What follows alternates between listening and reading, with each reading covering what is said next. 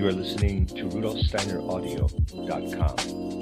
This is a reading of a cycle of lectures by Rudolf Steiner entitled An Occult Physiology. Its GA number, collected works number, is 128, and the translator is unknown. Lecture 1 is entitled The Being of Man, given in Prague on the 20th of March, 1911. This lecture cycle deals with a subject which concerns man very closely, namely the exact nature and life of man himself.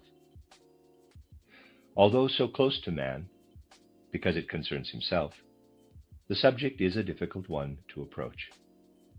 For if we turn our attention to the challenge, know thyself, a challenge that has forced itself upon man through all the ages, as we may say, from mystic occult heights, we see at once that a real, true self-knowledge is very hard of attainment. This applies not only to individual personal self-knowledge, but above all to knowledge of the human being as such.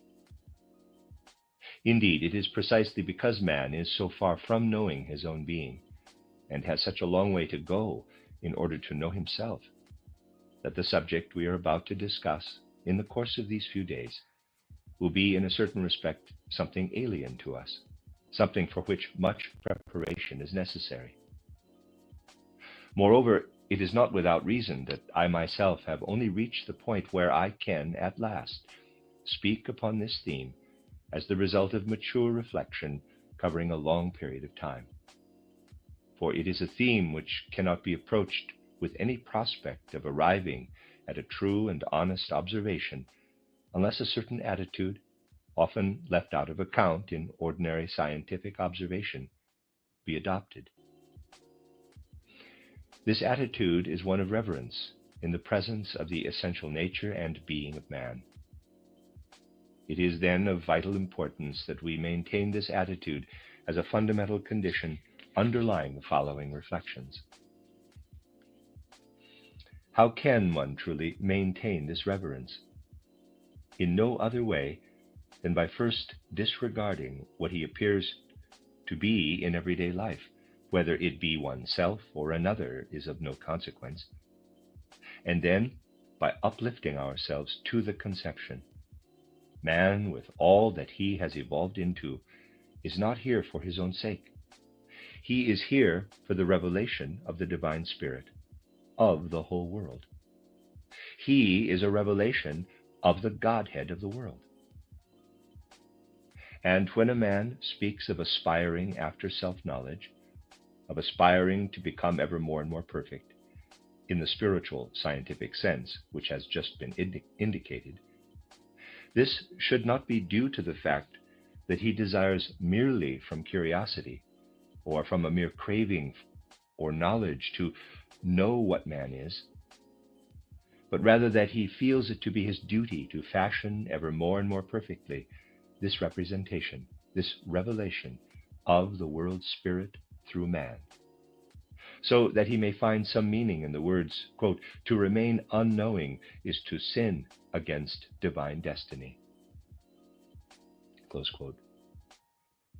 For the world spirit has implanted in us the power to have knowledge, and if we decline to develop knowledge, which we ought not to do, we thereby reject our task of becoming a revelation of the world spirit. Instead of a revelation of the world spirit, we become a distorted image, a caricature of it. It is our duty to strive to become ever increasingly an image of the world spirit. Only when we can give meaning to these words, quote, "To become an image of the world spirit, close quote, only when it becomes significant for us in this sense to say, quote, we must learn to know. It is our duty to learn to know, close quote.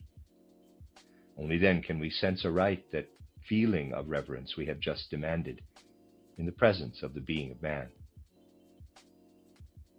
And for one who wishes to reflect, in the occult sense, upon the life of man, upon the essential quality of man's being, this reverence before the nature of man is an absolute necessity, for the simple reason that it is the only thing capable of awakening our spiritual sight, our entire spiritual faculty for seeing and beholding the things of the Spirit, of awakening those forces which permit us to penetrate into the spiritual foundation of man's nature.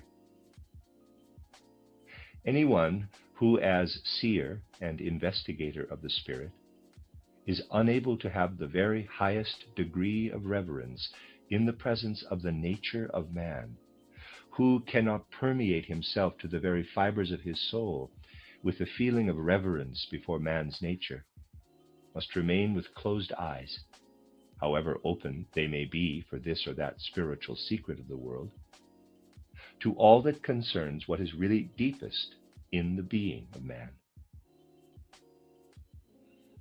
There may be many clairvoyants who can behold this or that in the spiritual environment of our existence. Yet, if this reverence is lacking, they lack also the capacity to see into the depths of man's nature, and they will not know how to say anything rightly with regard to what constitutes the being of man. In the external sense, the teaching about life is called physiology. This teaching should not here be regarded in the same way as in external science, but as it presents itself to the spiritual eye, EYE, so that we may look beyond the forms of the outer man, beyond the form and functions of his physical organs, of the life forms and life processes. And as it is not our intention here to pursue this, quote, occult physiology, close quote, in any amateurish way, it will be necessary to refer with complete candor to things which will sound rather improbable at first to anyone who is unfamiliar with these ideas. At the same time, it may be stated that this cycle of lectures, even more than some others I have delivered, forms a whole, and that no single part of any one lecture, especially the earlier ones, for much that is to find expression in the course of this cycle will have to be affirmed without restraint, should be torn from its context and judged separately. On the contrary, only after having heard the concluding lectures will it be possible to form a judgment with regard to what really has been said. For this reason, therefore, it will be necessary to proceed in a somewhat different way in this occult physiology from that of external physiology. The foundations for our introductory statements will be confirmed by what meets us at the conclusion. We shall not be called upon to draw a straight line, as it were, from the beginning to the end, but we shall proceed in a circle, so that we shall return again at the end to the point from which we started. It is an examination, a study of man, that is to be presented here. At first he appears before our external senses in his outer form. We know, of course, that to what, in the first place, the layman with his purely external observation can know concerning man, there is today a very great deal which science has added through research. Therefore, when considering what we are able to know at the present time about man's physical body through external experience and observation, we must of necessity combine what the layman is in a position to observe in himself and others with what science has to say, including those branches of scientific observation which come to their results through methods and instruments worthy of our admiration.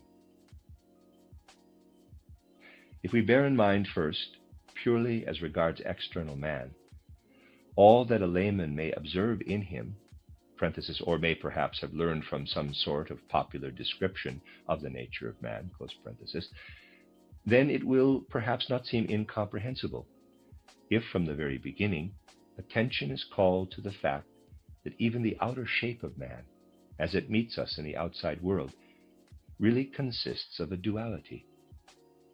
And for anyone who wishes to penetrate into the depths of human nature, it is absolutely necessary that he becomes conscious of the fact that even external man, as regards his form and stature, presents fundamentally a duality. One part of man, which we can clearly distinguish, consists of everything that is to be found enclosed in organs affording the greatest protection against the outside world. That is all that we may include within the region of the brain and the spinal cord. Everything belonging in this connection to the nature of man, to the brain and spinal cord, is firmly enclosed in a secure, bony structure. Taking a side view, we observe that what belongs to these two systems may be illustrated in the following way, and there's a diagram. If A in this diagram represents all the superimposed vertebra along the whole length of the spinal cord, and B the cranium and the bones of the skull, then inside the canal, which is formed by the superimposed vertebra as well as by the bones of the skull, is enclosed everything belonging to the sphere of the brain and the spinal cord.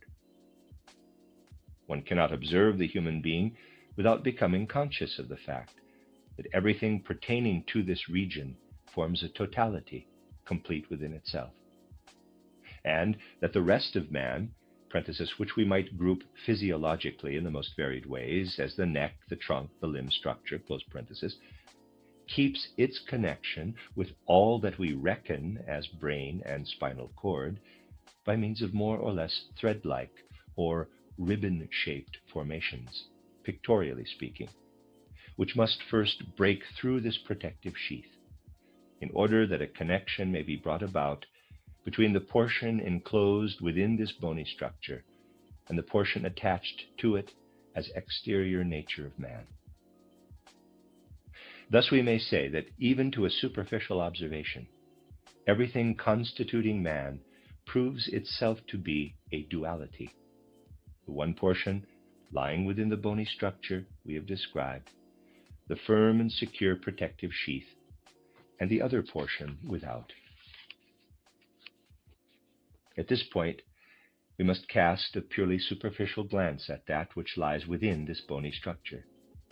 Here again, we can quite easily distinguish between the large mass embedded within the skull bones in the form of a brain, and that other portion which is appended to it like a stalk or cord, and which, while organically connected with the brain, extends in this thread-like outgrowth of the brain into the spinal canal.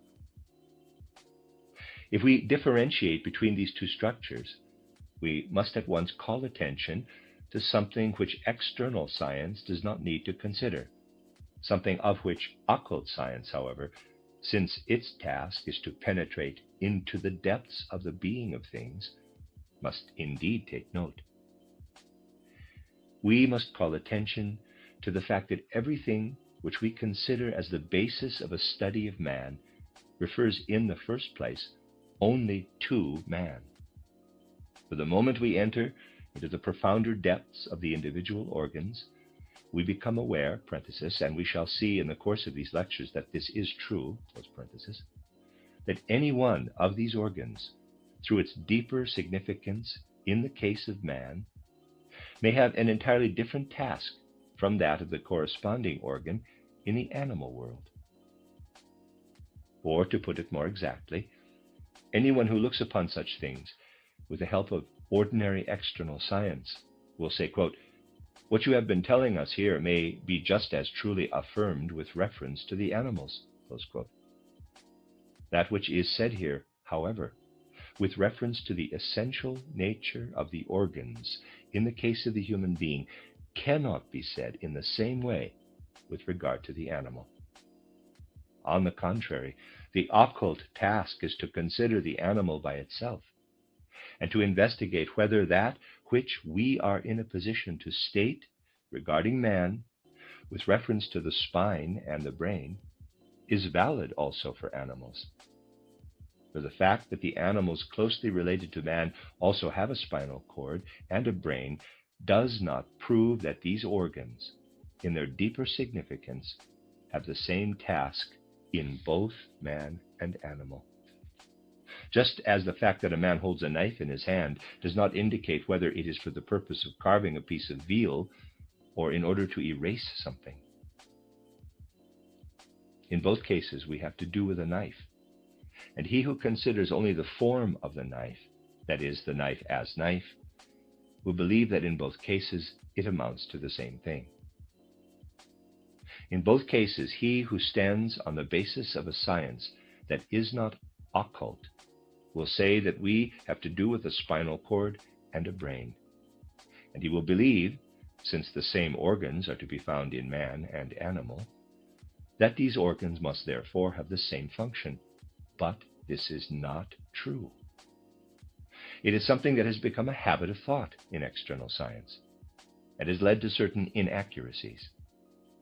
And it can be corrected only if external science will accustom itself gradually to enter into what can be stated from out of the depths of supersensible research regarding the different living beings. Now, when we consider the spinal cord on the one hand and the brain on the other, we can easily see that there is a certain element of truth in something already pointed out more than 100 years ago by thoughtful students of nature. There is a certain rightness in the statement that when one observes the brain carefully, it looks, so to speak, like a transformed spinal cord. This becomes all the more intelligible when we remember that Goethe, Occult, and other similarly reflective observers of nature turned their attention primarily to the fact that the skull bones bear certain resemblances of form to the vertebra of the spine. Goethe, for example, was impressed very early in his reflections by the fact that when one imagines a single vertebra of the spinal column transformed, leveled, and distended, there may appear through such a reshaping of the vertebra the bones of the head, the skull bones. Thus, if one should take a single vertebra and distend it on all sides so that it has elevations here and there, and at the same time is smooth and uniform in its expansions, the form of the skull might in this way be gradually derived from a single vertebra. Thus, we may in a certain respect call the skull bones reshaped vertebra. Now, just as we can look upon the skull bones, which enclose the brain, as transformed vertebra, as the transformation of such bones as enclose the spinal cord, so we may also think of the mass of the spinal cord distended in a different way, differentiated, more complex, till we obtain out of the spinal cord, so to speak, through this alteration, the brain. We might likewise, for instance, think how, out of a plant, which at first has only green foliage, there grows forth the blossom. And so we might imagine that through the reshaping of a spinal cord, through its elevation to higher stages, the entire brain could be formed. Parenthesis, later on, it will become clear how this matter is to be considered scientifically. Close parenthesis. We may accordingly imagine our brain as a differentiated spinal cord. Let us now look at both of these organs from this standpoint. Which of the two must we naturally look upon as the younger? Certainly not that one which shows the derived form, but rather the one which shows the original form. The spinal cord is at the first stage. It is younger, and the brain is at the second stage. It has gone through the stage of a spinal cord, is a transformed spinal cord, and is therefore to be considered as the older organ. In other words, if we fix our attention upon this new duality which meets us in man as brain and spinal cord, we may say that all the latent tendencies, all the forces which lead to the building of a brain must be older forces in man, for they must first, at an earlier stage, have formed the tendency to a spinal cord, and must then have worked further toward the reforming of this beginning of a spinal cord into a brain. A second start, as it were, must therefore have been made, in which our spinal cord did not progress far enough to reach the second stage, but remained at the stage of the spinal cord. Accordingly, in this spinal cord and nervous system, if we wish to express ourselves with pedantic exactness, we have a spinal cord of the first order, and in our brain, a spinal cord of the second order, a reformed spinal cord, which has become older, a spinal cord which once was there as such, but which has been transformed into a brain. Thus we have, in the first place, shown with absolute accuracy just what we need to consider when we fix our attention objectively upon the organic mass enclosed within this protective bony sheath. Here, however, something else must be taken into account, namely, something which really can confront us only in the field of occultism. A question may suggest itself when, for instance, we speak, as we have just been doing, about the brain and the spinal cord, taking perhaps the following form. When such a reformation as this takes place, from the plan of an organ at a first stage to the plan of an organ at a second stage, the evolutionary process may be progressive, or it may be retrogressive. That is, the process before us may either be one which leads to higher stages of perfection of the organ, or one which causes the organ to degenerate and gradually to die. We might say, therefore, when we consider an organ like our spinal cord as it is today, that it seems to us to be at the present time a relatively young organ, since it has not yet succeeded in becoming a brain. We may think about this spinal cord in two different ways. First, we may consider that it has in itself the forces through which it may also one day become a brain. In that case, it would be in a position to pass through a progressive evolution and to become what our brain is today. Or, secondly, we may consider that it has not at all the latent tendency to attain to this second stage. In that case, its evolution would be leading toward extinction. It would pass into decadence and be destined to suggest the first stage and not to arrive at the second. Now, if we reflect that the groundwork of our present brain is what was once the plan or beginning of a spinal cord, we see that that former spinal cord undoubtedly had in it the forces of a progressive evolution, since it actually did become a brain.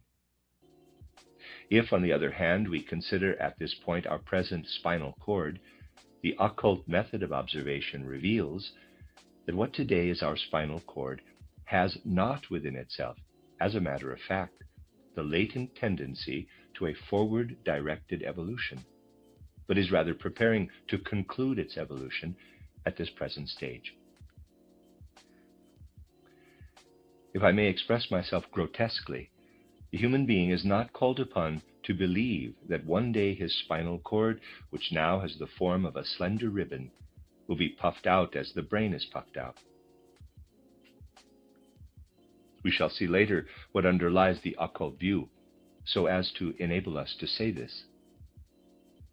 Yet through this simple comparison of the form of this organ in man and in the lower animals, where it first appears, you will find an external intimation of what has just been stated. In the snake, for example, the spine adds on to itself a series of innumerable rings behind the head, and is filled out with the spinal cord. And this spinal column extends both forward and backward indefinitely. In the case of man, the spinal cord, as it extends downward from the point where it is joined to the brain, actually tends more and more to a conclusion, showing less and less clearly that formation which it exhibits in its upper portions. Thus, even through external observation, one may notice that what, in the case of the snake, continues its natural evolution rearward, is here hastening toward a conclusion, toward a sort of degeneration. This is a method of observation through external comparison, and we shall see how the occult view affects it. To summarize, then, we may say that within the bony structure of the skull, we have a spinal cord which, through a progressive development, has become a brain, and is now at a second stage of its evolution. And in our spinal cord, we have, as it were, the attempt once again to form such a brain, an attempt, however, which is destined to fail and cannot reach its full growth into a real brain. Let us now proceed from this reflection to that which can be known even from an external layman's observation, to the functions of the brain and the spinal cord. It is more or less known to everyone that the instrument of the so-called higher soul activities is, in a certain respect, in the brain, that these higher soul activities are directed by the organs of the brain.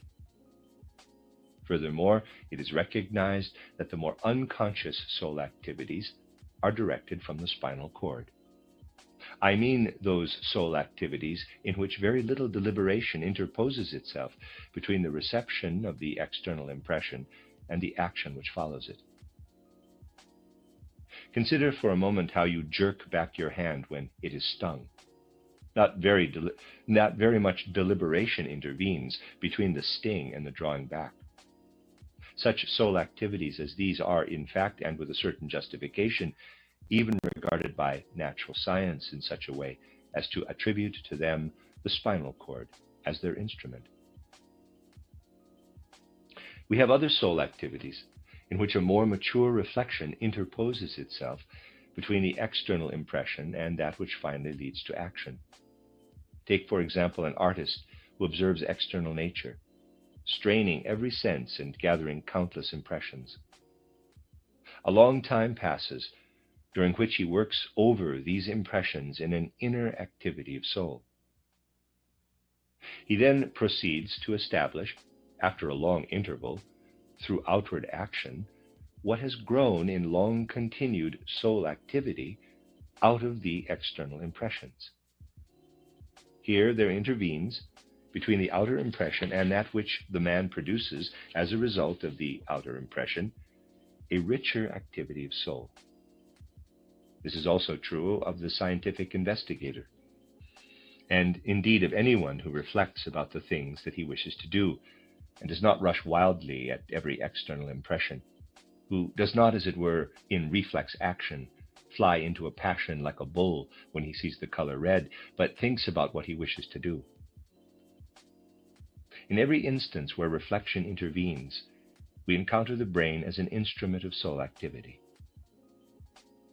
If we go still deeper into this matter, we may say to ourselves, true, but how then does this soul activity of ours, in which we use the brain, manifest itself?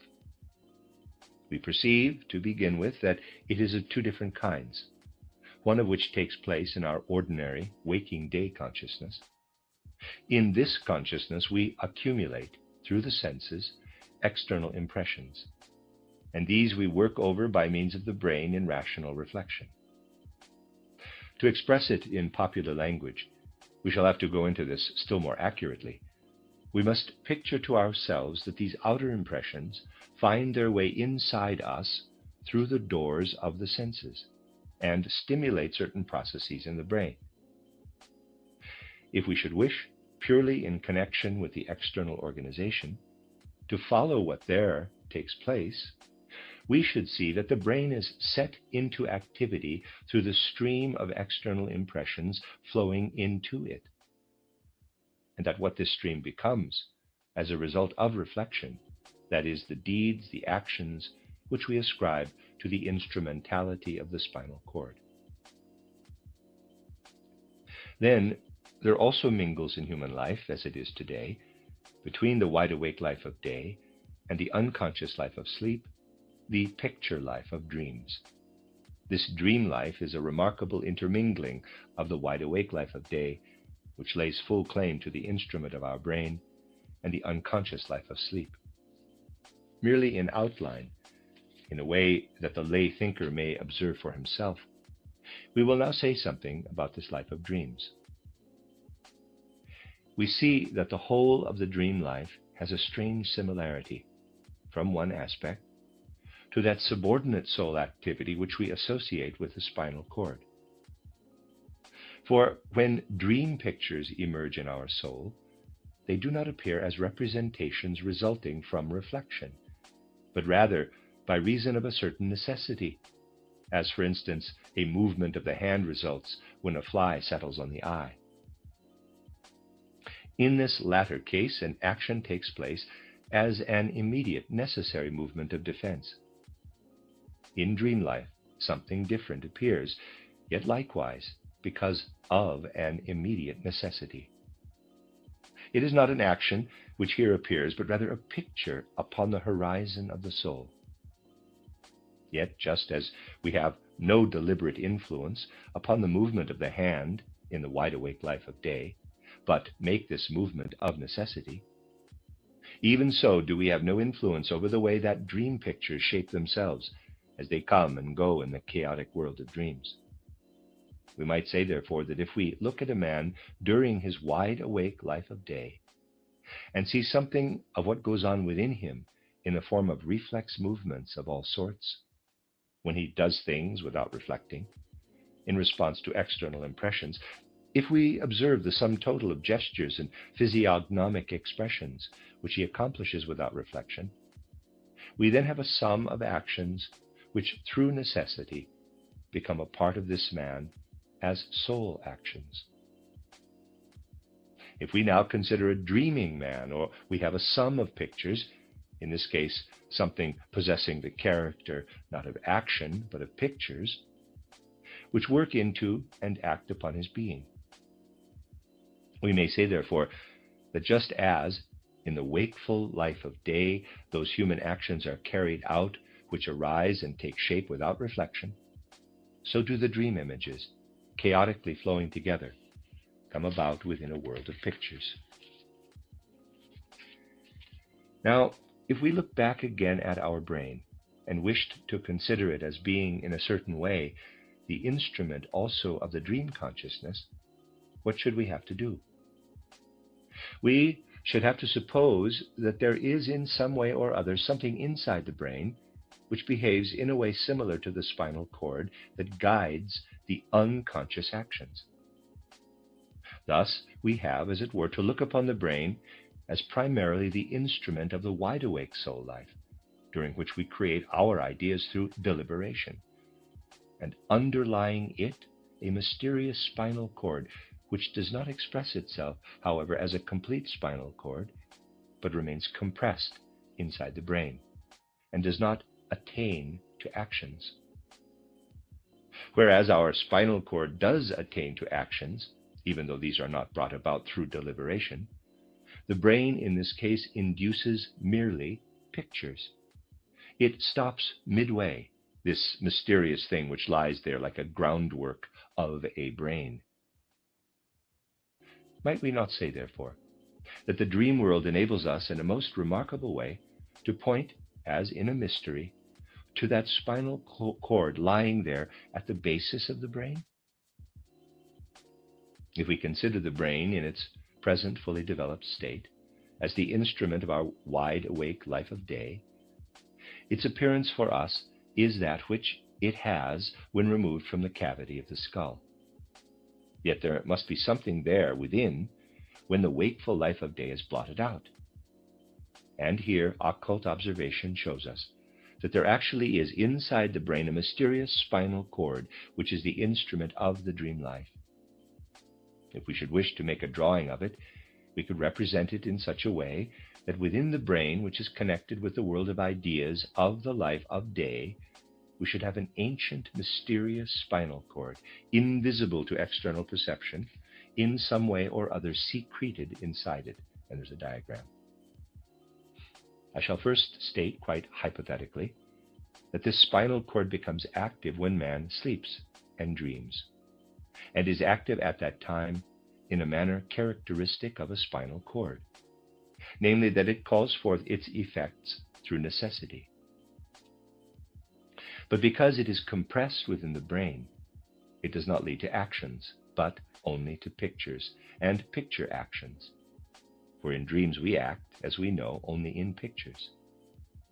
So that because of this peculiar, strange, chaotic life that we carry on in dreams, we should have to point to the fact that underlying the brain, which we quite properly consider to be the instrument of our wide awake life of day, is a mysterious organ which perhaps represents an earlier form of the brain, which has evolved itself to its present state out of this earlier form, and that this mysterious organ is active today only when the new form is inactive. It then reveals what the brain once was. This ancient spinal cord conjures up what is possible, considering the way it is enclosed, and induces not completed actions, but only pictures. Thus the observation of life leads us of itself to separate the brain into two stages. The very fact that we dream indicates that the brain has passed through a spinal cord stage and has evolved to the wide-awake life of day. When, however, this wakeful daytime life is stilled, the ancient organ again exerts itself in the life of dreams. Thus we have first made types out of what external observation of the world furnishes us, which shows us that even observation of the soul life adds meaning to what a consideration of the outer form can give us. Namely, that the wide-awake life of day is related to dream life in the same way as the perfected brain at the second stage of its evolution is related to its groundwork, to the ancient spinal cord, which is at the first stage of its evolution. In a remarkable way, which we shall justify in the following lectures, occult clairvoyant vision can serve us as a basis for a comprehensive observation of human nature, as it expresses itself in those organs enclosed within the bony mass of the skull and vertebrae.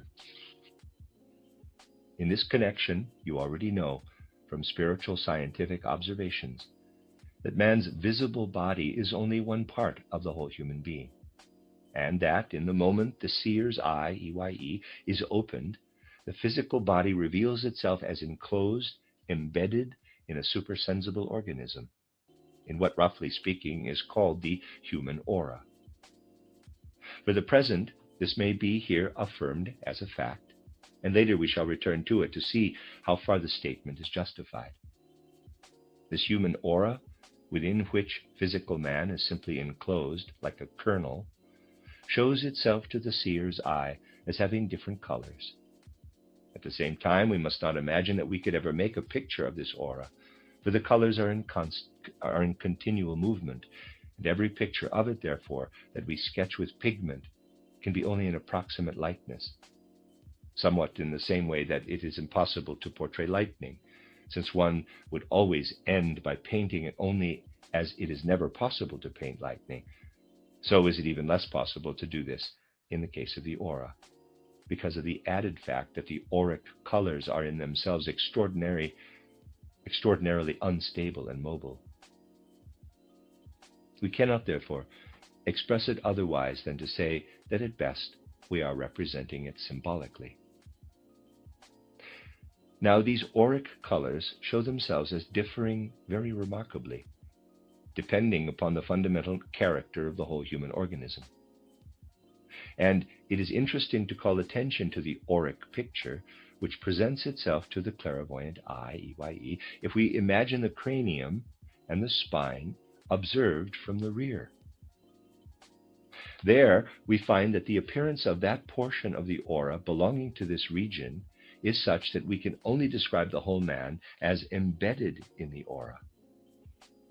Although we must remember that the auric colors are in a state of movement within the aura, yet it is evident that one of the colors is especially distinct, namely around the lower parts of the spine. We may call this greenish. And again, we may mention another distinct color, which does not in any other part of the body appear so beautiful as here, around the region of the brain. And this, in its ground tone, is a sort of lilac blue. You can get the best conception of the lilac blue if you imagine the color of the peach blossom. Yet even this is only approximate.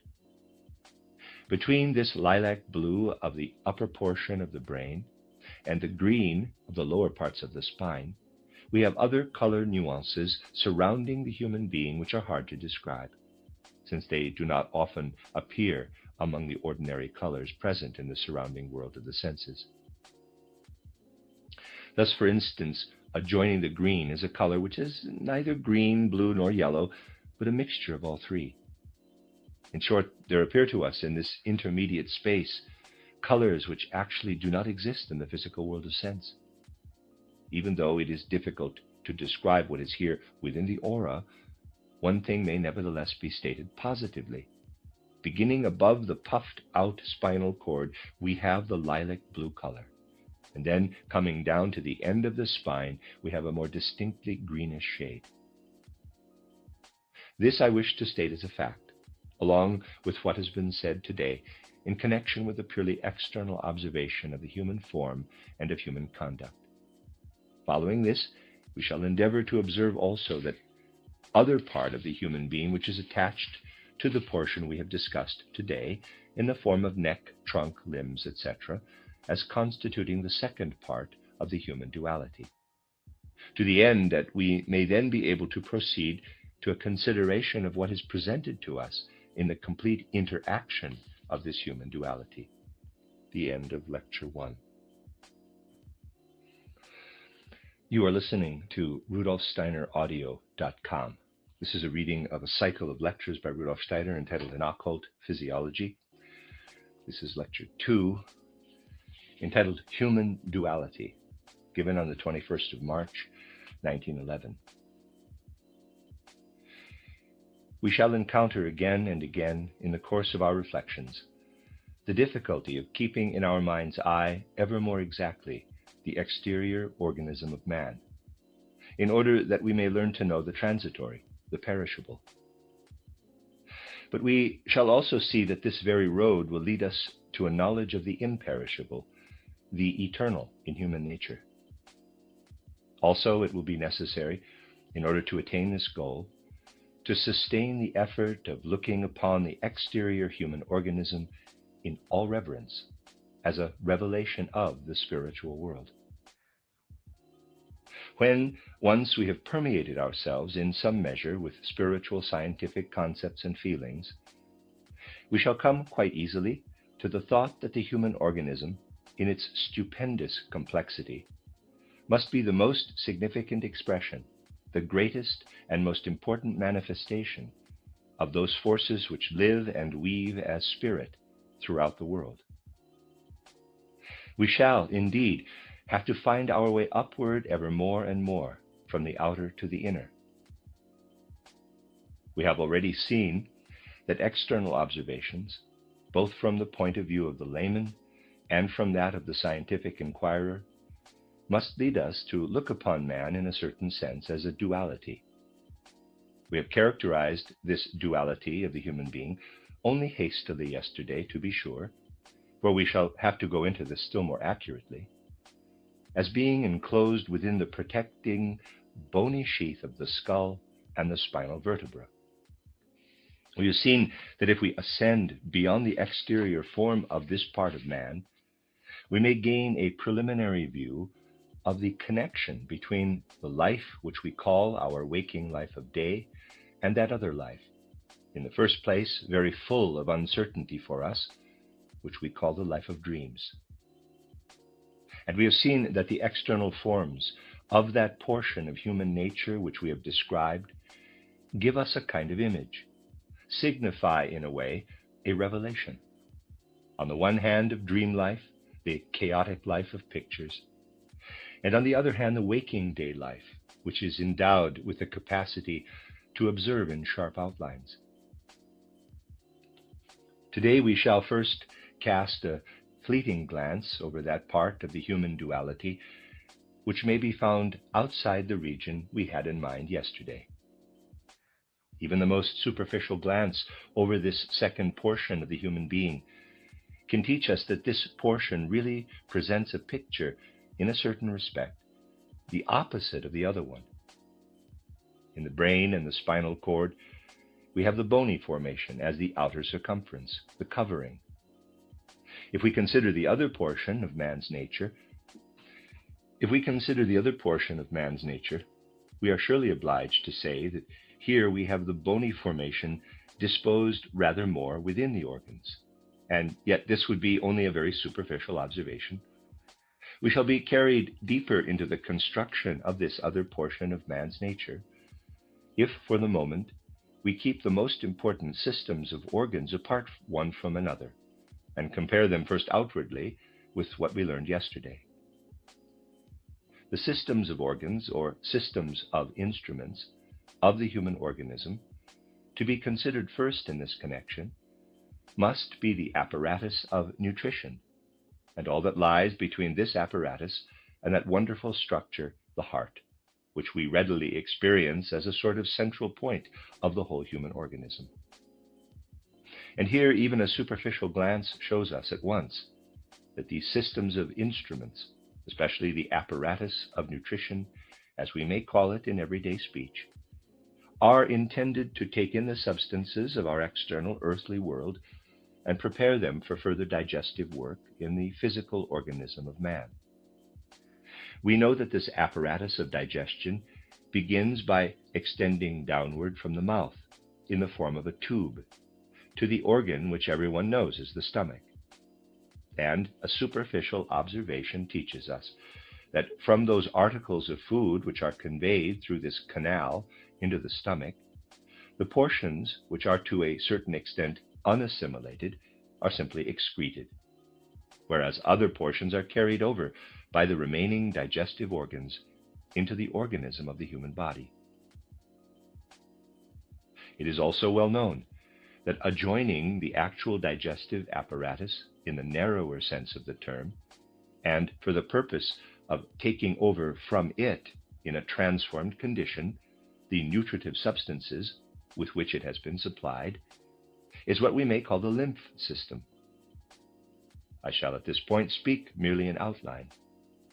We may repeat accordingly that adjoining the apparatus of nutrition, insofar as this is attached chiefly to the stomach, there is this system of organs called the lymph system, consisting of a number of canals, which in their turn spread over the whole body, and that this system takes over, in a certain way, what has been worked over by the rest of the digestive apparatus and delivers it into the blood.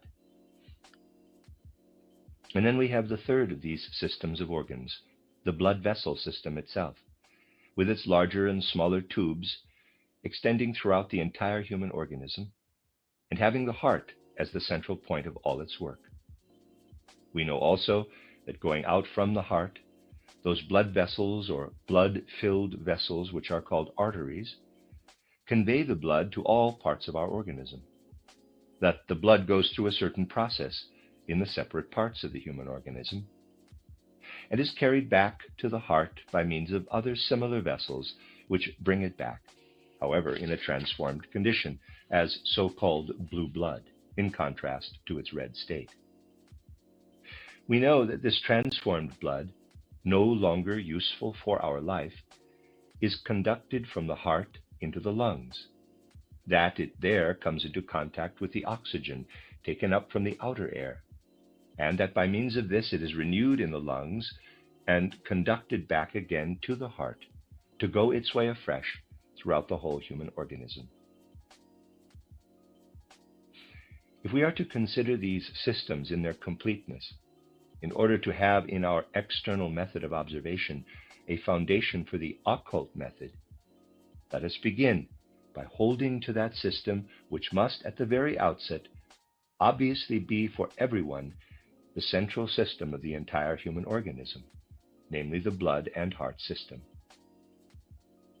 Let us, moreover, keep in mind that after the stale blood has been refreshed in the lungs, transformed from blue blood into red blood, it returns once more to the heart, and then goes out again from the heart as red blood to be used in the organism. Notice that everything which I intend to draw will be in mere outline, so that we shall be dealing only with diagrams.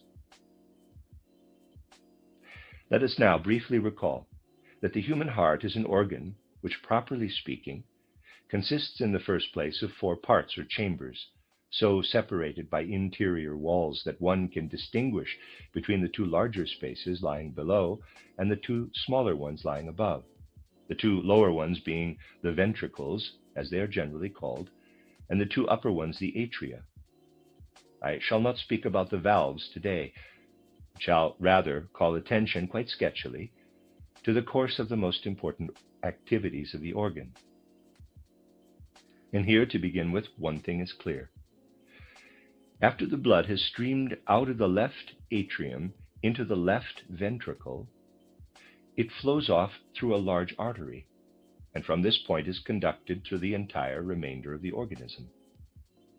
Now, let us bear in mind that this blood is first distributed to every separate organ of the whole organism, that it is then used up in this organism so that it is changed into the so-called blue blood, and as such returns to the right atrium of the heart, and that from there it flows into the right ventricle, in order that it may go out again from this into the lungs, there again to be renewed and take a fresh course throughout the organism.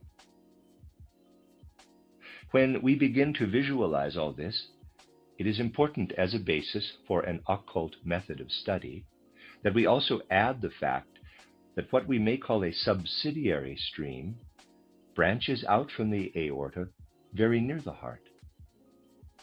That this subsidiary stream leads to the brain, thus providing for the upper organs, and from there leads back again to the form of stale blood into the right atrium, and that it is there transformed as blood which has passed through the brain, so to speak, in the same way as that blood is transformed which comes from the remaining parts of the organism. Thus we have a smaller subsidiary circulation of the blood, in which the brain is inserted, separate from the other main circulation, which provides for the entire remaining organism.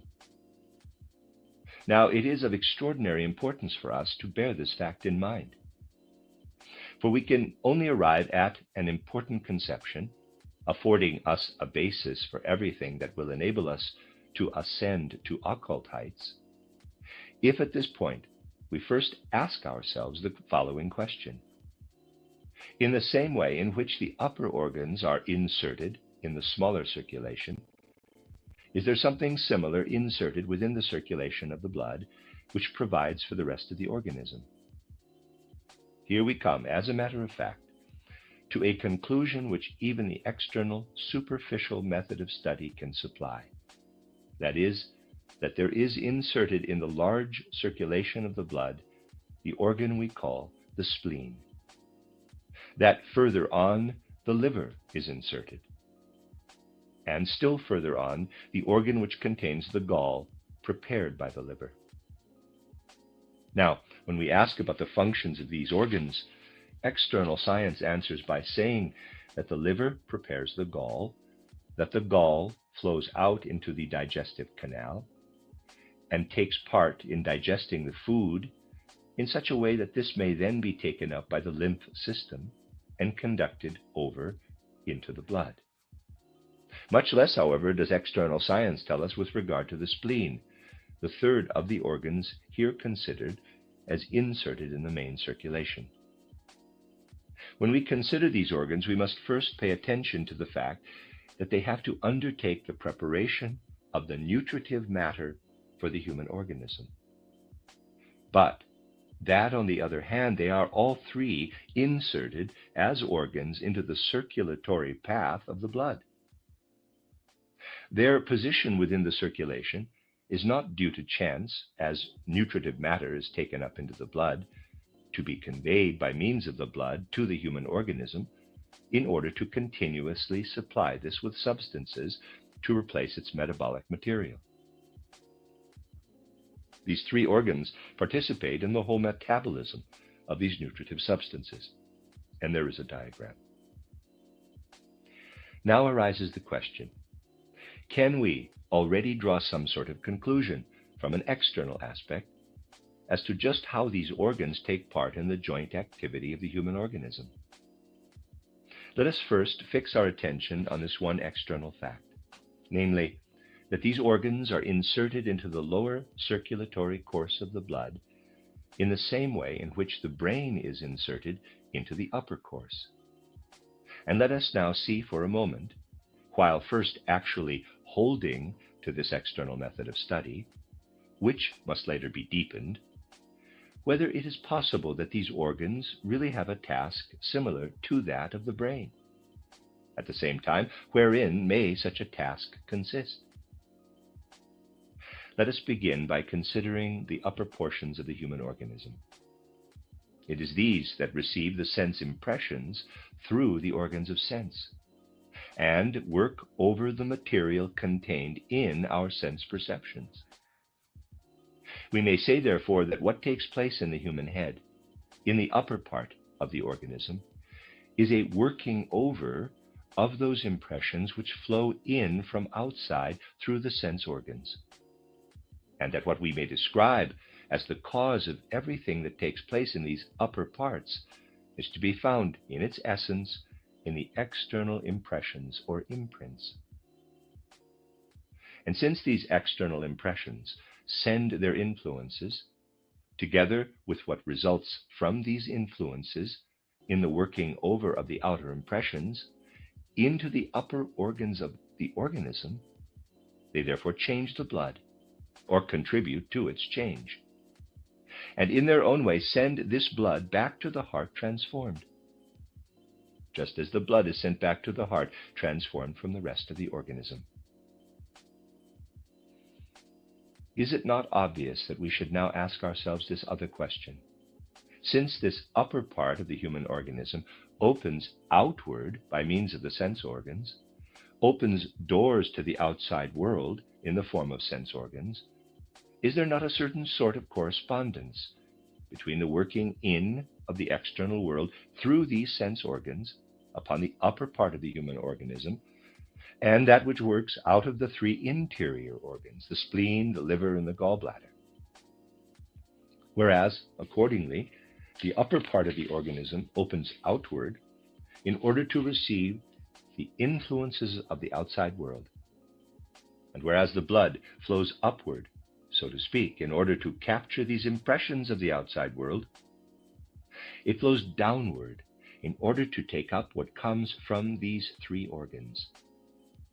Thus we may say that when we look out upon the world round about us, this world exercises its influence through our senses upon our upper organization. And what thus flows in from outside through the world of sense, we may think of as pressed together, contracted, as if into one center, so that what flows into our organism from all sides is seen to be the same thing as that which flows out from the liver, the gallbladder, and the spleen, namely, transformed outside world. If you go further into this matter, you will see that it is not such a very strange reflection. Imagine to yourselves the different sense impressions that stream into us. Imagine these contracted, thickened, or condensed, formed into organs and placed inside us. Thus, the blood presents itself inwardly to the liver, gallbladder, and spleen, in the same way as the upper part of the human organism presents itself to the outside world. And so we have the outside world which surrounds our sense organs above, condensed, as it were, into organs that are placed in the interior of man, so that we may say, at one moment the world is working from outside, streaming into us, coming into contact with our blood in the upper organs, acting upon our blood. And the next moment, that which is in the macrocosm works mysteriously in those organs into which it has first contracted itself, and there, from the opposite direction, acts upon our blood, presenting itself again in the same way as it does in the upper organs.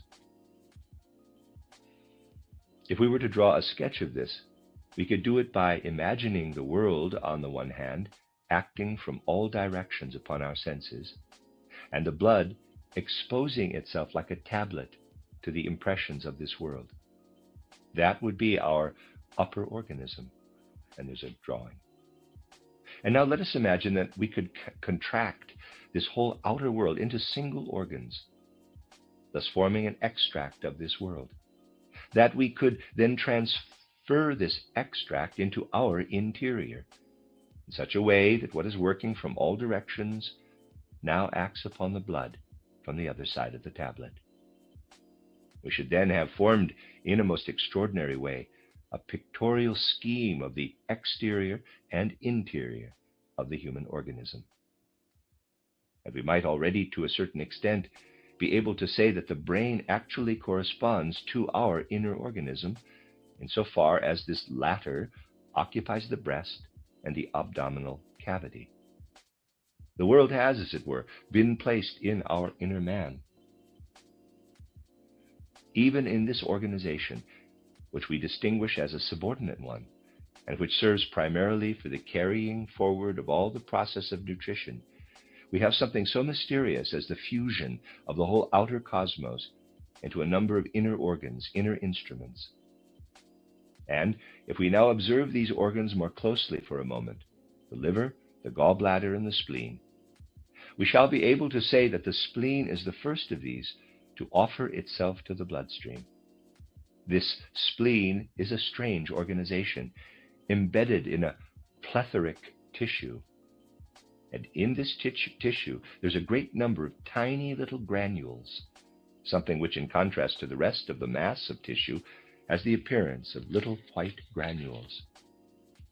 When we observe the relation between the blood and the spleen, the latter appears to us like a sieve through which the blood passes, in order that it may offer itself to an organ of the kind which, in a certain sense, is a shriveled up portion of the macrocosm. Again, the spleen stands in connection with the liver.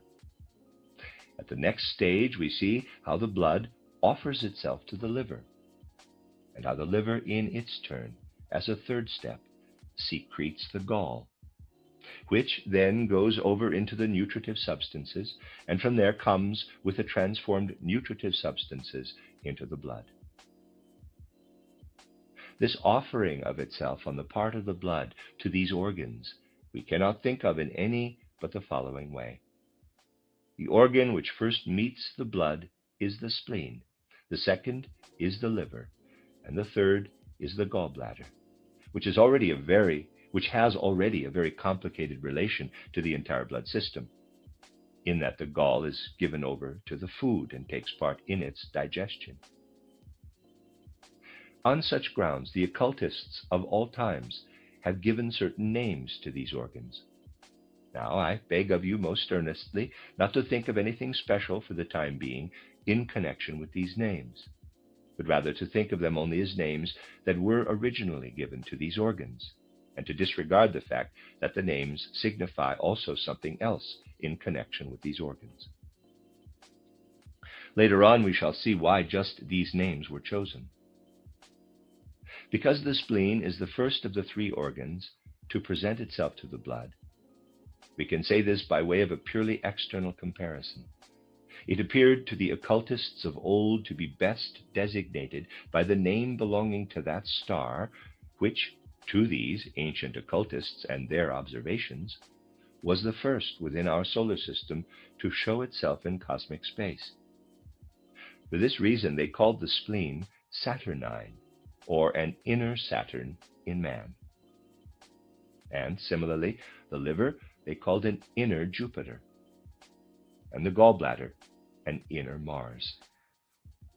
Let us begin by thinking of nothing in connection with these names, except that we have chosen them because we have arrived at the concept, at first hypothetical, that the external worlds, which otherwise are accessible rather to our senses, have been contracted into these organs, and that in these organs, inner worlds, so to speak, come to meet us, just as outer worlds meet us in the planets.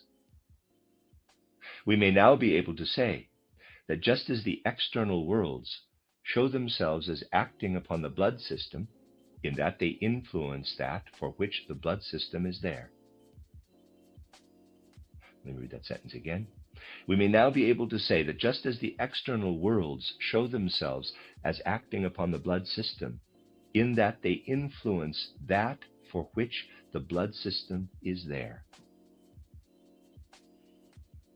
We shall find, to be sure, a significant difference between what we spoke of yesterday as the peculiarities of the human brain and that which here appears to us as a sort of inner cosmic system. This difference lies simply in the fact that man, to begin with, knows nothing about what takes place within his lower organism. That is, he knows nothing about the impressions which the inner worlds, or planets, as we may call them, make upon him, whereas the very characteristic of the other experience is that the outer worlds do make their impressions upon his consciousness. In a certain respect, therefore, we may call these inner worlds the realm of the unconscious, in contrast to the conscious realm we have learned to know in the life of the brain. Now, precisely that which lies in this conscious and this unconscious is more clearly explained when we employ something else to assist us. We all know that external science states that the organ of consciousness is the nerve system, together with all that pertains to it. Now, we must bear in mind, as a basis for our occult study, a certain relationship which the nerve system has to the blood system, that is, to what we have today considered in a sketchy way. We then see that our nerve system, everywhere, enters in ways into relation with our blood system, that the blood everywhere presses upon our nerve system. Moreover, we must here first take notice of something that external science, in this connection, holds to be already established. This science looks upon it as a settled matter, that in the nerve system is to be found the sole and entire regulator of all activity of consciousness, of everything, that is, which we characterize as, in quotes, soul life. We cannot here refrain from recalling, although at first only by way of allusion for the purpose of authenticating this later on, that for the occultist, the nerve system exists only as a sort of basis for consciousness. For precisely in the same way that the nerve system is a part of our organism and comes into contact with the blood system, or at least bears a certain relation to it, so do the ego and that which we call the astral body make themselves a part of the whole human being. And even an external observation, which has frequently been employed in my lectures, can show us that the nerve system is in a certain way a manifestation of the astral body. Through such an observation, we can see that in the case of ordinary inanimate beings in nature, we can ascribe only a physical body to that part of their being which they present to us. When, however, we ascend from inanimate, inorganic natural bodies to animate natural bodies, to organisms, we are obliged to suppose that these organisms are permeated by the so-called ether body or life body, which contains in itself the causes of the phenomena of life. We shall see later on that anthroposophy or occultism does not speak of the ether body or life body in the same way that people in the past spoke of, quote, life force, close quote. Rather, does anthroposophy, when it speaks of the ether body, speak of something which the spiritual eye, EYE, actually sees, that is, of something real underlying the external physical body. When we consider the plants, we are obliged to attribute to them an ether body, And if we ascend from the plants to sentient beings, to the animals, we find that it is this element of sentiency, or inner life, or better still, of inner experience, which primarily differentiates the animal externally from the plant.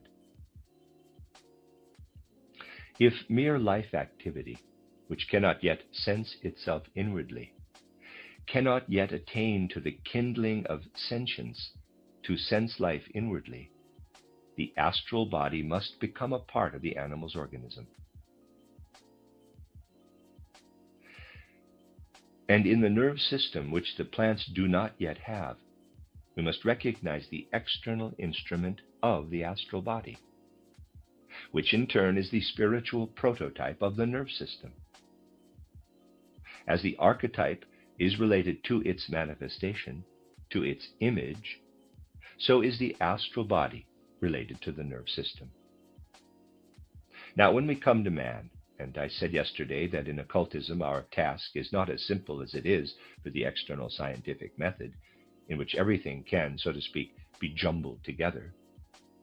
We must always, when we study the human organs, be aware of the fact that these organs, or systems of organs, are capable of being put to certain uses, for which the corresponding systems of organs in the animal organism, even when these appear similar, cannot be used.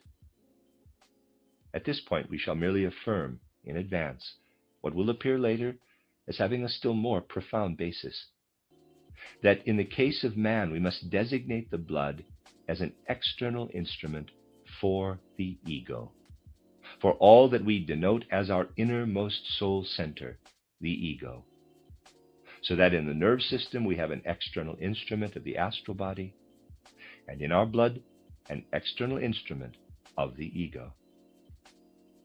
Just as the nerve system in our organism enters into certain relations with the blood, so do those inner soul faculties which we experience in ourselves as our representations, feelings, or sensations, etc., enter into a certain relation with our ego. The nerve system is differentiated in the human organism in manifold ways. The inner nerve fibers at the points where these develop into nerves of hearing, of seeing, show us how great its differentiation is. The nervous system is something that extends throughout the organism in such a way as to comprehend the most manifold inner diversities. A study of the blood as it streams through the organism shows us that, even taking into account the transformation from red into blue blood, it is nevertheless a uniform entity in the whole organism. With this characteristic unity, it comes into contact with the differentiated nerve system, just as does the ego with the differentiated soul life. For it also is made up of representations, sensations, will impulses, feelings, and the like.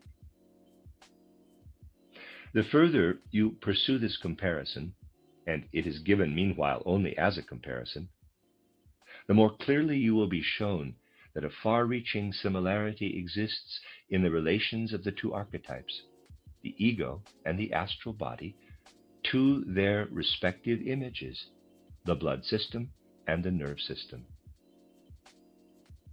Now, of course, one may say at this point that blood is certainly blood everywhere.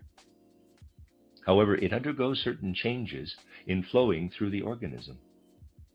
It is possible to draw a parallel between these changes that take place in the blood and what goes on in the ego. But our ego is an entity.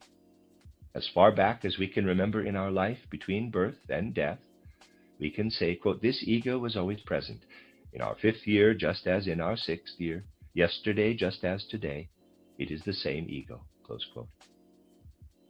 And yet if we now look into what this ego contains, we shall discover this fact. This ego that lives in me is filled with a sum total of representations, sensations, feelings, etc., which are to be attributed to the astral body and which come into contact with the ego. A year ago, This ego was filled with a different content. Yesterday, it contained still another, and today its content is again different. Thus, the ego we see comes into contact with the entire soul content, streams through this entire soul content. And just as the blood streams through the whole organism and comes everywhere into contact with the differentiated nerve system, so does the ego meet with the differentiated life of the soul in representations, feelings, will impulses, and the like. Already, therefore, this simple comparative method of study shows us that there is some justification in looking upon the blood system as an image of the ego, and the nerve system as an image of the astral body, as higher supersensible members of the nature of man, while the etheric body connects itself more with the physical body. It is necessary for us to remember that the blood streams throughout the organism in the manner already indicated. That on the one side it presents itself to the outer world like a tablet facing the impressions of the outer world. On the other side it faces what we have called the inner world. And indeed it is so also with our ego. We first direct this ego of ours toward the outside world and receive impressions from it. There results from this a great variety of content within the ego. It is filled with these impressions coming from outside. There are also such moments when the ego retires within itself and is given up to its pain and suffering, pleasure and happiness, inner feelings, and so forth. When it permits what it is not receiving at this moment directly through contact with the external world, but what it carries within itself to arise in the memory. Let me read that sentence again. There are also such moments when the ego retires within itself and is given up to its pain and suffering, pleasure and happiness, inner feelings, and so forth. When it permits what it is not receiving at this moment directly through the contact with the external world, but what it carries within itself to arise in the memory. So in this connection also, we find a parallel between the blood and the ego. For the blood, like a tablet, presents itself at one time to the outside world and at another time to the inner world, and we could accordingly represent this ego by a simple sketch, exactly as we have represented the blood. There's a diagram on page 35. We can bring the external impressions which the ego receives, when we think of them as concepts, as soul pictures in general, into the same sort of relation to the same sort of relation to the ego as that which we have brought about between our blood and the real external occurrences coming to us through the senses. That is, we could bring what is related to the soul life into connection with the ego, exactly as we have done in the case of the physical bodily life and the blood. Let us now study the cooperation, the mutual interaction between the blood and the nerves from this standpoint. If we consider the eye, EYE, we see that outer impressions act upon this organ. The impressions of color and light act upon the optic nerve. The impressions of color and light act upon the optic nerve. So long as they affect the optic nerve, having for themselves an active instrument in the nerve system, we are able to affirm that they have an effect upon the astral body. We may state that at the moment when a relationship occurs between the nerves and the blood, the parallel process which takes place in the soul is that the manifold representations within the life of the soul come into connection with the ego. When, therefore, we consider this relationship between the nerves and the blood, we may represent by another diagram how that which streams in from outside through the nerves when we see an object forms a certain connection with that part of the circulation of the blood which comes into the region of the optic nerve. This relationship is something of extraordinary importance for us, if we wish to observe the human organism in such a way that our observation shall provide a basis for arriving at the occult foundations of the human being. Here's a diagram. In ordinary life, the process that takes place is such that each influence transmitted by means of the nerves inscribes itself in the blood as on a tablet, and in doing so records itself in the instrument of the ego. Let us suppose for a moment, however, that we should artificially put a man in such a condition that the activity of the nerve should be severed from the circulation of the blood, so that they could no longer act upon each other. We can indicate this by a diagram in which the two parts are shown more widely separated, so that a reciprocal action between the nerves and the blood can no longer take place. In this case, the condition may be such that no impression can be made upon the nerve. Something of this sort can be brought about if, for example, the nerve is cut. If indeed it should come to pass by some means that no impression is made upon the nerve, then it is also not strange if the man himself is unable to experience anything especial through this nerve. But let us suppose that in spite of the interrupting of the connection between the nerve and the blood, a certain impression is made upon the nerve. This can be brought to pass through an external experiment by stimulating the nerve by means of an electric current. Such an external influence on the nerve does not, however, concern us here. But there is still another way of affecting the nerve under conditions in which it cannot act upon the course of the blood normally connected with it. It is possible to bring about such a condition of the human organism, and this is done in a particular way, by means of certain representations, emotions, and feelings, which the human being has experienced and made a part of himself, and which, if this inner experiment is to be truly successful, ought, properly speaking, to be really lofty, moral, or intellectual ideas. When a man practices a rigorous inner concentration of the soul on such imaginative representatives, and if he does this in a state of waking consciousness, forming these into symbols, let us say, it then happens that he takes complete control of the nerve, and as a result of this inner concentration, draws it back to a certain extent from the course of the blood. For when man simply gives himself up to normal external impressions, the natural connection between the nerve and the circulation is present. But if, in strict concentration upon his ego, he holds fast to what he obtains in a normal way, apart from all external impressions and apart from what the outside world brings about in the ego, he then has something in his soul which can have originated only in the consciousness and is the content of consciousness, and which makes a special demand upon the nerve and separates its activity then and there from its connection with the activity of the blood.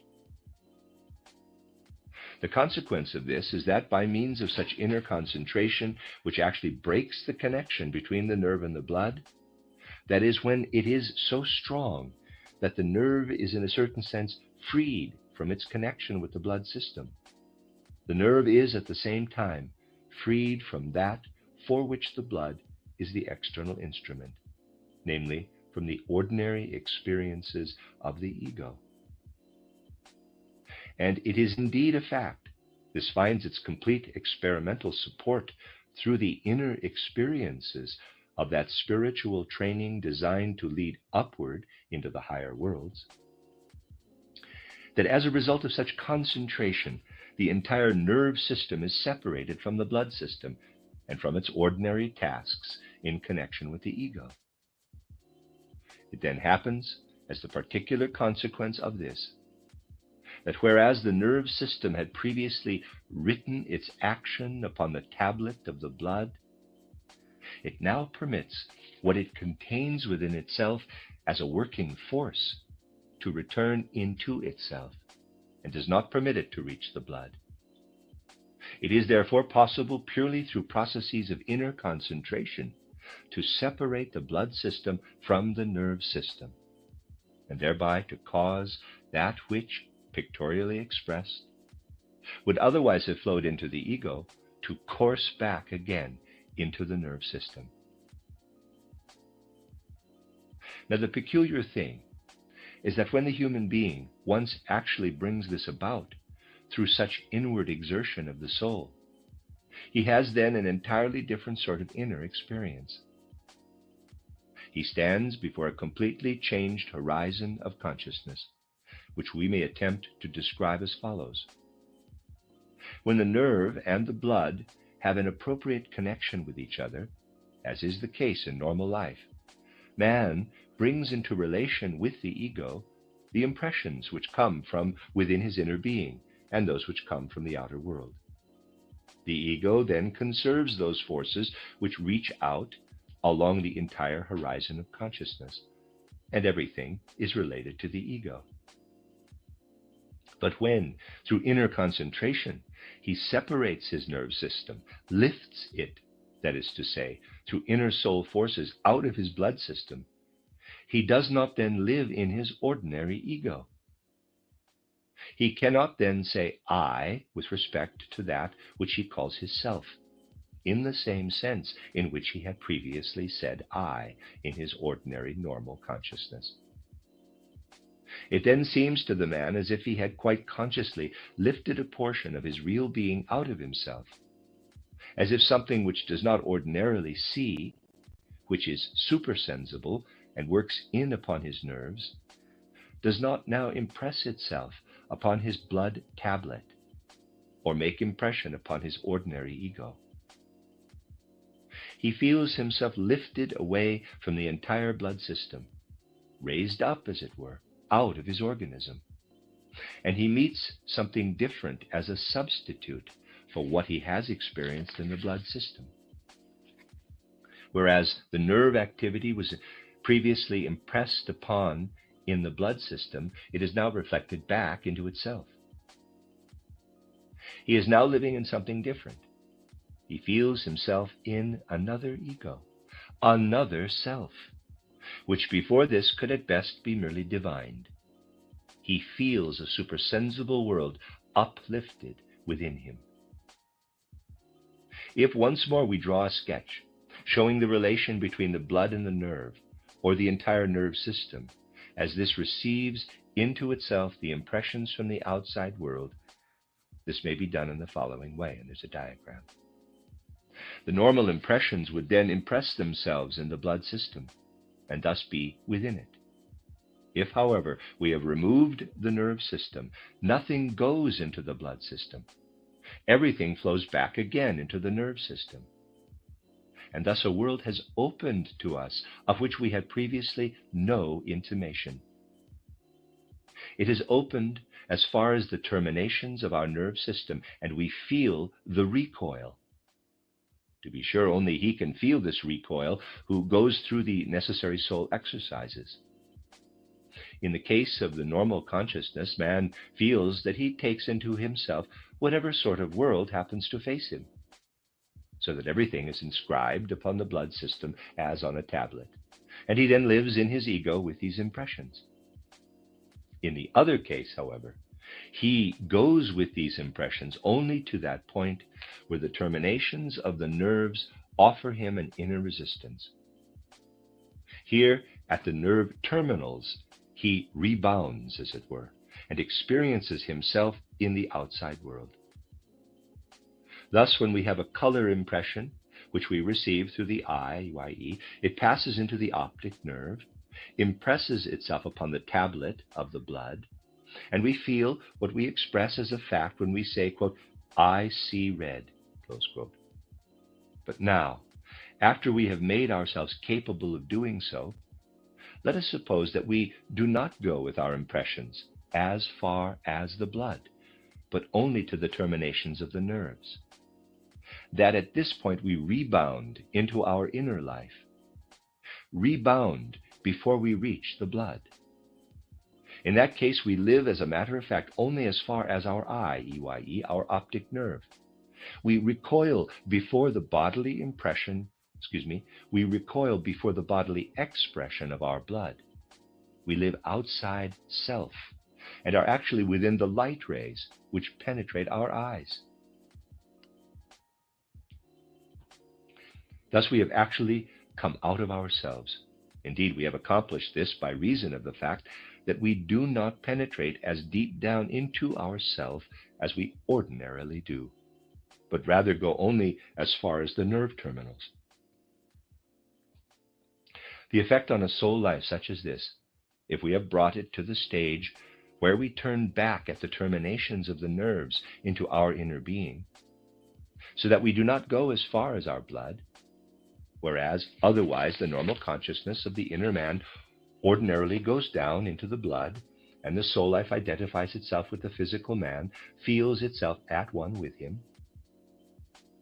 As a result of these external observations, we have today succeeded in disconnecting the entire blood system, which we have thought of as a kind of tablet that presents itself on the one side to the external, on the other side to the internal impressions, from what we may call the higher man, the man we may become if we find release from ourselves and become free. Now we shall best be able to study the whole inner nature of this blood system if we do not make use of general phrases, but observe what exists as reality in man, namely the supersensible, invisible man to whom we can lift ourselves when we go only as far as the terminations of our nerves. And if we also observe man as he is when he goes all the way into the blood. For we can then advance further to the thought that man can really live in the outside world, that he can pour himself out over the whole external world, can go forth into this world and view from the reverse standpoint, as it were, the inner man, or what is usually meant by that term. In short, we shall learn to know the functions of the blood and of those organs which are inserted into the circulatory course of the blood, when we can answer the following questions. What does a more accurate knowledge show us?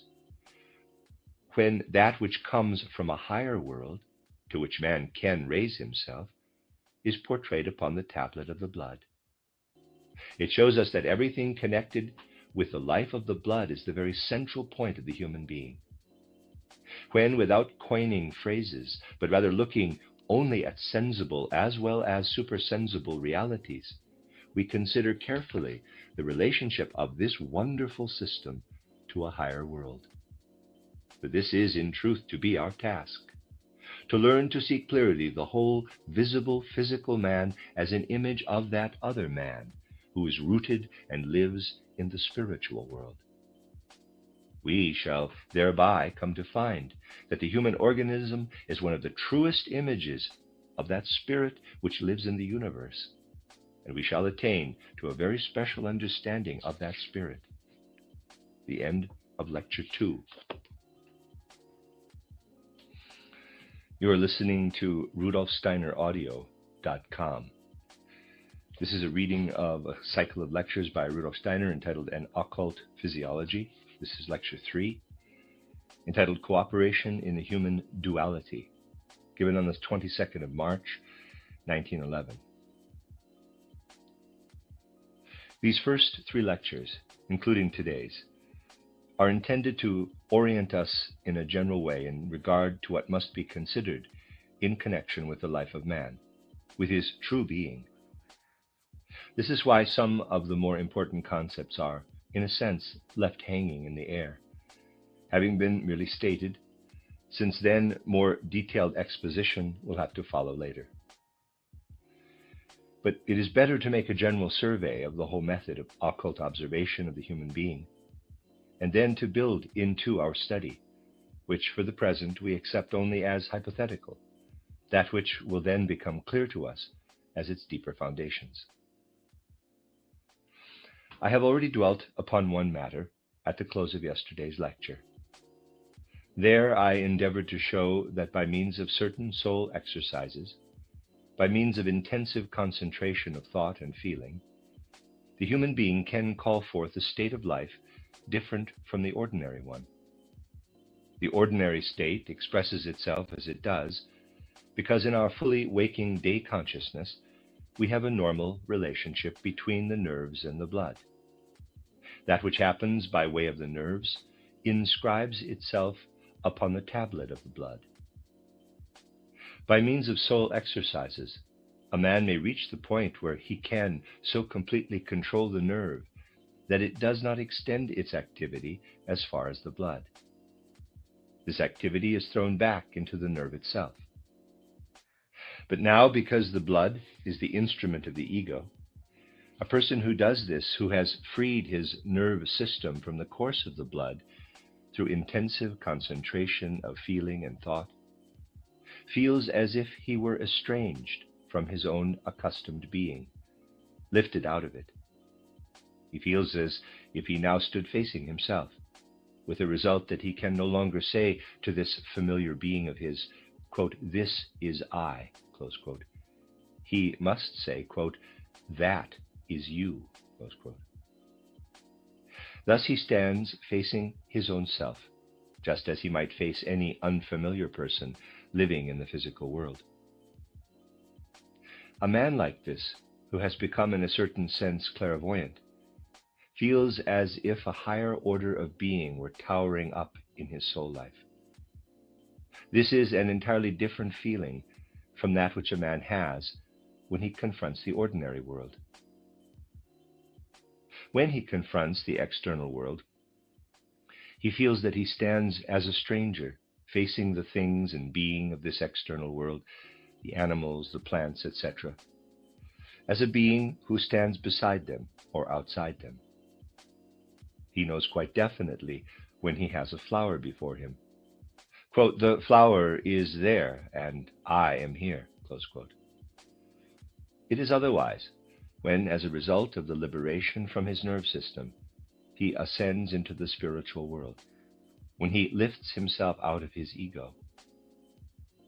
He does not any longer feel in that case, quote, "There is the strange being that faces me, and here am I," close quote. But rather as if the other being entered completely into him, and as if he felt himself one with it. Thus we may say that the clairvoyant human being learns through advanced power of observation to know the spiritual world, that spiritual world with which man is indeed connected and which to a certain extent comes to meet him by way of the nerve system, even though in normal life this occurs by the indirect road of the sense impressions. It is the spiritual world, therefore, about which the human being in his ordinary consciousness at first knows nothing, and it is this same spiritual world which nevertheless actually inscribes itself upon the tablet of our blood, hence upon our ego. In other words, we may say that underlying everything that surrounds us externally in the world of sense, there lies a spiritual world, so that we see as though through a veil woven by the sense impressions. In our normal consciousness, which is compassed by the horizon of our ordinary ego, we do not see the spiritual world lying behind this veil. The moment, however, that we free ourselves of the ego, the ordinary sense impressions disappear also. We then begin to live in a spiritual world above us, that same world that exists in reality behind the sense impressions, and with which we become one when we lift our nerve system out of our ordinary blood system. We have now followed, in a manner, the process of human life, how it is stimulated from the external world, and how it carries on its work through the nerves and the blood.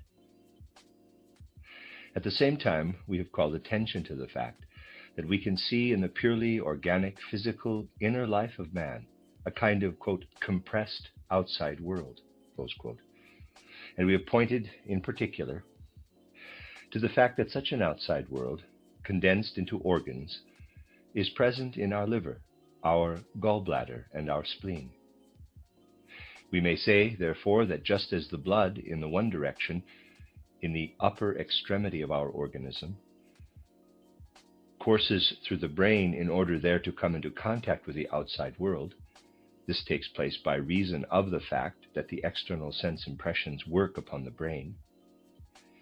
Just so, as it circulates through the body, does it come into relationship with the inner organs, among which we have first considered the liver, the gallbladder, and the spleen.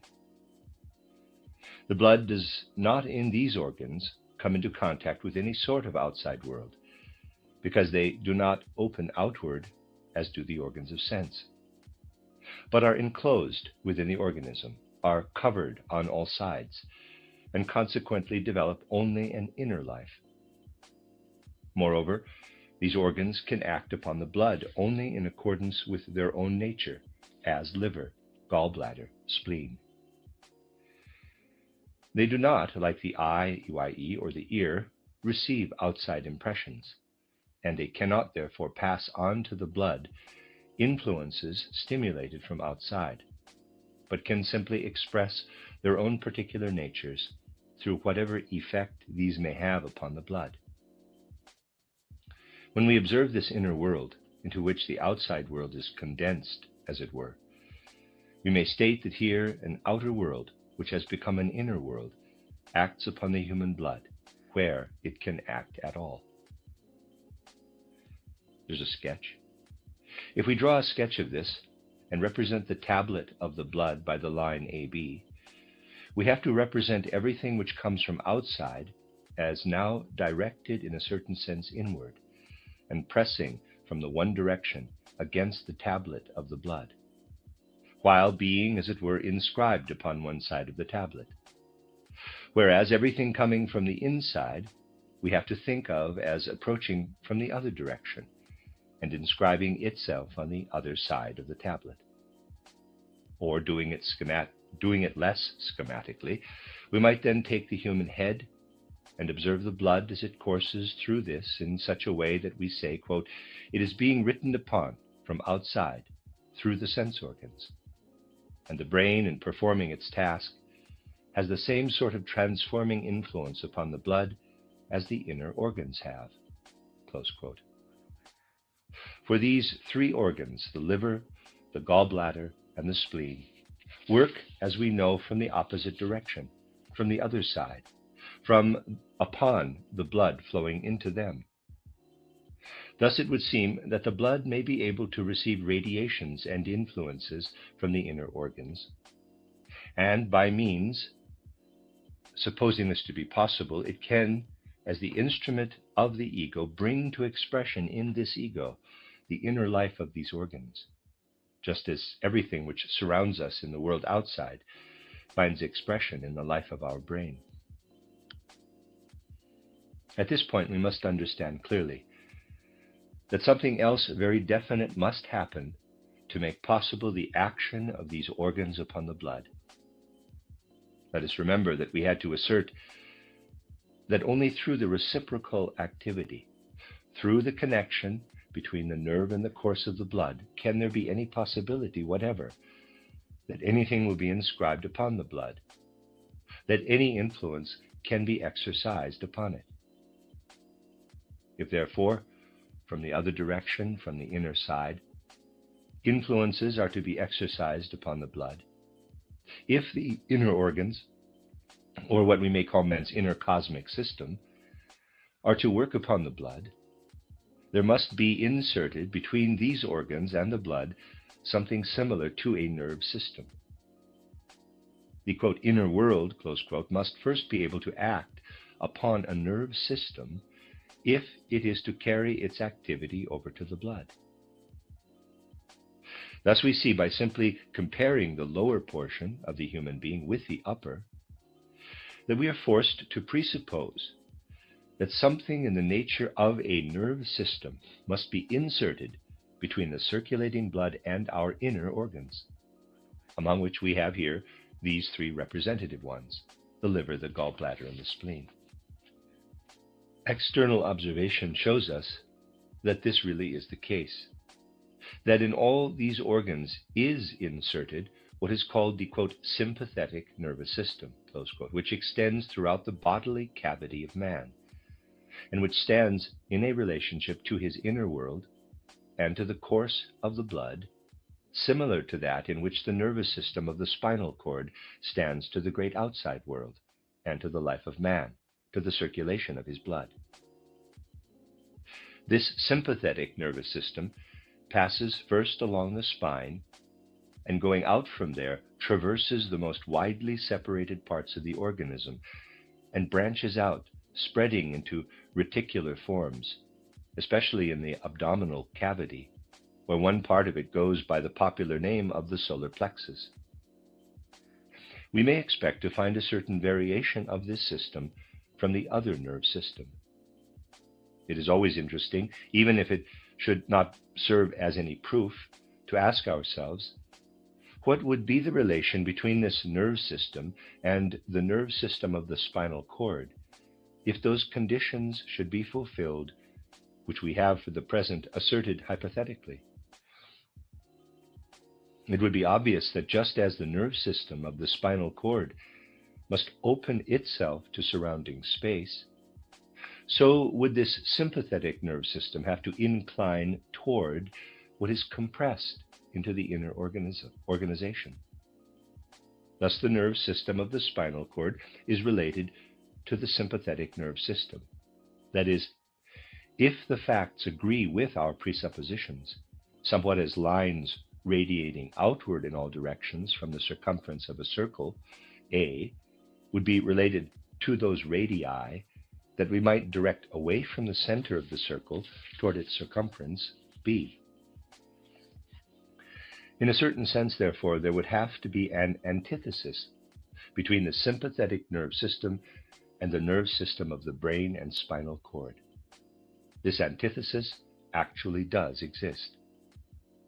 We see here that it may be of great value to us to be able to point to the fact that if our assumptions are correct, experience and observation will in a manner confirm them. And when we turn our attention again to what we have been observing, it is evident that external observation does confirm the suppositions we have formed. We find that whereas in the case of the sympathetic nerve system, the essential thing is that ganglia of a certain kind form themselves which are strong and large, while the connecting filaments radiating out from these are relatively small and of little account in contrast to these ganglia, exactly the reverse is true in the case of the nerve system of the brain and spinal cord. There, the connecting threads are the important thing, whereas the ganglia have a subordinate significance. Thus, our observation does in fact confirm what we accepted as a supposition. And we can now make the following assertion. If the function of the sympathetic nerve system must consist in carrying over to the blood the inner life of the human organism, which expresses itself in the nourishing and the warming through of the organism, and which pours itself into the sympathetic nerves, in exactly the same way in which the outer impressions are carried over to the tablet of the blood by means of the nerve system of the brain and spinal cord. In that case, we obtain through the instrument of the ego, which is the blood, by the roundabout way of the sympathetic nerve system, the impressions of our own inner body. Since, however, this inner body of ours, like everything physical, is built up out of the spirit, we therefore take up into our ego, by the roundabout road of the sympathetic nerve system, what has been condensed as spiritual world into the corresponding organs of the inner world of man. Thus, we see here also, strangely enough, how that duality in the human being with which we began our studies is expressed in even greater exactness. We see the world at one moment outside, at another moment we see it inside. Both times we see this world working in such a way that it uses a nerve system as the instrument of its work. We see that in the center, between the outside world and the inside world, is placed our blood system, which exposes its two sides to be written upon like a tablet, sometimes from outside, sometimes from inside. We said yesterday, and repeat today for the sake of clarity, that the human being is in position to free his nerves, insofar as these lead to the outside world, from their action upon the blood system. We must now put the question whether something similar is possible also in the other direction. And we shall see later that it is possible, as a matter of fact, to practice also other exercises of the soul that are capable of producing in the other direction the same effect as that of which we have spoken. There's one difference, however, in connection with the effect produced in this other direction.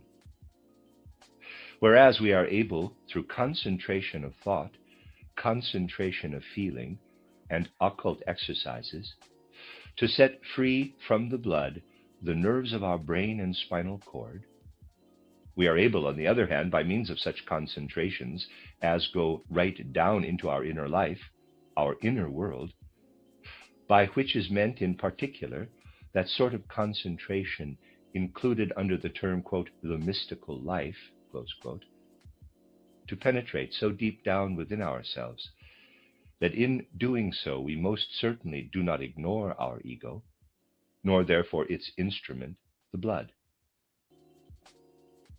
The mystical immersion, concerning which we know that by its means a man plunges down, so to speak, into his own divine being, into his own spirituality, insofar as this is alive in him, this mystical immersion is not primarily a lifting of oneself out of the ego. It is rather a positive plunging of oneself down into the ego, a strengthening or energizing of the ego feeling. We can convince ourselves of this if we set aside what the mystics of the present day may say, and consider to some extent the earlier mystics. These earlier mystics, whether they had for their foundation more of reality or less, matters not, endeavored, above all things, to penetrate into their own ego, and to look away from everything which the outside world could offer, in order to be free from all external impressions, and to plunge down completely into themselves. This inward self-communion, this diving down into one's own organism, this now works further upon the entire organization of the human being. And we may say that this inward immersion, which may be called in the true sense of the term the mystic path, is in direct contrast to that other path leading out into the macrocosm, so that we do not draw the instrument of the ego, which is in the blood, away from the nerve, but on the contrary, thrust it more than ever against the sympathetic nerve system.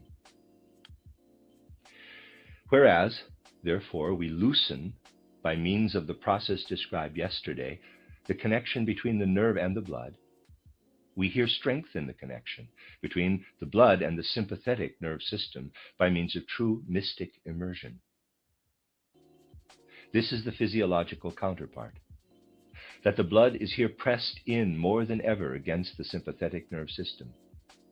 Whereas when the wish is to reach the spiritual world in the other way, the blood is pushed away from the nerve. Thus we see that what can take place in the mystic immersion is primarily an impressing of the blood upon this inner sympathetic nerve system.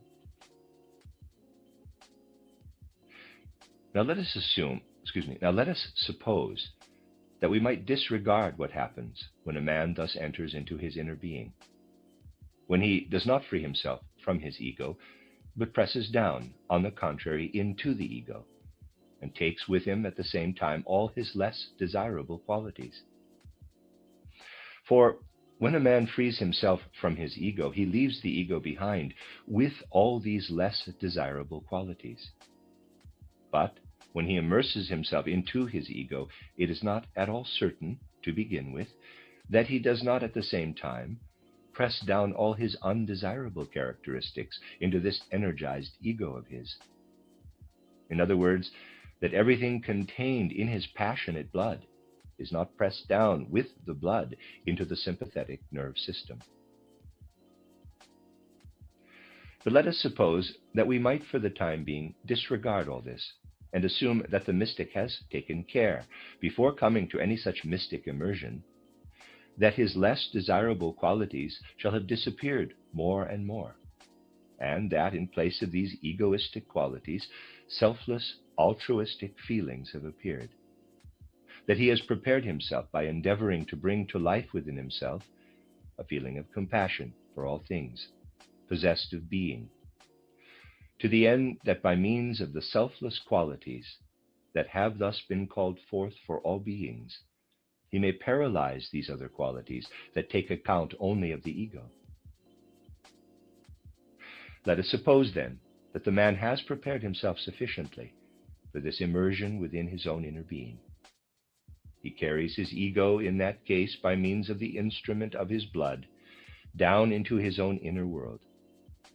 It then comes to pass that his inner nerve system, the sympathetic nerve system, about which the human being in his normal consciousness knows nothing, presses its way into the ego consciousness, so that he begins to know, quote, I have within me something which can mediate to me the inner world in a similar way to that in which the other nerve system mediates the outer world to me. Close quote. Thus man descends into his own being and becomes aware, so to speak, of his sympathetic nerve system. And just as he can know by means of the outer nerve system of the brain and spinal cord, the outside world that forms his environment, so there now comes to meet him that inner world, which has built itself up within him. Moreover, just as we do not see the nerves, since no one sees the optic nerve, but rather that which is to be seen by means of the nerve, the external world that penetrates into our consciousness, just so also in the case of the mystic immersion, it is not, to begin with, the inner nerves that penetrate the consciousness, for the human being is aware only that he has in these an instrument through which he can behold what is within him. It is indeed something quite different that appears. Now that he has brought his faculty of cognition to an inward clairvoyance, his inner world appears before him. Just as the outward directed look discloses to us the outer world, and our nerves do not in the process come into our consciousness. So, likewise, it is not our sympathetic nerve system that comes into our consciousness, but obviously that which confronts us as, in quotes, inner world. Only this inner world, which here comes into our consciousness, is really our own self as physical man. Perhaps it is not so much to the point here, but I should feel inclined to suggest that a thinker who is the least materialistic might indeed sense a feeling of horror rising up within him if he were to say to himself, quote, in that case I can see my own organism from within, close quote. And what he might mean, perhaps, would be, quote, how wonderful to become clairvoyant by means of my sympathetic nerve system and to be able to see my own liver, gallbladder, and spleen, close quote. As I remarked, this is not necessarily to the point. Yet someone might say such a thing. But the facts are otherwise. For in making an objection like this, such a person would fail to take into account that what the human being ordinarily calls in external life his liver, his gallbladder, and his spleen is viewed from outside, just like all other external objects. In ordinary life, we are obliged to view the human organism through the external senses, the outer nerves. What we may learn to know in anatomy, in the usual physiology, as liver, gallbladder, and spleen, constitutes these organs as seen from outside, by means of the nerve system of the brain and spinal cord. There, they are viewed in exactly the same way in which one views anything externally.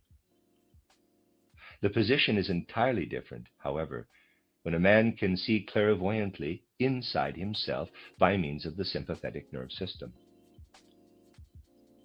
He does not in that case see at all the same things that one sees when looking from outside. Rather, he now sees something which caused the seers throughout the ages to choose such strange names as those I cited in the second lecture. He is now aware that in reality, to external sight, which uses the brain and the spinal cord, these organs appear in Maya, in external illusion, because the aspect they offer outwardly does not show them in their inner essential significance. He sees, in fact, something entirely different when he is able to observe this, his inner world, from the opposite direction, but now with the use of an inwardly clairvoyant eye, EYE. He now gradually realizes why the seers of all times connected the activity of the spleen with the action of Saturn, the activity of the liver with the action of Jupiter, and the activity of the gallbladder with the action of Mars. For what he thus sees in his own inner self is indeed fundamentally different from what presents itself to the external view. He becomes aware that he actually has before him portions of the outside world enclosed within the boundaries of his inner organs. And one thing now becomes particularly clear, which may serve us chiefly as an example for this method of arriving at knowledge, enabling us to see what course these ways of attaining knowledge follow in the life of the organism, in leading us beyond the customary views. In this case, we can convince ourselves, especially with regard to one fact, namely, how very significant an organ the human spleen is. Indeed, this organ really appears to inner observation as if it did not consist of an externally visible substance, of fleshly matter, but rather, if the expression may be permitted, although it approximates only to what can actually be observed, as if it actually were a luminous cosmic body in miniature, with every possible sort of inner life, and indeed an inner life highly complicated. Yesterday I called your attention to the fact that the spleen, externally observed, may be described as a plethoric tissue with minute white corpuscles embedded in it, so that it is legitimate, perhaps, from the point of view of external observation, to assume that the blood which flows through the spleen is strained through it as if through a sieve. When this spleen is observed inwardly, on the other hand, it appears above all to be an organ which, by means of the manifold inner forces already mentioned, is brought into a continual rhythmic movement. We convince ourselves, even in connection with such an organ as this, that a very great deal in the world is, as a matter of fact, dependent upon rhythm. An intimation of the importance of rhythm in the entire life of the world may be felt when we recognize it also externally in the pulse beat of the blood. In that case, however, it is externally that we recognize it. But we can follow it externally also in the spleen. For it is possible here to follow it rather exactly, and we can also look for confirmation of what has been said through external observation.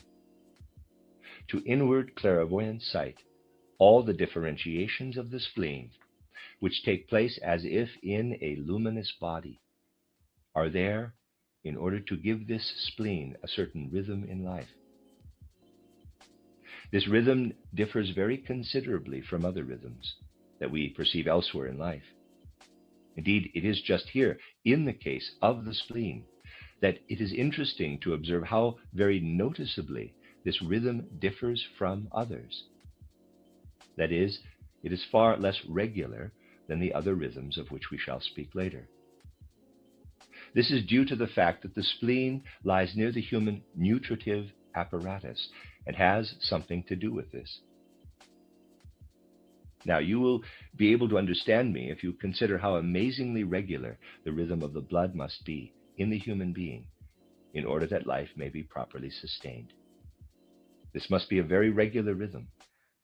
But there is another rhythm that is regular only to a very slight degree, although one could wish that through self-education of the human being, it might become more and more regular, especially in the life of the child, namely the rhythm of eating and drinking. Any man of moderately regular habits does, to be sure, keep a certain rhythm in this respect. He takes his breakfast, his midday meal, and his evening meal at certain times, and by doing so he follows, of course, a certain rhythm. But we know, alas, how it is with this rhythm in many another respect, through the humoring of the fastidiousness of many children who are simply given a thing whenever they crave it, regardless of all rhythm. Moreover, the fact that adults also are not very particular in observing a regular rhythm in connection with eating and drinking, there is not the slightest intention here of giving pedantic instruction in this matter, for our modern life does not always allow of rhythm.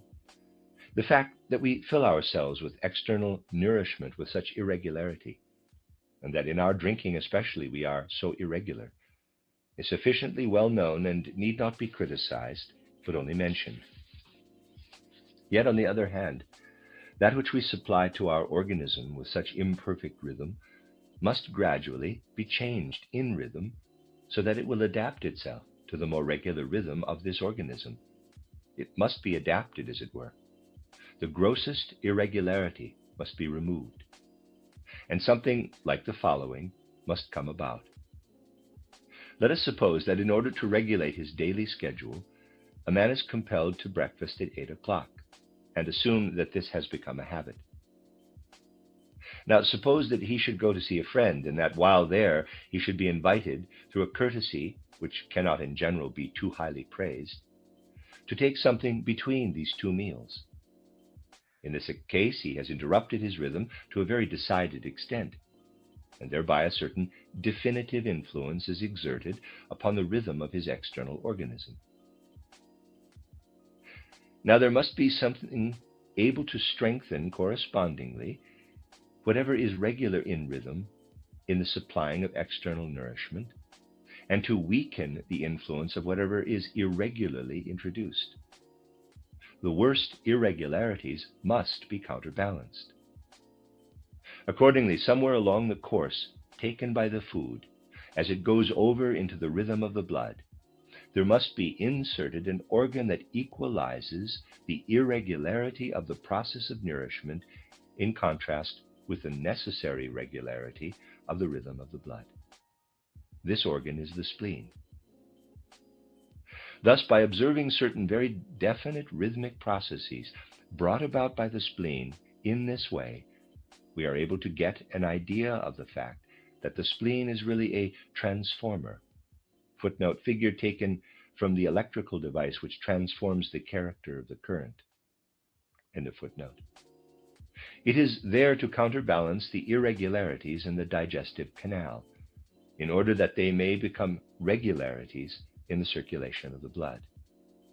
For it would be fatal, especially in one's student days, but also at other times, if certain irregularities in the taking of nutritive matter had necessarily to continue to the full extent of their action into the blood. There is much to be counterbalanced by means of a, quote, backward thrust, close quote, as we might call it. Only so much is to be conducted over into the blood as is useful to it. This is the function of the spleen, that organ inserted in the bloodstream, which so radiates its rhythm-bringing influence over the entire human organism as to produce the condition that has just been described. Through external observation, all that we have obtained through the insight of an eye, EYE, becoming inwardly clairvoyant, is evident from the fact that the spleen does keep to a certain rhythm that actually reminds one, even if only slightly, of what I have just been stating. For it is extraordinarily difficult to find out the functions of the spleen by means of external physiological investigation.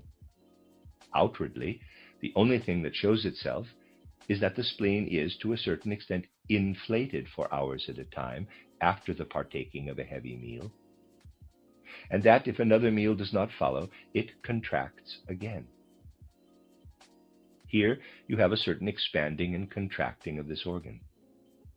When it is realized that the human organism is not what it is, often described as being, namely a mere sum total of the organs contained within it, but that all the organs send their most secret activities to all parts of the organism, one will then be able also to conceive how the rhythmic movements of the spleen, although dependent, of course, upon the outside world, that is, upon the supply of food, radiate throughout the whole organism and have a counterbalancing influence upon it.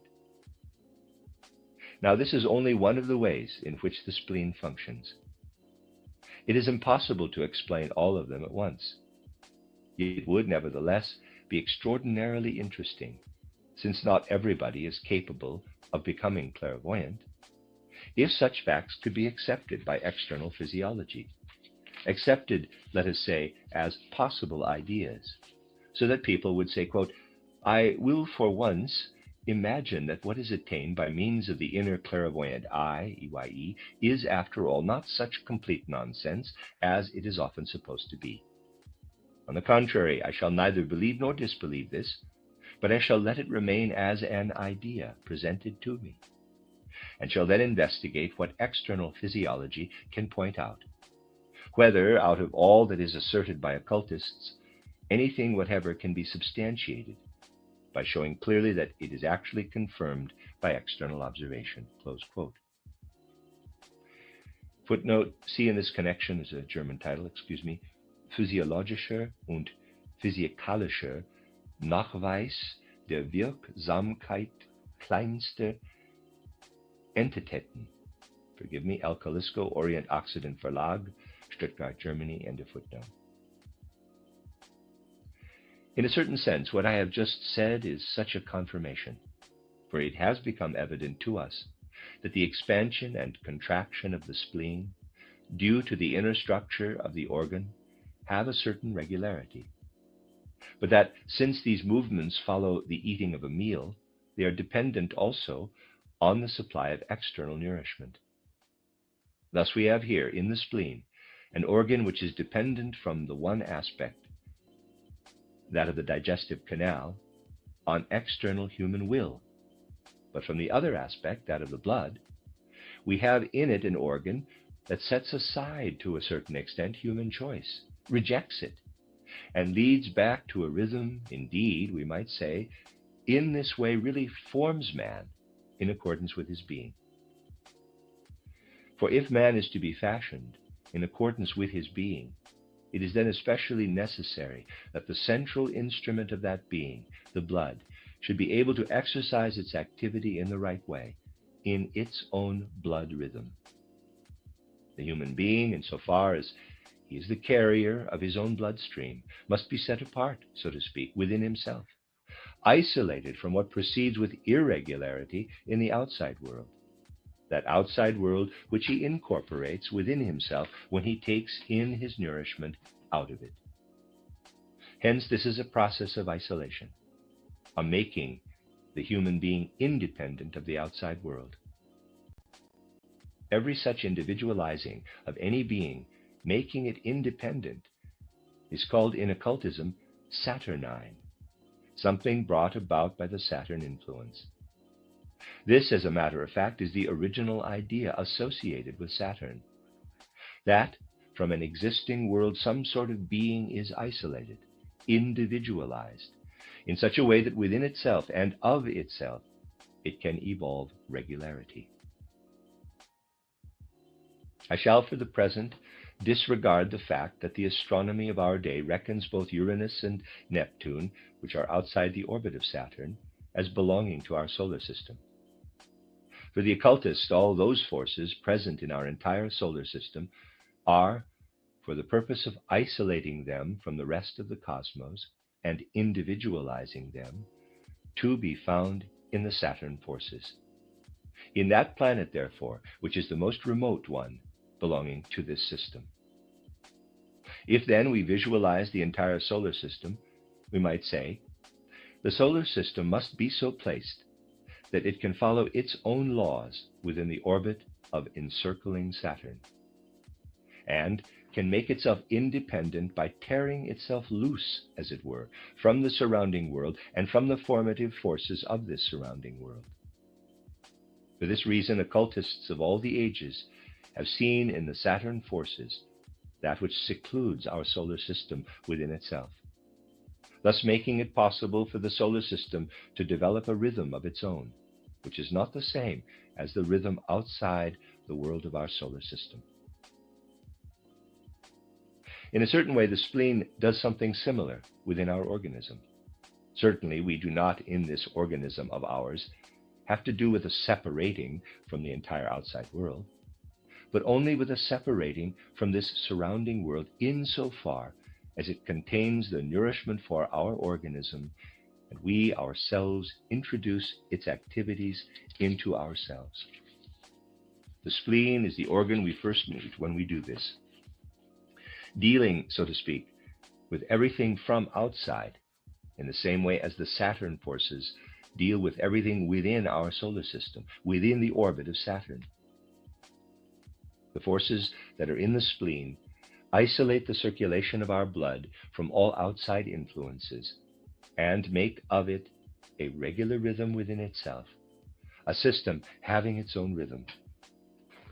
Here we have already come nearer, although we are not yet really near, as we shall see later, to those reasons, still more or less external, from which such names as the ones already mentioned are chosen in occultism.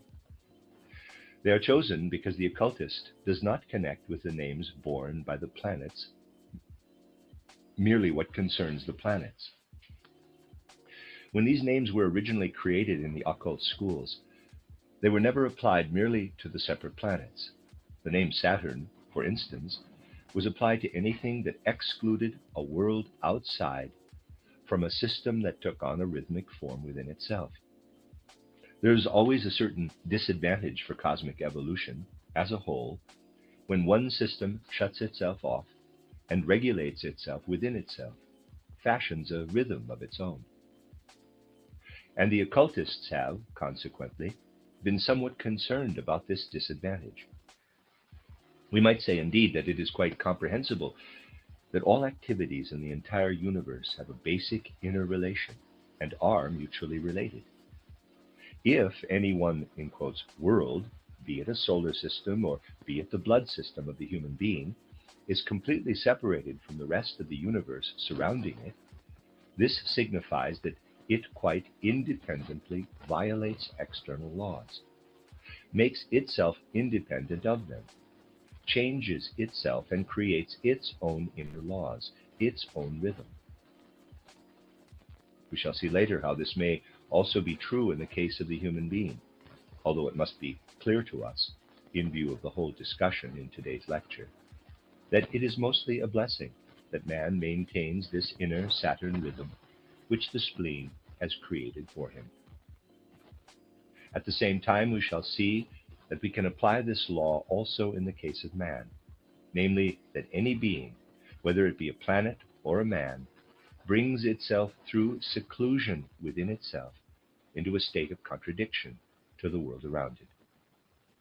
A contradiction is thus created between that which surrounds and that which is within the being concerned. This contradiction cannot be compensated for, after it has once appeared, until the inner rhythm set up has again adapted itself completely to the outer rhythm. We shall see that this applies also to the human being.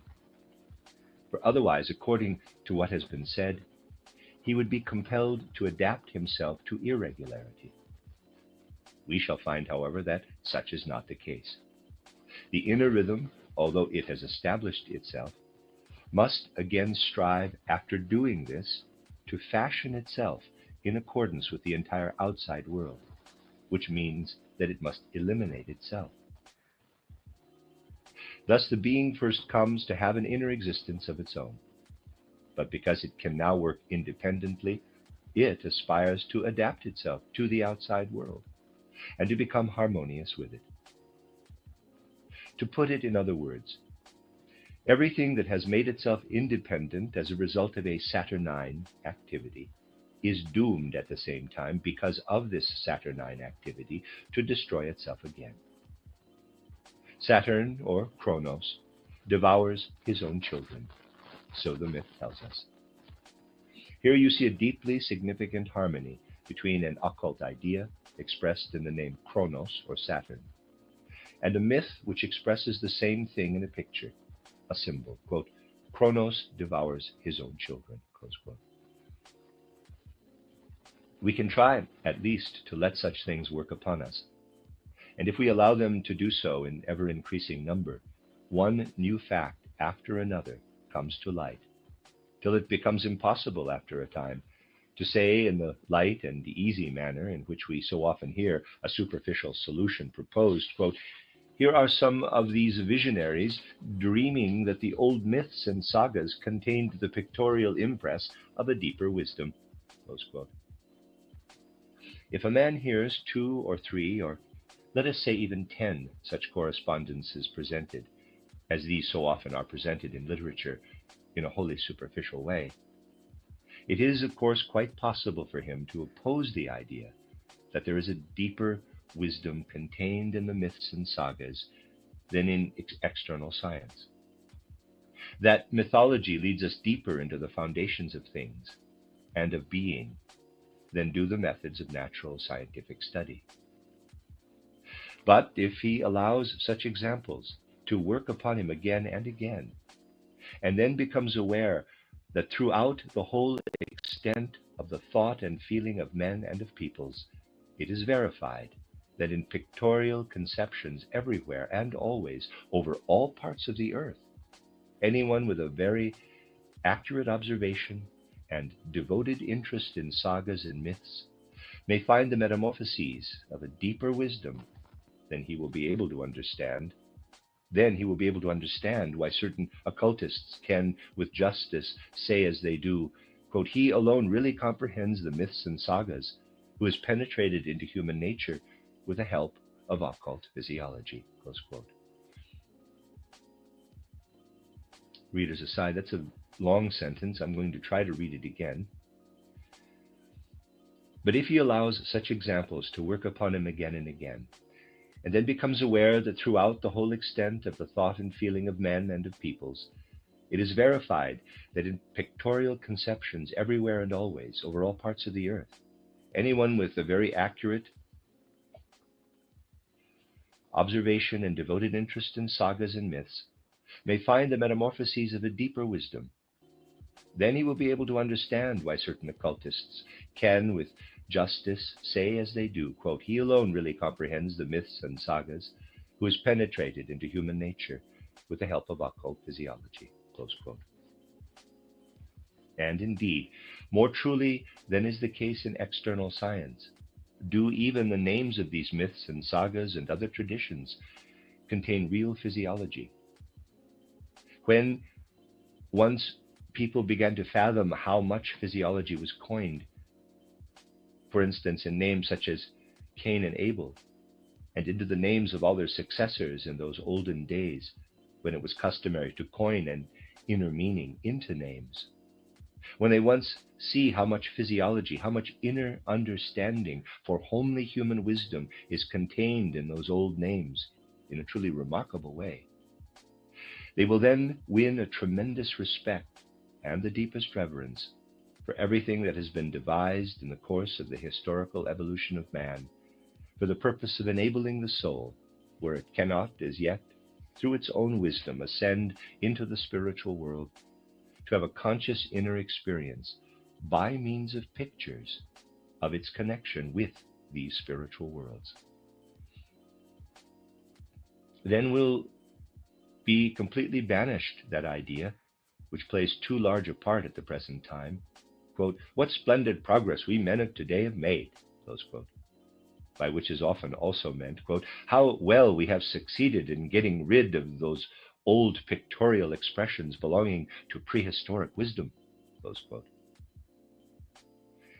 We shall then cast away such feelings and immerse ourselves with wholehearted devotion in the course of human evolution throughout its successive epochs.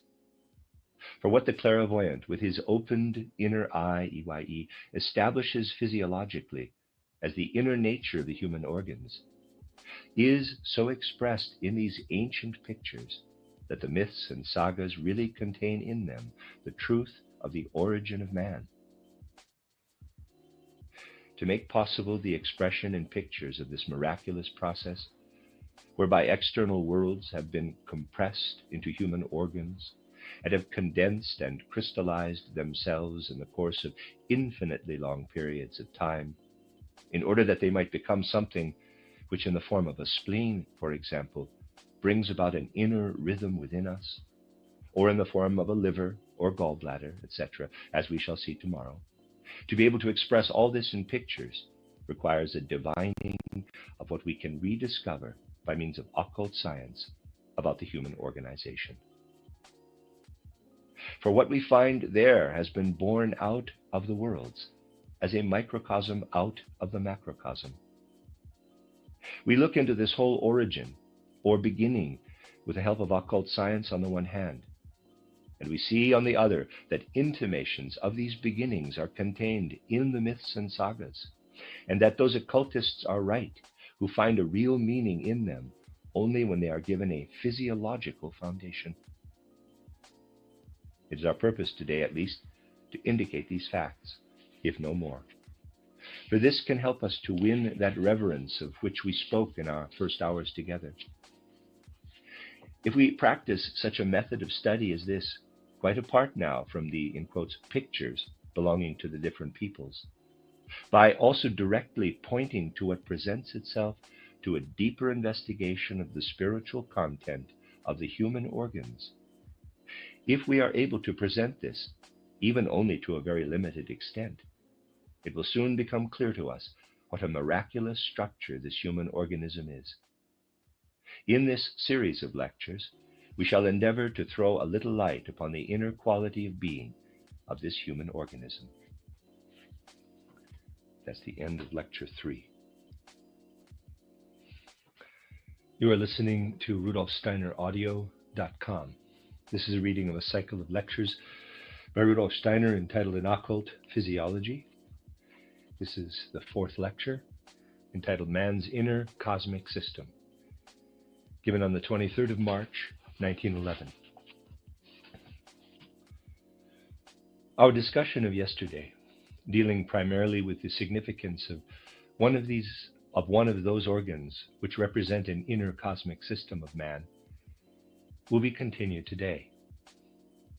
We shall then find the transition leading to a description of the functions of the other human organs and organ systems. It was said to me yesterday, in connection with my reference to the spleen, that there might arise an apparent contradiction as regards the very important function ascribed to the spleen in the entire being of man. That this contradiction might well appear as a result of the reflection that it is possible to take the spleen out of the body, actually to remove it, and yet not leave the man incapable of living. Such an objection is certainly justified from the standpoint of our contemporaries. Indeed, it is unavoidable in view of the fact that certain difficulties present themselves even to those who approach the spiritual scientific world conception as thoroughly honest seekers. It was possible to point out only in a general way in our first public lecture how our contemporaries, especially when conscientiously schooled in scientific methods, find difficulties as soon as they choose the road that leads them to an understanding of what may be presented out of the occult depths of cosmic being. Now we shall see in the course of these lectures how, in principle, so to speak, such an objection gradually disappears of itself. Today, however, I shall draw your attention in a preliminary way to the fact that the removal of the spleen from the human organism is thoroughly compatible with everything discussed yesterday.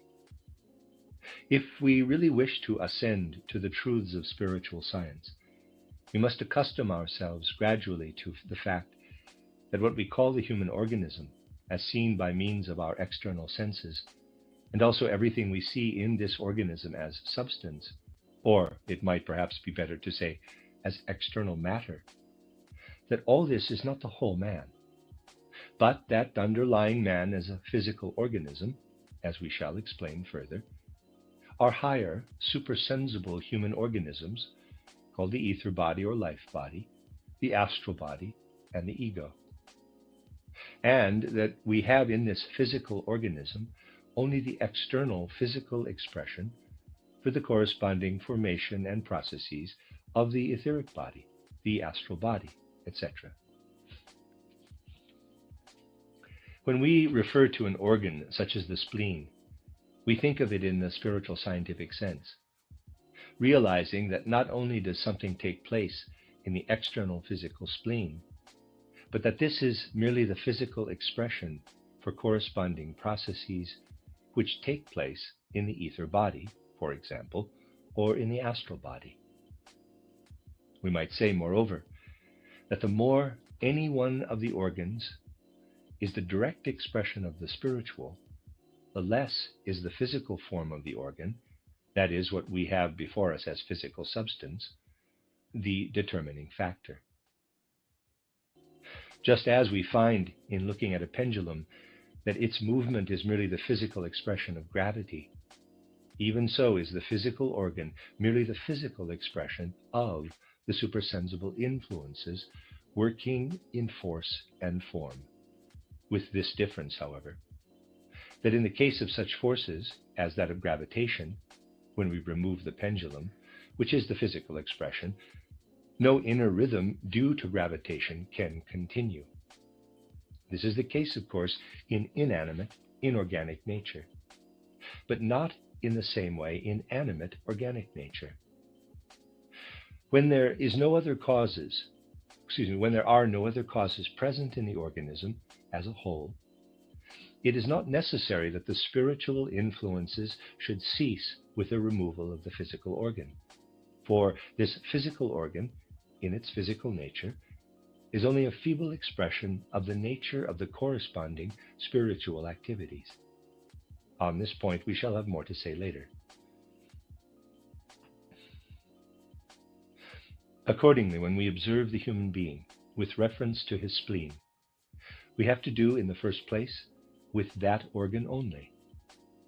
But beyond that, with a system of forces working in it, which have in the physical spleen only their outward expression. If one removes the spleen, these forces, which are integral parts of the organism, still continue to work.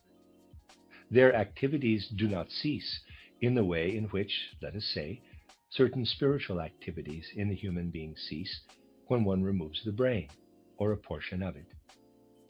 It may even be, under certain circumstances, that an organ which has become diseased may cause a much greater hindrance to the continuation of the spiritual activities that is brought about by the removal of the organ concerned. This is true, for example, in the case of a serious disease of the spleen. If it is possible to remove the organ when it becomes seriously diseased, this removal is, under certain conditions, less hindering to the development of the spiritual activities than is the organ itself, which is inwardly diseased and therefore a constant mischief maker, opposing the development of the underlying spiritual forces. Such an objection a man may make if he has not yet penetrated very deeply into the real nature of spiritual scientific knowledge. Though readily understood, this is one of those objections that disappear of themselves when one has time and patience to go more deeply into these matters. You will generally find the following to be true. When anyone approaches what is given out through spiritual science with a certain sort of knowledge gathered from all that belongs to present-day science, contradiction after contradiction may result, till finally one can get no further. And if a man is quick to form opinions, he will certainly not be able to reach any other conclusion than that spiritual science is a sort of madness, which does not harmonize in the slightest degree with the results obtained by external science. If, however, a man follows these things with patience, he will see that there is no contradiction, not even of the most minute kind, between what comes forth from spiritual science and what may be presented by external science. The difficulty before us is this, that the field of anthroposophical or spiritual science as a whole is so extensive that it is never possible to present more than a part of it. When people approach such parts, they may feel discrepancies, such as that which we have described. Yet it would be impossible to begin in any other way than this, with the much needed bringing of the anthroposophical world conception into the culture and knowledge of our day. Yesterday I endeavored to explain the transformation of rhythm, in the sense I explained, which is undertaken by the spleen, in contrast to the rhythmless manner in which human beings take their external nourishment. I took what was said in this connection as my point of departure, because it is in itself fundamentally the most easily understood of all the functions belonging to the spleen. We must know, however, that although it is the easiest to understand, it is not the most important. It does not constitute the chief thing. For if it were, people could always say, quote, very well then, if the human being were to take pains to know the right rhythm for his nourishment, the activity of the spleen, viewed from his aspect, would little by little become unnecessary. From this, we see at once that what was described yesterday is the merest trifle. Far more important is the fact that in the process of nourishment, we have to do with external substances, external articles of food, their composition, and the form and manner in which they exist in our environment. So long as one holds to the conception that these nutritive substances are so much dead bulk, or at best masses containing that sort of life, which one generally assumes to be in plants. For if it were, people could always say, very well then, if the human being were to take pains to know the right rhythm for his nourishment, the activity of the spleen, viewed from this aspect, would little by little become unnecessary. From this we see at once that what was described yesterday is the merest trifle. Far more important is the fact that in the process of nourishment, we have to do with external substances, external articles of food, their composition, and the form and manner in which they exist in our environment. So long as one holds to the conception that these nutritive substances are so much dead bulk, or at best masses containing that sort of life which one generally assumes to be in plants and other articles of food, it may certainly appear as if all that is necessary is for the external substances taken into the organism as nutritive matter to be simply worked over by means of what we call the process of digestion in its broadest sense. Many people, it is true, imagine that they have to do with some sort of indeterminate substance taken in as food, a substance quite neutral in its relation to us, which simply waits when we have once taken it in till we are able to digest it. But such is not the case. Articles of food are, after all, not just bricks which serve in some sort of way as building material for the construction they are to help in erecting. Bricks are included in the architect's plan in any way he pleases to use them, because they represent, in relationship to the building, a mass in itself quite inert. This is not true, however, of nutritive matter in its relation to the human being. For every particle of substance we have in our environment has certain inner forces, its own conformity to law. This is the essential element in any substance, that it has its own inner activities.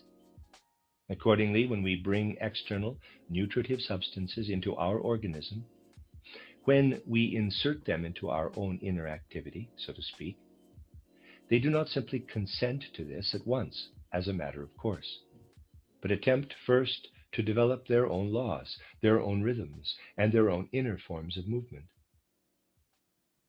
Thus, if the human organism wishes to use these substances for its own purposes, it must first destroy their rhythmic life, as it were, that vital activity which is peculiarly their own.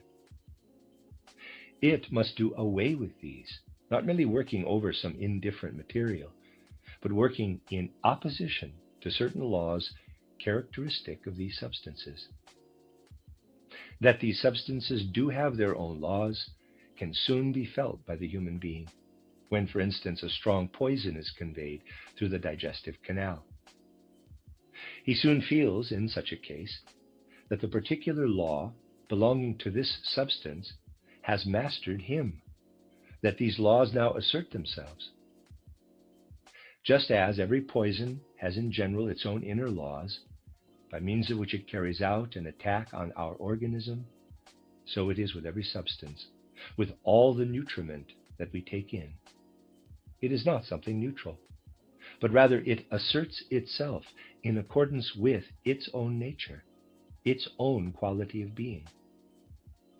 It has, we may say, its own rhythm. This rhythm must be combated by the human being, so that it is not only a case of working over neutral building material within man's inner organization, but rather that the peculiar nature of this building material must first be mastered. We may say, therefore, that in those organs which our food first encounters inside the human being, we have the instruments with which to oppose, in the first place, what constitutes the peculiar life of the nutritive substances. Life here to be conceived in its wider meaning, so that even the apparently lifeless world of nature, with its laws of movement, is included.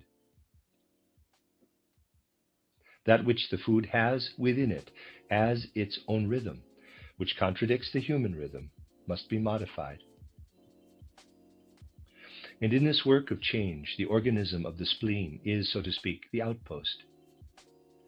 In this changing of the rhythm, however, in this work of reforming and of defending, the other organs we have mentioned also participate, so that in the spleen, the gallbladder, and the liver, we have a cooperating system of organs, whose main function it is, when food is received into the organism, to repel what constitutes the particular inner nature of this food.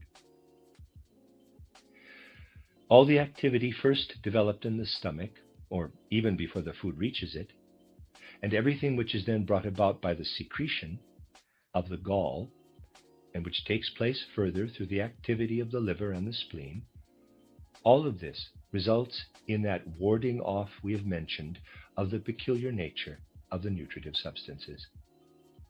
Thus our food is adapted, we may say, to the inner rhythm of the human organism only when it has been met by the counter-activity of these organs. Only, therefore, when we have taken in our nutriment and have exposed it to the activity of these organs, do we have in us something capable of being received into that organic system, which is the bearer, the instrument of our ego. Before any sort of external nutritive substance can be received into this blood of ours, so that the blood shall become capable of serving as the instrument of our ego, all those forms of law peculiar to the external world must be set aside, and the blood must receive the nutriment in such form as corresponds to the particular nature of the human organism. We may say, therefore, that in the spleen, the liver, and the gallbladder, as they are in themselves, and as they react upon the stomach, we have those organs which adapt the laws of the outside world, from which we take our food, to the inner organization, the inner rhythm of man. This human nature, however, in all its working as a totality, and with all its members, confronts not only the inner world. It must also be in a continual correspondence or intercourse with the outside world, in a continual living reciprocal activity in relation to that world. This living interaction with the world outside is cut off by the fact that insofar as we come into connection with it through our nutritive material, the three organ systems of the liver, the gallbladder, and the spleen are placed in opposition to the laws of that world.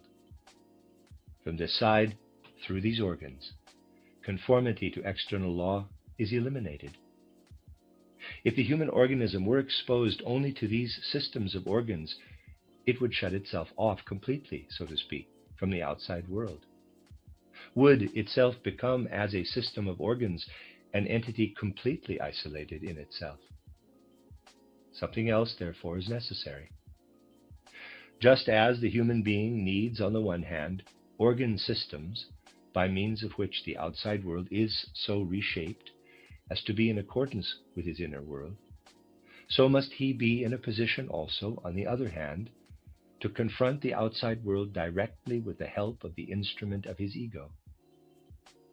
That is, he must place his organism, which otherwise would remain a kind of entity isolated within itself, in direct continual connection with the outside world.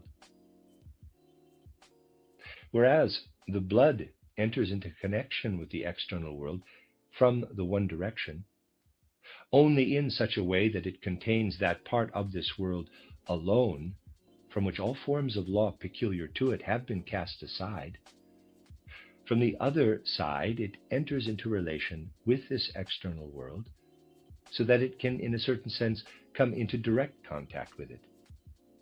This happens when the blood flows through the lungs and comes into contact with the outer air. It is there renewed by means of the oxygen in this outer air. It is brought into such a form that nothing can now weaken it in this form, so that the oxygen of the air thus actually meets the instrument of the human ego in a condition that conforms with its own essential nature and quality of being.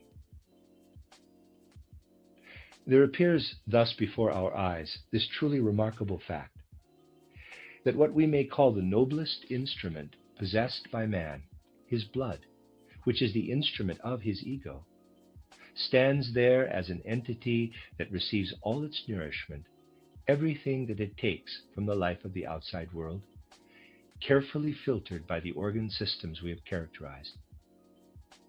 In this way, the blood is made capable of becoming a complete expression of the inner organization of man, the inner rhythm of man. On the other hand, however, insofar as the blood comes into direct contact with the outside world, with that particular substance in the external world that may be taken in as it is, in its own inner form of law, its own vital activity, without needing to be directly combated, to that extent is this human organism not something secluded within itself, but at the same time in full contact with the world outside. We have, accordingly, in this blood organism of man, looked at from this standpoint, something very wonderful. We have in it an actual, genuine means of expression of the human ego, which is in fact turned toward the external world on the one side, and on the other toward its own inner life. Just as man is directed through his nerve system, as we have seen, toward the impressions of this outer world, taking the outer world into himself, as it were, through the nerves by way of the soul, just so does he come into direct contact with the outer world through the instrument of his blood, in that the blood receives oxygen from the air through the lungs. We may say, therefore, that in the system of the spleen, liver, and gallbladder on the one hand, and in the lung system on the other, we have two systems which counteract each other. Outer world and inner world, so to speak, have an absolutely direct contact with each other in the human organism by means of the blood, because the blood comes into contact on the one side with the outer air, and on the other with the nutritive material that has been deprived of its own nature. One might say that the forces of the two worlds come into collision within man like positive and negative electricity. We can very easily picture to ourselves where the organ system is located, which is designed to permit the collision of these two systems of cosmic forces to have an effect upon it. The transformed nutritive juices work upward as far as the heart, inasmuch as the blood which carries them streams through the heart. The oxygen of the air, which enters the blood directly from the outer world, works inward to the heart, inasmuch as the blood flows through it. In the heart, therefore, we have that organ in which these two streams into which the human being is interwoven, to which he is attached from two different directions, meet each other. The whole inner organism of man is joined to the heart on the one side, and on the other this inner organism itself is connected directly through the heart with the rhythm, the inner vital activity of the outer world. It is quite possible that when two such systems collide, the direct result of their interaction may be a harmony. The system of the great outside world, or macrocosm, presses upon us through the fact that it sends the oxygen or the air in general into our inner organism. And the system of our small inner world, or microcosm, transforms our nourishment. Therefore, we might imagine that these systems, because of the fact that the blood streams through the heart, are able in the blood to create a harmonious balance. If this were so, the human being would be yoked to two worlds, so to speak, providing him with his inner equilibrium. Now, we shall see later in the course of these lectures that the connection between the world and the human being is not such that the world leaves us quite passive, that it sends its forces into us in two different ways, while we are simply harnessed to their counteracting influences. No, it is not like that. But rather, as we shall more and more learn to know, the essential thing with regard to man is the fact that at last a residue always remains for his own inner activity, and that it is left ultimately to man himself to bring about the balance, the inner equilibrium, right into his very organs. We must therefore seek within the human organism itself for the balancing of these two world systems, the harmonizing of these two systems of organs. We must realize that the harmonizing of these two organ systems is not already provided through that kind of conformity to law operating outside man, and that other kind of conformity to law which works only within his own organism, but that this must be evoked through the help of an organ system of his own. Man must establish the harmony within himself. Parenthesis, we are not now speaking of the consciousness, but of those processes which take place entirely unconsciously within the organ systems of the human being. Close parenthesis. This balancing of the two systems, the system of spleen, liver, gallbladder on the one hand, and the lung system on the other, as they confront the blood, which flows through the heart, is indeed brought about. It is brought about through the fact that we have the kidney system inserted in the entire human organism and in intimate relationship with the circulation of the blood. In this kidney system, we have that which harmonizes, as it were, the outer activities due to the direct contact of the blood with the air, and those other activities proceeding from the inner human organism itself, in that the food must first be prepared by being deprived of its own nature. In this kidney system, accordingly, we have a balancing system between the two kinds of organ systems previously characterized.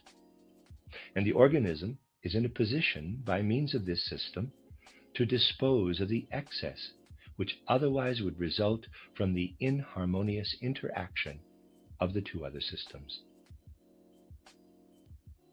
Over against the entire inner organization, the organs belonging to the digestive apparatus, parenthesis, in which we must include the organs we have learned to know as liver, gallbladder, and spleen, close parenthesis, we have placed that system for which these organs primarily develop their preparatory activity, namely the blood system. But also over against this blood system, we have placed those organs which work, on the one hand, to counteract a one-sided isolation, but on the other hand, to create a balance between the inner systems we have mentioned and what presses inward from without. If we think, therefore, of the blood system with its central point, the heart, as placed in the middle of the organism, and we shall see how truly justifiable this is, we have adjoining this system of blood and heart, on the one side the spleen, liver, and gallbladder systems, and connected with it on the other side, the lung and kidney systems. We shall emphasize later on how extremely interesting this connection is between the lung system and the kidney system. If we sketch the systems side by side, we have in them everything belonging to the inner organization of man, which is related in a special way, and which so presents itself to us in this relationship that we are obliged to look upon the heart, together with the blood system belonging to it, as by far the most important part. Now, I have already pointed out, and we shall see even more definitely, to what an extent such a giving of names as we have described is justified. That in occultism the activity of the spleen is characterized as a Saturn activity, that of the liver as a Jupiter activity, and that of the gallbladder as a Mars activity. On the same basis on which these names were chosen for the activities here referred to, occult knowledge sees in the heart and the blood system belonging to it something in the human organization which merits the name sun, just as the sun outside merits this name in the planetary system. In the lung system there is contained what the occultists, according to the same principle, characterize as Mercury, and in the kidney system that which merits the name Venus. Thus, by means of these names, we have pointed out in these systems of the human organism, even if at the present moment we do not in the least undertake a justification of the names, something like an inner world system. We have, moreover, supplemented this inner world system in that we have placed ourselves in a position to observe the relationship which manifests itself in the very nature of man as holding good for the two other organ systems having a certain special connection with the blood system. Only when we observe these things in such a way do we present something complete in respect to what we may call the real inner human world. In the following lectures, I shall have occasion to show you that the occultists have actual reasons for conceiving the relationship of the Sun to Mercury and Venus as being similar to that which we must necessarily think of as existing between the heart and lungs and kidneys, respectively, within the human organism. We see, therefore, that in the instrument of our ego, our blood system, expressing its rhythm in the heart, something is present that is determined to a certain extent in its entire formation, its inner nature and quality of being, by man's inner world system. Something that must first be embedded in the inner world system of the human being before it can live as it actually does live. We have in this human blood system, as I have often stated, the physical instrument of our ego. Indeed, we know that our ego, as constituted, is only possible by reason of the fact that it is built up on the foundation of a physical body, an ether body, and an astral body. An ego free to fly about in the world by itself as a human ego is unthinkable.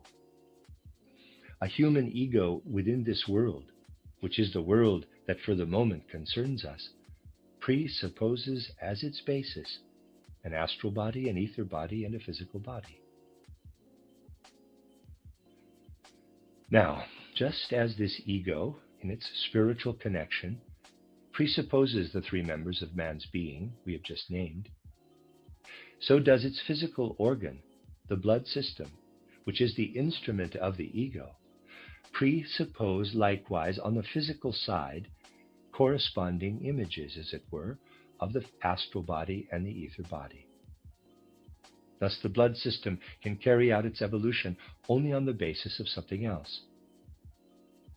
Whereas the plant simply evolves out of inanimate and inorganic nature, in that it grows directly out of this, We must say that in the case of the human blood organism, the mere outer world cannot serve as a basis in the way that it serves the plant. But this outer world must first be transformed by way of our nutrition.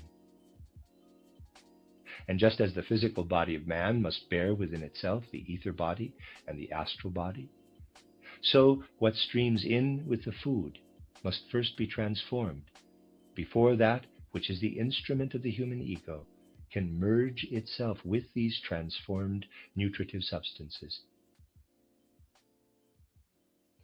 Even though we may say that the nature of this physical organ, this physical instrument of the human ego, is determined in the lung system by the outer world, it is nevertheless so determined by the outer world that it is, after all, an organ of the human bodily organization.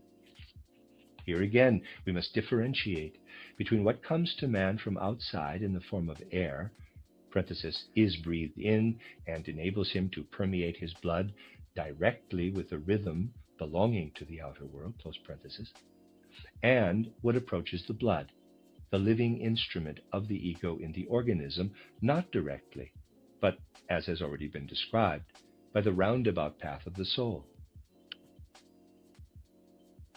Everything, namely, that man takes in by receiving the impressions of the outer world through the senses, so that the senses then convey these impressions to the tablet of the blood. We may therefore state it thus. Not only does man come by means of the air into direct physical contact with the outside world, in that this contact works right into his blood, but by means of the sense organs, he also comes into contact with the outside world in such a way that this contact is a non-physical one, taking place through the process of perception, which the soul unfolds when it comes into relation with its environment. We here have something like a higher process, in addition to the process of breathing, something like a spiritualized breathing process. Whereas, through the breathing process, we take the outer world in the form of matter into our organism. We take, through the process of perception, by which I mean here everything that we work over inwardly in connection with the external impressions we receive, something into our organism which is a spiritualized process of breathing. And there now arises the question, quote, how do these two processes work together, close quote? For in the human organism, everything must have a reciprocal, a counterbalancing activity. Let us, for a moment, put this question still more exactly, for certain essential things will depend upon an accurate presentation.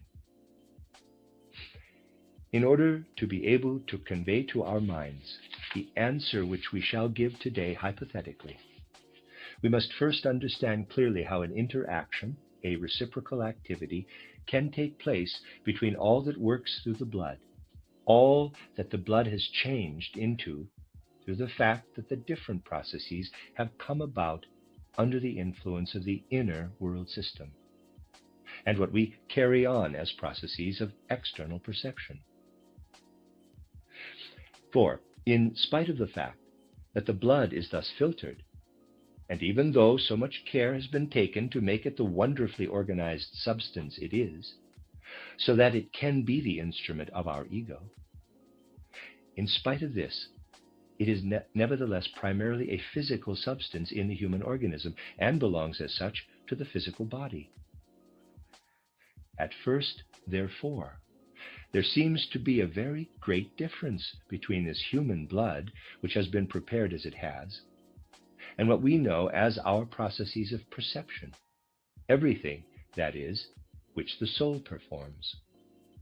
Indeed, this is an undeniable reality, for anyone would have to be remarkably lacking in ability to think who would deny that perceptions, concepts, feelings, and will impulses exist just the same as does a blood substance, a nerve substance, a liver substance, a gall substance. As to how these things are connected, world conceptions might begin to conflict. They might dispute, let us say, as to whether thoughts are merely some sort of activity of the nerve substance, or something of that sort. It is only at this point that the conflict can begin between the different world conceptions. No world conception can dispute over the obvious fact that our inner soul life, our thought life, our feeling life, everything which builds itself up on the foundation of external perceptions and impressions, presents a reality in itself. Note well that I did not say in the first place, quote, an absolutely isolated reality, close quote, but, quote, a reality in itself, close quote. For nothing in the world is isolated. The words, reality in itself, are intended to indicate what may be observed as being real within our inner world system. And to this last belong all our thoughts, feelings, and so forth, quite as truly as do the stomach, the liver, and the gallbladder. Yet something else may strike us when we see these two realities side by side. Everything, on the one hand, which, even though so thoroughly filtered, is nonetheless physical, namely the blood, and on the other hand, that which at first appears indeed to have nothing at all to do with anything physical, namely the content of the soul life, consisting of feelings, thoughts, and so forth. As a matter of fact, this very aspect of these two kinds of reality presents man with such difficulties that the most varied answers offered by the most diverse world conceptions have come to be associated with it. There are world conceptions, for instance, that believe in a direct influence upon physical substance of everything connected with the soul, with thought and with feeling, as if thought could work directly upon physical substance. In contrast to these, there are others which assume that thoughts, feelings, and so forth are simply the products of the processes that take place in physical substance. The dispute between these two world conceptions has, through long periods of time, played an important role in the outside world, but not in the field of occultism, in which it is considered a dispute over empty words. Since no ultimate agreement was reached, there has appeared during more recent times still another conception, bearing the strange name of, quote, psychophysical parallelism, close quote. If I were to express it rather trivially, I might say that since the disputants had no longer any other resource, not knowing whether spirit works upon the processes of the physical body or whether these bodily processes influence the spirit, they concluded that there are two processes running parallel courses. They argued, at the same time that man thinks, feels, and so forth, certain definite parallel processes are taking place in his physical organism. The perception, quote, I see red, close quote, would, according to this, correspond to some sort of material process. But they do not go any further than to say that it corresponds. Indeed, this is a mere expedient which leads them out of all their difficulties, but only in the sense that it sets these aside, not that it overcomes them. All the disputes that have arisen on this basis, including the futility of the psychophysical parallelism, result from the fact that people insist upon deciding these questions on a basis upon which they simply cannot be decided. We have to do with non-material processes when we consider the activities of our soul life as inner life. And we have to do with material processes when we center our attention upon the blood, the most highly organized thing in us. If we simply compare these two things, physical activities and soul activities, and then seek by means of reflection to find out how each of them works upon the other, we shall not arrive anywhere. Through reflection, one may find all sorts of arbitrary solution or non-solutions. The only way to determine anything in regard to these questions is actually to establish a higher knowledge. This does not limit itself either to viewing the outer world with the physical senses or to thought that is bound up with a merely physical external world, but elevates itself to a certain extent to what leads beyond the physical, and likewise to that which leads into the superphysical world from our own inner soul life, which indeed we experience in the physical world. We must ascend, on the one hand, from the material to the supersensible, the supermaterial. On the other hand, we must ascend also from our soul life to the superphysical, that is, to that which lies at the basis of our soul life in the superphysical world. For our soul life, with all its feelings, etc., is, of course, something that we experience in the physical world. We must accordingly ascend from both sides to a superphysical world. Now, in order to ascend from the material side to the superphysical, those soul exercises are necessary which enable man to look behind the external, the sensible, behind that veil of which I spoke yesterday, into which are woven our sense impressions. Moreover, such sense impressions as these we also have before us, of course, when we observe the whole external organism of man. And when we descend to the very finest element of the human organism, to the blood, we are nevertheless dealing with a merely physical, sensible thing when we observe it, at first, with the physical senses, or at least with the instruments and methods of external science, which give us just such a picture of the blood as would an external eye if it could see this blood directly. We have said then that with the help of such soul exercises as lead up into the supersensible world, we can penetrate into the foundations of the physical world, into the supersensible element in the human organism. In doing this, the first supersensible thing we meet in this human organism is what we call the ether body. This ether body, parenthesis, and we shall describe it still more accurately from the standpoint of occult physiology, close parenthesis, is a supersensible organization, which we first think of simply as the supersensible basic substance out of which the sensible or physical organism of man is constructed, and of which it is a copy. Of course, the blood is also an impress or copy of this ether body. Thus we have already at this point, by coming only one stage beyond the sense organism, something supersensible in the human ether body.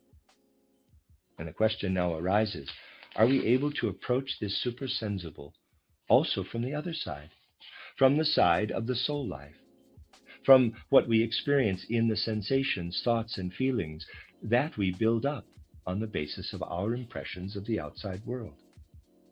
We have already seen that we cannot approach the physical organism directly, for the physical and material place themselves in our way. Can we approach the ether organism? It is clear that we cannot approach it as directly as we can our soul life.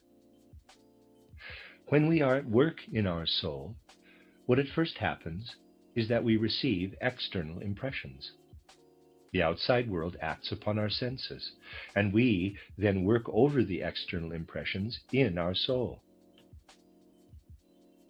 But we do more than that. We store up, so to speak, these impressions which we have received. Just think for a moment about the simple phenomenon of memory, when you recall something that you experienced perhaps years ago. At that time, on the basis of external perceptions, certain impressions took form, which you then worked over, and which you draw up today out of the depths of your soul. And today there comes to you the memory of a tree, let us say, or an odor.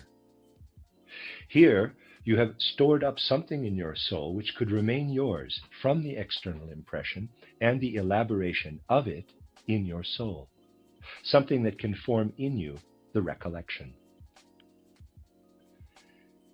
We now find, however, through observation of the soul life, attained through exercises of the soul, that in the moment when we have developed our soul life far enough to be able to store up mental pictures in the memory, we are not working with our soul experiences only in our ego.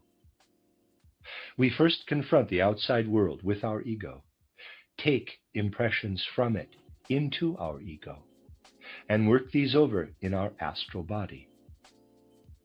But were we to work them over only in the astral body, we should straightway forget them. When we draw conclusions, we are at work in our astral bodies.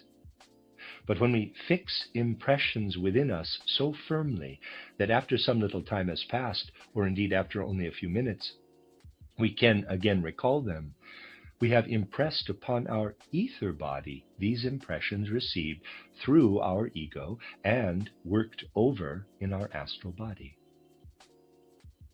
In these memory pictures, accordingly, we have drawn out of our ego down into our ether body that which we have lived over inwardly as activity of soul in our contact with the outer world. Now, if we have something which impresses upon the ether body our memory pictures taken, as it were, from the soul, and if from the other side we recognize the ether body as that supersensible expression of our organism, which is nearest to the physical, the question then arises, how does this imprinting come about? In other words, when the human being works over external impressions, makes them into memory pictures, and in doing so thrusts them into his ether body, how does it happen that he does actually bring down into the ether body what the astral body has first worked over and what now presses against the ether body? How does he transfer it? This transfer takes place in a very remarkable way. If we observe the blood, let us now imagine ourselves within the human ether body, quite schematically, as it courses through the heart, and think of it as the external physical expression of the human ego. We thereby see how this ego works, how it receives impressions corresponding with the outer world and condenses these to memory pictures. We see furthermore, not only that our blood is active in this process, but also that throughout its course, especially in the upward direction, somewhat less in the downward, it stirs up the ether body, so that we see currents developing everywhere in the ether body, taking a very definite course, as if they would join the blood flowing upward from the heart and go up to the head. And in the head, these currents come together in about the same way, to use a comparison belonging to the external world, as do currents of electricity when they rush toward a point which is opposed by another point, so as to neutralize the positive and the negative. When we observe with a soul trained in occult methods, we see at this point ether forces compressed as if under a very powerful tension. Those ether forces which are called forth through the impressions which now desire to become definite concepts, memory pictures, and to stamp themselves upon the ether body. I shall therefore draw here the last outstreamings of these ether currents as they flow up toward the brain, and show their crowding together somewhat as this would actually appear. We see here a very powerful tension which concentrates at one point and announces, quote, "I will now enter into the ether body," close quote. Just as when positive and negative electricity are impelled to neutralize each other.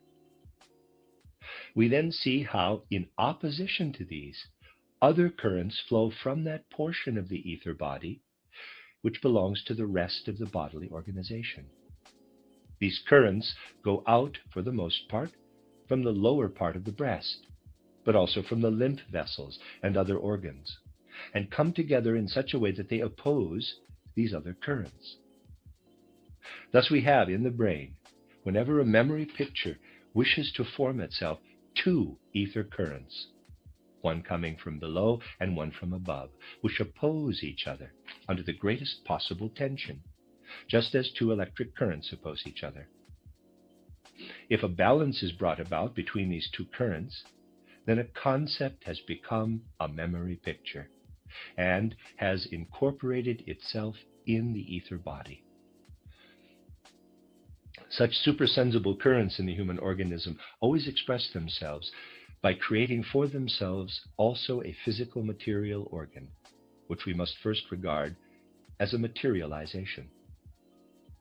Thus, we have within us an organ situated in the midbrain, which is the physical material expression for that which wishes to take the form of a memory picture. And opposite to this is situated still another organ in the brain. These two organs in the human brain are the physical material expression of the two currents in the human ether body. They are, one might say, something like the ultimate indication of the fact that there are such currents in the ether body. These currents condense themselves with such force that they seize the human bodily substance and consolidate it into these organs. We thus actually get an impression of bright, etheric light currents streaming across from the one to the other of these organs and pouring themselves out over the human ether body. These organs are actually present in the human organism. One of them is the pineal gland, the other the so-called pituitary body, the epiphysis and the hypophysis, respectively. We have here at a definite point in the human physical organism the external physical expression of the cooperation of soul and body. This is what I wished in the first place to give you by way of general principles. With this we conclude today's lecture. Tomorrow we will continue our discussion further and find yet more to add to it. It is always important to hold firmly and clearly to the thought that we can always investigate the supersensible and can ask ourselves whether the physical expression of the supersensible world that we should expect to find is actually present. We see here that these sense expressions of the supersensible actually do exist. Since we have here, however, a question of an entrance gate from the sense world to the supersensible, you will understand that these two organs are, in the highest degree, puzzling to physical science. And you will, therefore, be able to get from external science only inadequate information with regard to them. The end of Lecture 4. You are listening to RudolfSteinerAudio.com. This is a reading of a cycle of lectures by Rudolf Steiner entitled An Occult Physiology. This is Lecture 5, entitled The Systems of Supersensible Forces, given on the 24th of March, 1911. It will be my task today, before we continue our studies, to present certain concepts which we shall need to use in the further development of our discussions. In this connection, it will be especially important for us to come to an understanding as regards the meaning of that which we call in a spiritual, scientific, anthroposophical sense a, quote, physical organ, close quote, or rather the, quote, physical expression of an organ, close quote. For you have already seen that we have a right to say with regard to the spleen, for example, that as something material, the physical spleen may even be removed or become useless without thereby causing the activity of what we call the spleen, in the anthroposophical sense, to be eliminated. We must say, then, that when we have actually removed a physical organ, such as this, there still remains in the organism the inner vital activity which should be carried on by the organ. From this we already see, and I beg you most earnestly to adopt this concept for all that follows, that we can think away, as it were, everything physically visible and perceptible in an organ such as this. Parenthesis, it is not possible in the case of every organ, close parenthesis. And yet there still remains the functioning, the activity of the organ, with the result that we must consider what then remains as belonging to what is supersensible in the human organism. But, on the other hand, when we speak on the basis of our spiritual science about such organs as the spleen, the liver, the gallbladder, the kidneys, the lungs, and the like, we are by no means referring, when using these names, to what we can see physically, but rather to systems of forces that are in reality of a supersensible nature. For this reason, precisely in the case of such an organ as the spleen, we must think, to begin with, when we speak about it from the spiritual scientific standpoint, of a system of forces not physically visible to external sight. Let us then, in the first sketch that I shall draw here, think of a system of forces not physically visible. This would represent a system visible only to supersensible vision, and a system such as that in the region of the spleen, for example, would be visible only as a supersensible system of forces. Now, if we bear in mind that in the actual human organism, which we have directly before us, this supersensible system of forces is filled out with physical matter, we must ask ourselves how we shall have to think of the relationship between it and that which is sense-perceptible matter. I am sure it will not be difficult for you to believe that forces not visible to the senses can traverse space. One need only recall, for example, the following. Anyone who had never heard anything about the reality of air in a bottle would be rather surprised if we were to place an empty bottle on a table and tightly insert a funnel in it, when on pouring water quickly into the funnel, the water in the funnel is held there and cannot flow down into the bottle because the latter contains air. He would then become aware of the fact that there is indeed in the bottle something invisible to him which holds back the water. If we imagine this concept carried somewhat further, it will not be difficult to think that space around us may likewise be completely filled with systems of forces which are obviously of a supersensible nature. Moreover, of such a supersensible nature that not only can we not cut through them with a knife, but that they cannot be affected when any physical matter, such as the kidneys, embedded within these systems of forces, becomes diseased. We must realize, therefore, that the relation between a supersensible system of forces of this sort and what we see as a physical sensible organ is such that physical matter belonging to the physical world fits itself in and, attracted by the force centers, deposits itself within the lines of force. Through the inclusion of physical matter in the supersensible system of forces, the organ becomes a physical thing. We may say, therefore, that the reason why, for instance, a physical sensible organ is visible at the place where the spleen is located is that at this point space is filled in a certain definite manner by systems of forces which attract the material substance in such a way that this deposits itself in the form in which we see it in the external organ of the spleen when we study it anatomically. So you may think that all these diverse organs in the human organism as being first planned as supersensible organs, and then, under the influence of the most varied sorts of supersensible systems of forces, as being filled with physical matter. Hence, in these force systems, which at different points of the organism deposit physical matter within themselves, we must recognize a supersensible organism which is differentiated within itself, and which incorporates physical matter within itself in the most diverse ways.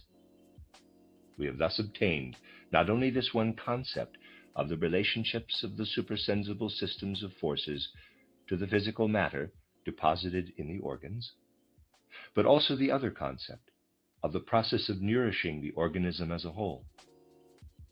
For this process of nourishing the entire organism consists in nothing else, after all, than in so preparing the nutritive substances taken in that it is possible to convey them to the different organs, and then in the incorporating of these substances by these organs. We shall see later how this general concept regarding the process of nutrition, which appears to be a power of attraction in the different organ systems for the nutritive substances, is related to the coming into existence of a single human being, the embryonic development of the single human being, which takes place before birth. The most comprehensive concept of nutrition, accordingly, is this: that by means of a supersensible organism, the different nutritive substances are absorbed in the greatest variety of ways.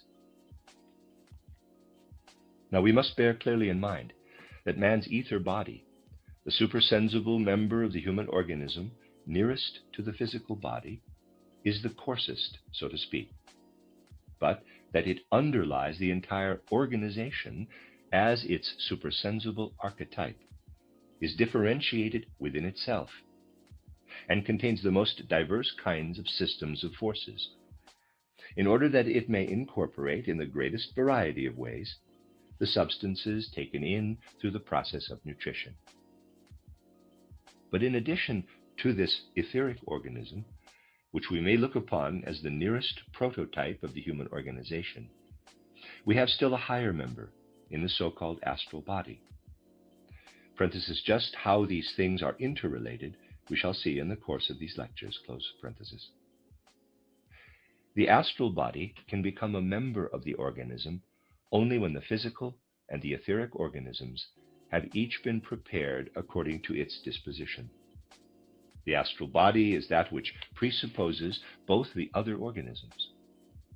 We have, moreover, the ego, so that the human being is composed of a union of these four members. Now, we may picture to ourselves that even in the ether body itself, there are certain systems of forces that attract to themselves particles of food taken in, and then shape these in quite definite ways in the physical organism. But we can also picture to ourselves that such a system of forces is determined not only by the ether body, but also by the astral body, and that the latter sends its forces into the ether body. If, accordingly, we first think away the physical organ and conceive the physical matter as cut out, we have first the etheric system of forces, and next the astral system of forces, which in turn permeates the etheric system of forces in a perfectly definite manner. Indeed, we may also conceive radiations passing down into these from the ego. Now, there may be organs which are so incorporated in the whole organism that their essential characteristic, for example, lies in the fact that the etheric currents in them are, as yet, very indefinite. We find, therefore, if we investigate the space in which such an organ is located, that the etheric portion of the human organism in this spatial formation is very slightly differentiated in itself, contains very little in the way of systems of forces, but that to make up for this, these weak forces of the ether body are influenced by strong astral forces. When, therefore, physical matter is incorporated into such an organ as this, the etheric body exercises only a slight force of attraction, and the forces of attraction must be exercised by the astral body upon the organ in question. It is as if the relevant substances are brought, as it were, by the astral body into this organ. From this we see that the values of the human organs here in question vary considerably. There are certain organs which we have to recognize as being determined principally through the systems of forces of the ether body, and others which are determined rather through the currents or forces coming from the astral body, whereas others again are to a greater degree determined through the currents of the ego. Now, as a result of all that has thus far been presented in these lectures, one may say that especially that system of organs conveying our blood is essentially dependent upon the radiations going forth from our ego, and that the human blood, therefore, is connected essentially with the current and radiations of the human ego. The other organ systems, with what they contain, are determined in the greatest variety of ways by the supersensible members of man's nature. But the reverse situation may occur when we consider the physical body per se, which indeed, disregarding for the moment its higher members, exhibits likewise a system of forces. For it represents, to begin with, what we may conceive as the combination of all the substances taken in from the outer world, which at the same time have brought into it their own inner forces, even though in a transformed condition. Thus, the physical body is also a system of forces, so that we may also imagine cases in which this physical organism, with its system of forces, works back upon the etheric, or even upon the astral system of forces, indeed, even as far back as the ego system.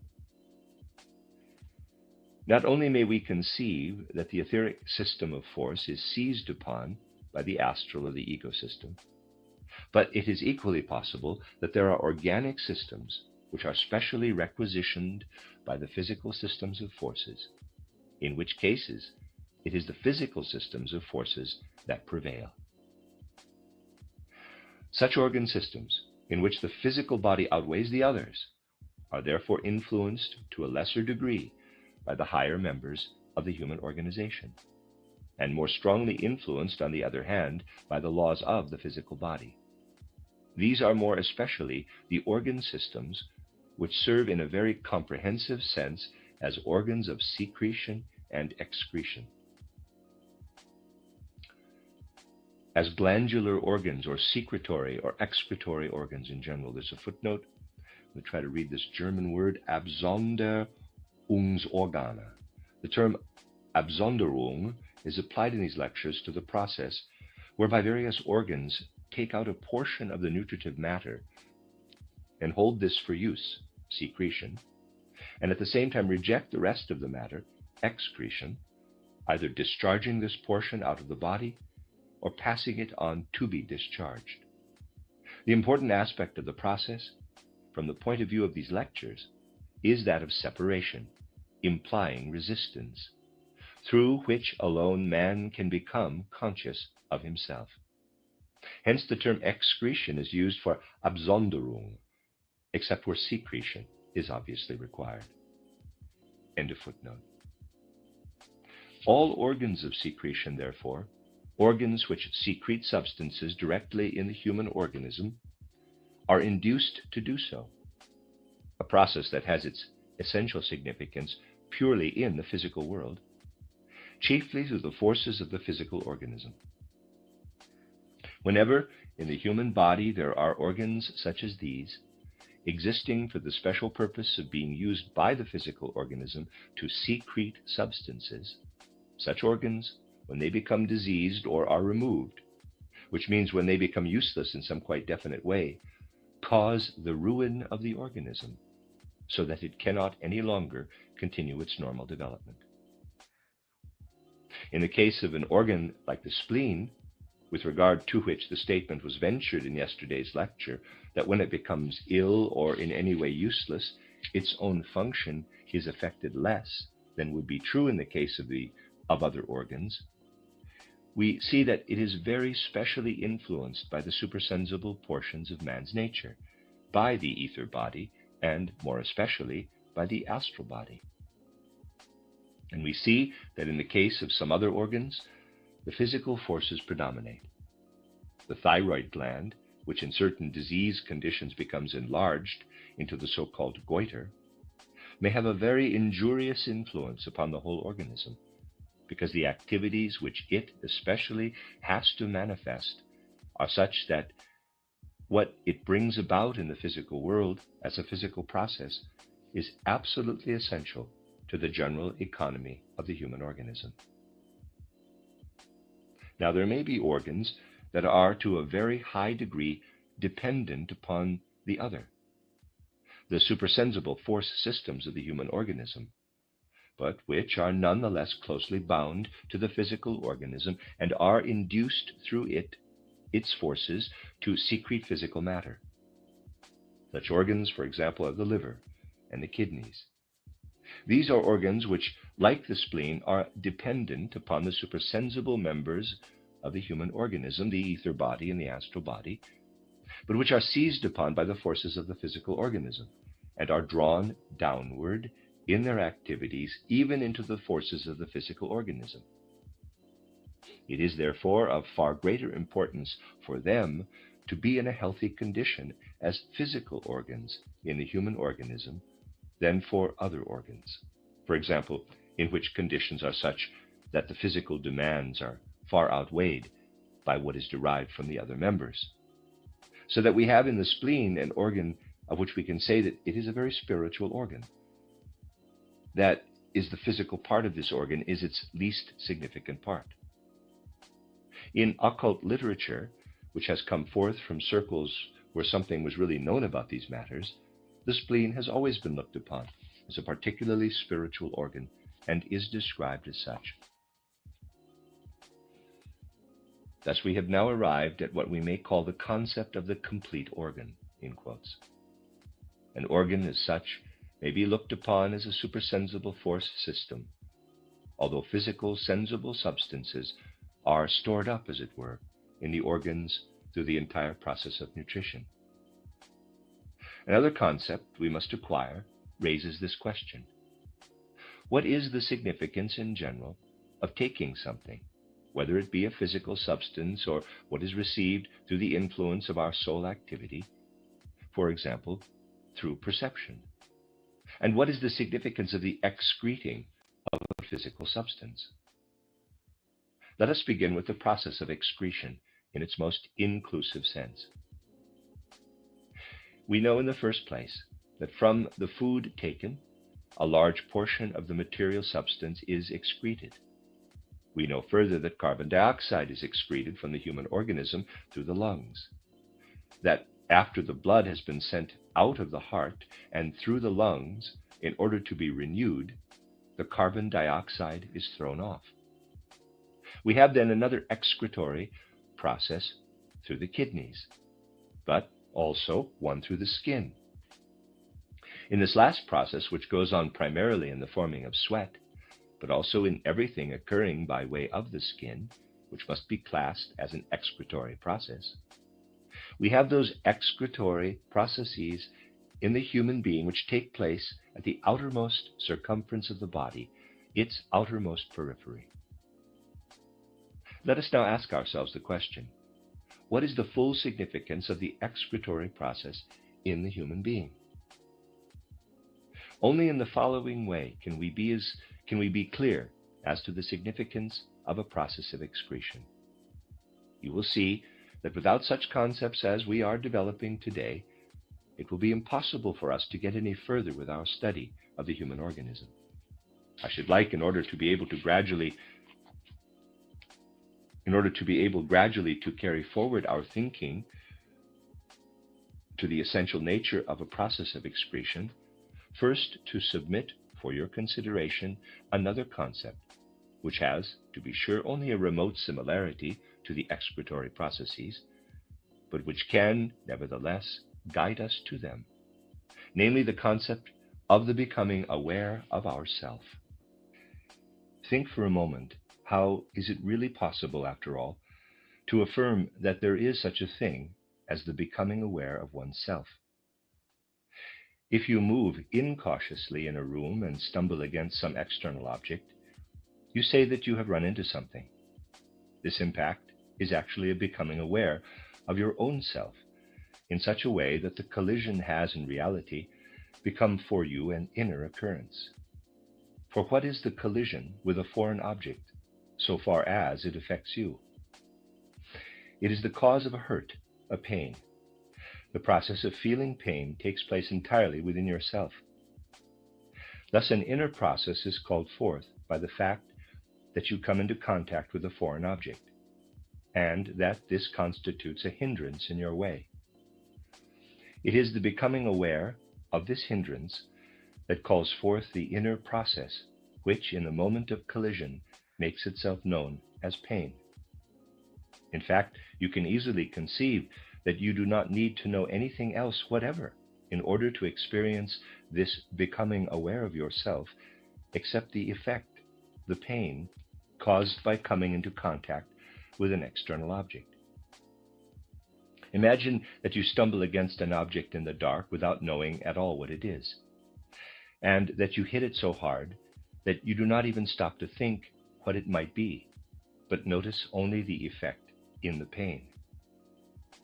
In this case, you have felt the effect of the blow in such a way that you live through an inner process within yourself. You are not inwardly conscious of anything, but an inner process in such a case, where you think of the blow as having taken place in the dark and of your having experienced its effect in pain. Of course, you say to yourself, quote, I have run into something, close quote, but this is, nevertheless, a more or less unconscious conclusion resulting from your inner experience, which is the effect of the outer object. From this you can see that man becomes aware of his inner being in the sensing of resistance. This is the concept we must have, of becoming aware of the consciousness of inner life, of being filled with real inner experiences through a sensing of a resistance. This is the concept which I have here developed in order to be able to make the transition to another concept, that of the excretions in the human organism.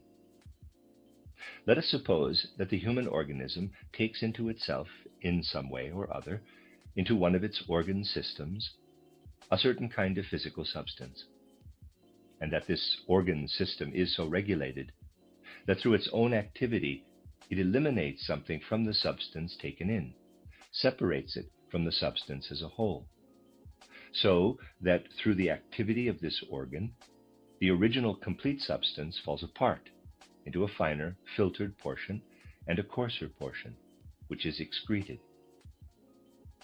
Thus there begins a differentiating of the substance taken in into a substance that is further useful, which can be received by other organs, and another that is first separated and then excreted. The unusable portions of the physical substance are thrust away, in contrast with the usable portions. An expression here justified, and we have such a collision as I described, roughly, in the case of one's running against some outer object. The stream of physical matter as a whole, when it comes into an organ, runs against a resistance, as it were. It cannot remain as it is. It must change itself. It is told by the organ, as we might say, quote, you cannot remain as you are. You must transform yourself, close quote. Let us suppose that such a substance goes into the liver. There it is told, quote, you must change yourself, close quote. A resistance is set up against it. For further use, it must become a different substance, and it must cast off certain portions. Thus it happens in our organism that the substance perceives that resistance is present. Such resistances are to be found within the organism in the most diverse organs. It is only because secretion takes place at all in our organism, because we have organs of secretion, that it is possible for our organism to be secluded within itself, to be a self-experiencing being. For only so can any being become conscious of its own inner life, through the fact that its own life meets with resistance. Thus we have in the processes of secretion, processes important for human life. Processes, in other words, by means of which the living organism secludes itself within itself. Man would not be a being secluded within himself if such processes of secretion did not take place.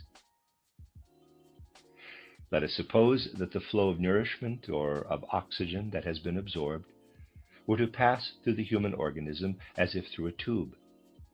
The result, if no resistance were offered through the organs, would be that the human organism would not be conscious within itself of its own inner life, but would experience itself, on the contrary, only as belonging to the great world as a whole. We might, to be sure, imagine also that the crudest form of this resistance were to appear in the human organism, that the substance in question might knock itself against a solid wall and turn back again into itself. This would not, however, make any difference to the inner experience of the human organism. For whether a flow of food or of oxygen were to pass through the organism, entering at one end and passing out at the other, being reflected back on itself as through a hose, this would not make any real difference to an inner experience of the human organism. That this is so, we can at once gather from the fact that when we bring it about in our nervous system that a concept turns back into itself, we thereby lift our nervous system right out of the inner experience of the human organism. It makes no difference why the human organism is left unaffected, whether because the streams entering from without are completely reflected or merely pass through. What makes it possible to realize the inner life of the human organism is the processes of secretion. Now, if we observe that organ, which we must consider the central organ of the human organism, the organ of the blood, noting how it continually renews the blood in one direction by taking in oxygen, and if we see in this organ the instrument of the human ego, we may then say that if the blood were to go through the human ego unchanged, it could not, in that case, be the instrument of the human ego, that which, in the very highest sense, enables man to be conscious of his own inner life. Only through the fact that the blood undergoes changes in its own inner life and then goes back as something different, in other words, that something is excreted from the changed blood, only because of this is it possible for man not only to have an ego, but to experience it inwardly with the help of a physical, sensible instrument. We have now enunciated the concept of the process of excretion. We shall next have to ask ourselves how it is with that excretion pertaining to the outermost boundary of the human organism. It will certainly not be difficult for us to conceive that the human organism as a whole must operate in such a way that this excretion can take place just where it does, on the periphery. For this purpose, it is necessary that, confronting all the streams of the human organism, there should be one organ which is connected with this most extensive of all the processes of excretion. And this organ, which is, as you will readily surmise, the skin in its most comprehensive sense, together with everything pertaining to it, presents most directly to the view what we call essential in the human form.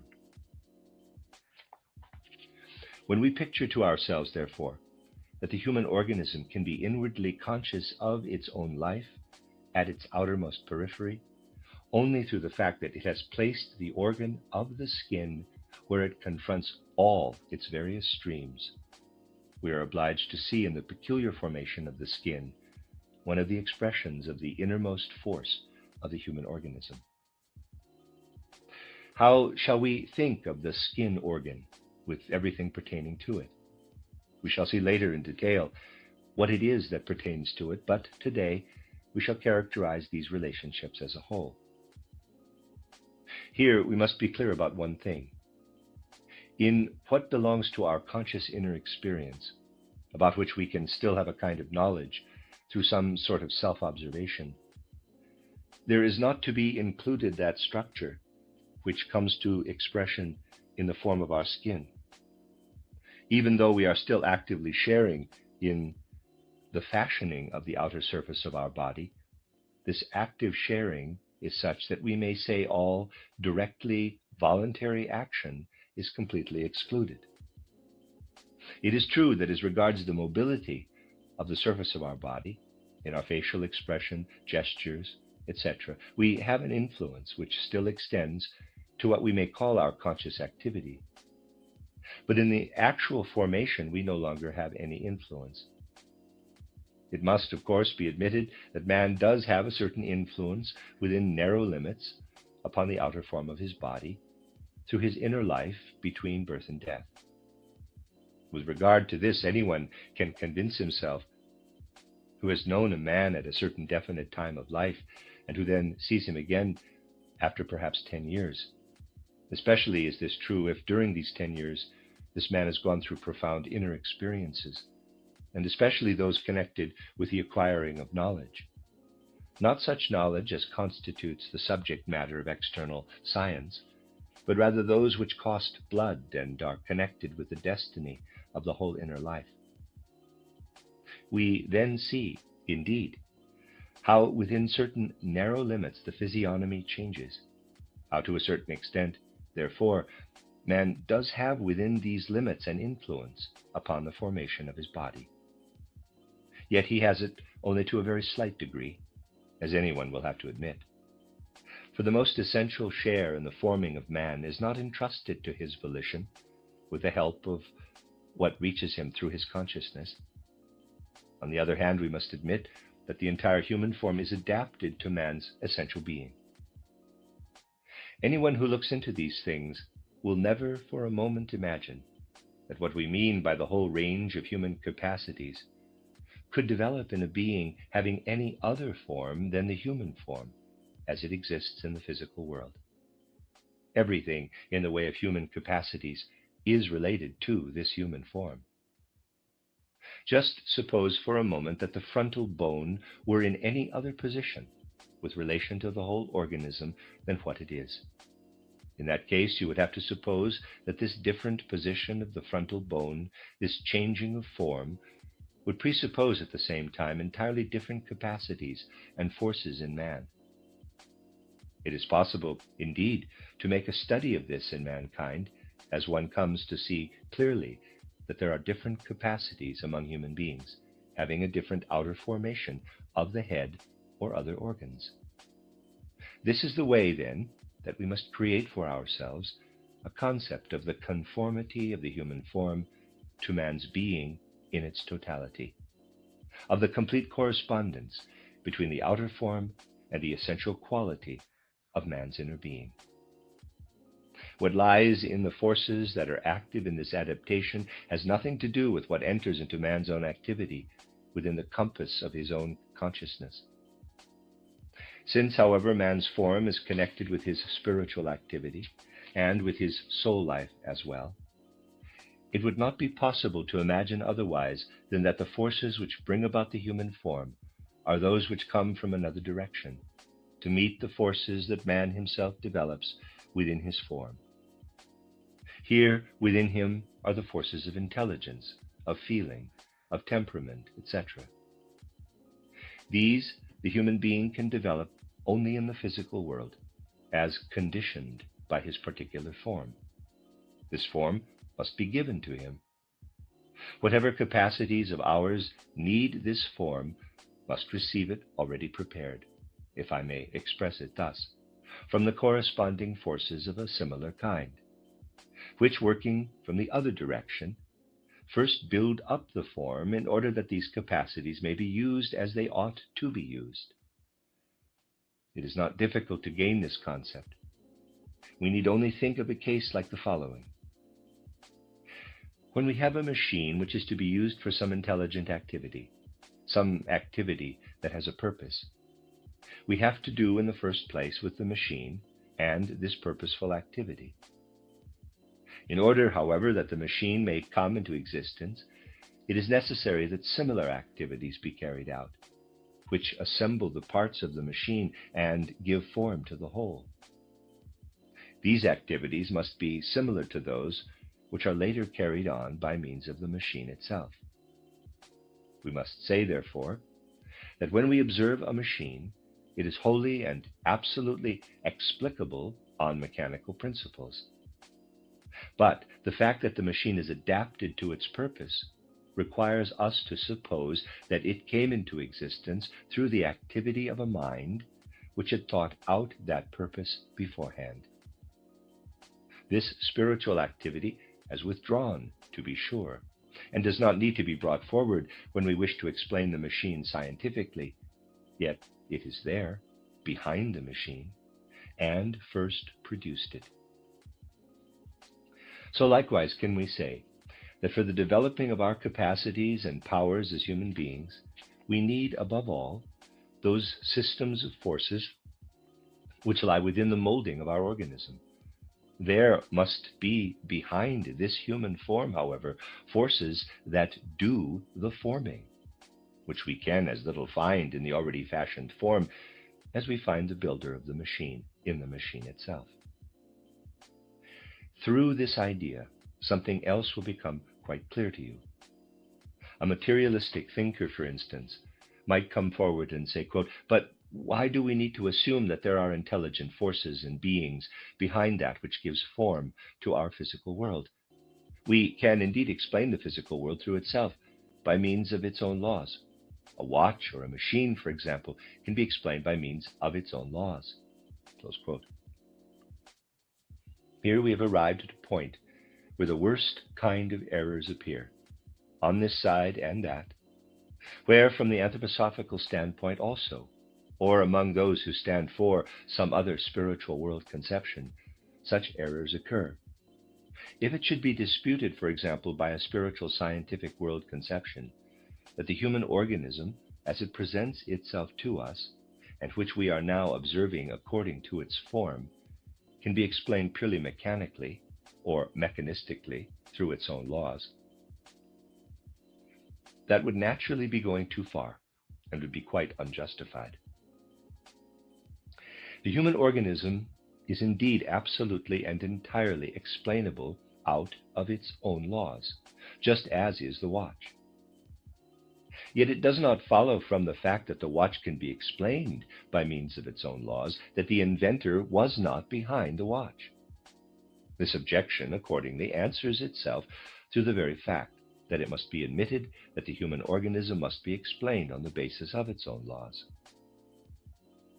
When we think, therefore, from the point of view of spiritual science, we have first to seek behind the form of a man as a whole for the form of creative beings. That is, for what underlies this entire human being. If we wish to form a concept of how the human form comes to be at all, we must think of it as coming about, on the one side, through the fact that the form-giving forces unfold themselves, and that in the building up of this human form, they at first enclose themselves within it.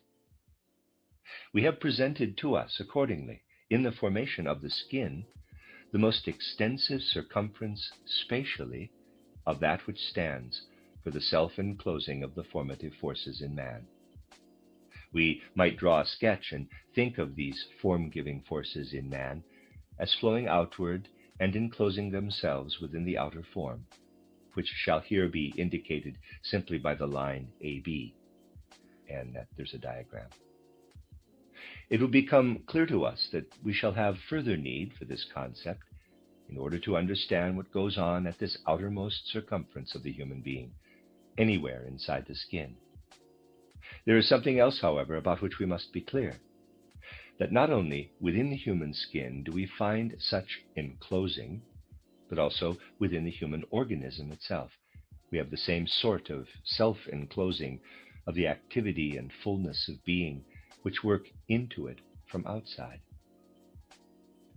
You need only reflect upon all that has been said up to this point, and you will remember that we do find just such a self-enclosing activity inside the human being, one in which we take no more part than in the forming of our skin surface. We mean here those very activities which come about in the organs of the liver, the gallbladder, and the spleen, etc. That which streams into the organism by means of the forces contained in the nutritive substances is stopped by these organs. Something is pushed against it. A resistance is set up in opposition to it. In other words, here in these organs, the external, vital activity of these substances is transformed. Whereas, therefore, in the case of the form-giving forces within us, it is necessary to think of these as being active as far as the skin. And whereas outside the skin we find no more form-giving forces, we must picture to ourselves that in the case of those forces which enter into us with the stream of nutrition or air, there is not a complete enclosing of what finds its way inward as currents from without, but rather there takes place a transformation. We must not think of these organs as stopping something, as is the case with the skin, but must rather think that the vital activity of the substances is so changed by them that the stream of food taken in by these organs, and there's a diagram, is then conveyed further in a changed form after it has met with resistance. Thus we have here to do with a process of change, and this concerns especially those particular organs which we have characterized as the inner cosmic system in man. They change the external movements of the substances. These are the forces which, in contrast to the form forces that build up the whole organism, we may call forces of movement. Within our inner cosmic system, these forces which transform the inner vital activity of the nutritive substances themselves become movement, so that we can rightly speak here of forces of movement in these organs. We are now far enough advanced in our considerations to be able to say that there are forces which work from outside into the human organism, forces whose activity we cannot compass within the horizon of our consciousness. All that we refer to as, in quotes, activities, in this case, takes place below the threshold of our consciousness. For certainly no one in a normal state of consciousness can observe the activity of his liver, his gallbladder, spleen, etc. And now, since our whole nervous system is a member of our organism, the question arises, what prevents this nervous system from knowing something about the formation of the organs in this organism? This certainly does take place there. The forces that give us our form are at work in our organism. And similarly, those within our inner cosmic system, which change the movement and the vital activity of substances. How does it come about that we know nothing of all this? The nervous system of our brain and spinal cord is intended, in a normal state of consciousness, to convey external impressions to the blood. That is, to take the impressions in as physical processes in such a way that these processes beat against the blood, as it were, and in doing this inscribe themselves upon the instrument of the ego, the blood, so that the outer impressions are thereby transferred to it. And just as truly the branches of the sympathetic nervous system, which with its ganglions and ramifications stand guard over the inner cosmic system, are intended to keep the processes that go on in this inner cosmic system from approaching as far as the blood, to hold these processes back, so to speak. You have now heard something more in regard to what I have previously touched upon, namely that the sympathetic nervous system has a function contrary to that of the nervous system of the brain and spinal cord. Whereas the latter must make the effort to convey external impressions to the blood in the best possible way, the sympathetic nervous system, with its opposite activity, must be continually holding back from the blood, from the instrument of the ego, the transformed vital activities of the substances that have been taken in. If we observe the digestive process, we have there, first, the taking in of external nutritive substances, then the holding back of the vital activities peculiar to these nutritive substances, and the transformation of these by means of the inner cosmic system of man. The vital activities of these substances accordingly are changed into other sorts of vital activities, in order that we need not, placed as we are in the world, continually, read that again, in order that we need not, placed as we are in the world, continually perceive inwardly what goes on in our inner organs, this entire stream of processes must be held back from the blood by means of the sympathetic nervous system, whereas that other nervous system goes to meet what is taken in from outside.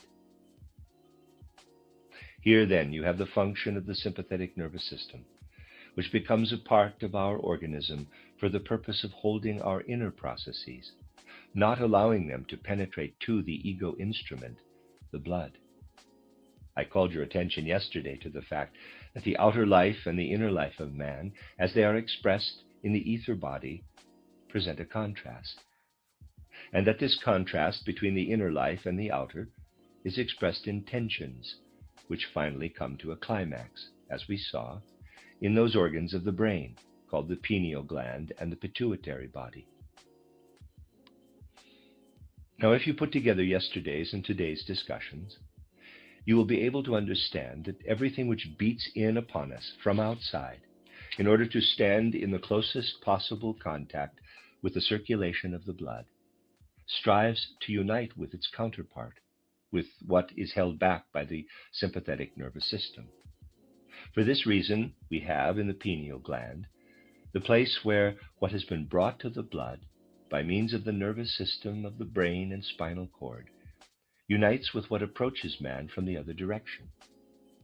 And the pituitary body is there as a last outpost to prevent the approach of what has to do with the life of the inner man. There are opposite to each other at this point in the brain two important organs. Everything that we live through in our inner organization remains below our consciousness, for it would indeed be terribly disturbing to us if we were to share consciously in our whole process of nutrition.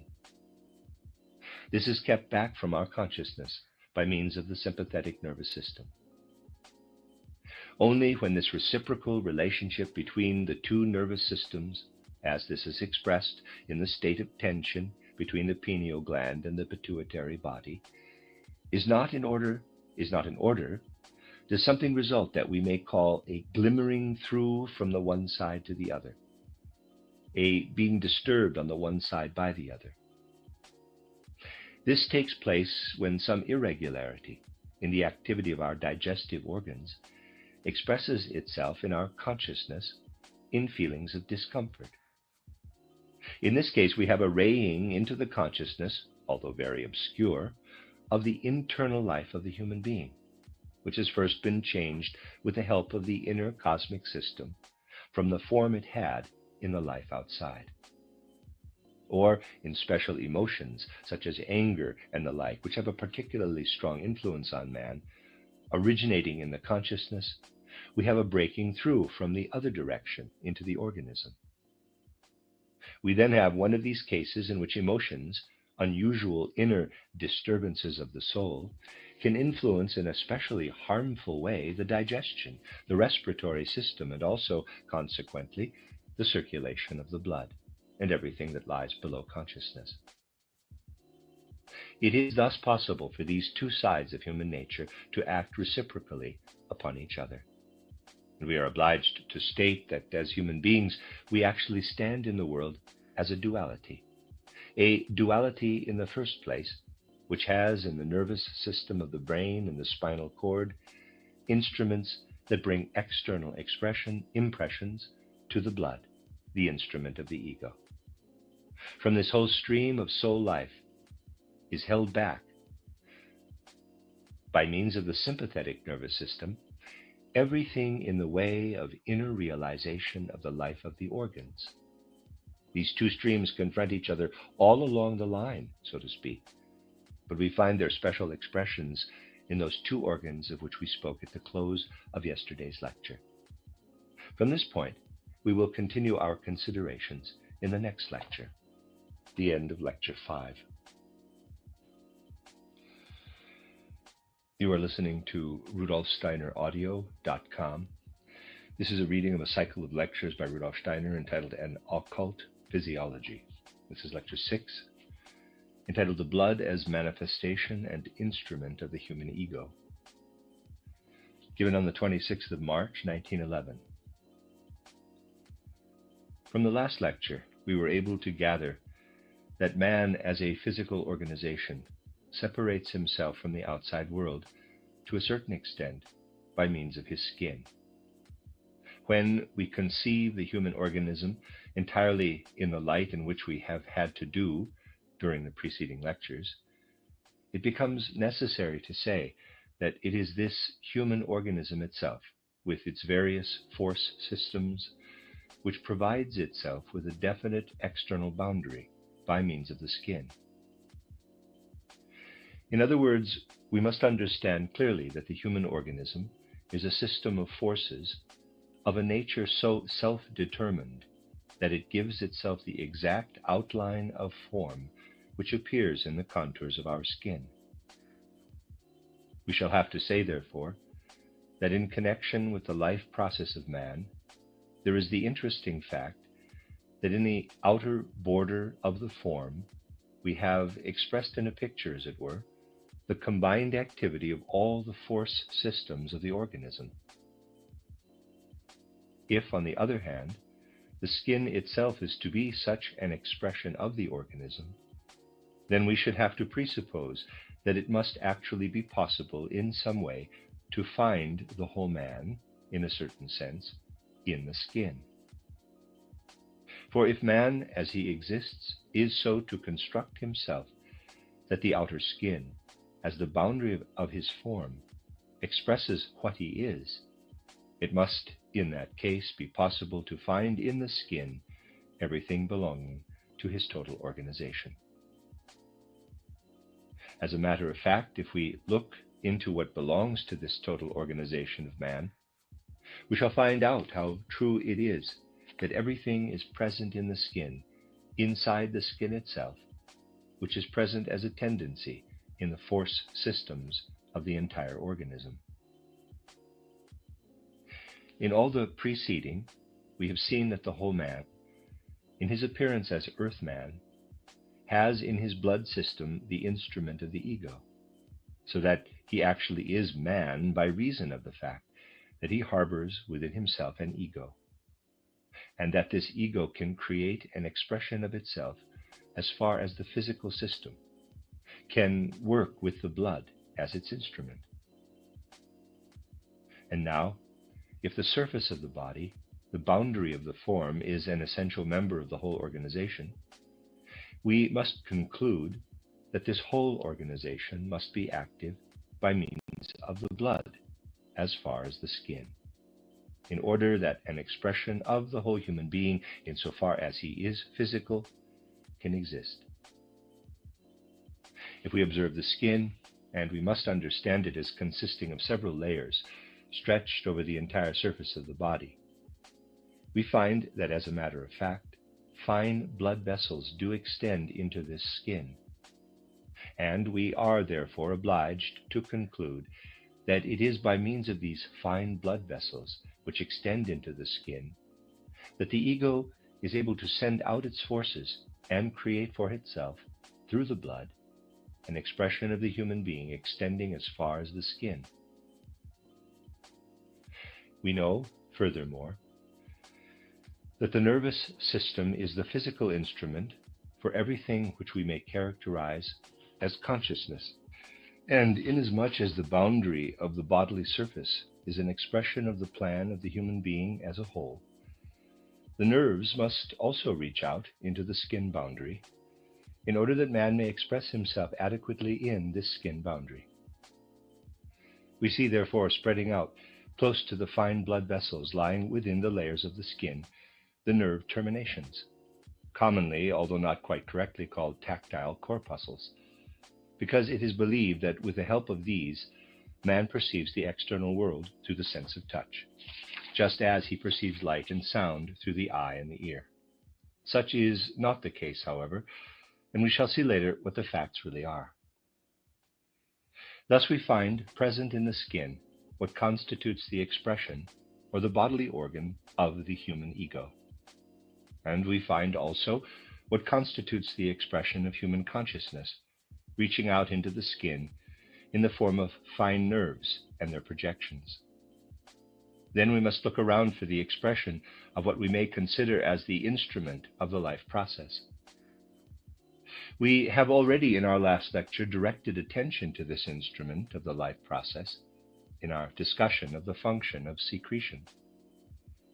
In this function, in which we have seen that a sort of hindering takes place, as it were, we may recognize the expression of the life process, to the extent that a living being which wills to exist in the world is compelled to shut itself off from the outside world. This self-enclosing can take place only by its experiencing a hindering within itself. This living through a hindrance in itself is brought about by means of the organs of secretion, which may be described in the broadest sense as glands. Glands are organs of secretion, and insofar as they are such, there takes place in them that sort of hindrance which calls forth inner resistance, in order that a being may shut itself off within itself. We must presuppose, therefore, that such organs of secretion, similar to those we have everywhere else in the organism, belong also to the skin, and they do belong to the skin. For we find in the skin organs of secretion, glands of the greatest possible variety, which carry on this function of secretion, in other words, a life process within the skin.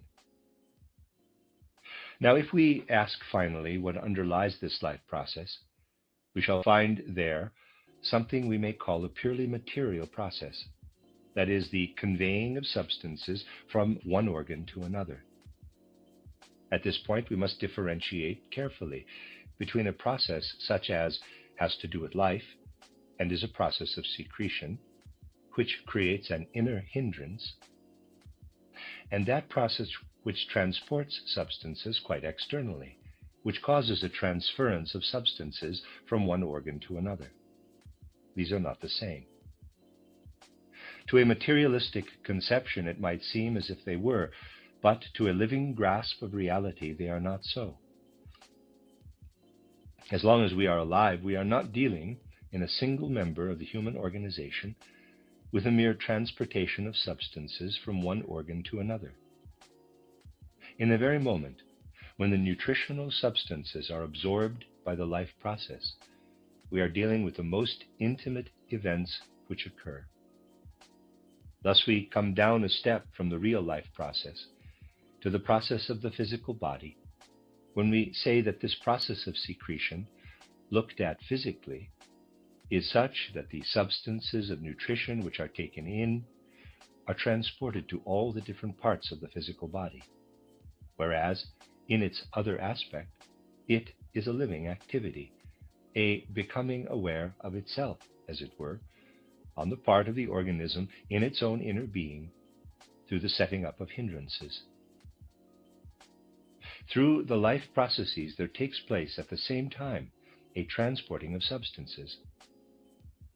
And we find this in the skin just as in the other parts of the organism. The nutritive substances are continually being secreted, carried outward in the skin, and there also excreted through the process of perspiration. So that here also what we may call a transporting in the physical sense, a changing of the substances in the organism, is physically present.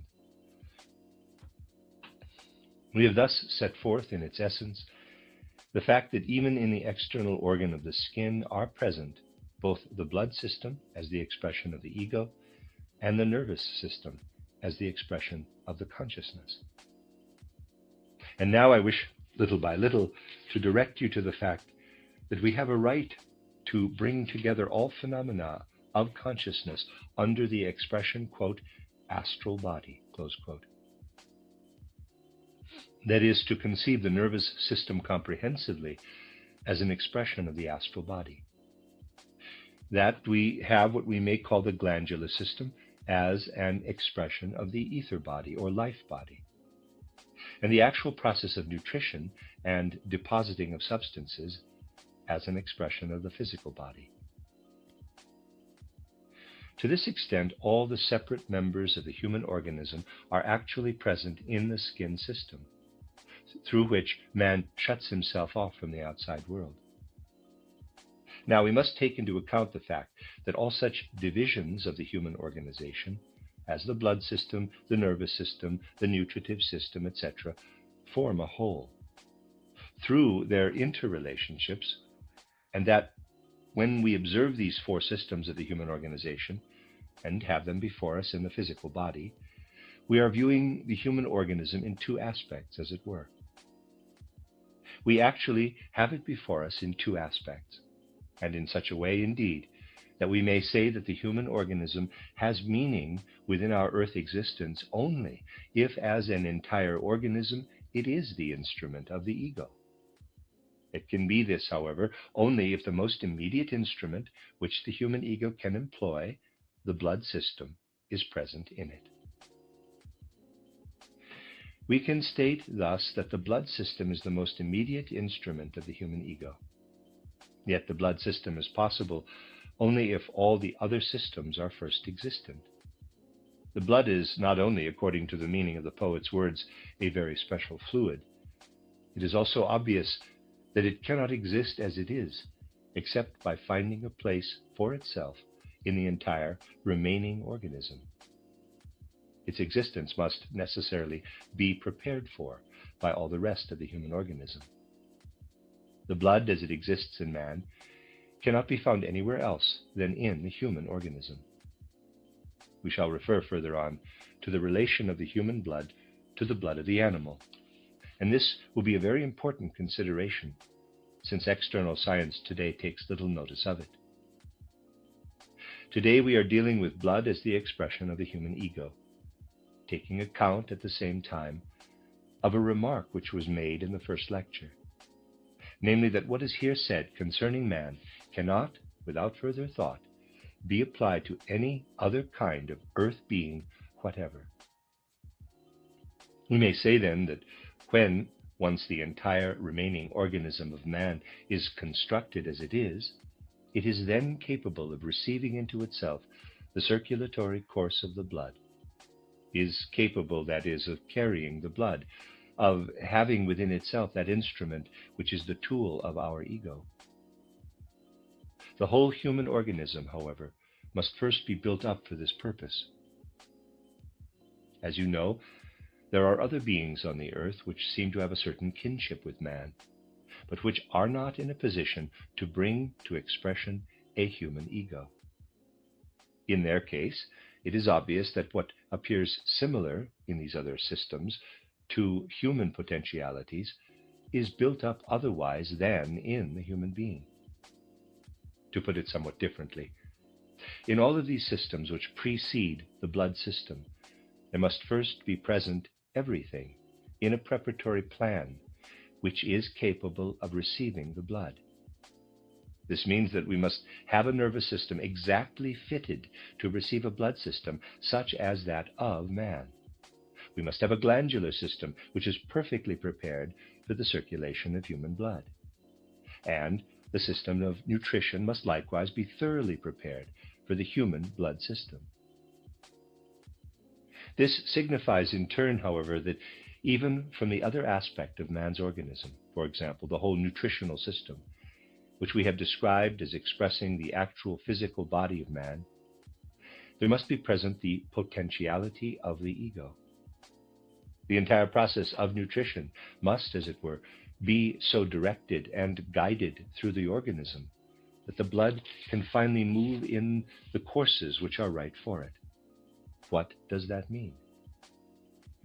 Let us assume, since everything is absolutely determined in its formation and its particular kind of activity by the quality of man's being, that we had to draw the course of the blood in a mere diagram, of course, in this fashion, and there's a diagram.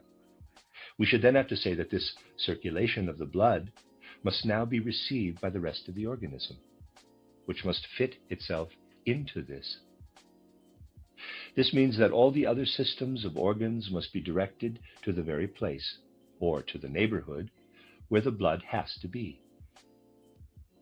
We could not have the whole texture of the blood vessels as this exists in our head, for example, or in some other part of our organism, if what is necessary to it were not in each case directed just where the blood is to circulate.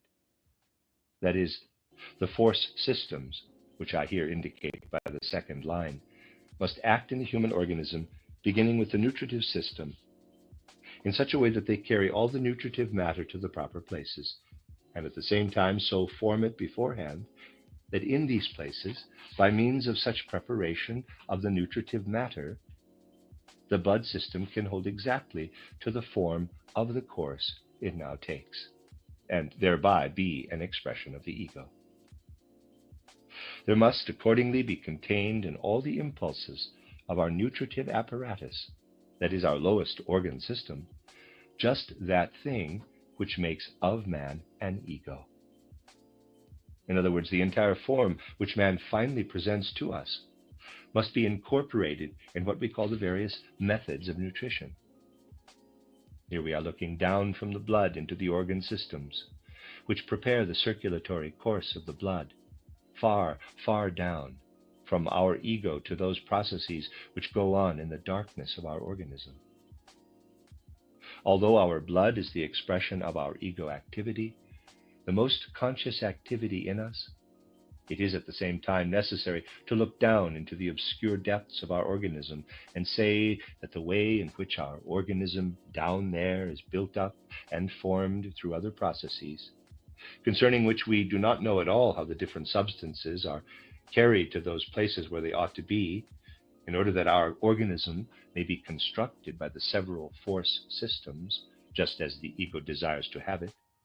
This shows us that, beginning with the nutritive processes, there are present in man's organism all the laws which lead ultimately to the formation of the course of the blood. Now, the blood presents to us the most mobile, the most active of all our systems. We know indeed that even if we interfere only slightly with the course of the blood, now, the blood presents to us the most mobile, the most active of all our systems. We know indeed that even if we interfere only very slightly with the course of the blood, it follows at once another direction from the one it takes in the normal course. We need only prick ourselves, and the blood at once takes another direction from its usual one. This is of infinite importance, for we can see from it that the blood is the most easily controlled element in the human body, that it has a good foundation in the other organic systems, while at the same time it is the most controllable of the all, has the least stability within itself, and is more determined than any other system by the experiences of the conscious ego. I shall not now go into the fantastic theories of external science concerning blushing or turning pale from feelings of shame or anxiety. I shall merely point to the purely external fact that underlying such experiences as fear or anxiety or the feeling of shame are ego experiences which are recognizable in their effect upon the blood. With a feeling of fear or anxiety, it is as if we wanted to guard ourselves, so to speak, against something which we believe will have an influence upon us. We draw back with our ego. With the feeling of shame, we would best of all like to hide ourselves, to obliterate our ego. In both cases, referring only to the external facts, the blood as an external physical instrument follows physically what the ego lives through in itself. In the case of feelings of fear and anxiety, where a man would like to draw back into himself completely from something which he feels to be threatening him, he becomes pale. The blood draws back to its center, draws inward. When a man would like to hide himself because of his sense of shame, would like to obliterate his ego, or best of all, not to exist or to slink away somewhere, the blood, under the influence of what the ego may here live through, spreads out as far as the periphery. And so you see from this that the blood is the most easily controllable system in man, and that it can follow in a definite way the experiences of the ego.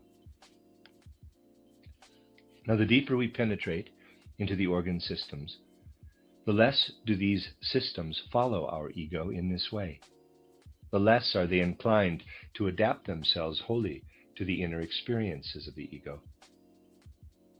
Whatever especially affects the nervous system is regulated, as we know, along certain definite nerve courses. And these nerve courses show us something relatively fixed in their functioning, in contrast to the blood. Whereas the blood is mobile and can be guided under the influence of ego experiences from one part of the body to another, as happens in the case of shame and fear, we must say with regard to the nerve courses that the forces which are active here must be the forces of consciousness, and that these forces cannot carry the nerve substance from one place to another, as can be done with the blood substance. This substance of the nervous system is indeed more fixed than the substance of the blood. And this is still more true in the case of the glandular system, which shows us glands that have certain definite tasks to perform in definite places within the organism.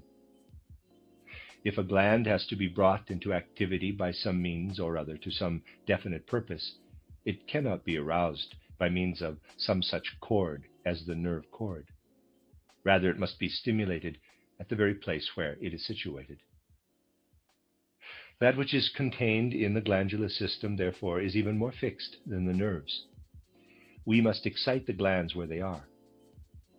Whereas we can guide the activity of the nerves along the nerve cords, we have in this system connected fibers also, which unite the separate ganglions. The gland must be looked for where it is located. Still more striking, however, is this process of fixation, this process of being inwardly determined, not, quote, being determinable, close quote, in everything that has to do with the system of nutrition, by means of which man incorporates substances directly into himself in order to be a physical, sensuous being. For this incorporating of substances, there must, nevertheless, be available a thorough preparation for the instrument of the ego as well as for the other instruments.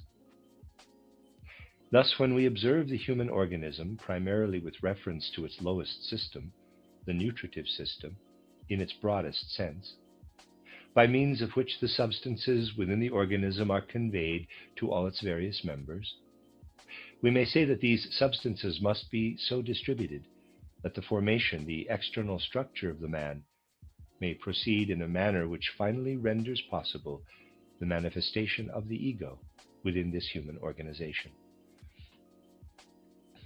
To this end, much is necessary.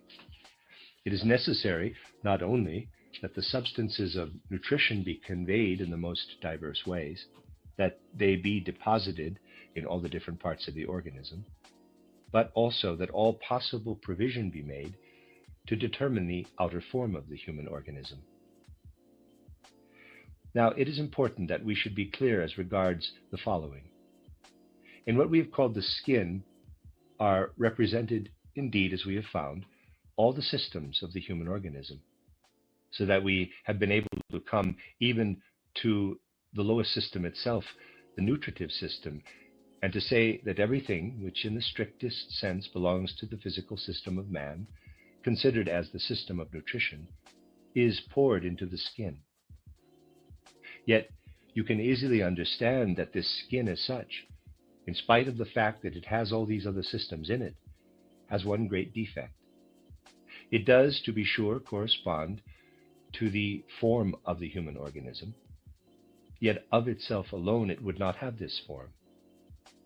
In spite of the fact that it has all the organ systems in itself, it would not of itself be capable of giving to man the outline of his form. It's that alone, if that alone were present, which is present in the skin, man would collapse. Through it alone, he could not maintain his upright form. From this we see that not only are there necessary those nutritive processes which make the skin a physical system, but that other manifold nutritive processes must also be possible, which determine the form of the human organism as a whole. At this point, therefore, it will not be difficult to grasp the fact that we must consider those nutritive processes which go on in the cartilage and the bones as such, transformed nutritive processes. What sort of processes are they? When the matter contained in our nutritive substances is conducted to a cartilage or a bone, it is really transported only as physical matter. And what we ultimately find in the cartilage or the bone is nothing else than the transformed nutritive substances. Here, however, they are transformed differently than in the skin. We must, therefore, conclude that we have in the skin transformed nutritive substances which are deposited in the outermost boundary of our body, following the outline of its form, for the purpose of making us into physical man. Yet, on the other hand, through the way in which the nutritive matter is deposited in the bones, we must also see that there we have to do with a nutritive process which rounds out the human form, but which, in comparison with that expressed in the skin, is a different transformation of the nutritive process. And now, if we follow the method of observation we used earlier in connection with the nervous system, we will have no difficulty in understanding this entire nutritive process and the transportation system for the nutritional substances. When we look at the skin, which finally shuts man off from the outside world, and when we observe the nutritive substances that bring about that external enclosure, which in itself certainly provides man with his surface structure, but which could not of itself produce the human form, it then becomes clear that this nutritive process which is active in the skin is the most recent one in the human organism. In the manner of providing nourishment to the bones, we see a process which bears a relationship to the process of nourishment in the skin, similar to that which we attributed to the process of the formation of the brain as compared with the formation of the spinal cord.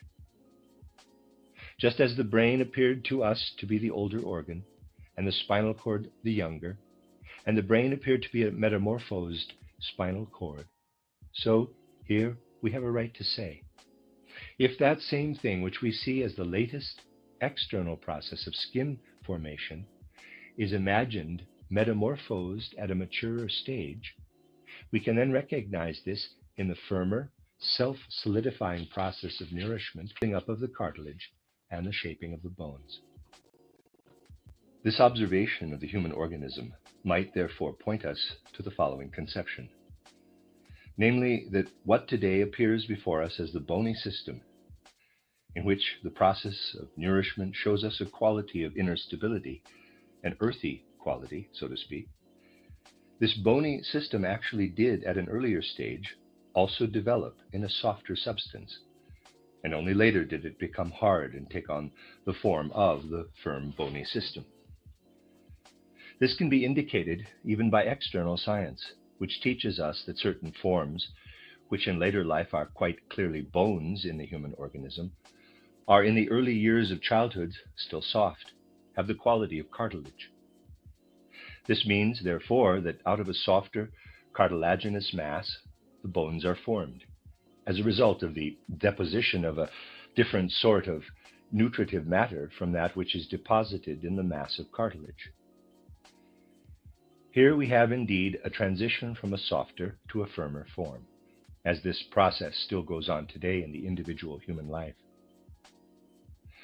If we see then in the cartilage an earlier stage of the bone, we may say that the whole deposition of the bony system in the organism appears to us as something representing a last result, as it were, of those processes appearing in the nourishing of the skin. First, the substances must, in the simplest way, be metamorphosed to the softest possible substance and driven toward the organs of the body. And when this preparation has taken place, The nutritive process then can go on, and certain parts can be hardened into bony matter in order that the form of the human organism as a whole may be the final result. The nature of the bones as we see them, on the other hand, gives us the right to conclude from direct evidence that really we can find no further progress in the nutritive process beyond that in the bony formation, insofar as the human being up to the present stage of his evolution is concerned. Whereas we have in the content of the blood the most determinable substance in man, we have in the bony substance, in that which appears before us in the form of the bones, something which is not determinable, which has arrived at a stage of maximum fixity of form. Indeed, if we continue our previous observations, that the blood is man's most easily controlled instrument, whereas the nerves are less subject to his influence, we must then consider that in the bony system, which is the foundation of the entire human organization, we have something that has arrived at the ultimate stage in its evolution so far as man of today is concerned, something which represents the product of a final metamorphosis. For this reason, moreover, everything which has to do with forming the bony system, in spite of the fact that this must be wholly directed toward the ego, must take place in such a way that the bones may be ultimately the carriers and supporters of an organism like this, in order that the courses of the blood may take such directions as they should. And this in turn, in order that in these courses of the blood, the human ego may have a proper instrument.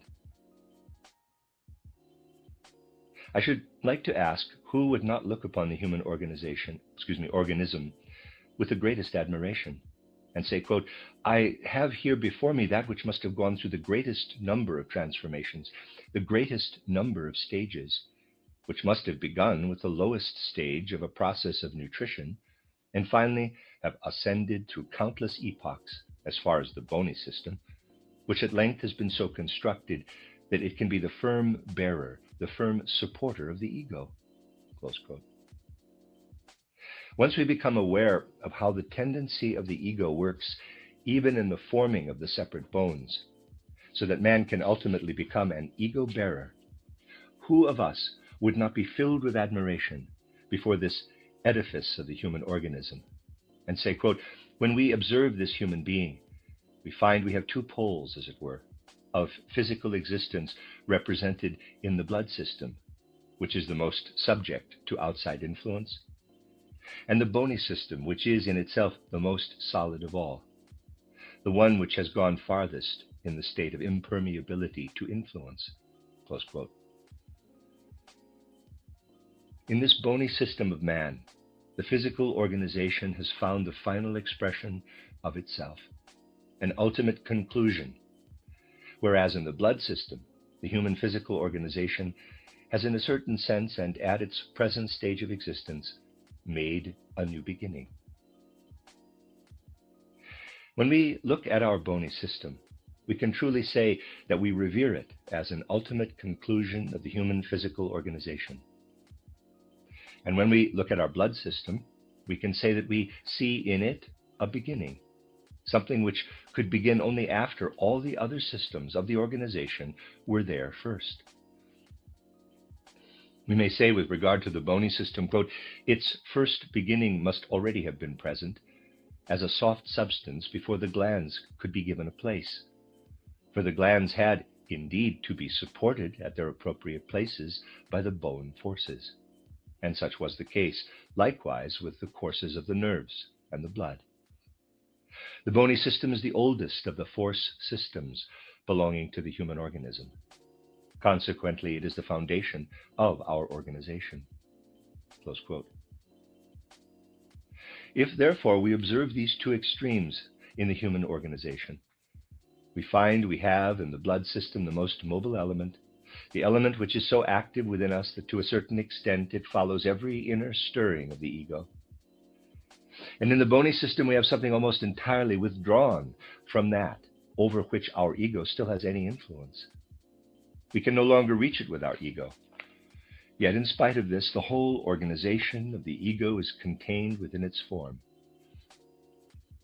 Hence, even to purely external observation, the blood system and the bony system in man are like a beginning and a conclusion in contrast to each other. And if we thus look at ourselves, having a blood system which continually obeys all the stirrings of the ego, we must conclude that human life really expresses itself in this active blood. And when we look at our bony system, we say, quote, it really is somewhat isolated. It is that which draws aloof from our human life and serves it only as a support, close quote. Or to express it differently, quote, our pulsating blood is our life. Our bony system is that which has already withdrawn from a direct connection with our life because of its ancient origin, has already eliminated itself and continues merely to serve as a support, to give us form, close quote. Whereas in our blood we are alive, we are in truth already dead in our bony system. And I urge you to look upon this expression as a leitmotif for the lectures which follow, for it will help us to certain important physiological conclusions. Quote, whereas in our blood we are alive, we are, in our bony system, strictly speaking, already dead, close quote.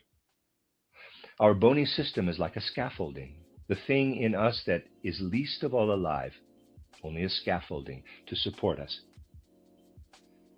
We have seen in man, from the first, a duality. And here this duality confronts us in yet another form. We have, on the one hand, in our blood, that which is the most vitally active, the most living thing in man. And on the other, we have in our bony system something which draws aloof from this vital activity of ours, something which really already bears death in itself. Moreover, it is, in a certain sense, our bony system which is least subordinated in its form to the life of the ego. For this reason, the bony system has already arrived in its form at a certain final conclusion, even though it still continues to grow. At that stage in a human life where the ego experiences first begin to stir inwardly. By the time of the change of teeth, the bony system has taken its form in the main. It then merely continues to develop by growth, these forms which it has produced, those forms which it has produced. In the forming of the new teeth, somewhere about the 7th year, we have the last productive activity of which the bony system is capable. During that very time, when we ourselves still remain withdrawn from our inner vital activity, the chief development of our bony system is proceeding. It is then, moreover, that most mistakes are made in the giving of nutrition, when the bony system is building itself out of the dark foundations and forces of the organism. The way is prepared in these years for bone diseases, such as rickets and the like, if the processes of nourishment are not properly directed. Thus we see that what is withheld from the ego works into our bony system. It is entirely different in the case of the blood system, which follows in active response the life of the individual human being, and is more dependent than any other system upon the processes of our conscious inner life. It is a fallacy on the part of external science to believe that the nervous system is more susceptible to inner experiences than is the blood system. I shall here point only to the fact that in a phenomenon such as blushing, there is a shifting of the blood, where a shifting of the blood takes place. We have the very simplest form of the influencing of the blood system by way of the ego experiences. Likewise, when we become pale from anxiety and fear, we have transitory expressions of ego experiences clearly manifested in the instrument of the ego. The way the ego feels in fear or shame is expressed through its instrument, the blood. You can understand, therefore, if such expressions occur even in the merely transitory processes, that the more lasting habitual experiences of the ego must certainly manifest themselves in the easily excitable element of the blood. There is no passion, no instinct, no emotion, whether we experience these habitually or whether they come to expression in an explosive way, which does not pass over as inner experience to the blood as the instrument of the ego, which does not there express itself externally. All the unwholesome elements of the inner life of the ego express themselves primarily in the blood system. And so, wherever we wish to understand anything that goes on in the blood system, it is important not merely to inquire as to the nutritive process, but even more to look into the soul processes, insofar as they are inner ego experiences, such as moods, habitual passions, emotions, and the like. Only the materialist will direct his attention chiefly to the nutrition in connection with disturbances in the blood system. For the nourishment of the blood is dependent upon that of the physical system, the glandular system, the nervous system, and the rest. And as a matter of fact, the nutritive matter is already thoroughly filtered when it comes into the blood. If, therefore, the blood is to be adversely affected from without, the organism must already be in a seriously diseased state. On the other hand, all soul processes, all processes of the ego, react directly upon what is occurring in the circulation of the blood. Thus, our bony system is the one which most of all draws aloof from the processes of our ego, while our blood system accommodates itself more than any other to these ego processes. Indeed, this bony system is by nature, we might say, quite independent of the human ego, and yet adapted to its purpose, with the exception of one single portion, which, just because it presents an exception to the characteristic of the bony system of not being determinable by the ego, has given cause for all sorts of mischief. You know that there is such a thing as phrenology, an investigation of the skull. This bone investigation, in spite of the fact that from a certain materialistic point of view it is looked upon as superstition, has gradually, even where loyally fostered, taken on a materialistic coloring in accordance with the general fashion of our time. If we were disposed to characterize it somewhat crudely, we might say phrenology is carried on in general in such a way that the expression of the inner nature of the ego is sought for in the forms in which the skull is molded. Thereby certain general principles are set up, that one prominence in the skull signifies this, another that, and so forth. The human qualities are sought for in the light of these prominences, so that phrenology seeks in the bony system of the skull for a kind of plastic expression of the ego. And yet, if it is carried on in this way, even though it seems to look for spiritual expressions in the structure of the single bones, it is harmful. For anyone who is a truly keen observer knows that no single human skull is like another, and that no one could ever account for this or that by way of generic elevations or depressions. Each separate skull is so different from every other that in each we find different forms. Now, we have stated that whereas the blood, in its vital activity, is the system that most of all follows the ego, the bony structure withdraws from it, follows it least of any. Yet, though the bones in general appear to be designed according to type, let me say it again, and yet, although the bones in general appear to be designed according to type, the skull bones, and also the bones of the face, seem in a certain way to correspond to the human ego. Anyone who observes the structure of the skull knows, at the same time, that although man himself is an individual and his skull structure is also individual, yet this wonderful configuration of the skull has been designed from the beginning in accordance with the particular human individuality, and must develop just as the other bones do, only in a different form for each man. How does this come about? It comes about for the same reason that underlies the development of the individual qualities of man in general. For the entire life of the individual human being does not run its course only from a birth to a death, but continues throughout many incarnations. Whereas our ego has no influence, therefore, over the skull structure in our present incarnation, it has developed during the intervening period between the last death and the last birth, in accordance with the experiences of the preceding incarnation, the forces which determine the skull structure. And it is these forces which determine the form of the skull in this incarnation. What the ego was in the preceding incarnation determines the form of the skull in this one. So that in the structure of our skull, we have an external plastic expression of the way in which we, every single one of us, again, however, as individuals, have lived and acted in the preceding incarnation. Whereas all the other bones we have in us express something which is common to man, the skull in its external form expresses that which we were in an earlier incarnation.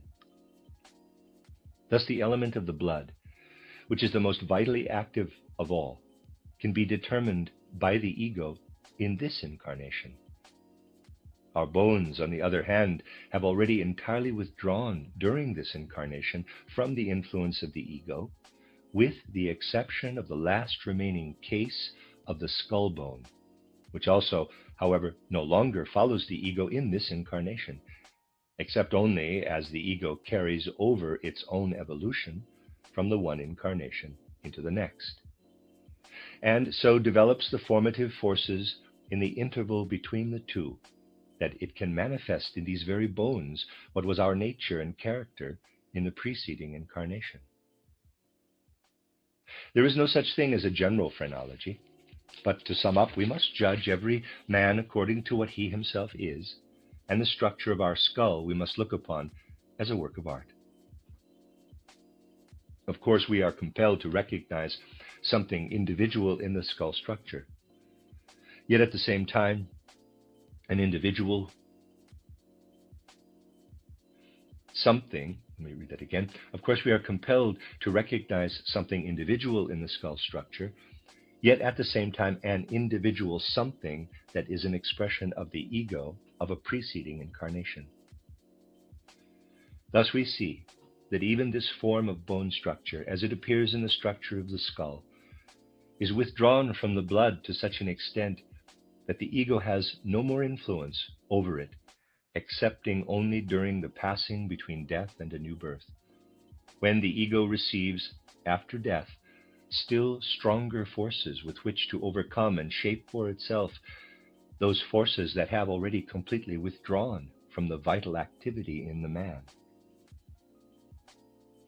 When, therefore, anyone speaks about the idea of reincarnation and says, quote, that is something which, speaking generally, is beyond our judgment or reason, close quote, one may answer, quote, you can, if you will, convince yourself by tangible evidence that the human ego was present in a previous incarnation. When you take hold of a human head, you have before you the tangible proof of reincarnation, close quote. And anyone who does not admit this, who sees something paradoxical in the fact that because of the way in which a thing is formed externally, the way a thing appears in its outward form, one is forced to infer something living that formed this exterior shape out of its own inner life. Such a person has no right to deduce in any other case a living something when he comes across a modeled form.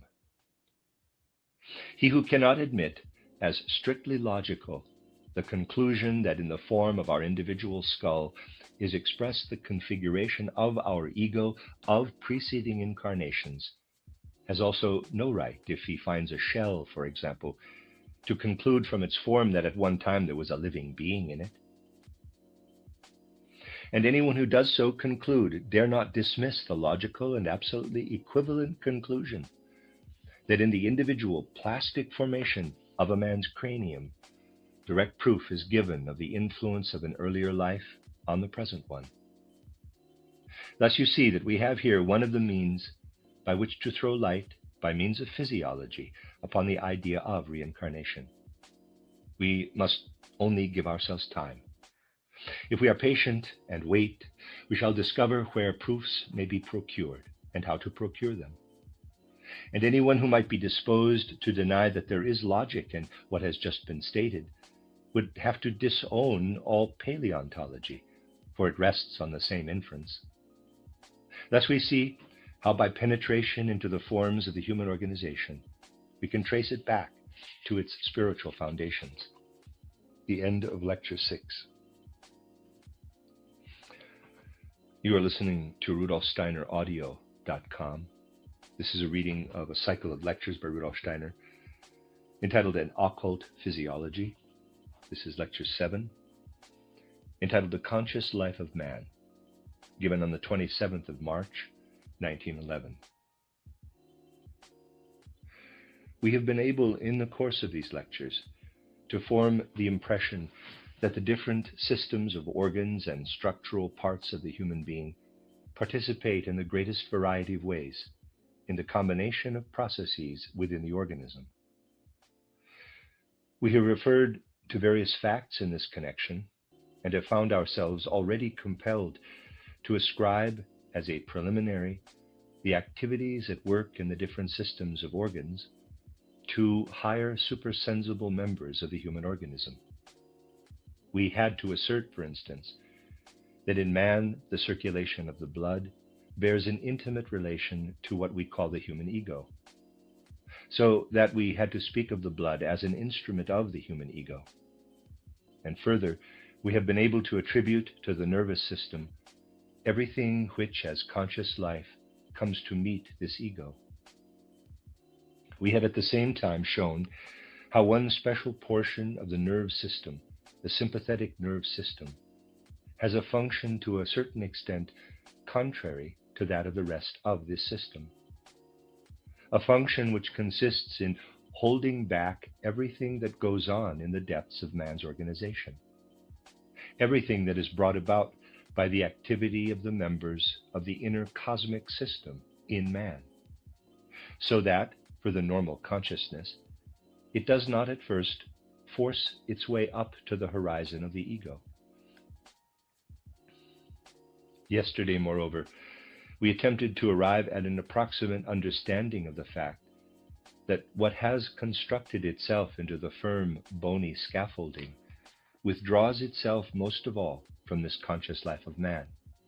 Yet at the same time, we had to emphasize the fact that even in this solid scaffolding, a quality of being must be active, such as enables man to evolve an organ for the life of his ego, namely the circulation of the blood. We may, therefore, draw the conclusion that the significance of the depositing of the bony system in man, as related to his whole organization, consists in the fact that he can maintain a human form at all, and that everything expressed in the processes which take place in this solid bony system is kept in the subconscious. We have always to do with something of this kind in the human organization, and we must be especially clear that something within it is shielded from the influences that play a part in our environment in the great world. We have stated, for example, that the 7 members of the inner cosmic system, especially that most spiritual one among them, the spleen, restrain the working of the external laws natural to what we take in as nourishment, that they convey the nutritive substances into the organism in such a manner that they are finally filtered into a form which enables them to exert their powers in conformity with laws and a vital activity of their own. This shielding of the inner processes, this transforming and implanting of outside matter, is most visible and obvious in the warmth of the blood. This blood warmth, which operates within strict limits of temperature, is regulated by conformity to its own inner laws. And in this conformity it is, in normal life, independent of what takes place in the warmth processes of the macrocosm, of the great world about us. Here, in the stability of the temperature of the blood, we have a perfectly obvious fundamental phenomenon. We must point out, therefore, that one of the most essential elements in the inner organization of man is that something possessed of being is cut off within set limits from the macrocosm and develops a vital activity of its own. Now, in order to advance still further in our understanding of the human organism, it will be well for us today to proceed for a short while from another direction, so as to direct our attention briefly to the conscious life. We know already from the preceding lectures that the conscious life of man employs the instruments of the blood and the nervous system. We have not, however, been able to go into the finer processes, for this investigation is something we must frankly confess still liable to startle the outside world, which so depends upon present-day customary science. On the other hand, anyone who has a basis of genuine and true occultism will tell you that the tendency of modern science is leading toward a confirmation in the course of the next few decades of those things which we are able to bring forward at the present time, though to be sure only through occult observations.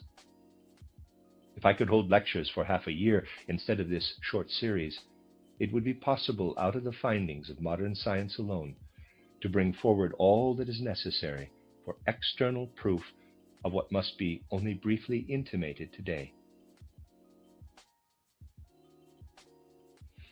As it is, however, I must leave very much to the goodwill of my audience. It is possible, indeed, in the case of everything stated here, to trace our way to external science, which is already in a position, provided it begins with facts and not theoretical prejudices, to discover confirmation on the basis of its present-day findings for what may be learned in the sphere of occultism. Now, if we are to start out from our conscious life, and I beg you to understand all these discussions as having such a basis, and to consider the relation of the more or less conscious soul life to our organism, we must keep in mind, as indeed is done in ordinary physiology, all that we call our thought activity in its most comprehensive sense. We do not need in this connection to go into all the niceties of logical and psychological distinctions, but must simply realize that we have here to do with the thought life of man, and furthermore, within the realm of our soul's life, with the life of feeling and willing. You will never find any contradiction among those who have a foundation of true occultism when it is asserted that all processes in our soul life, which take place on the physical plane and which fall into any one of the categories of our thinking, feeling, or willing life, are accompanied in a normal state of consciousness by actual material processes in the organism, whether imbued with life or not. We may find, therefore, that for literally everything which takes place in our soul, there are corresponding material processes within our organism. And it is precisely this fact that is of the very greatest interest. For it will be, for the first time possible in the next few decades, as a result of certain tendencies in contemporary science, for the present still only tendencies, actually to discover these correspondences between soul processes and physiological processes, and thus to confirm what we have attained through occultism. For every thought process, there is a corresponding process within our organism. And the same is true in the case of every emotional process and every process which may be denoted as a, quote, impulse of will, close quote. We might put it in this way. Whenever something takes place in our soul life, it produces a wave which repeats itself as far down as the physical organism. Let us take first the process of thinking, what occurs in thought.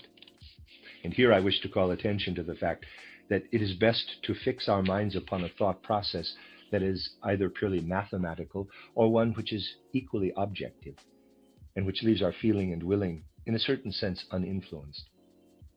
That is, we shall first consider thought processes in pure and unalloyed form. What happens in our organism when such thought processes go on within our soul life? Every time we fix upon a thought, there takes place in our organism a process which we may compare with another one of a different kind. By this, I do not mean that what I am here stating is an analogy, for it is not an analogy, but an actual fact. And when I say, quote, we may compare, close quote, I mean that this comparison is to lead us to the facts of the matter. We may compare it with what takes place when we dissolve any kind of salt in a glass of water heated to a certain temperature, and by allowing this water to cool, cause the salt to crystallize, thus bringing about the very opposite of the process of solution. When the salt is entirely dissolved, the water is transparent. But when the water is cooled again, and the opposite process takes place in it, the salt separates itself from the water and crystallizes again. There comes about a reformation of the salt, a depositing of salt in the water. And when we observe water which at first was warm, and then is brought to a state in which the salt recrystallizes in it, we see that there within the liquid a solid substance takes form. Something solid settles again, a salt deposit. Parenthesis, as I said before, I have taken it for granted that these statements, as to results of occult research, will at first startle anyone who accepts quite pedantically and in a purely conventional way the facts recorded by external science. Close parenthesis. Now, exactly the same process takes place within our organism when we think. This corresponding process of thinking is a salt depositing process, so to speak, which is caused by a certain activity in our blood and which irritates and reacts upon our nerve system. A process, that is, which goes on the frontiers between our blood and nerve systems. And just as we can look at the water in the glass and observe the formation of the salt as it separates and crystallizes, so we may see, when we observe a human being exercising thought, that just such a process, supersensibly perceptible in all its exactness to the clairvoyant eye, EYE, actually does take place.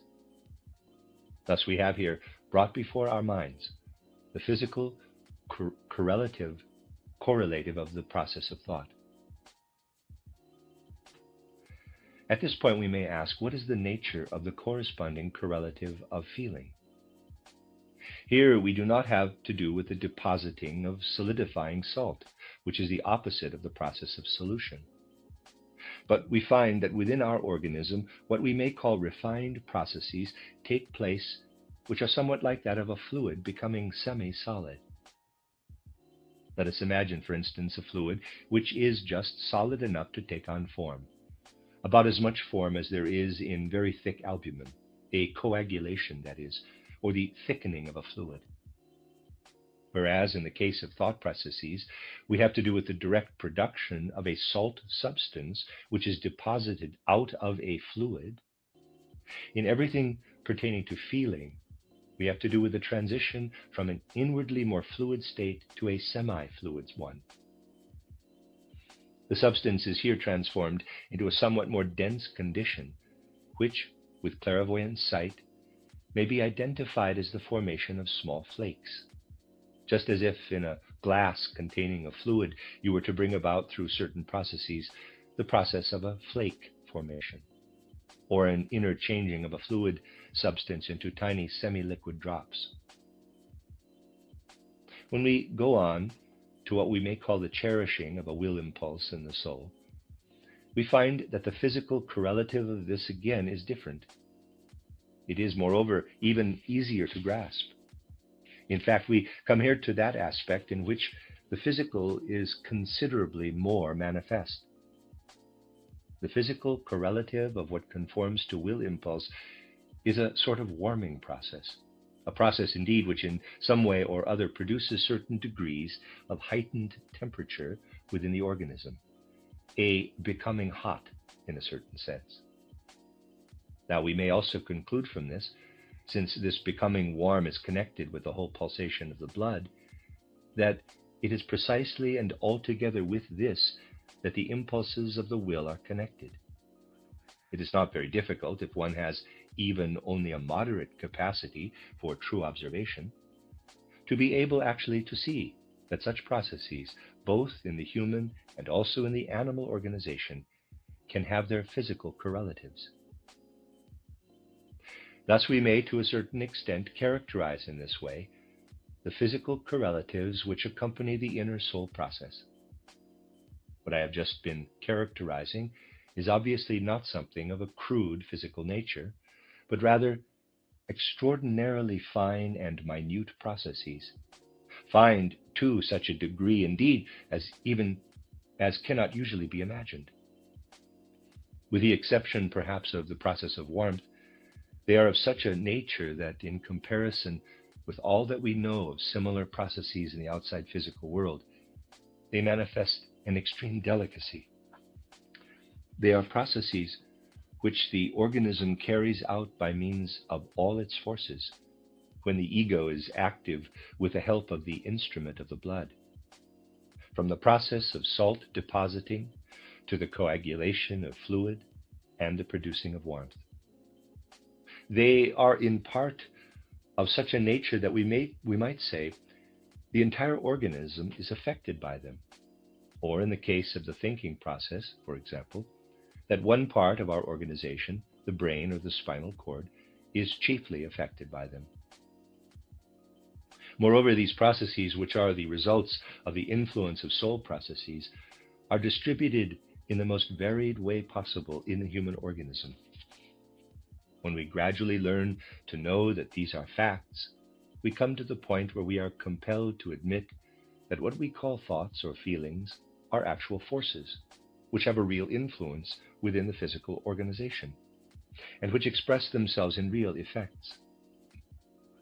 So that, as a result of purely occult observation, we are obliged to speak of a real action of the soul upon the human organism. These real effects and the finer processes will, during the next few decades, reveal themselves gradually and ultimately become entirely accessible to the more refined methods of science, even to external investigation. There will then be an end to that opposition, which, arising not out of the facts of science, but obviously out of certain preconceived theories with reference to these facts, combats such affirmations as may be based upon occult knowledge. Now, we have also pointed out that what we look upon as a conscious activity of the ego is, after all, only one part of man's being, and that below the threshold of what enters in this manner within the horizon of our consciousness, there are processes which occur in the subconsciousness, and which are held back from our consciousness by means of the sympathetic nervous system. We have been able to indicate from various points of view that these processes, which take place below the level of consciousness, have also a certain kind of connection with our ego. We have said, with regard to the most unconscious part of us, our bony system, that it is organized throughout in such a way as to be able to give to the instrument of the conscious ego the basis for an ego. Thus, out of the unconscious, an ego organization arises to meet the conscious ego organization. Man is thus divided, as it were, into two parts. From one direction, the conscious ego organization works into the organism, and from the other there flows into man the unconscious ego organization. We have seen that the blood system and the bony system really form a certain antithesis. They act like opposite poles. The blood, in its inner activity, responds to and follows, as an instrument, the activity of the ego. On the contrary, that part which is organized as the other pole of the ego, so that the ego is able to express itself in the blood, namely the bony system, withdraws itself from the quickened inner life of the ego to such an extent that the ego has no consciousness of anything that goes on within this bony system. and the processes here take their course below the surface of what goes on in the actually conscious ego life. These are the processes, therefore, which correspond to our ego activity, yet at the same time are as truly dead as our blood processes are living.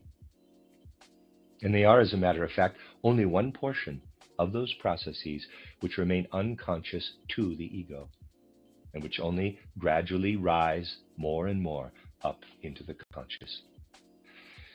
If we study this bony system thoughtfully with regard to its functioning as a whole in the human organism, we cannot but be struck by the fact that it really withdraws itself, as it were, from all conscious life, and that it does this to a greater degree than any of the other systems of organs. If at the same time we go on from this bony system to the other organic systems, for example, to that inner cosmic system of the liver and spleen, the heart and lungs, etc., we are compelled to affirm that the processes within these systems are also to a very high degree withdrawn from our conscious life, although not so completely as those in our bony system. We certainly need to give far less conscious thought and attention to our bony system than to these other organs just mentioned.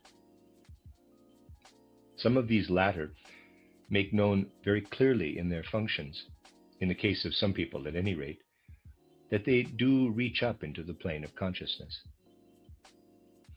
Just as beings which dwell in the waters of the ocean push the waves up to the surface, so does much of what goes on in the heart or the other organs belonging to these systems push its way up into our conscious life.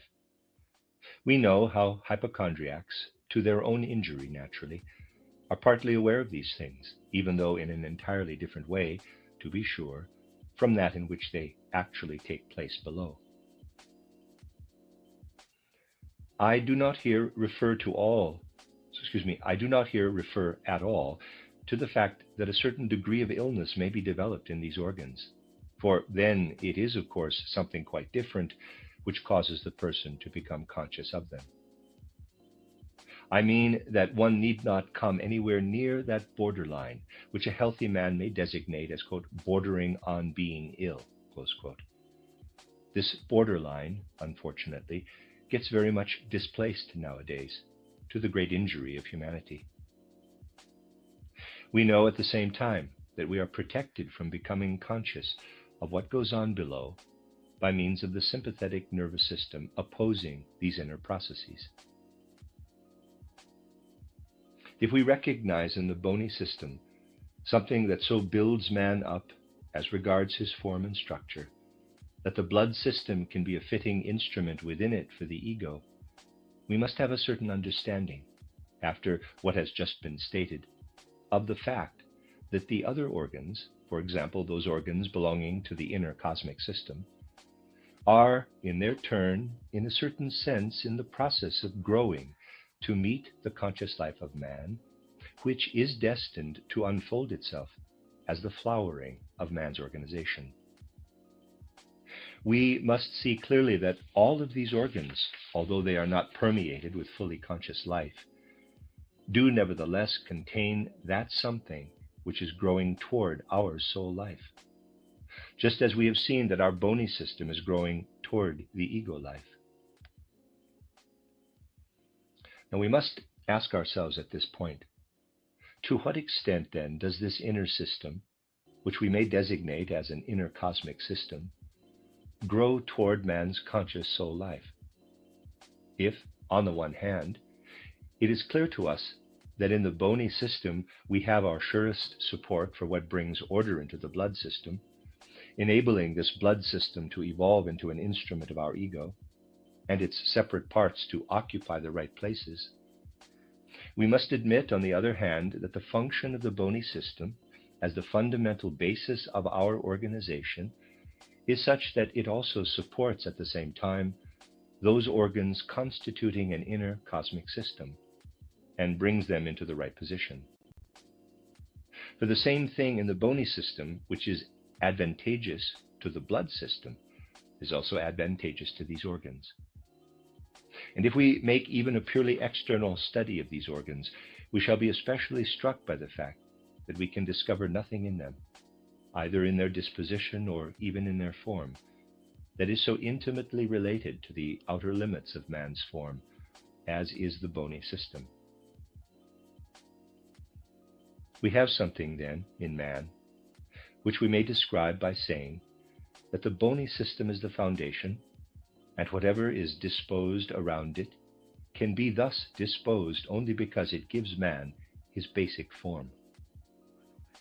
If we recognize in man's skin his external boundary, we must affirm that to a great extent this external skin boundary is already forecast by the whole structure of the bony system, a fact which led to Goethe saying in such impressive words, nor merely aesthetically impressive, but wonderfully fine also as a scientific expression, quote, "There is nothing in the skin which is not also in the bones," close quote. That is to say, in the external skin formation, by means of which man's being is expressed in form, is demonstrated what is already there as a model in the bony system. This we cannot say with regard to our inner cosmic system. Yet, on the other hand, the fact that the functioning of this inner cosmic system thrusts itself up into lower levels of consciousness shows us that it has something to do with our astral body. For the astral body is the bearer of consciousness. And the reason why the astral body, as the bearer of consciousness, does not consciously experience what goes on in this inner cosmic system is that the sympathetic nerve system holds it back. This we have already mentioned.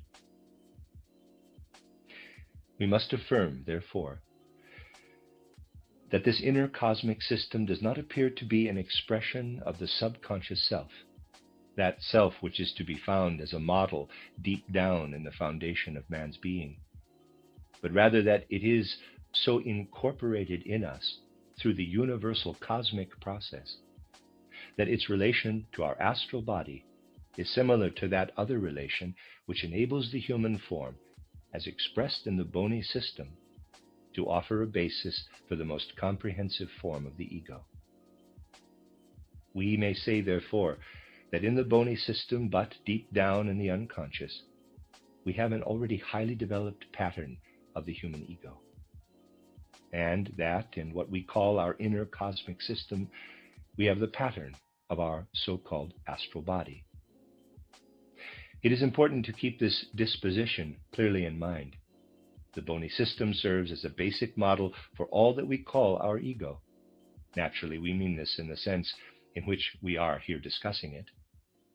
And the inner cosmic system for what we call our astral body.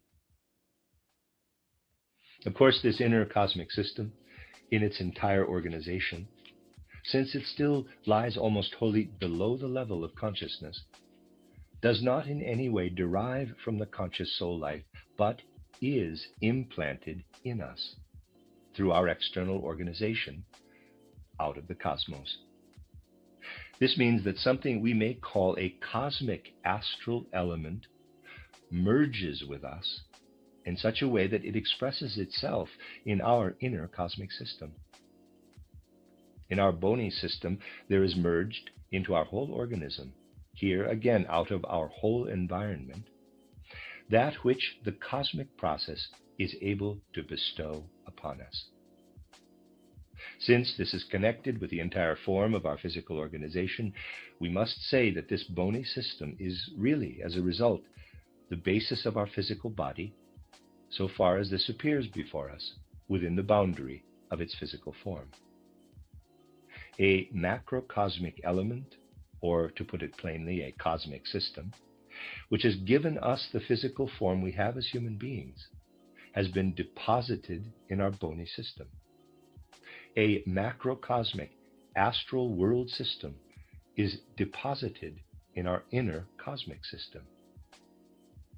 The ego, insofar as it appears as a conscious ego, has the blood system for its instrument, but insofar as it is forecast as form, as structure, There lies at its foundation a cosmic force system which presses into the ego organization, into the firm ego formation, and which sets its deepest imprint in our bony system.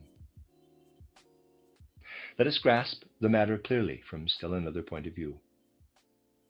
We know that everything which manifests itself in the ego as a thought element comes to expression through a kind of salt deposit, if I may use such an expression as this. For you can well understand that ordinary expressions are scarcely to be found for things which are not in the least understood by the ordinary human consciousness, yet are known by clairvoyant consciousness to be a process of salt deposit of the finest possible kind. In our bony system, in which our ego was modeled beforehand out of the cosmos, and where it has its firmest support, so that the whole organism possesses this support, there also we may accordingly expect to find that a, in quotes, salt deposit must have been forecast for us as thinking beings. And here again, through the physical process of salt depositing. In other words, we may expect to find salt deposits in the bony system. And in actual fact, we do find that the bones consist of phosphate of lime and calcium carbonate, that is, of salt deposits. Thus, we have, here again, two opposite poles. Man is a thinking being, and it is the thought process that makes him inwardly a stable being. Parenthesis. For in a certain sense, our thought system is our inner bony system. We have definite, sharply outlined thoughts, and though our feelings are more or less indefinite, wavering, and different in each one of us, the thought systems are inserted in stable form in the feeling system. Close parenthesis. Now, whereas these stable insertions of thought in the conscious life manifest themselves through a sort of animated, mobile process of salt depositing, that which prepares the way for these in the bony system, giving them the right support, expresses itself in the fact that the macrocosm, out of its own formative processes, so builds up our bony system that a part of its nature consists of deposited salts. These deposited salts of the bony system are the quiescent element in us.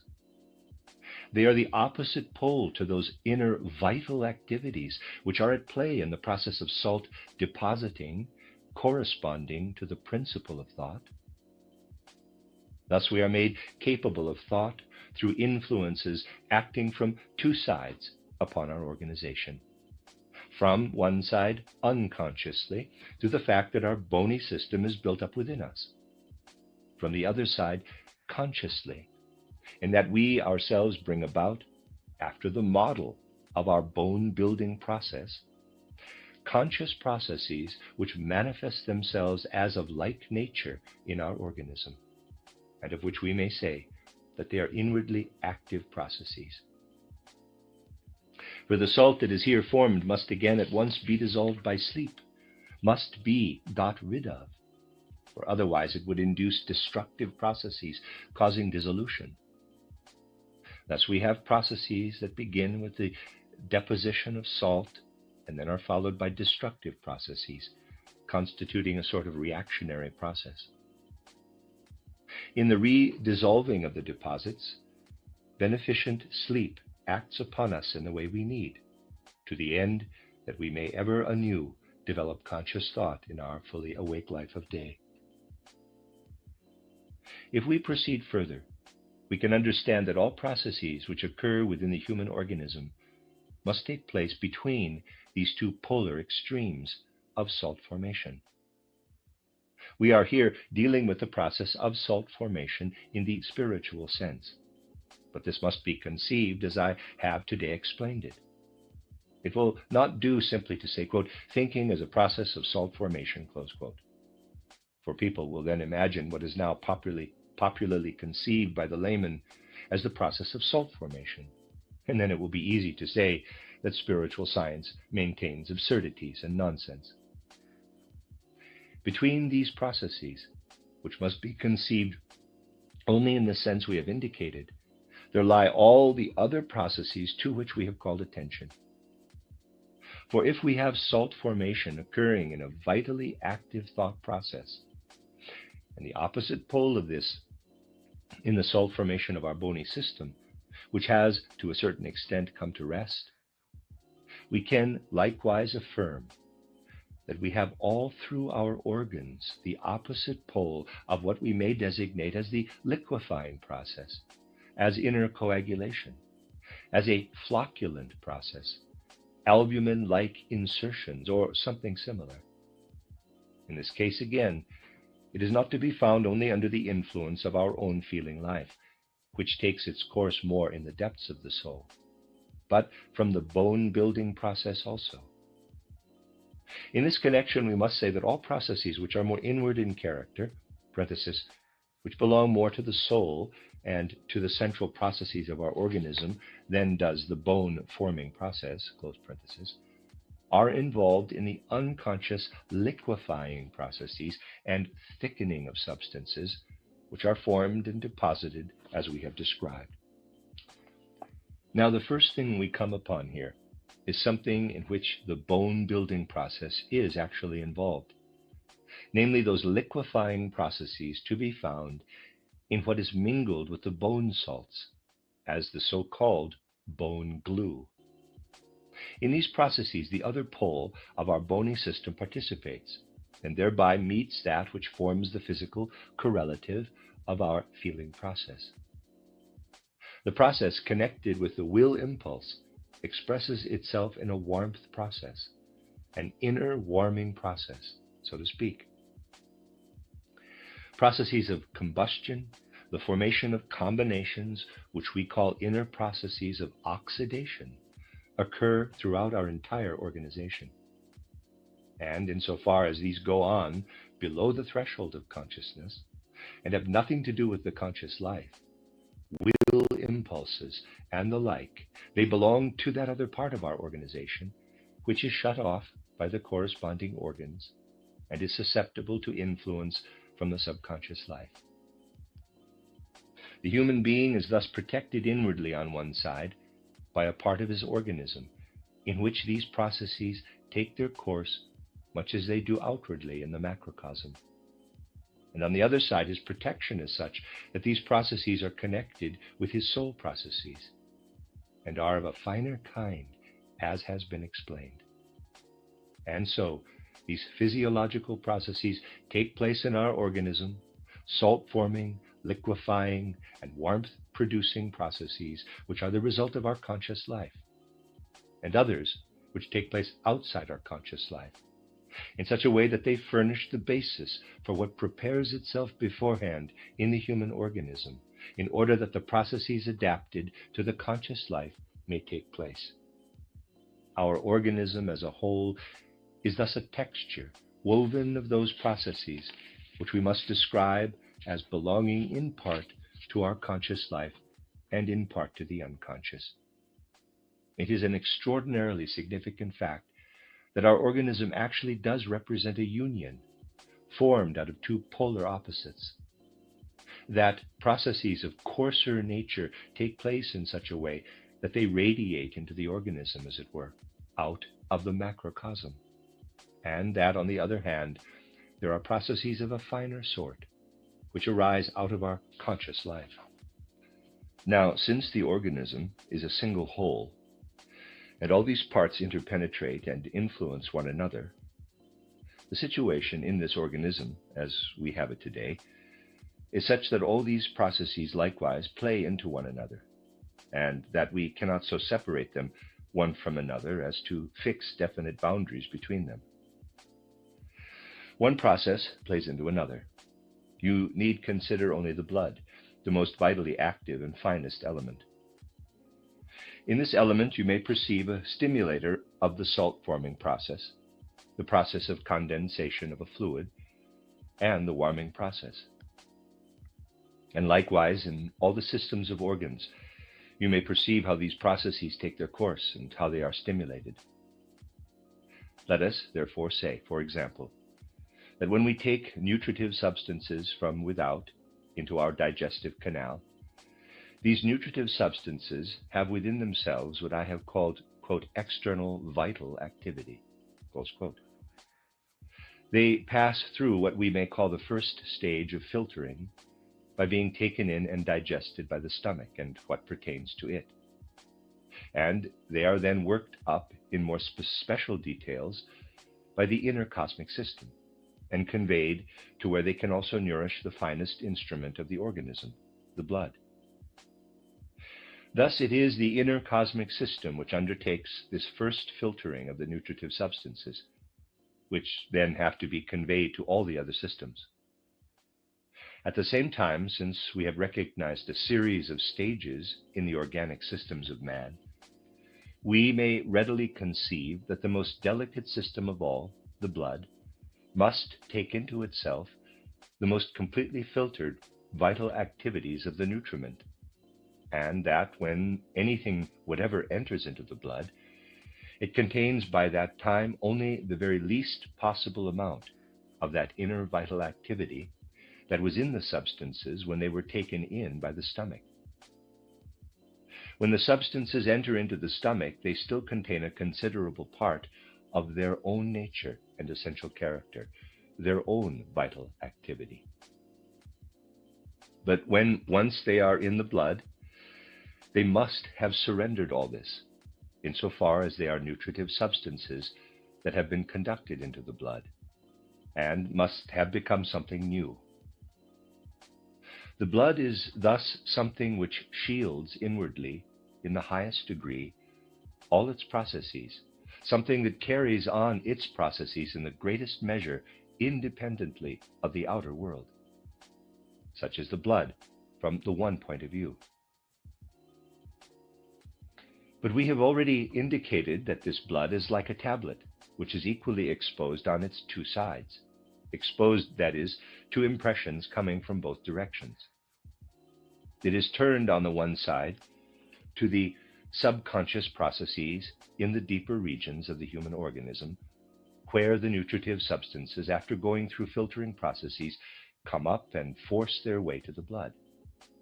The influence of everything occurring there is diminished by the sympathetic nervous system, so that it does not reach our consciousness. And the other side of the tablet must be turned by the blood to the experiences of the conscious life of the soul. Not only the unconscious activities of the ego, which work up from the bony system, but also the conscious soul activities belonging to the other ego must penetrate into the blood. They must be able to metamorphose themselves by the time they reach the blood, in order that they then may become the expression of what we have about us in our environment as material world. For of course that which is woven into the plant world as ether body, for example, is not visible to normal consciousness. It is the physical world, first of all, that we have around us. And for the normal consciousness, we ourselves belong only to the physical world. Thus we expose this other side to our, quote, blood tablet, close quote, to the material world, which then becomes the content of our consciousness. The entire soul life, as it is stimulated into thought through the impressions of the material world, and as it flames into feelings and is stirred into impulses of will, must find its instrument in the blood system, insofar as it is conscious ego life. And what does this signify? Nothing other than this, that not only are we able to have in our blood that into which the nutritive substances have been changed, when they have been driven upward from the subconscious and filtered to the point where they may lead a life of their own in the blood, shielded from all macrocosmic laws, but also that there must be inscribed on the other side of the tablet of the blood all that occurs in the material realm, in the lifeless matter of the material world, which is known to us through sense impressions and appears to our consciousness, at first, in the form of everything that can make impressions. For whatever goes to make up life can become known to the normal consciousness only through combinations of physical sense impressions. In reality, it becomes known only through the next higher supersensible member, the ether body. Thus, the blood must be capable of being also related to the physical sensible world, just as this immediately surrounds us. We may accordingly expect to find that something is incorporated into the blood, which we might say does not manifest itself there as if it were due to the influence of processes working up from the lower depths of our nature, but rather as if it were due to the influence of external macrocosmic laws and vital activities. We must have in our blood, therefore, something that is similar in character and action to direct external processes, which take their course outside of us in the same way in which they gradually come later to take their course within our organism. That is, there must be physical, chemical, inorganic processes which take their course within our blood, which are necessary to enable our ego to take part in the physical world. Thus we shall have to seek in the blood for processes wherein substances can act through their physical sensible character, in accordance with what they are in the macrocosm. And this we do find, as a matter of fact, in that something is presented to us in the red corpuscles, which shows us that it is just beginning to live, and is at the point where it passes over to the state of lifelessness. And from the other side of the tablet, something is incorporated into the blood, which we may call a process easily comparable to an external process of combustion. In short, we have in the blood, disposed on the other side, and recognizable even physically, everything that makes man a physical, sensible being, through the fact that in the blood he has an instrument for his ego, which is living in this physical, sensible world. Thus, even concerning the organization of the blood, physical chemical research itself can show us how significant, how illuminating occult premises may be for what is presented to direct inquiry into the physiology of man. From all the foregoing, we may say that we have in the human organism, in the first place, processes which are stimulated by the blood process insofar as this is related to the outside world, and which constitute physical, sensible processes of the outside world. But that we have also other processes which reach as far as the blood system from the other direction, and are fitted into this system after they have been filtered to the last degree. Only when we clearly perceive this will the blood appear to us the truly important organ it is.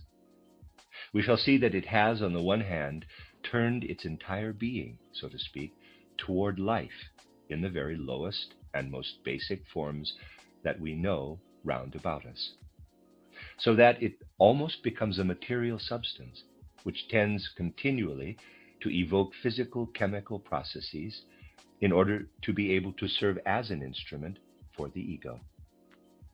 And on the other hand, that it is the most completely shielded of substances which carries on inner processes that could not be carried on anywhere else.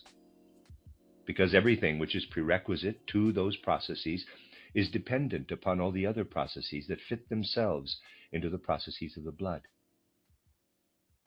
In other words, the finest and highest processes which are stimulated out of the depths of our organism unite within the circuit of our blood with the other, the physical chemical processes which obey the laws of the external world. In no other physical substance does the material world meet quite as immediately with something quite different, something that requires the activity of supersensible systems of forces for its existence, as in our blood. This is not manifested in the physical world in any other substance as in the blood, which permeates man's organism. In fact, this blood is something in which the lowliest that man can see in processes around him is combined with the loftiest that can take on organic form within his nature. It will be entirely clear to us, therefore, that in these blood processes we have before us something which, if it becomes irregular, unrhythmical, must cause irregularities in the greatest measure in our entire organism. And since the blood is the expression of the whole collection of organic processes, we shall have to consider carefully, in connection with irregularities of the blood, where abnormal phenomena are manifest, difficult to distinguish individually, to which particular course of processes we must attribute these irregularities. If, for instance, they are to be found in those processes in the blood channels, which follow the pattern of physical, chemical processes in the outer world, we shall then have to be quite clear that these irregularities, which we must learn to recognize and not confuse them, must be dealt with from the side of consciousness, insofar as this consciousness is associated with the physical plane. And here a field is opened, a therapeutic field, which we may think of as one by way of which we shall learn to see whether certain irregularities in the circulation of the blood are connected with such processes as we may call, in the true sense of the term, physical chemical processes. We shall then be able to intervene by means of such external impressions and appropriate control of external sense impressions as we can evoke in dealing with a human being. In this case, such external impressions as can produce physical chemical processes. That is, through everything that we can convey to the physical organism from without. By this we mean not so much the soul and spiritual impressions we can employ, though these are also included, as all those especially which we can effect through a control of the breathing process, through watching over the breathing process and also over the reciprocal action of the human organism and the external world through the skin. Then again, we can also see in the blood organism the most delicate organic processes working from the other direction. And we shall have to understand, with reference to this blood organism, that it represents the third stage in the refinement of our nutritive substances. If the blood organism, because it evokes those delicate processes of salt forming, liquefaction, and warmth, under the influence of external impressions, is thereby predetermined from without in its physical-chemical course by the soul processes themselves, we may ask how this process, as a blood process, is determined from within. We must distinguish the function belonging to the blood by reason of the fact that it is blood, but we must also understand that it needs to be nourished just like any other organ. We must consider it in the same way as any other organ that needs to be nourished. And on the other hand, we must also recognize it as the organ standing at the highest stage of organic activity. With regard to this activity, we must consider especially what we call the inner support of human life. The blood, which is the opposite extreme, so to speak, from the bony system, must be most of all protected in order that in our thinking it may create, as the instrument of thought, insofar as this thought has ego consciousness, that it may be able to create the process we have called the deposition of salt. This protection must proceed from the blood itself. Therefore, the blood must, above everything, be capable of calling forth, spiritually as it were, a spiritual bony system, must be able itself to cause the process of salt forming.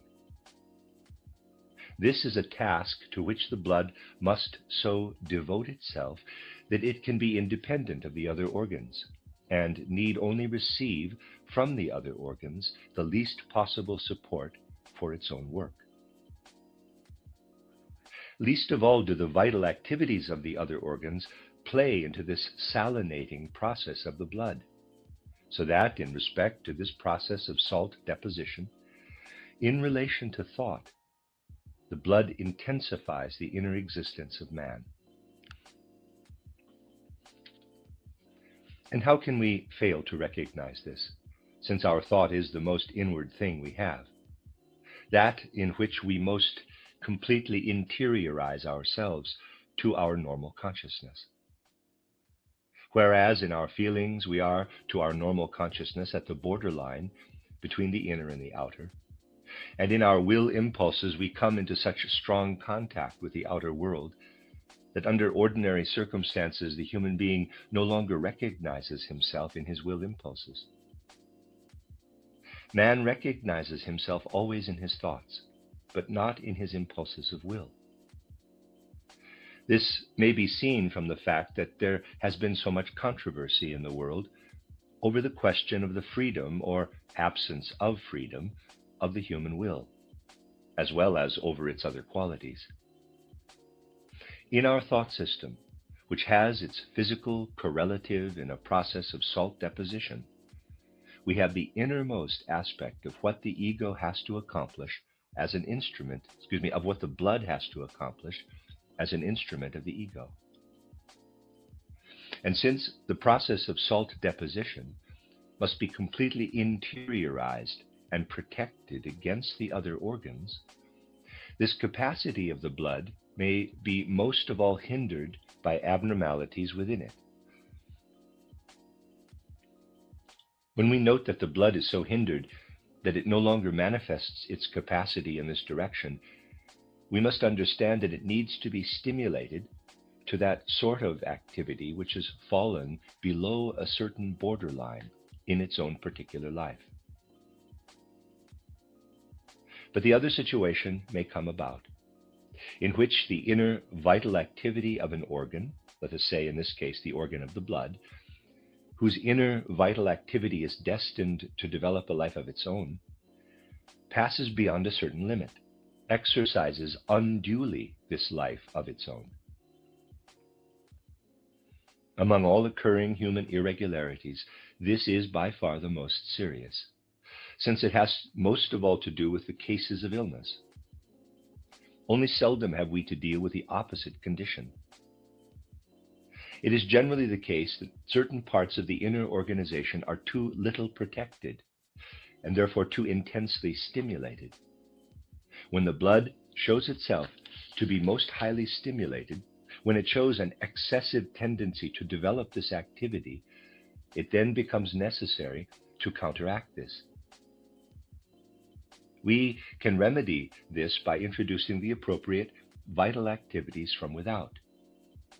In other words, we cooperate in the process of salination, of salt depositing, by the therapeutic introduction of such substances as contribute to bring it about. This leads us at once to see that a kind of system may be introduced into the way in which we have to deal with the irregularities of our organism. We may now proceed still further in this direction. When the organs of our inner astral world, our inner cosmic system, spleen, liver, gallbladder, etc., are excessive in their inner vital activity, as regards the special character of their functions, how can we deal with them? Here we must call to our minds, above all, that these organs are appointed to a work which goes on all the way up to the circulation of the blood, that they have to prepare beforehand, so to speak, the entire organism,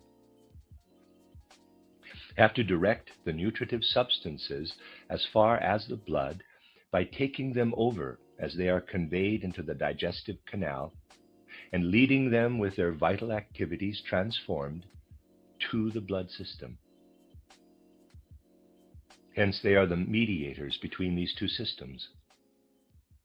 Just as the blood system manifests the greatest quickening of inner activity, insofar as it constitutes the thought system, so it takes on an activity that manifests a connection with our life of feeling, in the way we described when we said that in the process of condensation, of inner liquefaction, the blood system is supported by what radiates from our inner cosmic system. The blood is left almost entirely to itself, insofar as it is the instrument of the element of thought in us.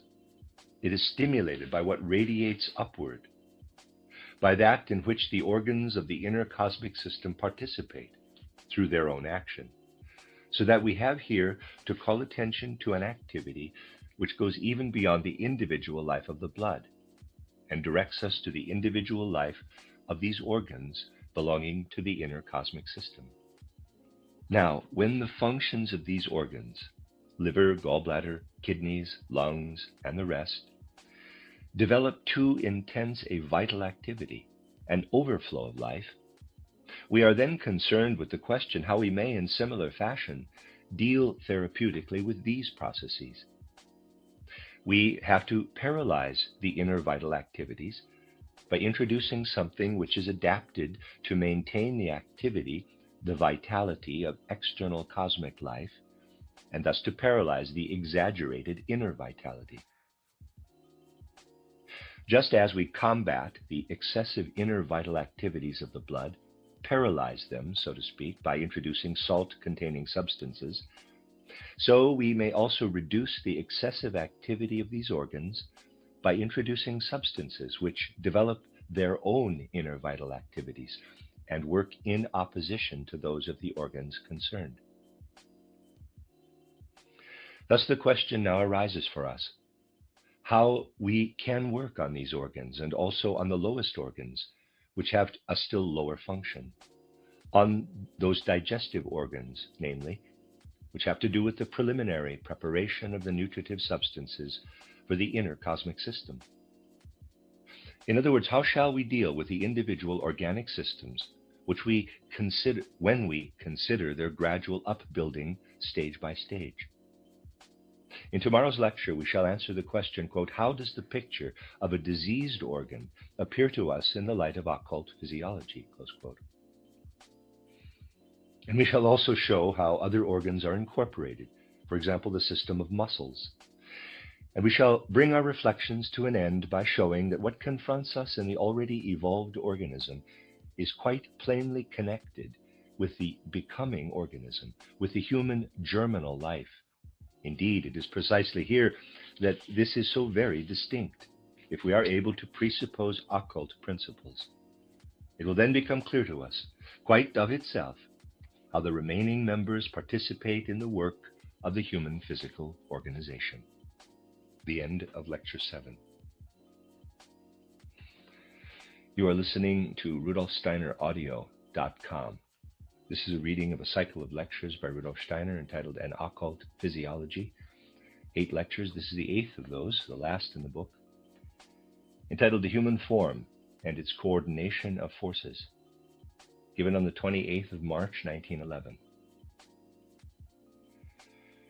It will be my task today to blend into a sort of picture, though naturally only a sketchy one, our reflections of the last few days regarding occult physiology, in which the endeavor has been made to present, though in part likewise only sketchily, much that pertains to the processes of the human organization. Through this picture, it will be possible for us to have a vision of the quickening life which weaves and works throughout the human organization. Here again, our best procedure will be to start from the most common and everyday side, the reciprocal relationship between the human organization and the outer world, our earth, in the process of taking in nutritive substances. It is these substances, as we know, after they have been taken in and have passed through various stages of change, that are conveyed through the most diverse actions of the organs to the separate members of the human organization, to all the individual systems constituting the physical being of man. Indeed, it requires no special effort to see that fundamentally considered, what the human organism succeeds in doing with the nutritive substances is what really makes the human being into the physical man as he stands before us in the physical world. To be sure, there is a certain difficulty in taking such a view, but anyone who is serious about the principles that have here been applied in our reflections regarding the human being must say to himself that everything else to be considered in connection with the human organization, apart from this impressing of nutritive substances into the organism, is fundamentally viewed something supersensible, invisible, the actions of force. If you banish from your mind for a moment everything by way of nutritive substances which fills out the human organism, you retain as a physical organization even less than a mere physical sac, if I may be permitted this trivial expression. Indeed, you retain nothing whatever of a physical character.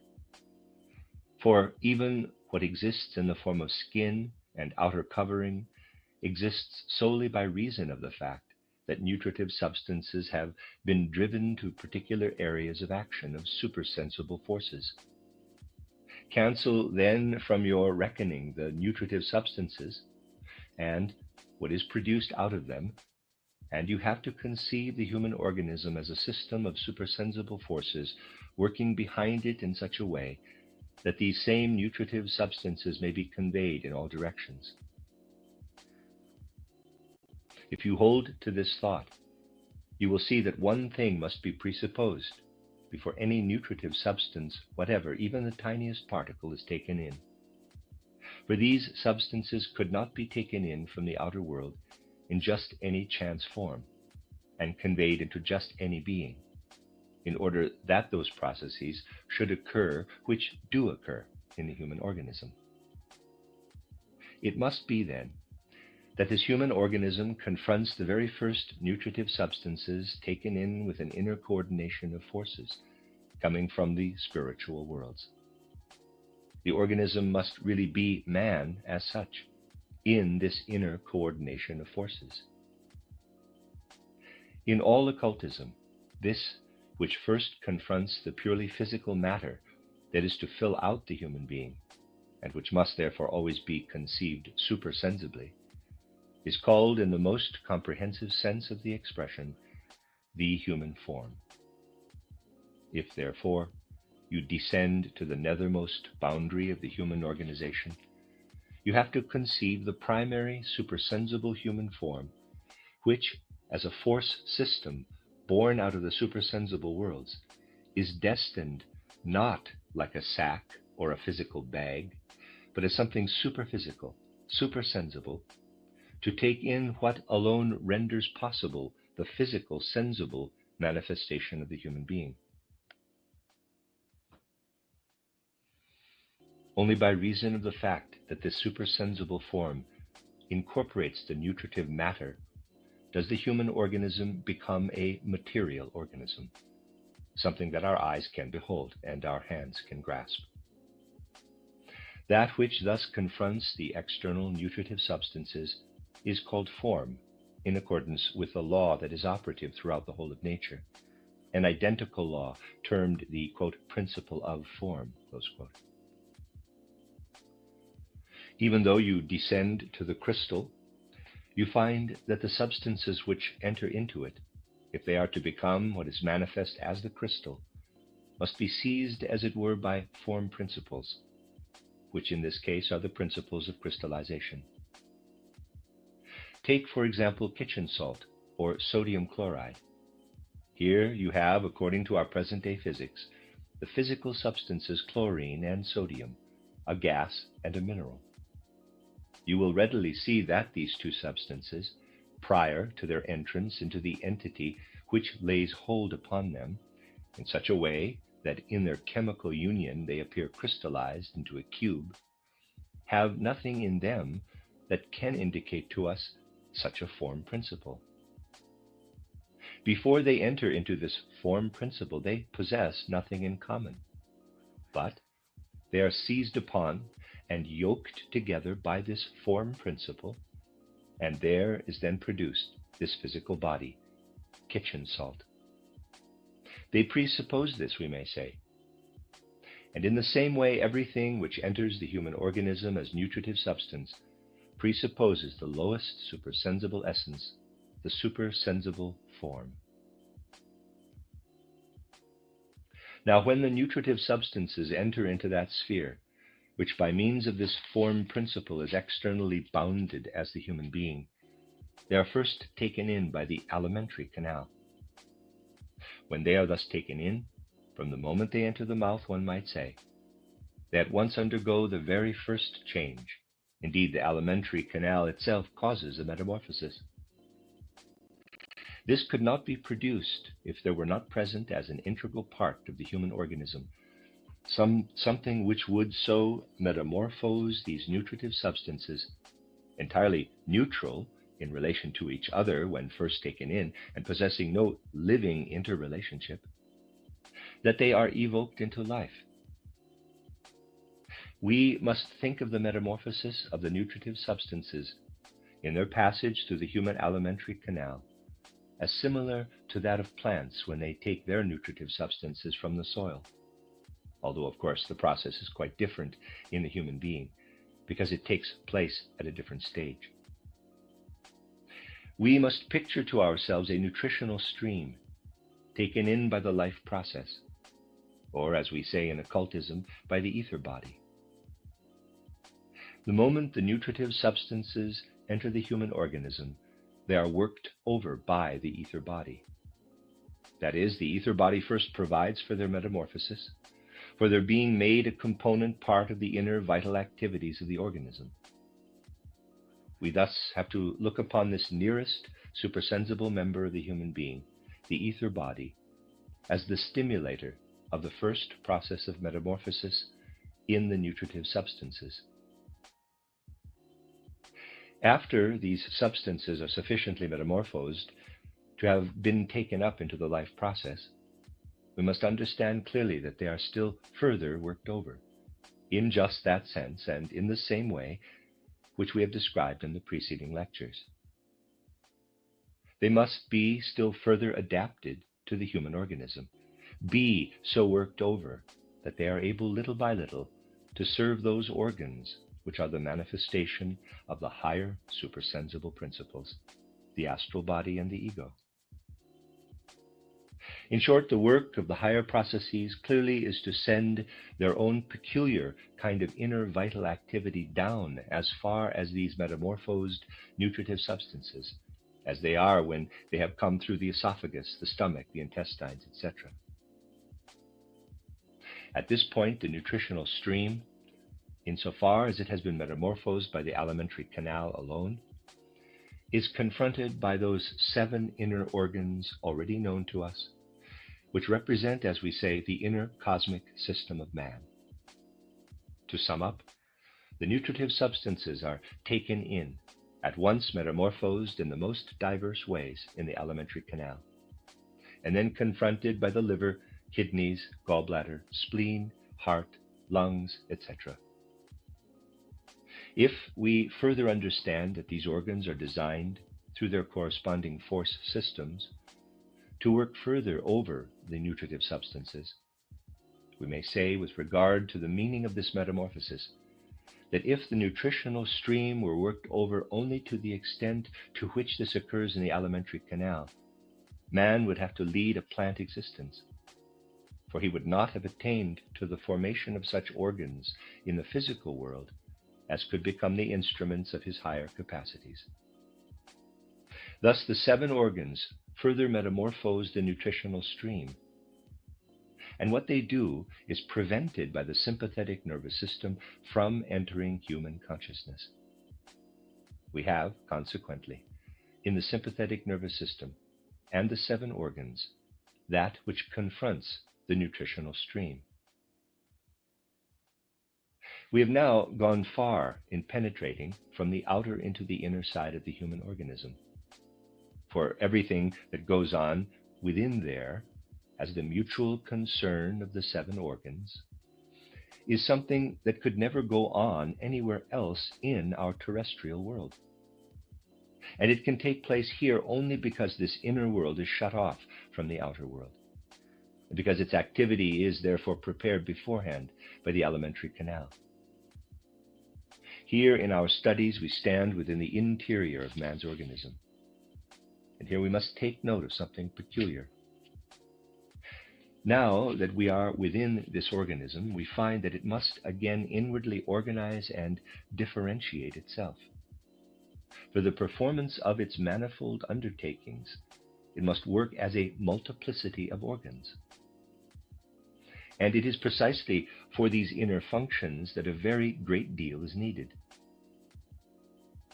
Whatever more is now to be attained can be attained only in the following manner.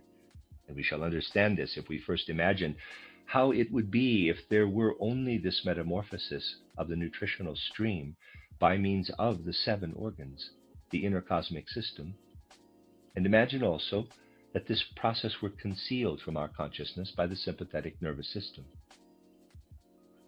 That would mean that man would never be able to unfold into a being possessed of consciousness. He would never have even the dimmest form of consciousness, which he now possesses. For everything occurring there is withheld from him. A connection must be established between this system of organs, built into him, as it were, from without, and everything else in the interior of the human organism. This connection is actually established through the fact that everything provided by the nutritive process as a whole causes the entire form of the organism to be interwoven with what we call tissue in the broadest sense of the term. Tissue, one of the very simplest forms of organization, is woven through all the separate members of the human entity. And out of this tissue, the most diverse organs form themselves. Certain kinds of tissue, for instance, change themselves in such a way that when they have added to their composition other special kinds of cells, they are transformed into muscles. Then again, other kinds change themselves by hardening and through the appropriation of suitable substances by depositing bone cells. Thus, in the single organs which form themselves so as together to fill out the form of the human organism as a whole, we must think of something as underlying this organism. In other words, we must think of tissues woven throughout the body and active everywhere, bringing forth out of themselves the individual organs. But this tissue, no matter how much it might grow, and no matter how many individual organs it might put forth out of itself, would still constitute basically nothing more than something plant-like.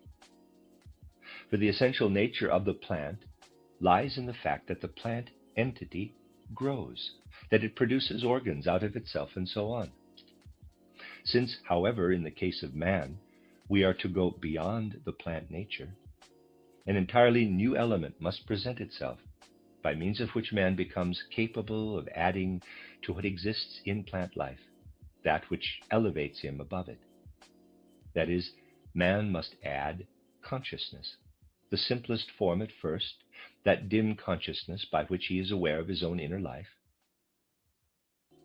So long as a living being does not consciously share in its own inner life, is not in position to mirror its own inner life and thus share it consciously, we cannot say that it has risen above the plant nature.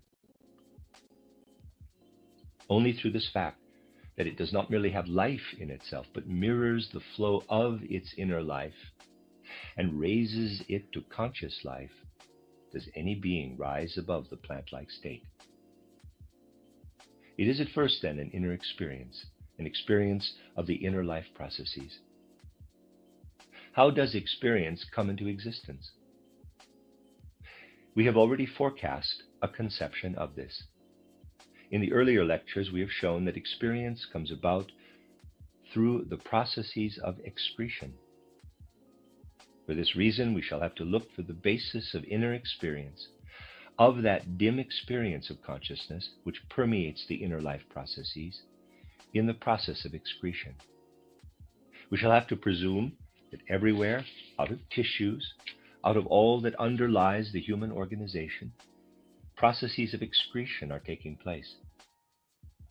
And these excretory processes again do manifest themselves when we observe the human body externally and see how substances from all parts of the tissue and the organs are continually being taken up by what we call the lymph vessels, which permeate the whole organism as another kind of system parallel to that of the blood. From all regions of the human organism, those excretions which mediate that dim inner experience enter this system. Thus we might, in abstract thought, banish from our minds, for the moment, the whole system of the blood, in which case, indeed, we should conceive the tissue as though it possessed no blood-like character. This is quite conceivable, and the fluids in the lower organisms do actually have such an appearance. We should thus have to imagine our blood process as one higher than that which takes place when excretions from every region of the organism enter into the lymph channels, which we know accompany the blood channels, which join them later. In these excretions, the human being dimly feels, as it were, his animal existence in the physical body, dimly mirrors his organization. And just as everything is held back from consciousness by the sympathetic nervous system which comes to life through the digestive and nutritional process as far as the 7 organs, just so, through the reflection of the activity of the sympathetic nervous system, through the association and reciprocal action between this system and the lymph channels, there is formed for the present-day human being a dim consciousness, which is outshone by the clear day consciousness of the ego. This dim consciousness is, as it were, the obverse side of that consciousness, which utilizes the sympathetic nervous system as its instrument. It is outshone as a powerful light outshines a feeble light by all that lives in our souls under the influence of the ego. Now let us suppose for a moment that we had evolved the human organization only to this point, to the formation of the bodily tissues and the first organs that must be formed in order to render possible all these processes. For you can see that certain muscles have to be incorporated to enable such processes to take place, as, for example, the secretions into the lymph channel. A man thus organized would be able to maintain a dim consciousness of his inner life in the physical world, mediated to him by means of his organism. But he would not be able to attain to that ego consciousness, which can be present only when man does not merely have an inner experience of himself as a being, but also opens himself to the external world. It is this opening again outward, so to speak, to which we must here call attention. We have already spoken indeed of this reopening outward. We have shown how the human being opens himself again to the outside world in his breathing and so forth, in order to enter into direct contact with the physical world. We may now go even further, since we have seen how hard it is to apply ordinary concepts to these things, and say that so long as we confine ourselves to the inner man, we can go only as far as the alimentary canal. For inasmuch as the extensions of the 7 organs reach into the alimentary canal and show themselves there, the liver empties through the gallbladder into the duodenum, and show their influence in the digestion, we at once disclose, through the impact of this inner cosmic system on the alimentary canal, something which amounts to the reopening of ourselves to the outer world. Thus it is really an opening outward, when the human being declares himself ready to receive nutritive substances from without. And hence we need reckon the inner man only as far as the boundary of the alimentary canal. Then we have also another opening outward through the breathing, on the one hand, and on the other hand through the higher organs, which serve the functions of the soul. Thus we see how man, insofar as he has the stage of the dimly conscious inner life as something basic in him, so to speak, reopens himself in order to form a connection with the external world. Only in this way can man become an ego being. For it is not merely in the process of sensing the resistance in his own inner world, in his processes of secretion, but through the fact that he opens his inner world and senses the resistance of the outer world, that he is able to evolve his ego consciousness. Thus, it is really wholly in the fact that man reopens himself outward that we find the basis for his physical egohood. At the same time, however, he must also possess the capacity to develop the organ of this egohood in the most manifold ways. And we have seen how the organs for the ego, how the organ for the ego here fits itself into the circulatory course of the blood, which in fact passes through all these inner organs in order to serve throughout the whole human organization as an instrument for the egohood. Just as the egohood permeates soul and spirit in the whole man, so does the circulatory course of the blood physically permeate his entire organization. And this organization thereby evolves these two sides, so to speak, the inner human being in the 7 organs, the sympathetic nervous system, the system of tissues, and predominantly in the digestive apparatus, etc. And the other side that again opens outward, coming into connection with the outer world, a real circulation in the highest sense of the word. We must now give still further attention to the individual phases of this circulation. And what concerns us here, first of all, is to follow once more the nutritional process, the taking in of nutritive substances which become a living stream in the human organism, through the fact that they are taken up by the ether body, or rather are grasped by the force of the ether body.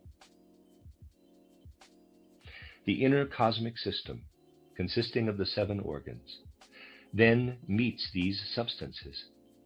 And it does this because, as we have seen, the human being would otherwise not rise above a plant existence. The higher stage of man's being requires that these 7 organs should go out to meet the digestive process, so that it really is what comes to life in the astral nature of man that works upon the nutritional stream. This stream comes from without, and that which constitutes the inner nature of man goes forth to meet and work upon it. First of all, the ether body meets the nutritional stream and metamorphoses its substances all along the course of the digestive system. Then the astral system goes forth to meet them, metamorphoses them still further, and makes them so much a part of the inner world that they more and more become inner vital activities.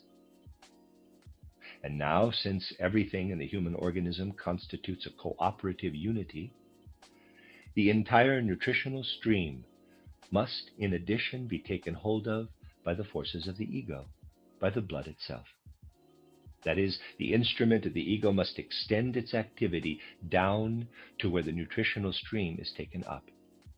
Does the blood do this? Can we verify that which occult perception compels us to affirm?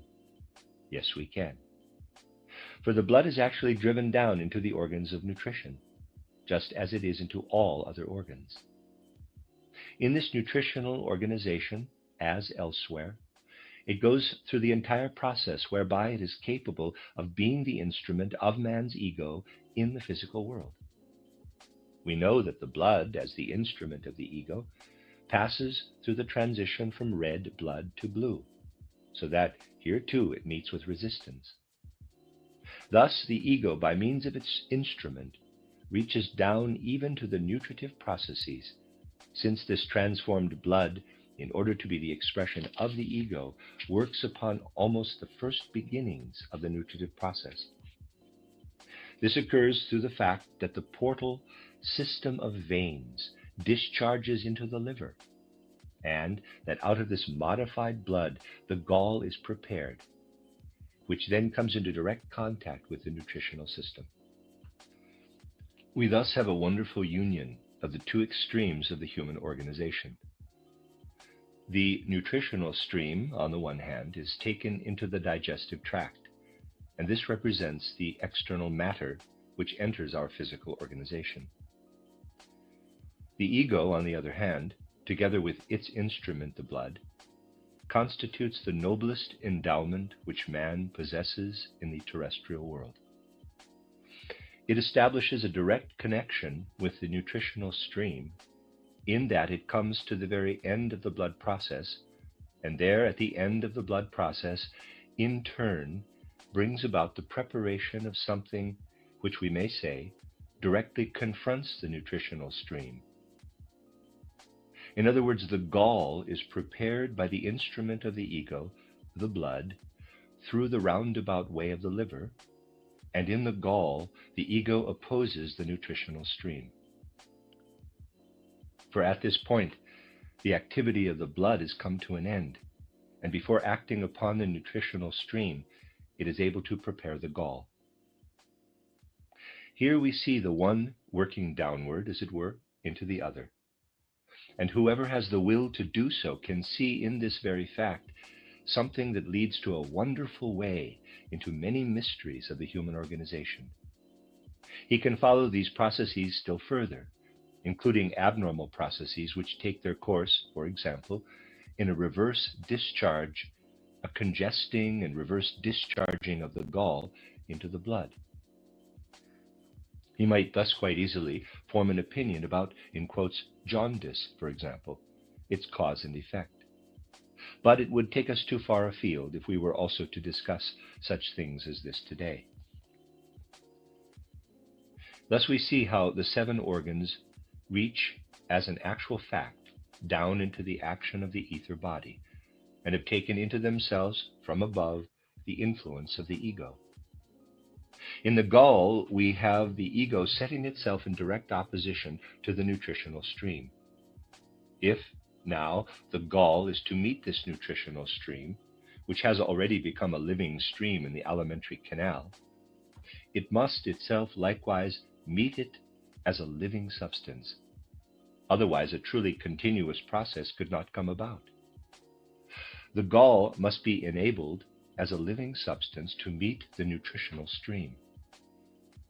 This occurs through the fact that the very organ in which this gall is formed is one of the 7 organs of the inner cosmic system, which vitalize the inner life of man in order that it may, as inner life, meet the outer life. We pass from the gallbladder back into the liver itself, and the liver in turn we find connected with the spleen. When we more closely observe the liver, the gallbladder, the spleen, parenthesis, this follows quite naturally out of our previous reflections, for the spleen has been fairly accurately considered in this connection and used as an example, close parenthesis. We must affirm that it is these organs that directly confront the nutritional stream and so metamorphose it that it is capable of advancing to the higher stages of the human organization, and also of supplying those organs which open themselves to the external world. Those which open outward are the heart, through the lungs, and of course the alimentary canal itself. But most of all, the organs in the head, which serve as the organs of the senses. We must now understand clearly that all inner perception, all inner experience, must have something to do with processes of excretion. It is for this reason that we have given special consideration also to these excretory processes. Liver, gallbladder, and spleen have nothing to do directly with processes of excretion. The fact that they secrete their own nutritive substances is a different matter, but they do not excrete anything with respect to the organization as a whole. They signify the ascending life, which turns away from a mere being alive and directs itself to the organization of consciousness. Since, however, the heart is added as a 4th member to this organization, and since the heart opens itself to the outer world, man attains through this opening outward his ego consciousness. Yet he would not be in a position to experience this ego otherwise than merely as something which faces the outer world. He would not be able to bring this outward-looking ego into relationship with what he experiences by means of his inner organs as a dim corporeal life within him. He must add to the secretional processes of the inner organization still another process which makes possible for him an experiencing of his inner being by that ego which has its instrument in the blood. At first, man experiences his inner life only in a dim consciousness, and we have seen how this manifests itself in the organization through the fact that the processes of excretion are taken up by the lymph ducts from the liver, the gallbladder, and the spleen. In the same way, something must be excreted from the blood if man is to rise to a really conscious ego. And it is in this excretion that he becomes aware that as an inner entity, he confronts the outer world. If man did not have these inner excretional processes, he would, in his experiences of inner life, so face the outer world that he would inwardly lose himself. Or he would at most experience dim inner processes, but would not know what is outside him. He would not know that what is inhaling the air and taking in nutritive substances is the same as the being which is working in him.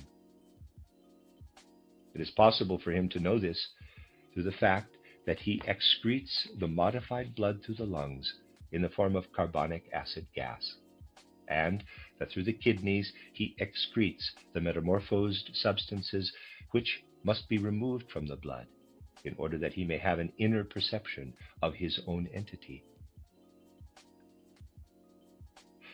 Thus we find our assertion justified that the organs which represent an ascending process, the liver, the gallbladder, the spleen, as well as those representing in a certain sense a descending process, the lungs and the kidneys, parenthesis, although the lungs, in that they open themselves to the outer world, are at the same time the means of an ascending process.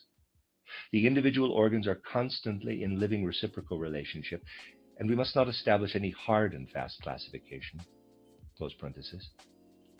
We see how all these 7 members of the inner human cosmic system are bound up with man's inner experience, and with the way in which he opens himself to the outer world.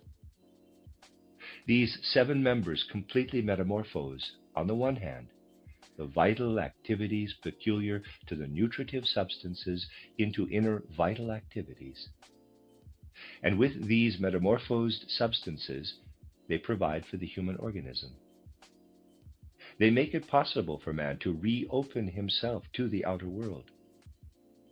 But in addition to this, they bring it about that what he evolves as an excessively strong inner vital activity, which would not harmonize with the vital activity that penetrates into him from without, is brought into balance with this outer vital activity by being thrown off through the excretional processes of the lungs and the kidneys. So that we have before us the complete and regular control of the inner vital activities in this inner cosmic system of man. And in fact, this entire relationship manifests itself in such a way that the best picture occultism can give us is to conceive the heart standing as the sun, as the center, and caring for the 3 bodies of the inner cosmic system which signify the upward rising and upward bearing process. In the same way in which the sun is related to Saturn, Jupiter, and Mars in the planetary system, so is the inner sun, the heart, related to Saturn, spleen, Jupiter, liver, and gallbladder, Mars, in the human organism. I should have to speak not for weeks, but for months, if I were to explain all the reasons why the relationship of the sun to the outer planets of our planetary system may really be declared to be parallel, for an exact and intimate occult observation to the relationship which the heart sustains in the human organism to the inner cosmic system, that is, to the liver, the gallbladder, and the spleen. For it is an absolute fact that the relationship existing in the outer cosmos has been so adopted into the organism that what goes on in the great world or macrocosm in our solar system is mirrored in the reciprocal action among these organs. And those processes which go on between the sun and the inner planets, working inward from the sun to our earth, are again reflected in the relationship of the heart sun to the lungs as Mercury and to the kidneys as Venus. Thus we have in this inner human cosmic system something which mirrors the external cosmic system. We have already indicated how, when we delve clairvoyantly into our own inner organism, we can perceive this interior of ours, and that we then cease to perceive our inner organs in the way they manifest themselves merely to the external observation of the physical eye. We then go beyond the fantastic picture of our organs conceived by external anatomy, while we rise to the observation of the real form of these organs, when we bear in mind that they are systems of forces. External anatomy cannot possibly establish what these organs really are, for it sees only the nutritive matter stuffed into them. And no one can doubt, when he goes more deeply into the matter, that external anatomy sees only the stuffed-in nutritive substances. That which lies at the basis of these organs as force systems can be seen only by clairvoyant observation. And what we see justifies our nomenclature, because we discover the outer cosmic system duplicated in our inner cosmic system. We stated yesterday that the organism may develop too strong an inner vital activity. Each separate organ may develop too strong an inner vital activity. This is then manifested in the irregularity with which the organism acts. I indicated yesterday that when, by reason of this excessive inner vital activity, there appears in the inner organs a self-willed life of their own, it is important that something should be set in opposition, which will subdue these inner vital activities. That is, when the inner organs transfer too vigorously the external vital activities of the nutritional substances, transform them too much, when they provide an inner product too strongly metamorphosed, we must then set in opposition to them from without something which will dam up, as it were, will subdue the inner vital activities. How can this be brought about? By introducing into the organism something from the external environment which possesses a vital activity contrary to those of the organs and is capable of combating them. That is, we must endeavor to discover those external vital activities which correspond to the peculiar vital activities of these organs. To contemporary man, who sometimes comes upon such things in the mangled writings of the Middle Ages, yet cannot look upon them as anything but a jumble of superstition, it sounds quite amazing when he hears that for thousands of years, occult science has not only examined profoundly and thoroughly the correspondence between the vital activities of these organs of the inner organic system and certain external substances possessing the opposite vital activities, but that also, through countless observations made with the clairvoyant eye, EYE, there has resulted the knowledge, for example, that when the inner, in quotes, Jupiter oversteps its limit, it can be checked if confronted with that external vital activity manifest in the metallic substance tin. The inner vital activity of the gallbladder we combat by what is manifest in the metallic substance iron. And we ought not really to be surprised to learn that the gallbladder is the very organ to be combated by iron. For iron is that metal which we require particularly in our blood, and which therefore belongs to the instrument of the ego. And we have seen that in the gallbladder we have the very organ which brings about the connection of the ego with the densest matter deposited in the human being through the digestive process. In the same way, the spleen, Saturn, has its correlative in lead, the heart, Sun, in gold. Mercury has its own name, that is, the metal mercury or quicksilver corresponds with the lungs, and the metal copper corresponds with the kidneys.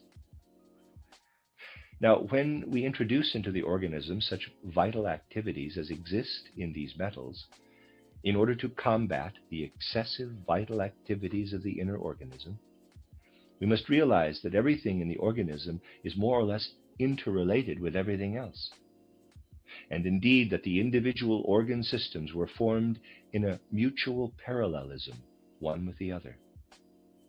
For it is not as if there first existed in a finished state what we have here merely sketched in our drawing, that is, what we may call the headless man, but rather the brain and the spinal cord form themselves simultaneously with the other organs, so that the blood process extending downward extends also upward.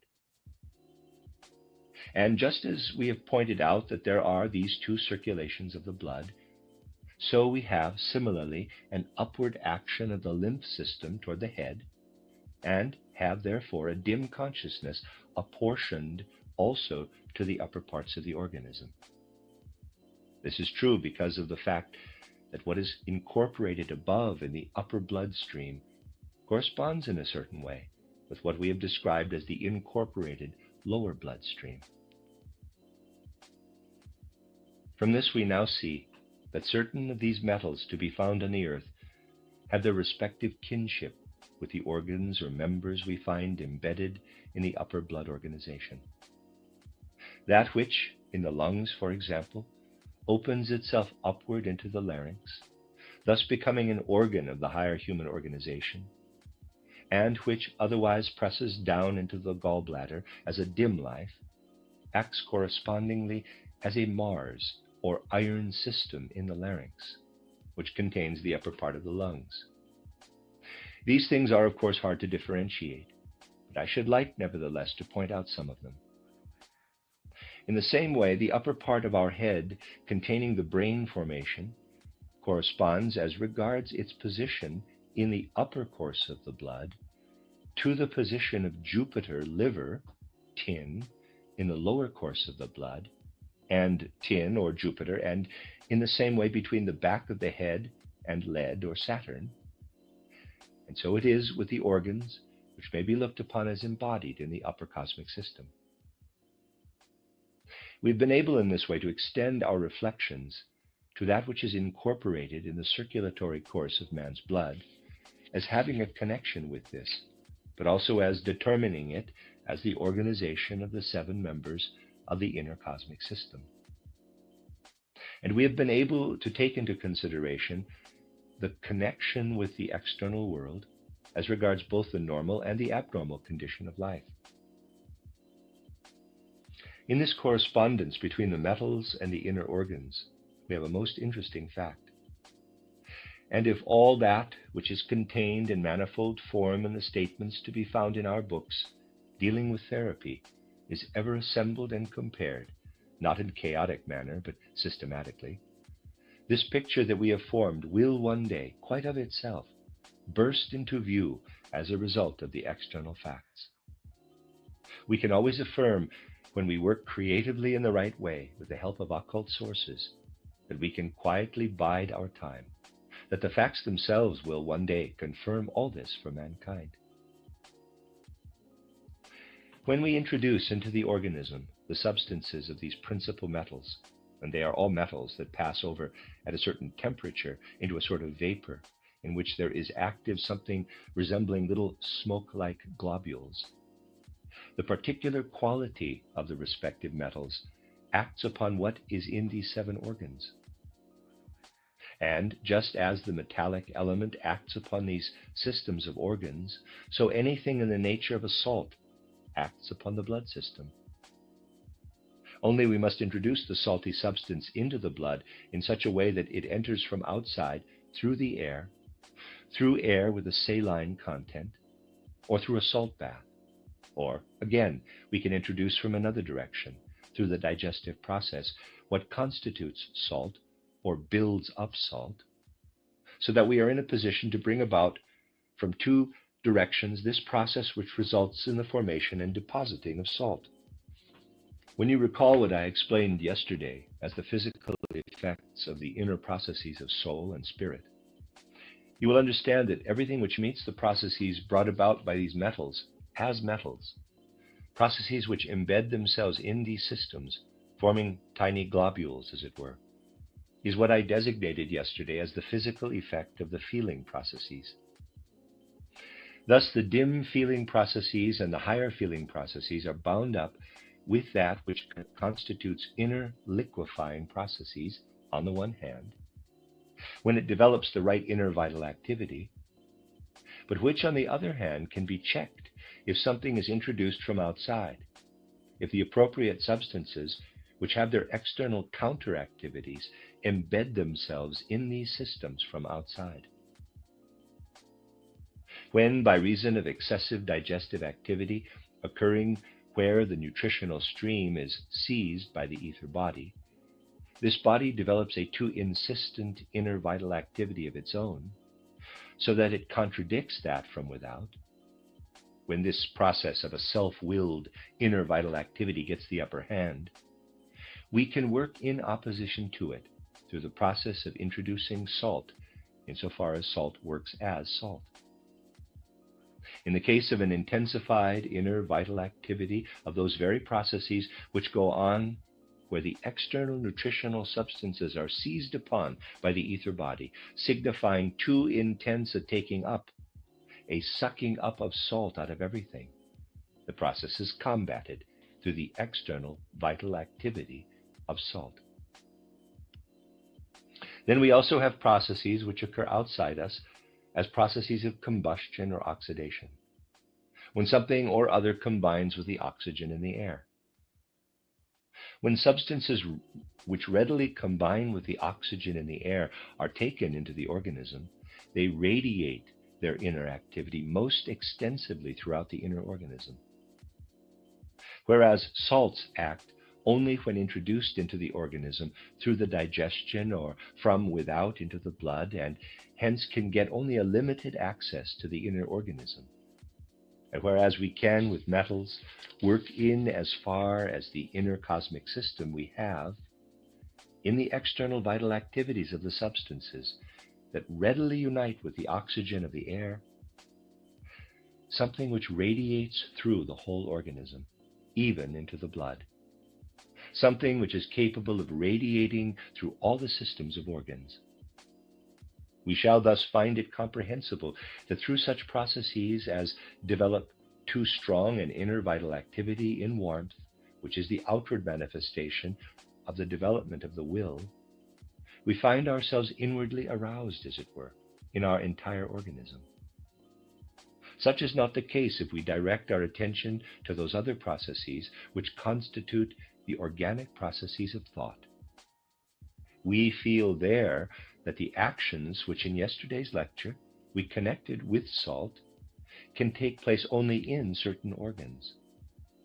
From this we see how complicated an apparatus the human organism is, and at the same time how complicated is its relation to the external world. Moreover, we see that we have now for the first time set the human organization with its inner vital activities over against a mineral, inorganic nature which has not yet been given life, into relation with what salts are, what the particular quality of a vaporizing metal is, and what readily combustible substances are. A similar polarity exists between the human organism and what constitutes the vitally active forces in the external plant world. When we use a plant in such a way that it simply gives up some particular substance, which is taken up by us and works in us as lifeless matter, the plant nature in man is left out of account. On the other hand, the plant element can be taken up by the human organism in such a way that it goes on working in its own particular character as plant.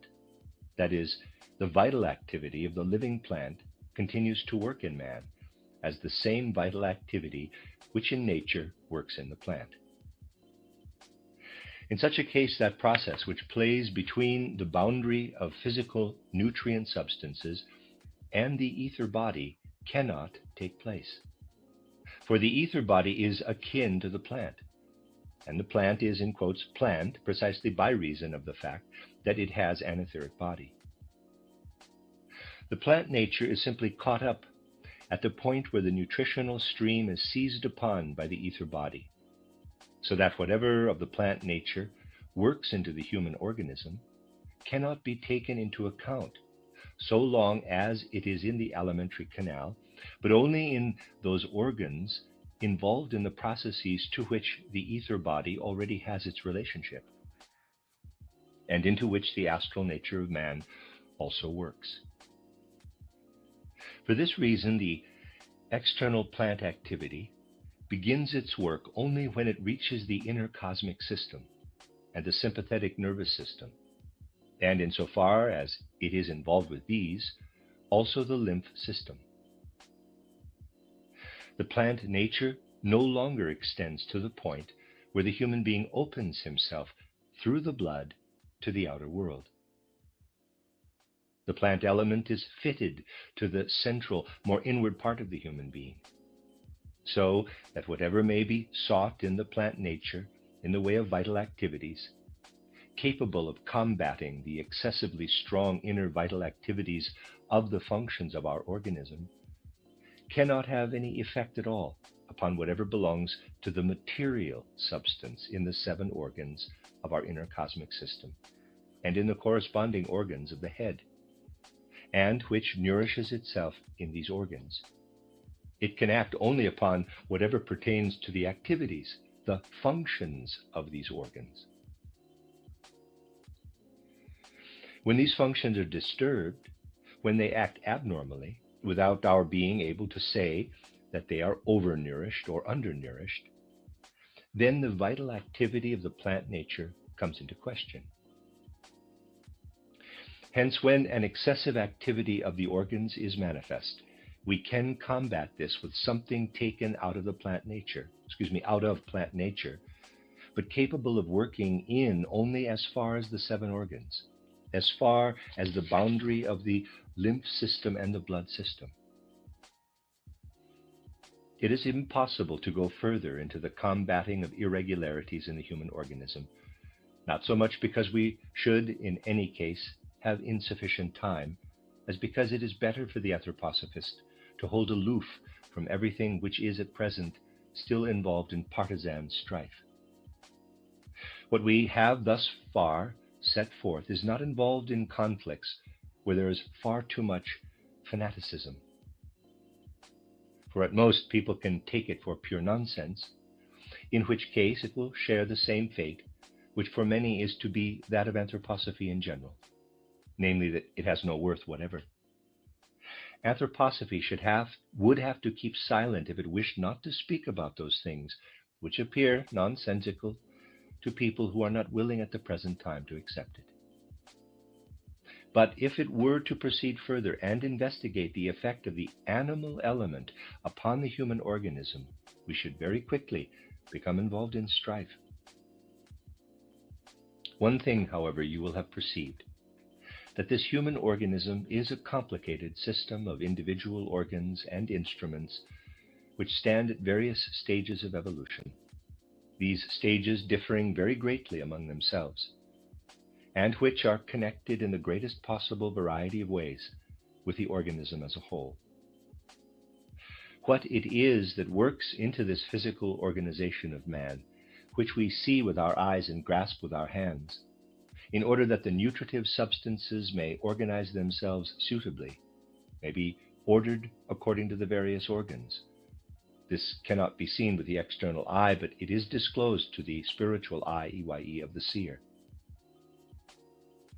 Everything that has displayed itself before us in the human organism we must look upon as one single system, wherein appears both what is young and what is old. We have brought out this fact in individual examples, for instance in the fact that the brain shows itself as an older organ and the spinal cord as a younger one, and in the fact that the brain was once a spinal cord and has transformed itself out of that.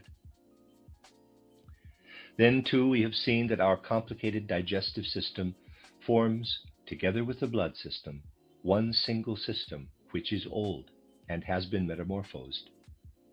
Whereas in the lymph system, which cannot take up substances from without, but can as yet open only inward to the material supplied by the inner tissue, we have a younger system in comparison with the combined digestive and blood system, just as we have in the spinal cord, an organ that is younger than the brain.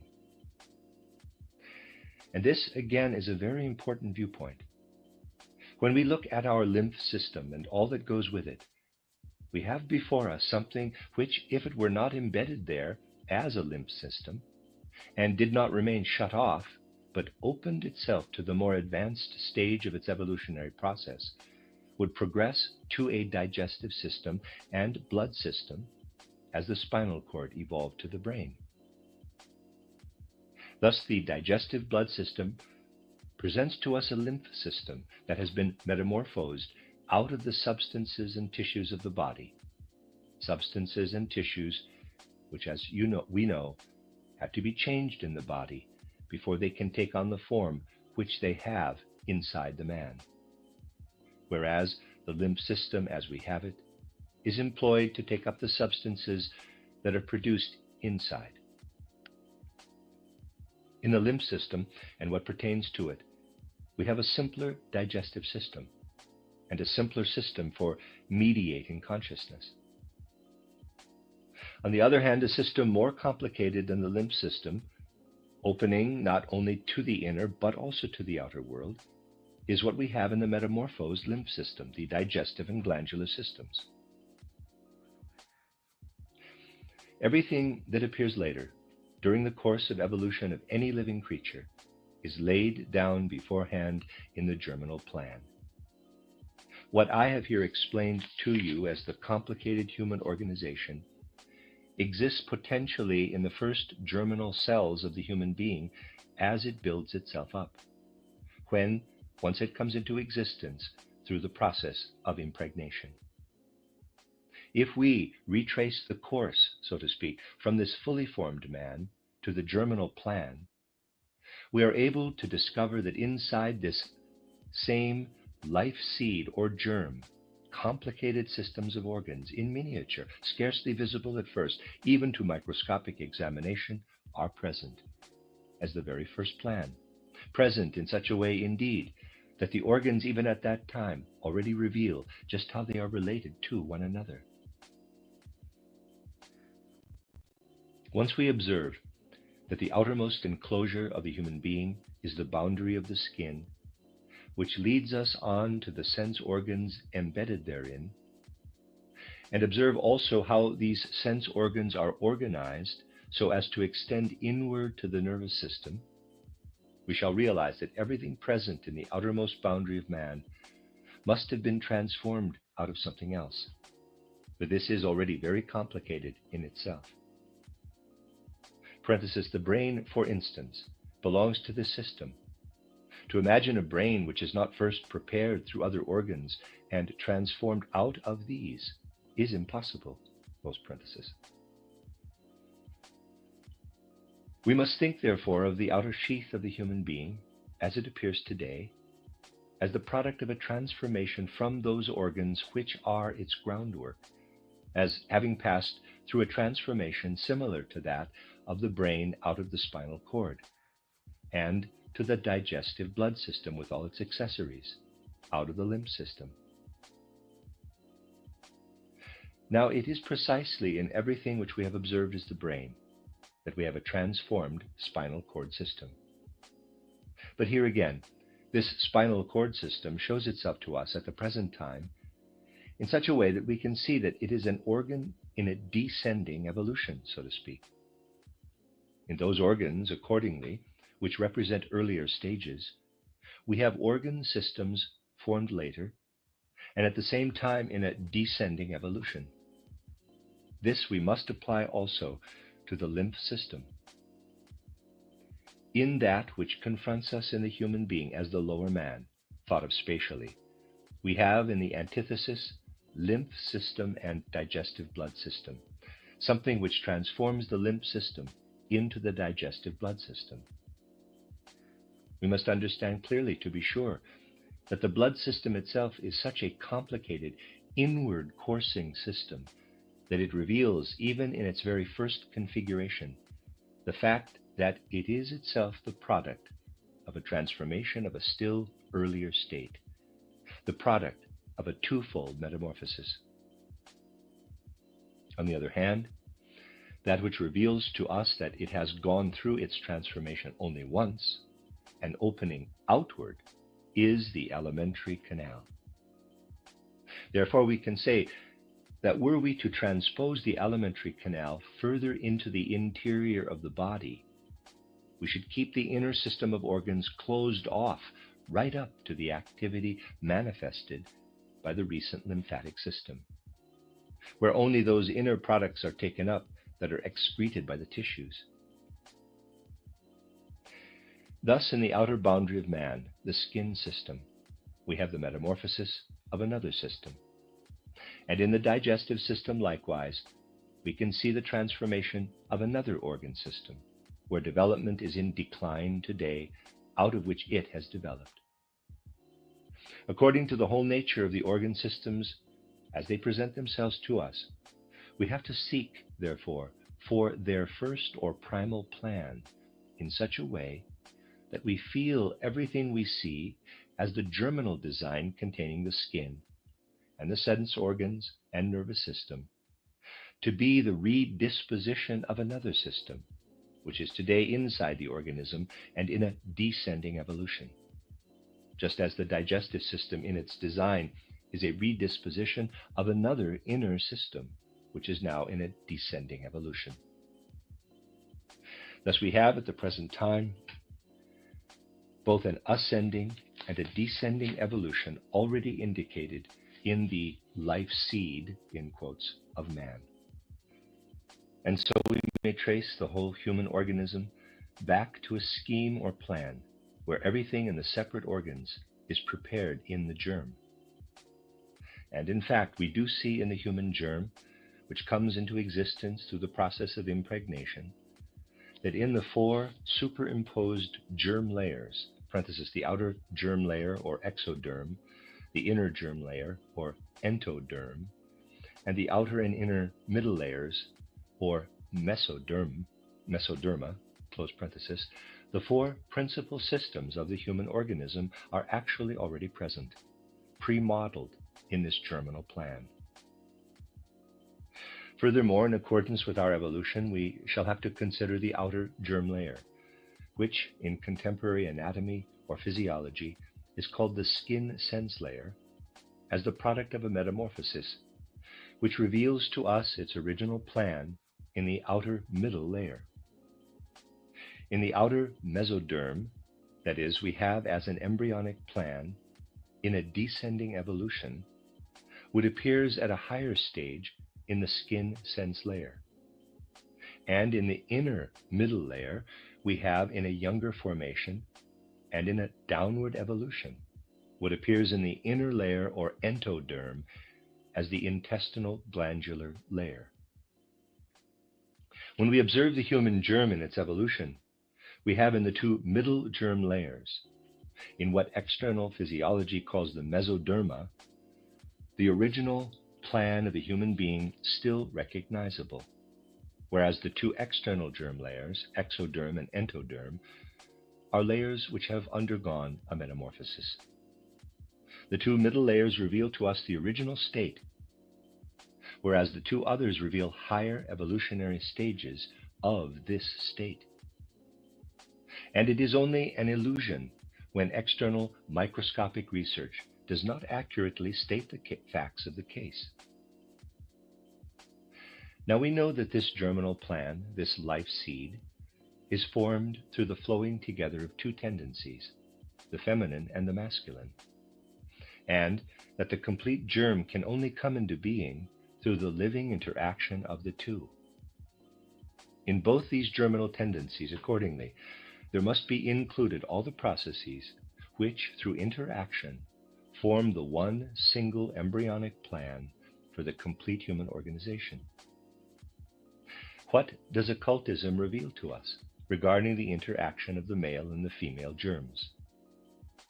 It shows us that the female organism, in the conditions of our age, is capable of producing only such a human germ as would be unable, if it were to follow a completely isolated evolution, to develop what we call, in its broadest sense, the, quote, form principle, close quote.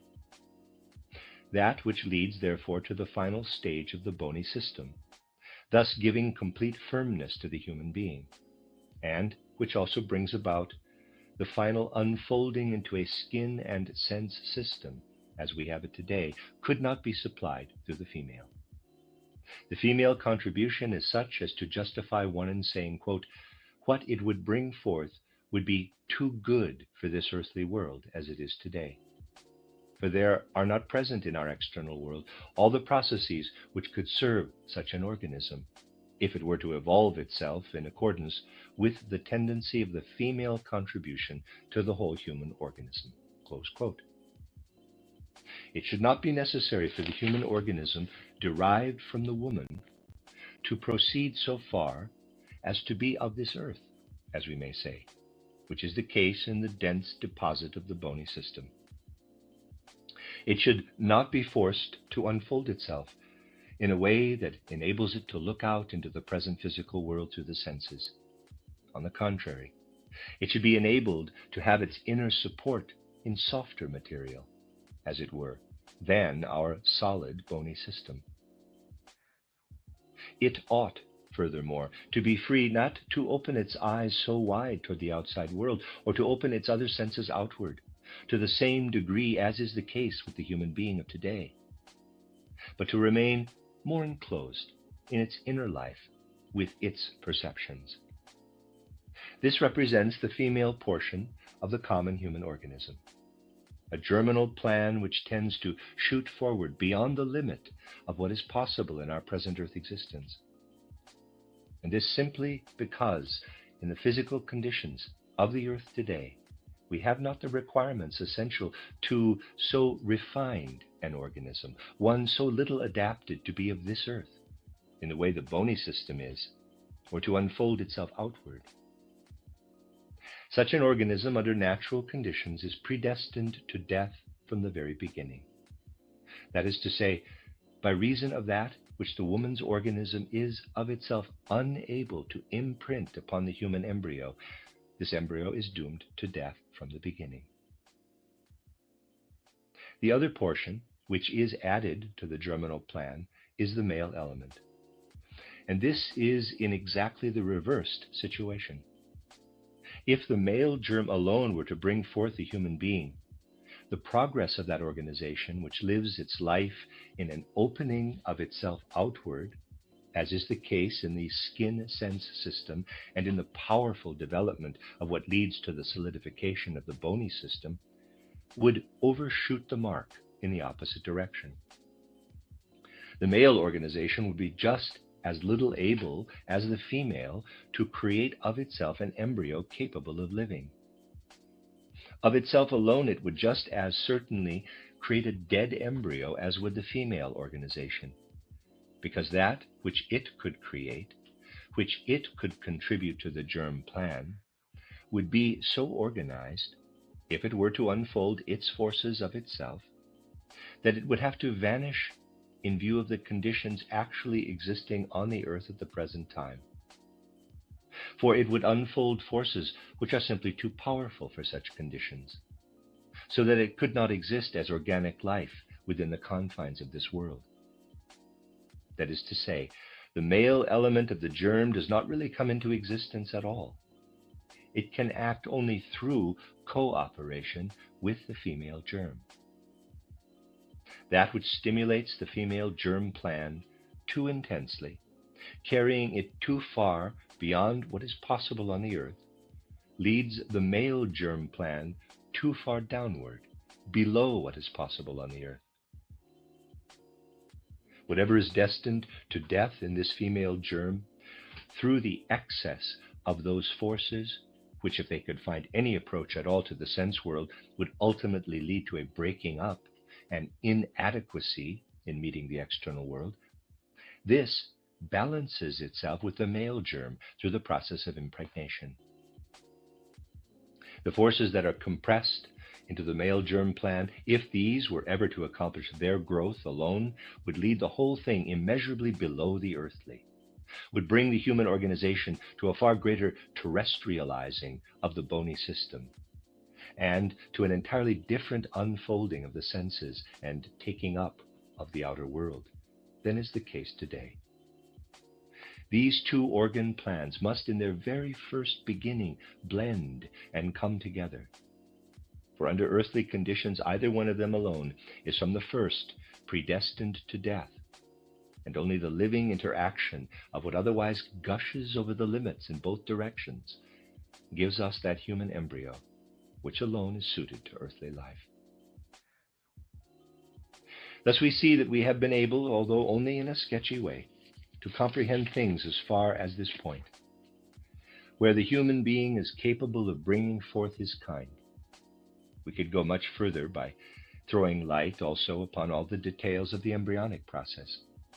And the more profoundly we should illuminate these, the more we should see that the most minute as well as the most glaring facts, including what has been said here regarding the supersensible force systems in the germinal plans, prove themselves in the outward expression of these force systems, in what the human being develops in order that his race may live over all the earth, so long as it is going through its present processes.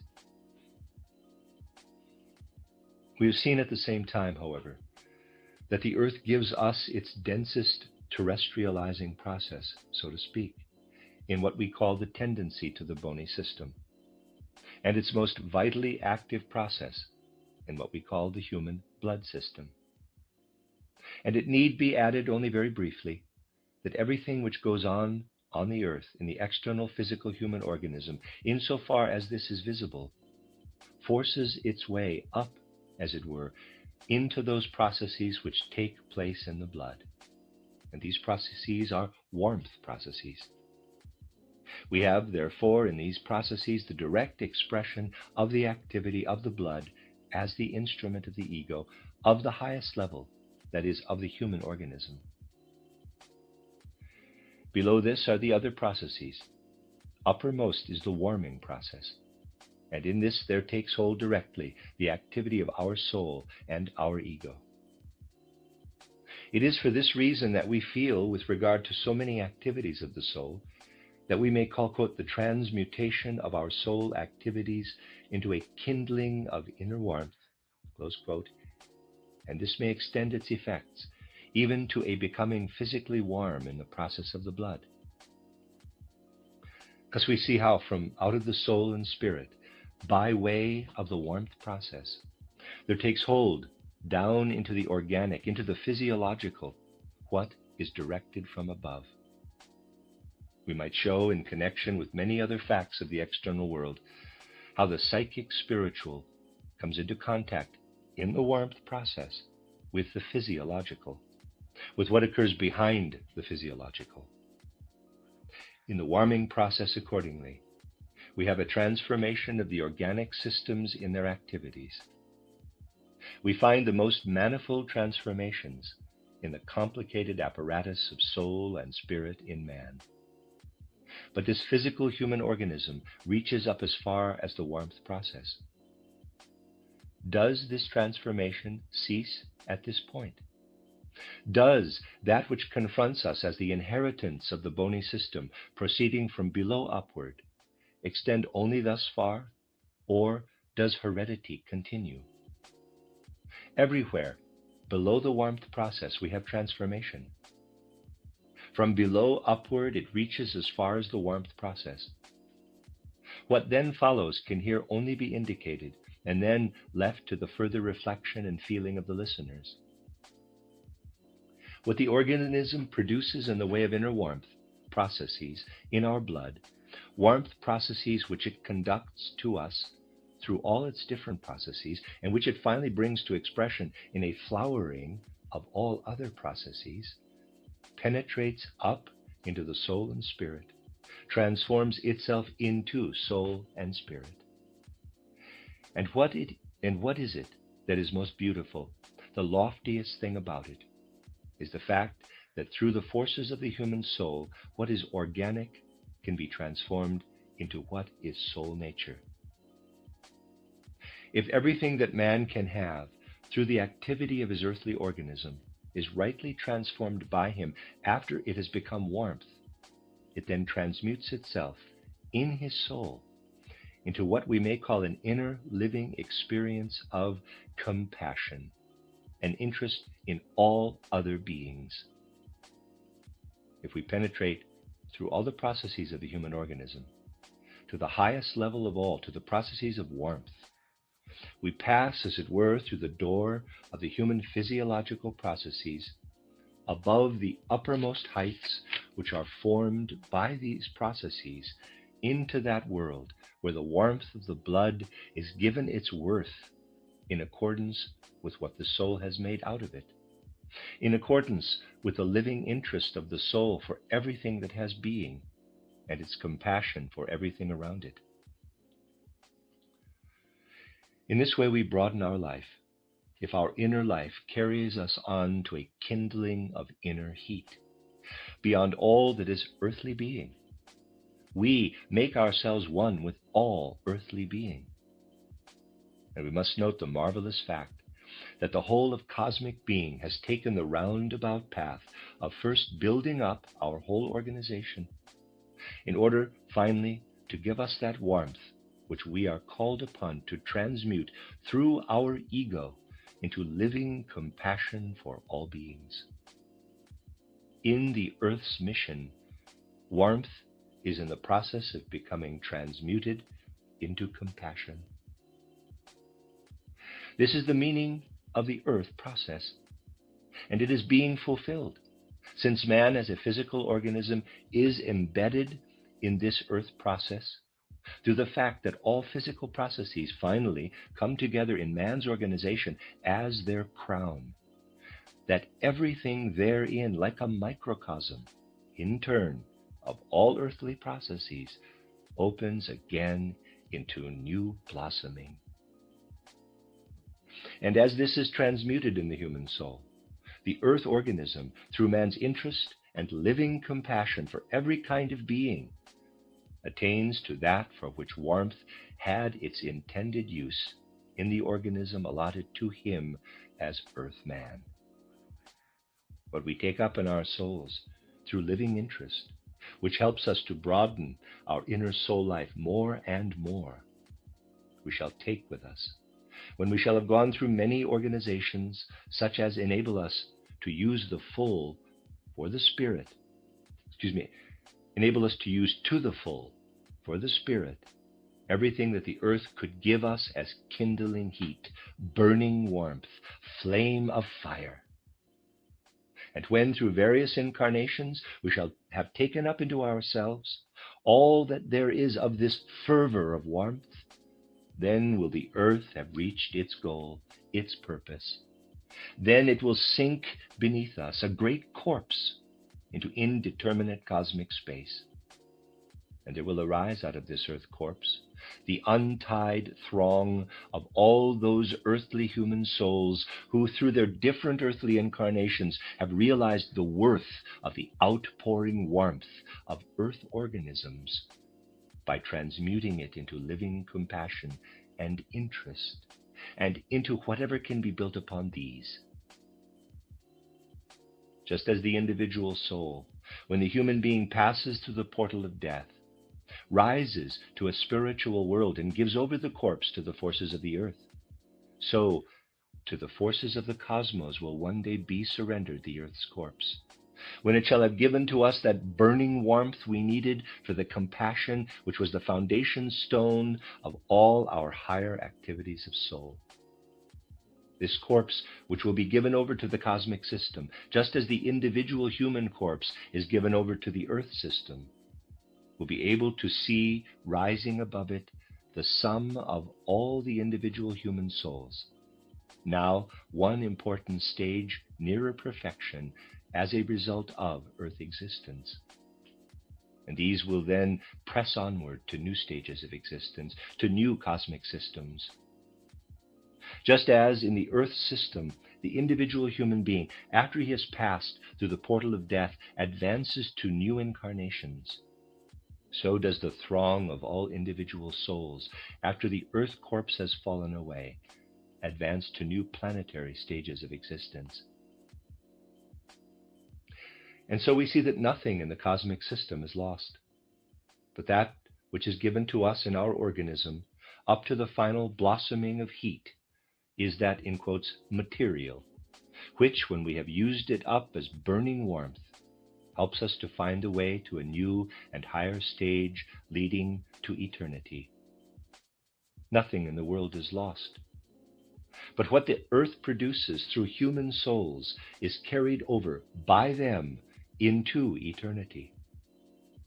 Thus does spiritual science also permit us to connect the physiological processes in the human organism with our eternal destiny. And thus will this science, if we view it as something which must so implant itself within us that it is not mere theory or abstract knowledge, fill us with all those forces which show us that we, as human beings, do not, after all, stand only upon the earth, but in the whole cosmic system.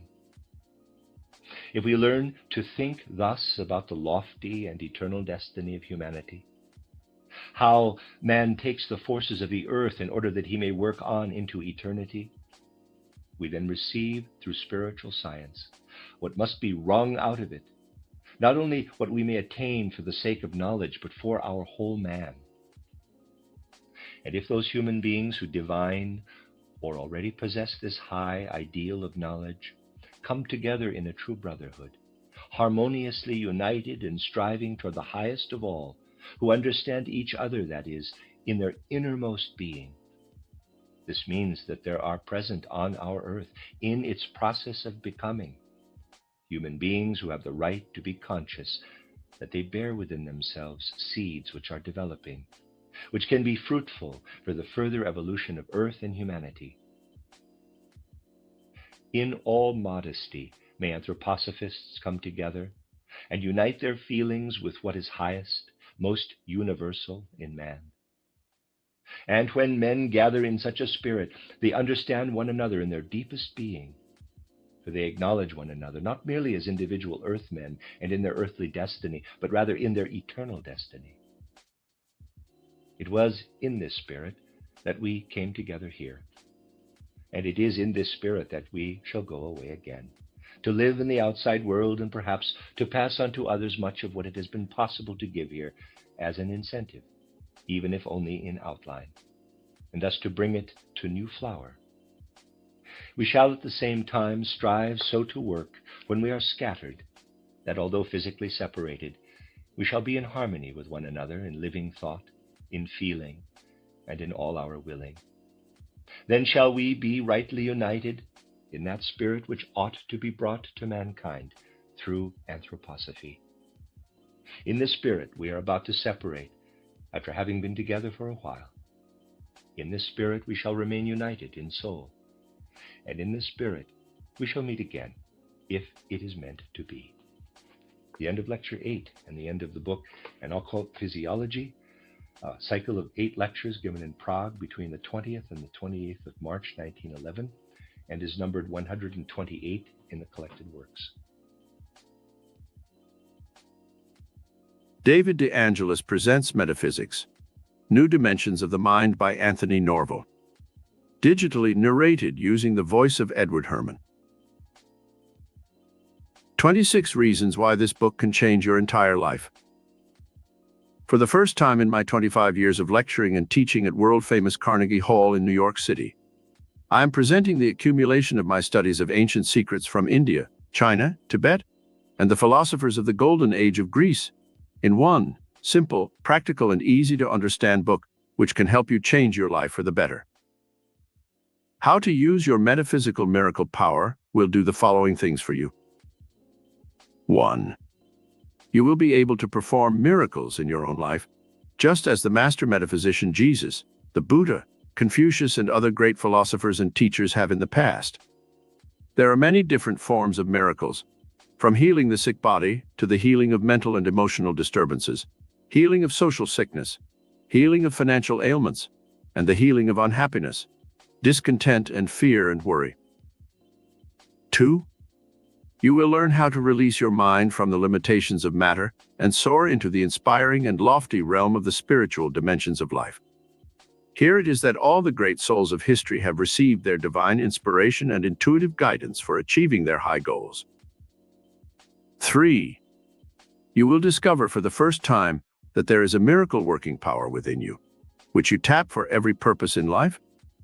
This miracle worker, which guided such geniuses as Columbus, Newton, Da Vinci, Michelangelo, Lincoln, Edison, Pasteur, and Burbank, is ready to do your bidding when you once learn how to tap this astounding power. You will change the course of your own destiny, just as these geniuses changed the course of history for all mankind, when you once get on the spiritual wavelength of greatness, which this book charts. 4. You will be guided step by step to the unfoldment of your own higher spiritual and mental gifts. You will become an extraordinary person when you once learn the method for unfolding the three minds that are encompassed by your own consciousness. Most people live one-dimensional lives, and they never know the pure joy of an expanded cosmic consciousness that comes to those who discover the four dimensions of life, which this book explores. 5. You will learn how to tap the secret hidden treasure troves of the invisible universe, which can bring you illimitable wealth and success. What great metaphysical secrets did such men as Rockefeller, Morgan Baruch, Vanderbilt, and Astor possess? Why could these men accumulate hundreds of millions of dollars? This book will reveal how you may tap a power that is behind all material riches. The metaphysical Aladdin's lamp of riches will be placed in your hands. How you use this tremendous power is up to you. 6. You will be shown how the great mystics and masters of the Far East were able to literally command the secret forces of life and cause them to bend to their will. Do you want to control other people for good? Do you long to have power over the erratic forces of nature? Do you want to project a sense of mastery and magnetism over those you meet?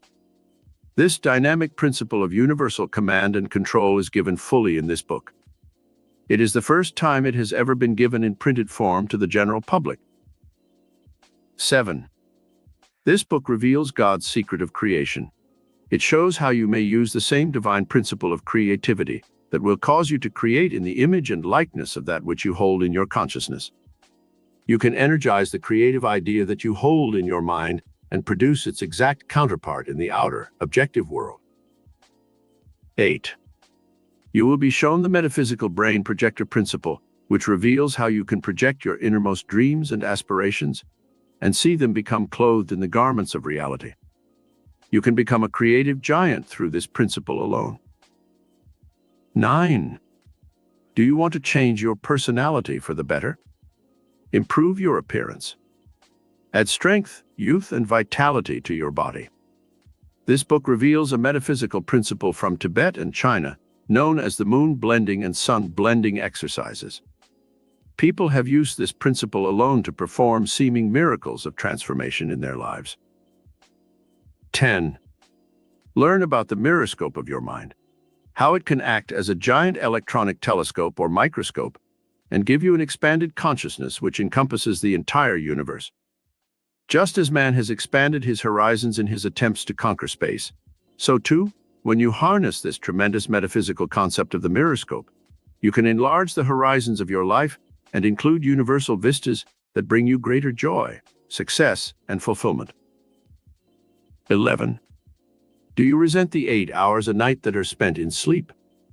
Learn through this book how you can harness those extra 8 hours a night and take fantastic astral journeys into the dimensions of the past, present, or future, and explore hidden secrets of other planets, other ages, other races and cultures with your astral body or higher mind. What man calls dreams can now be controlled and directed into fertile fields of metaphysical inquiry that yield rich and rewarding results. Improve the memory, learn foreign languages, discover new worlds through this dream projection method. 12.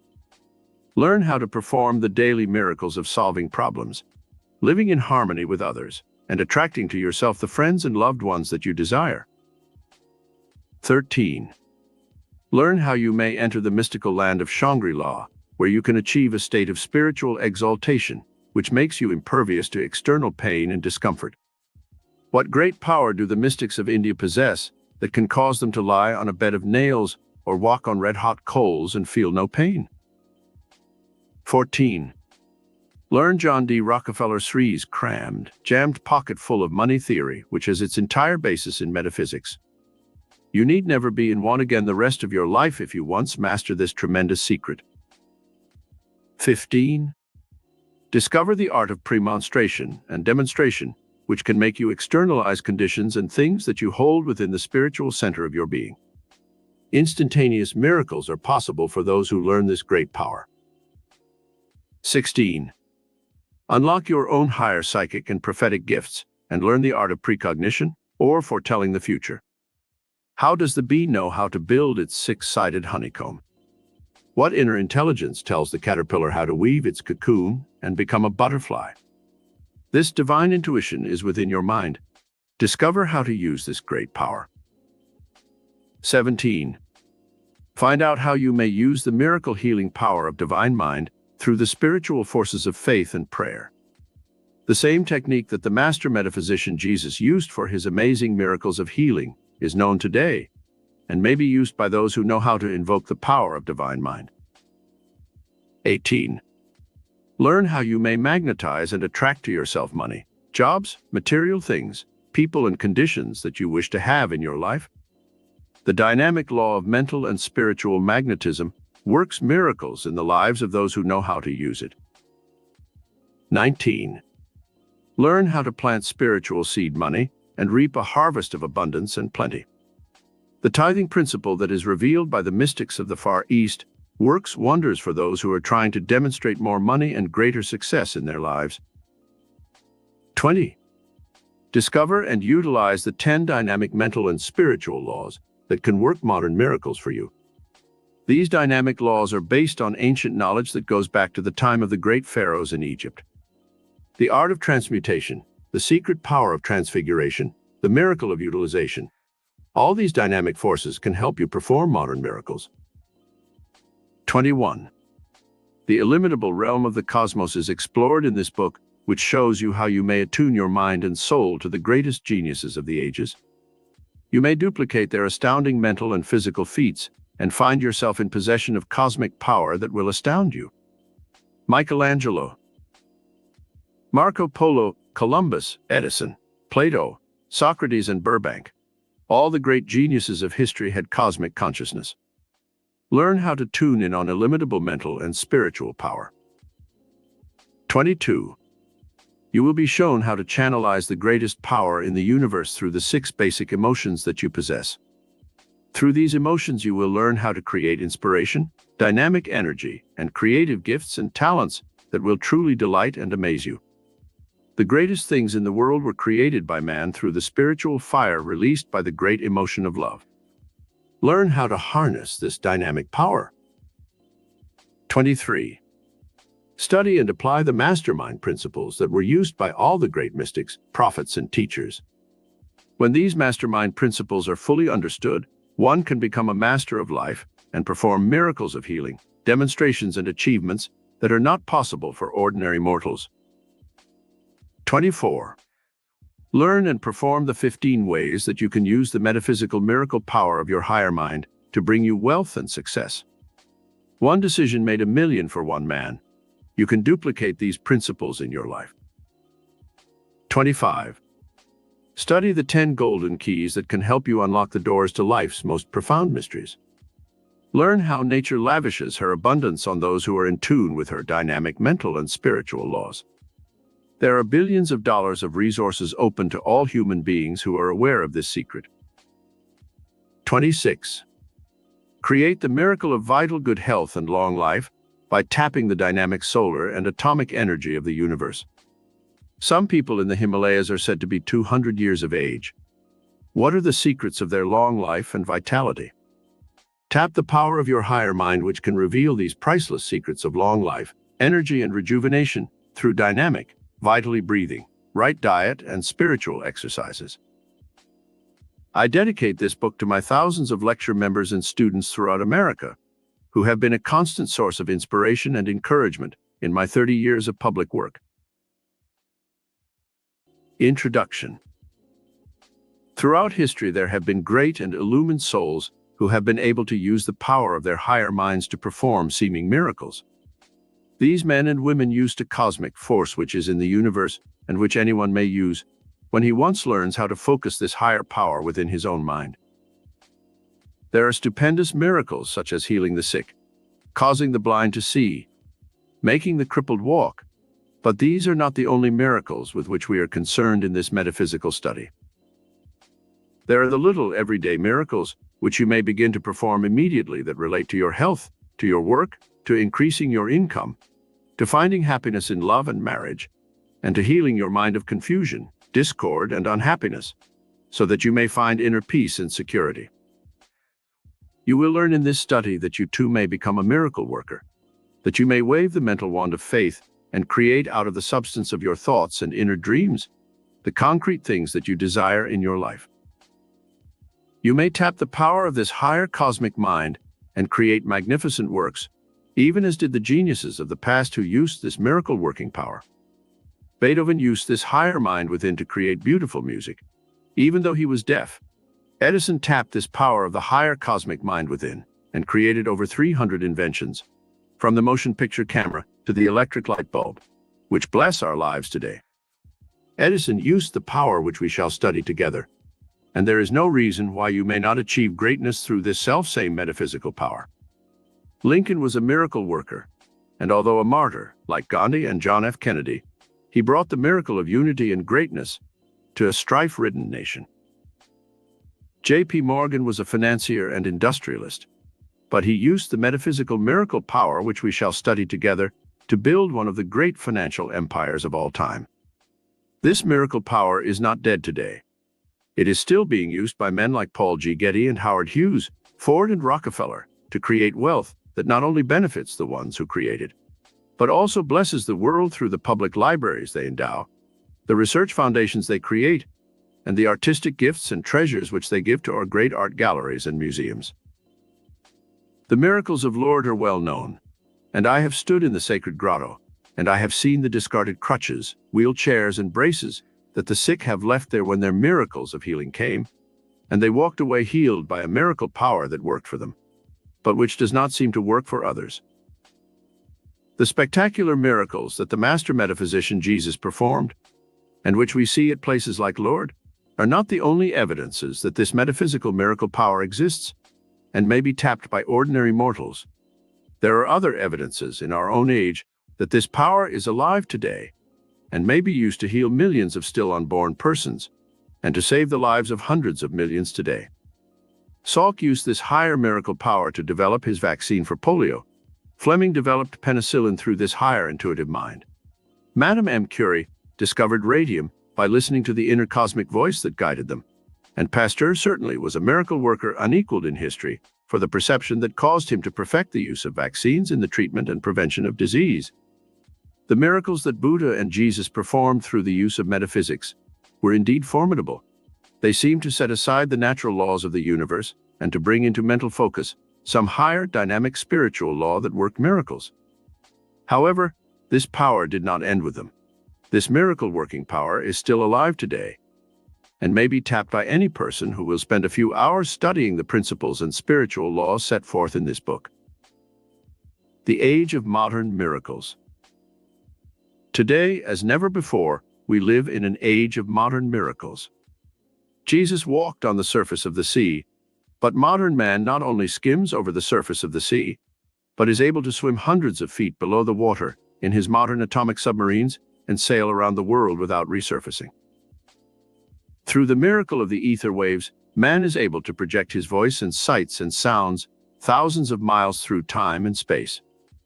The miracles of radio, television, Cinerama, and Telestar prove that man lives in the midst of a vast cosmic sea of intelligence which will respond to his own dynamic thought currents and bring him amazing miracles of sights and sounds which would have been impossible 100 years ago.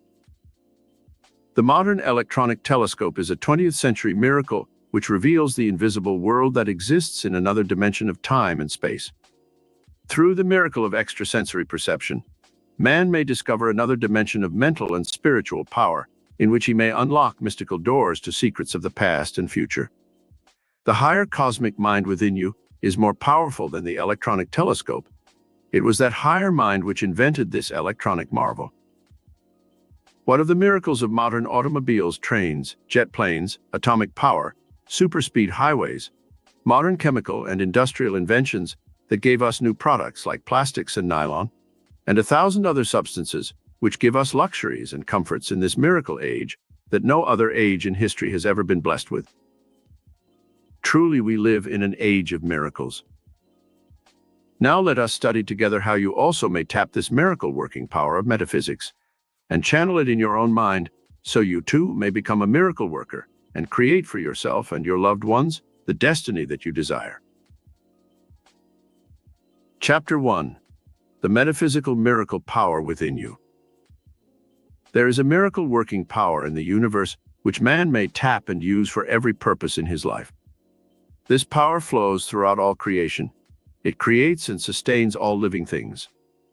It is a cosmic intelligence which works under certain dynamic mental and spiritual laws. When you once learn how to recognize this power and channel it through your own higher mind, you can literally become a miracle worker. Some people call this higher power God. Others name it cosmic mind or divine mind.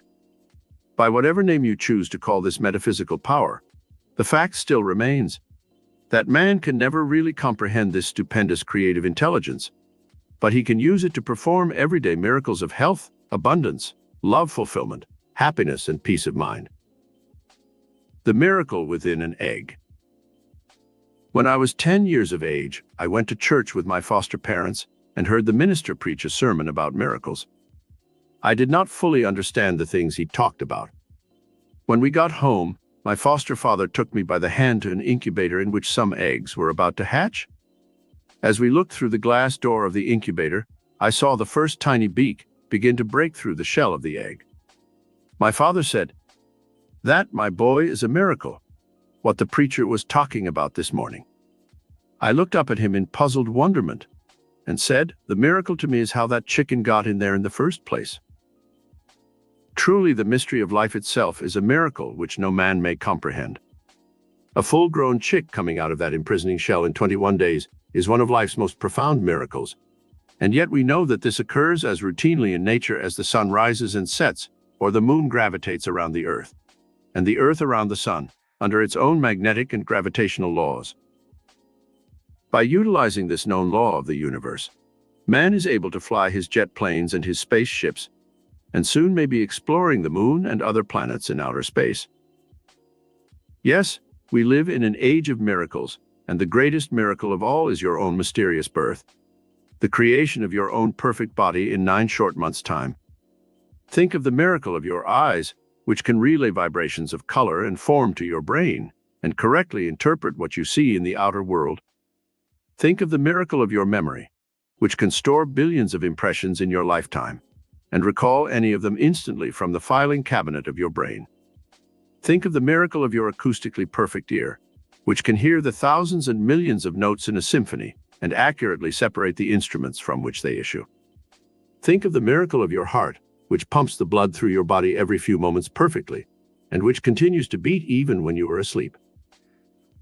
You will readily see that some higher intelligence within you automatically performs all these vital functions without even your conscious volition or concern.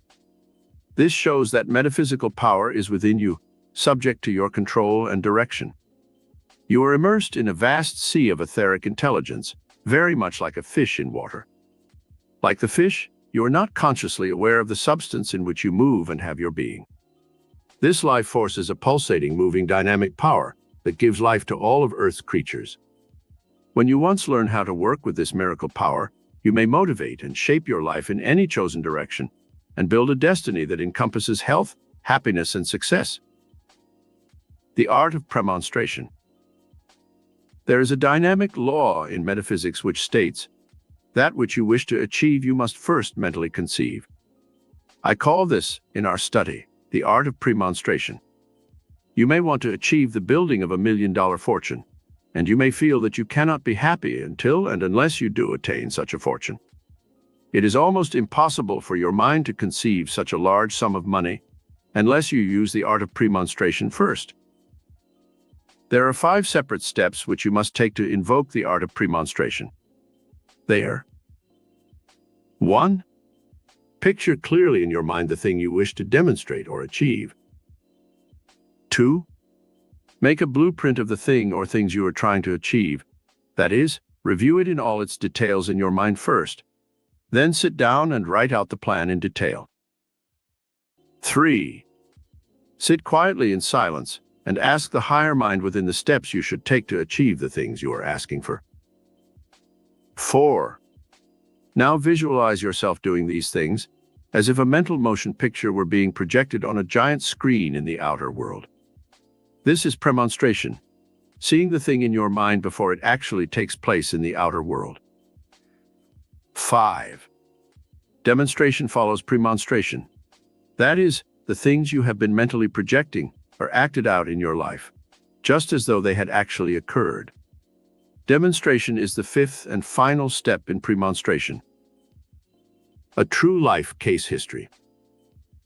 Let us examine a true life case of the art of premonstration, which occurred to a student of mine who attended my lectures and classes at Carnegie Hall. A lady past 40 years of age was tired of living in a small apartment in the city. Her husband worked in New York and made a good salary. They could not afford to move to a home of their own in the suburbs. They both wanted a home more than anything else in the world. After the lady had come to several of my classes, she learned of the art of premonstration, and she went home and proceeded with confidence to take the 5 steps I have given above for achieving the dream she and her husband had conceived. There did not seem to be any way open for this couple to achieve their dream of owning their own home. They had only a few $1,000s saved up.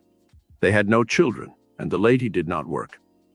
How could they possibly achieve the fulfillment of their dream? First, they sat down and discussed the type of home they wanted. Then they cut pictures out of home magazines which pictured the house more clearly. These pictures they put into a large album titled Our Scrapbook of Destiny. Then, after they had pasted all the pictures in their scrapbook, they sat down and wrote out a full blueprint or plan of how many rooms the house would have, the type of yard, the location they would like, and they both read this description over every day and visualize the house in all its details. The next step, number 3, they both sat in the silence for half an hour each night, asking for guidance as to what they should do to demonstrate the house they desired.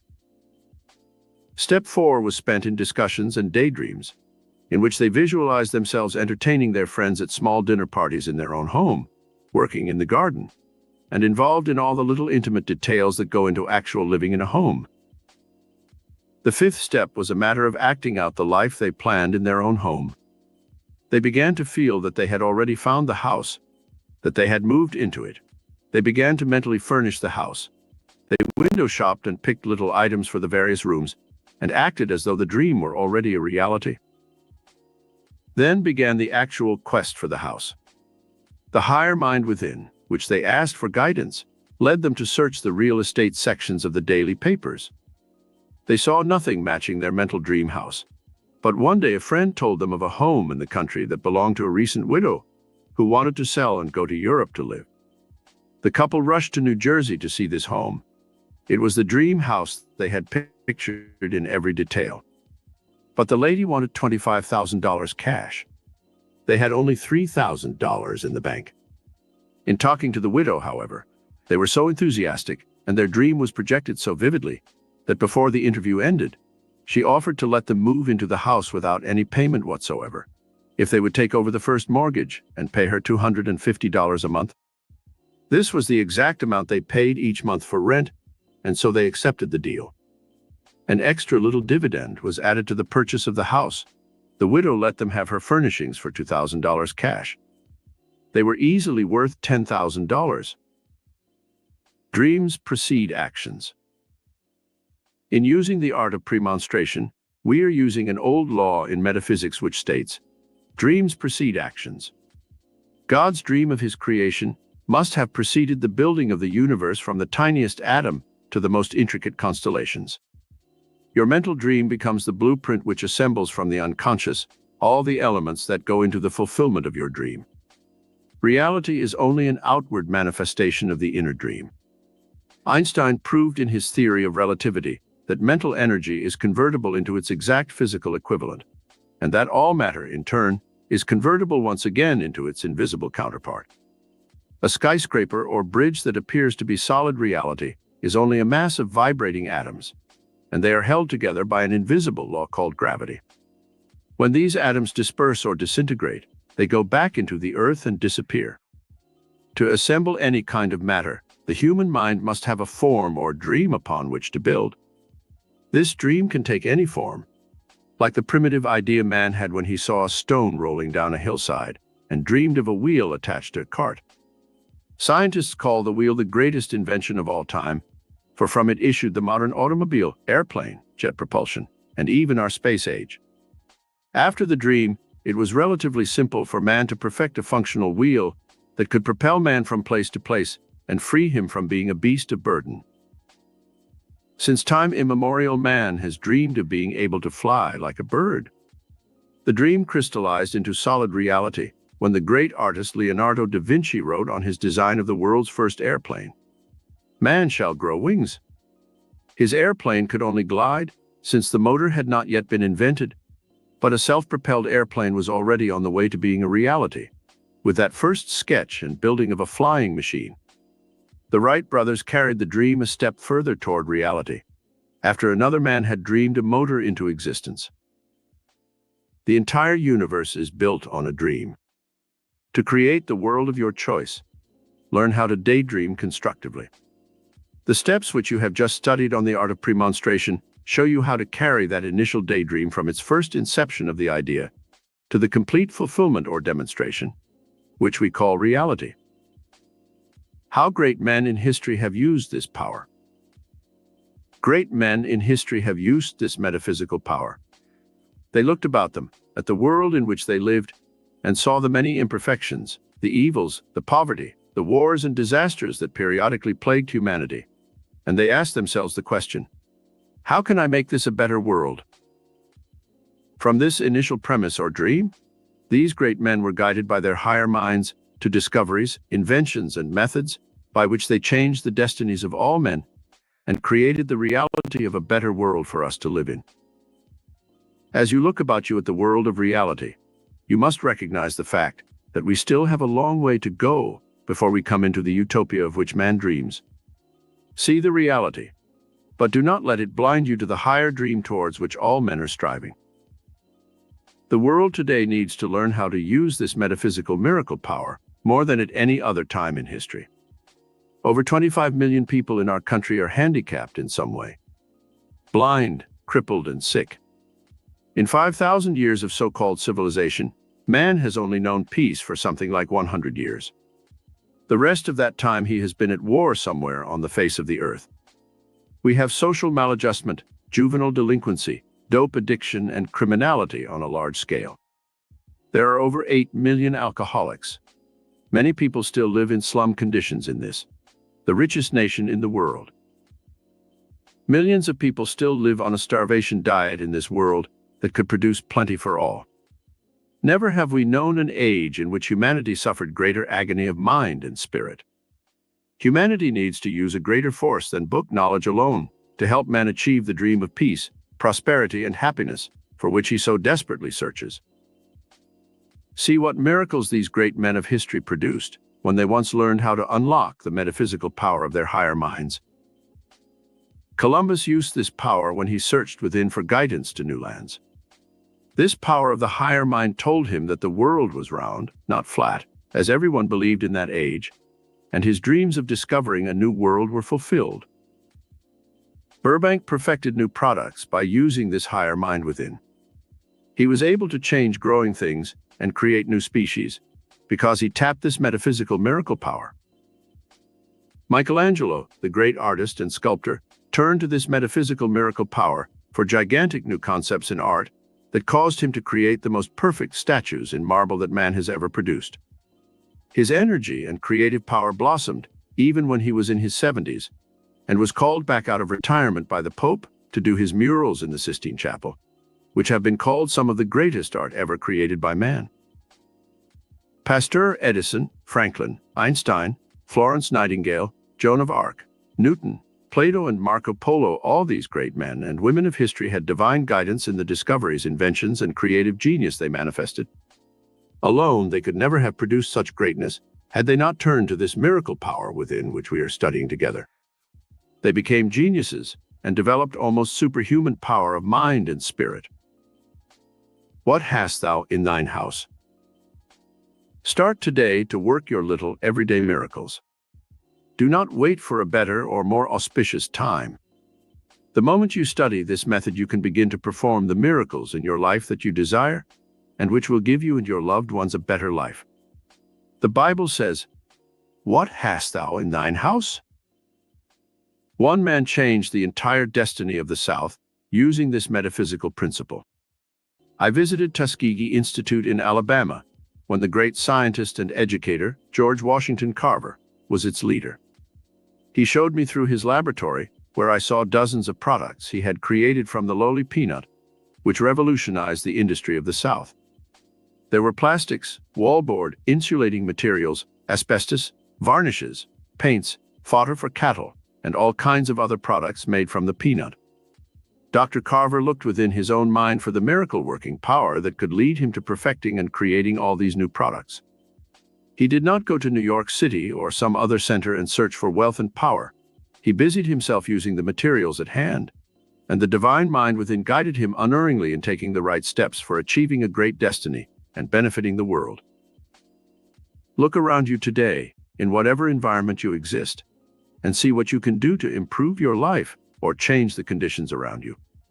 The miracle power begins to work for you the moment you realize that it is a living, dynamic intelligence which exists within your own mind. The miracle-working Father within.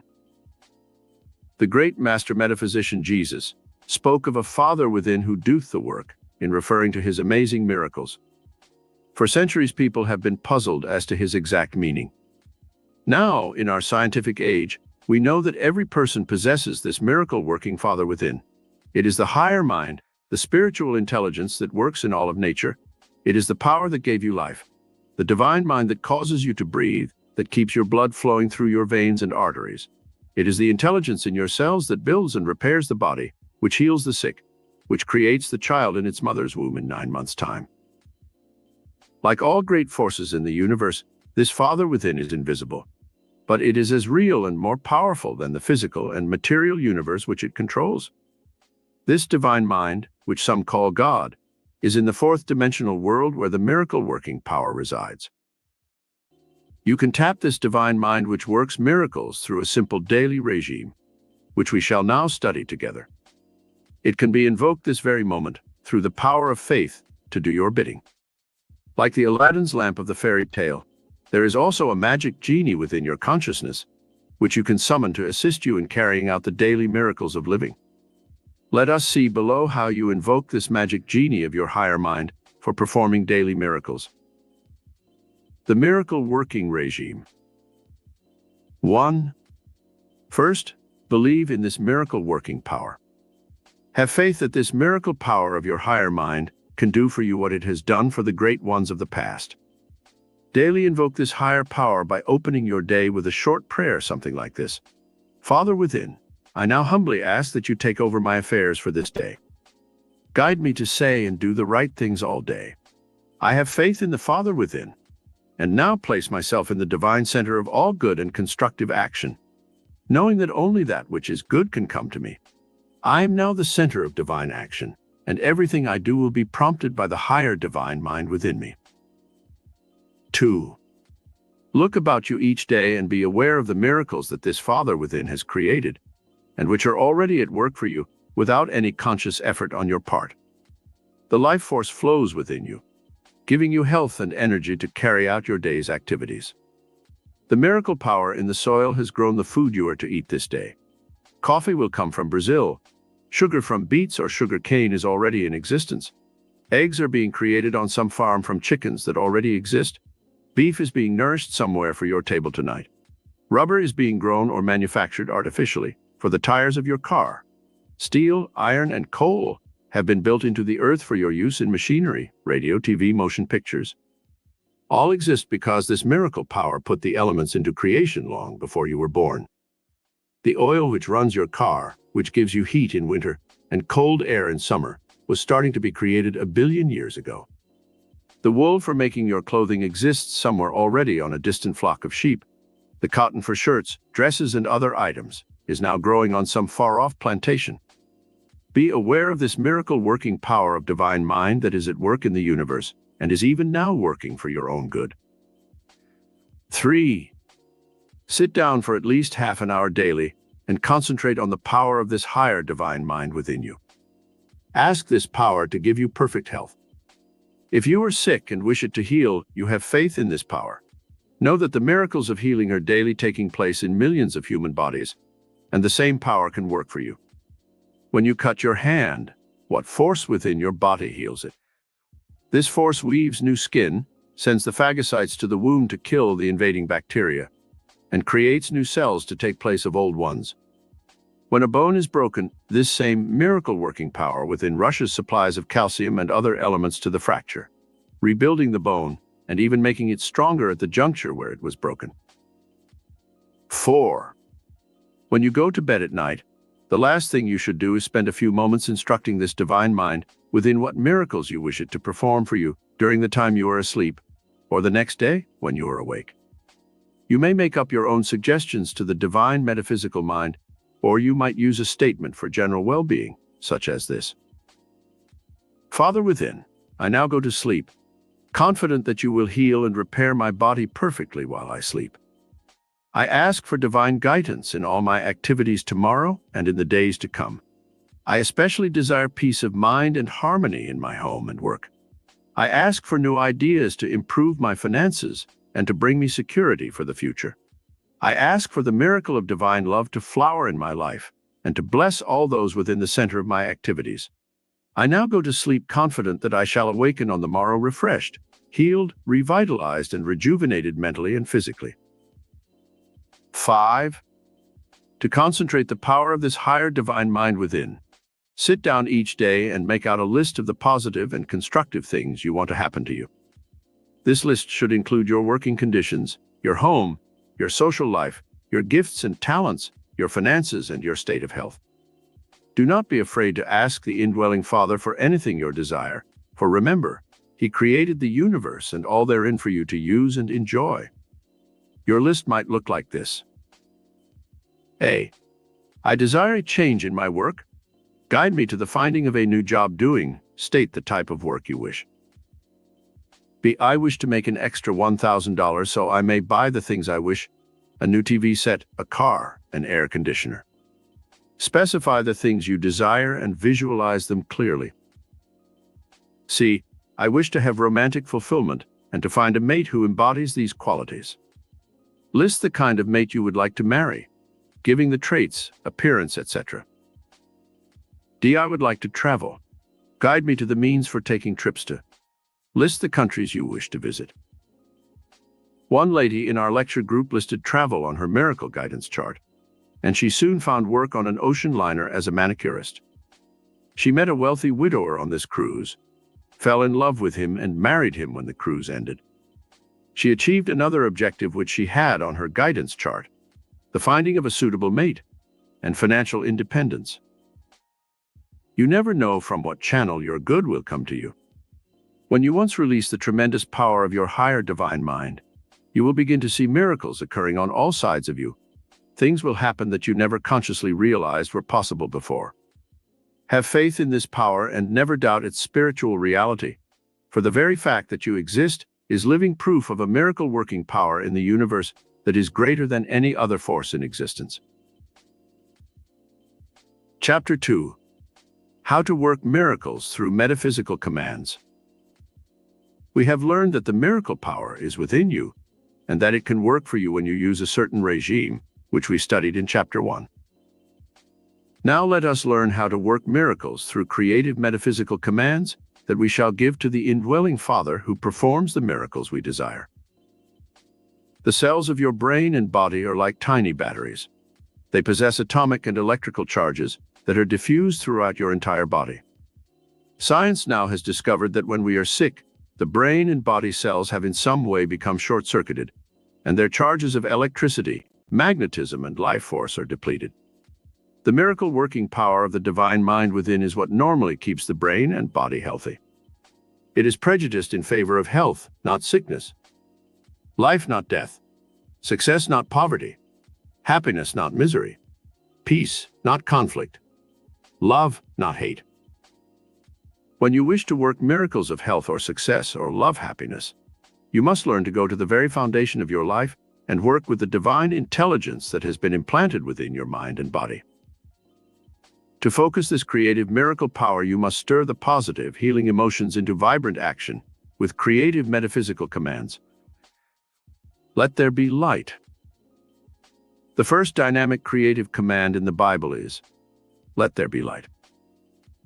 Under the impetus of this forceful statement, the invisible atoms and molecules of unlimited space were set into motion, and all creation began. Light is synonymous with spirit or intelligence. Darkness represents ignorance and the forces of evil. So too, there are two opposite polarities in all of life. One represents the force of good or God, the other the force of evil, or, as religionists call it, the devil. Just as God used this dynamic command, let there be light, to start all creation, so too, you can summon up all the creative powers of your brain and body by using a similar creative command to invoke the miracle-working power that can change your life from a negative, fear-filled, and unhappy one to one of health, happiness, and fulfillment. Just as we have light and darkness, so too we have opposing states of consciousness, which constantly struggle for supremacy. These two states of consciousness can be created through the words you think and speak. These words set up little electrical and magnetic charges within the brain, and then communicate themselves to the nerves and muscles of the body, setting into motion the conditions embodied in the words. The master metaphysician Jesus said, "If ye abide in me and my words abide in you, ye shall ask what ye will, and it shall be done unto you." John 15:7. What does this mean? It means that the creative intelligence of the divine mind within is unlocked through the use of words or creative commands. Positive words, thoughts, and emotions will release positive creative power within your body, whereas negative thoughts, words, and emotions will release destructive power within your body. Many modern doctors will not allow certain words to be used in the presence of their patients because they know that negative words can be harmful to the patient and decrease the healing power within the body. Focalize your creative miracle power. Everyone has a vague idea that he wants to be happy, that he would like a healthy body, that he would like to have a fortune, but most people occasionally release enough creative power through their positive thoughts and emotions to just barely get along in life. Some unconsciously use the right creative commands, and then they see amazing results in their lives. However, most people are so steeped in the consciousness of negative thoughts, words, and emotions that they are never able to achieve the big dramatic results that bring them complete fulfillment and happiness. To achieve the complete release of this inner miracle power, you must learn how to focalize the creative energies of your mind and your emotions. Just as the sun's rays can be focused through a magnifying glass and set fire to a piece of wood or paper, so your creative mental energies can be focalized through a process of concentration and dynamic mental action that can literally kindle the creative flame of genius within yourself. Secret of spiritual communication. Just as there is communication between fellow men through the use of words, there is a spiritual communication which can be invoked between man's conscious mind and the divine mind within. The conscious mind is the seat of reason, logic, and rationality. The soul is the seat of the higher divine mind within man, where You said you don't want to Oh see, wow, that's a new one. we don't want straight men to come together. Well, straight men are already together. They make a majority of our government. They're already together. They Right, set they the make the rules. rules. So like why can't if all y'all straight men want twerking to be socially acceptable, just make it socially acceptable. Just do it. Stop shaming each other for that. Yeah, stop sharing like y'all be so focused on the gays and the women when it really should be the straight man. Who cares about what we think? Just you do it. And then hopefully we'll follow suit. You see, I wish it was that simple. No, it's not. I wish it was that simple. I like to do this, right? And have you guys ever seen the show Insecure? Yes. Okay, perfect. I'm excited to talk about this then. So did you watch the entire show?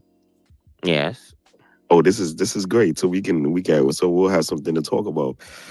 Um, did you see the part in the show, Molly? You know Molly, right? The lawyer. Yeah, you talk about when she found out that nigga was bisexual. Yeah, but did you miss the part where she also admitted that she did some gay shit in college too? Yes. Okay, I mean, I cool. agree. I agree that was a double standard that I disagree with. So Mm, we agree. Yeah, yeah, right. But what I'm saying on top of that is that it's not only straight men who are like stigmatizing. Upholding. Yeah, I agree. And okay, so we're on the same page then. But I don't know why it's like, but you never want to address the root of the problem. What Men was the create the patriarchy, women and other men, uphold it. But this how, attract the people that created it. I how do don't you get know it. that? How do you know that? Power. I'm saying Patriarchy, patriarchy by definition means male domination. I'm saying how do you know So how do you know who created it though? the male domination, But how do you know who created it? the men who created, like, come on, like, it gets to a point where it starts stacking up like Because y'all Tetris. are the ones hiding that y'all are gay. Oh yeah, here comes the heterophobia. Well, I don't think it's like, I feel like y'all want to do, You y'all would don't have to like make the a fact construct if you was that trying to be DL. a lot of y'all are homophobic, but like you don't want homophobia to be put onto you. Like you want to do things that gays do or women do, but you don't want the negative stigma that comes with it. Girl, welcome to the club. Wait, what do you mean? What club? What club is that? Like gay men being called all types of slurs and The stuff for doing this marginalized stuff. club. Right. Like, oh, I want to do what the gays do, but like I don't want to be like, I don't want homophobia to be spread at me. That's so bad. Like, oh well, I don't know what to tell you. Wait, hold on. What do you mean the gays do? What do you mean by Twerking on that? each other. Okay, so are you so you think twerking is something that gay people do? Yes. Okay, have you done Clearly, your straight research? men are not doing it in mass. That's why you're Hold on, having this hold on. conversation. Have Power. you done your research on the origin of twerking, where that comes from? Yes. Okay. Let me be specific because you want to play semantics. We know. Yeah. So get femininity. Okay. What is deemed feminine by society?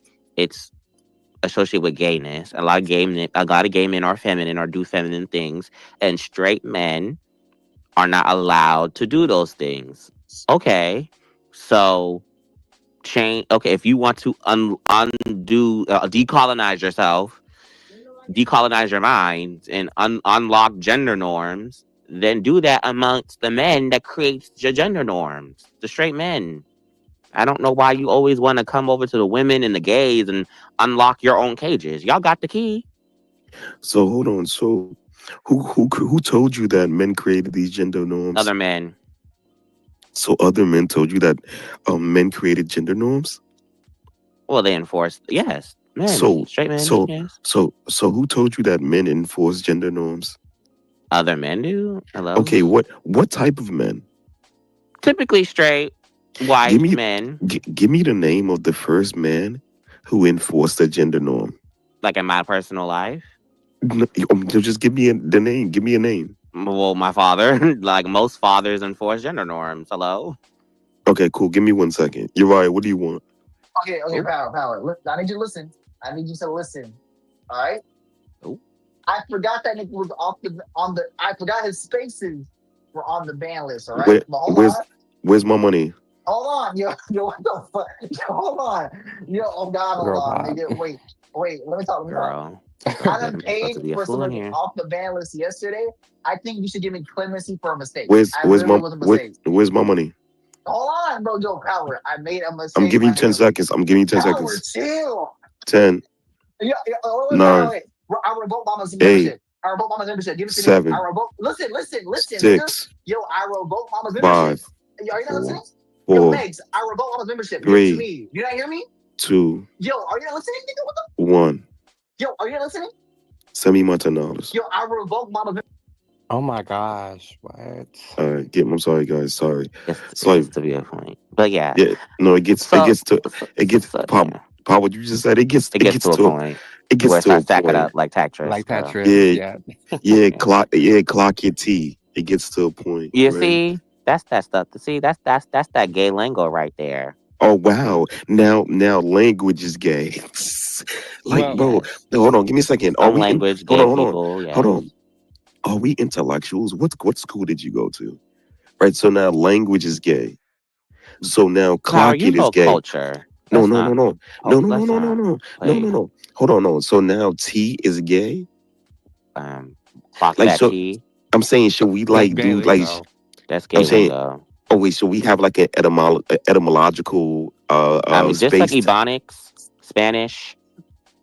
Like, hello? English. No, So okay. hold on, so it seems to me that you guys want to like a monopoly on things A that monopoly? yeah, you guys want to monopolize like certain languages and No, words, just right? giving credit where it's due. That's all.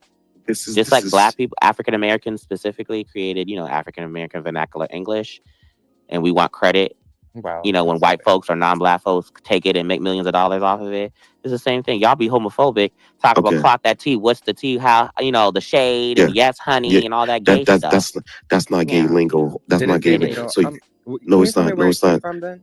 Hold on, give me a second. Give Yeah, me a where did it second. come from? BJ, give me a second. You guys want to gatekeep things that aren't yours. I'll give you an example. Right. What? Hold on. The rainbow was Oh, originally.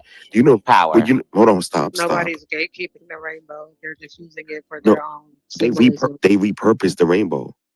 but Okay. they're not gatekeeping it. All Alright, right. gate. That's what I'm You can saying. have the So do you want the hold on. rainbow on your shirt? That's what I'm saying. No, I'm not saying that. I'm not saying you guys shouldn't like repurpose the rainbow. I'm simply saying that clock it is not inherently gay, right? It's Just not like inherently gay. I didn't say that. It's a gay language. Okay, it was okay, created in ballroom culture and it it's got not into the mainstream. it's not a gay language. That's one. Two, going There's back. nowhere else. There's nowhere else that That language phrase is used. Like comes it's from in okay. society. Like you've never heard There's that people who Like in any other defending shade in concept the tea. except 1800s that which saying is clock derived it, from like the gay culture. Okay. this also be Okay, true. so hold on, give me a second. Since we like to do two things in here, educate and entertain, let me read you something here about twerking. Because earlier you said twerking was somehow some Well, gay feminine. dance. Oh, feminine. Twerking is feminine somehow, right? But wait. Do you disagree? Oh, are you scared? You sound like you're panicking. You don't want to No, hear no, the no, no, no. truth? Do you disagree? Do you Do you want to hear disagree? do you want to hear the truth? No, I just want you to know because you clearly know that it's feminine. That's why you're saying why No, I'm can't not. No, straight men do it without I'm being not. called? No, I'm not. No, no, no, no, no. I know it's not feminine. Right? I Well, know it's if not. it's not feminine, what's the problem? If The it's problem. not feminine, if twerking is not deemed feminine by society, why are you doing spaces about straight men having the right to twerk? Because straight men should have the freedom to express themselves. That's what I'm saying. Okay, and so you're saying, okay, They so why do. can't straight men twerk? Why do you think No, so? because they would be Because stigmatized. because deemed it's deemed feminine. what? Because it's Uh, deemed uh, improper. effeminate? Girl, please. Improper. So give me a second, right? So let me read you what I have here, right? So it says, oh, this is too good. So twerking is a West African traditional dance, right? Okay. That men do. Right? So it's not inherently homosexual. Men in Ivory Coast, Central Africa, Caribbean, Konduro, Angola, Congo, Do you live in they twerk. They twerk as well. Howard? Do you live in Africa? Why does that matter? Because like the the Because that's saying when different. There's different social constructs. the saying when in Rome, you do like the Romans do. So we're in America. We're in the West. So we do like the Westerns do. Right. So Our And twerking, associations are already constructed. like okay, you want to okay, gender, fine. give me a second. And do you know in America we eat croissants? Okay. What's your point? So do you want to Like so I you're don't trying to understand. Hold on, decolonize hold on, gender. there are a lot of things we do in America that isn't like original, like that it didn't come from America. I agree. But Indian let's not food, act ignorant. You Indian act food, ignorant. Indian food, Indian restaurants, croissants, right? So Yes. what's your point? So The what's wrong point with is, in America, there are things that are coded as feminine, like pink. We know anybody can wear pink, but right now it is associated with femininity. Can men no, wear it's it? not. Yes, but it's associated with femininity. You disagreeing with gender roles and gender expectations, does that mean that they don't exist? What do you mean? I agree with what? Like, we know what's deemed feminine, what's deemed masculine. Clearly, We don't. clearly twerk is not masculine. That's why you're fighting for the right for straight men to twerk. No, it's not. No, no, no, no. I'm not saying it's not masculine. What I'm simply saying is that we don't know, Oh, right? power. That's what I'm saying. We don't actually know if it's feminine. It's Oh, not. power. It's not intrinsically feminine. You see, No, you, it's a you, social construct. no, you just want, right, to have a monopoly on self-expression. That's what you want. No, but That's what you one of the want. tenets of patriarchy is that men, particularly straight men, y'all don't get self-expression. And Those are who the told? tenets of patriarchy. I don't know And what who? to tell you, And power. and who told you that? Bell hooks. No, men, like that's you do know like the patriarchy, masculinity, it's the antithesis of femininity, womanhood, What, yo? Why do I feel as if you're? homosexuality. Like you Why do can't I? have it both ways. Why do I feel as if like none of your talking points are truly yours? Well, I mean, I'm well read, so you may have heard these topics. I mean, these points before. I am well read. I do know what the fuck Then I'm talking about. then read better books. Right. God, So I'm no. gonna I'm gonna ask you. I'm gonna ask you one more time, right? So let's do this. Let's do this. Ask the question, power. Correct. Let me do that now. Thanks.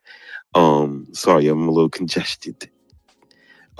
But anyways, so what is inherently feminine? Do you know? Is cooking and cleaning something that's feminine? No, but it no. Okay, why isn't it?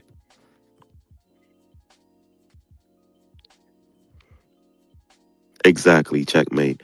Look, listen, this was too easy. It is It Um, assigned to isn't. women. It isn't because anybody could do it. It's not Right. like nothing is inherently of one gender or the next besides like how like procreation happens. Right. The only thing is like the the social constructs it to be a certain way. So Right. like what's associated with femininity is with cooking and cleaning, but it's not inherently feminine. Is that okay? Right. okay, so Nothing is deemed inherently feminine or Is masculine. considered It's feminine behavior. okay, what is perfect, called perfect. feminine or masculine is determined by the social construct you live in. But is determined by culture, right? Yes. That's Okay, okay, cool, awesome, Not awesome, really, awesome. because you could be a part of a culture and still not like follow the standards. I think And it's I then you will be depending. stigmatized, like Power was talking about. He did one earlier, so he has to be like, if that's the case, then you just have to be okay with, the stigmatization of your action and how it does not fit in the construct. Right. hey, Kayon, how's your day going? It's going good. I can tell by the sound of your voice you didn't follow my instructions. No, I know. In fact, I did. I You actually did? You've did. been doing the Yes. vitamin, the Yeah, emergency every yeah, 5 to 6 hours? it's just not You should hit. put an onion in a sock and wear it It's overnight. just not it. Me It's too. just not Girl. hitting. No, If I'm like serious. Ugh. I feel like you if I brushed over What that, the like hell's you going wanted to on? ignore my it, advice. no, if I'm no, if no, seriously, if I'm not feeling well, if I'm not feeling better by Saturday, I'm going to the doctor on Sunday, so it's all good. No, did you Um, hear my advice though? yes, I know, I heard you. What I didn't is? ignore that. You said put an onion in the sock. Yeah. Why don't you need to do that? I'm like, what do you mean? I Hi, Power. What Hi, was everybody. good? What was good? He's gonna say it's a social construct. Please just have honey, hot tea, What hydrate the hell? yourself. He's She doing from Yeah, I that think. France. already. She from He's not Yeah, doing pot. the onion thing. Okay, That's so the far. missing yo, piece. honestly, And the ginger is very powerful. yo, honestly, Powerful. Ginger is good. I honestly I haven't felt this way in a long time. Like it's to the point where I'm so afraid to cough because my body hurts. Like shit is Did you weird. You like need the make out with honey. someone who was sick or something? No, all I no, I so Sunday. Power, you need the Mono. honey. No, BJ. Um, but you said what, Fatma? Honey? Okay, so you need a honey that is locally sourced. Yeah, look, A I don't. local Well, honey. not look. I don't have time for the locally sourced stuff, right? So what I'm I've so been doing. sorry you cannot succeed properly with no local. Yeah, what I've been I doing only with. have French honey. When I was in the UK, I had British honey. This is how you know that it's 100% from Uh, the bees. I've You been know. doing. I've been doing what Kayon told me to do. I've been taking emergency um every 4 hours, and I've been taking Tylenol because my body hurts. And Yeah, sure. You need to do that for sure. But you also need to add because I'm sick often. So ginger, lemon in the tea. Plus honey, you take this how do you say a spoon maybe 3 times a day.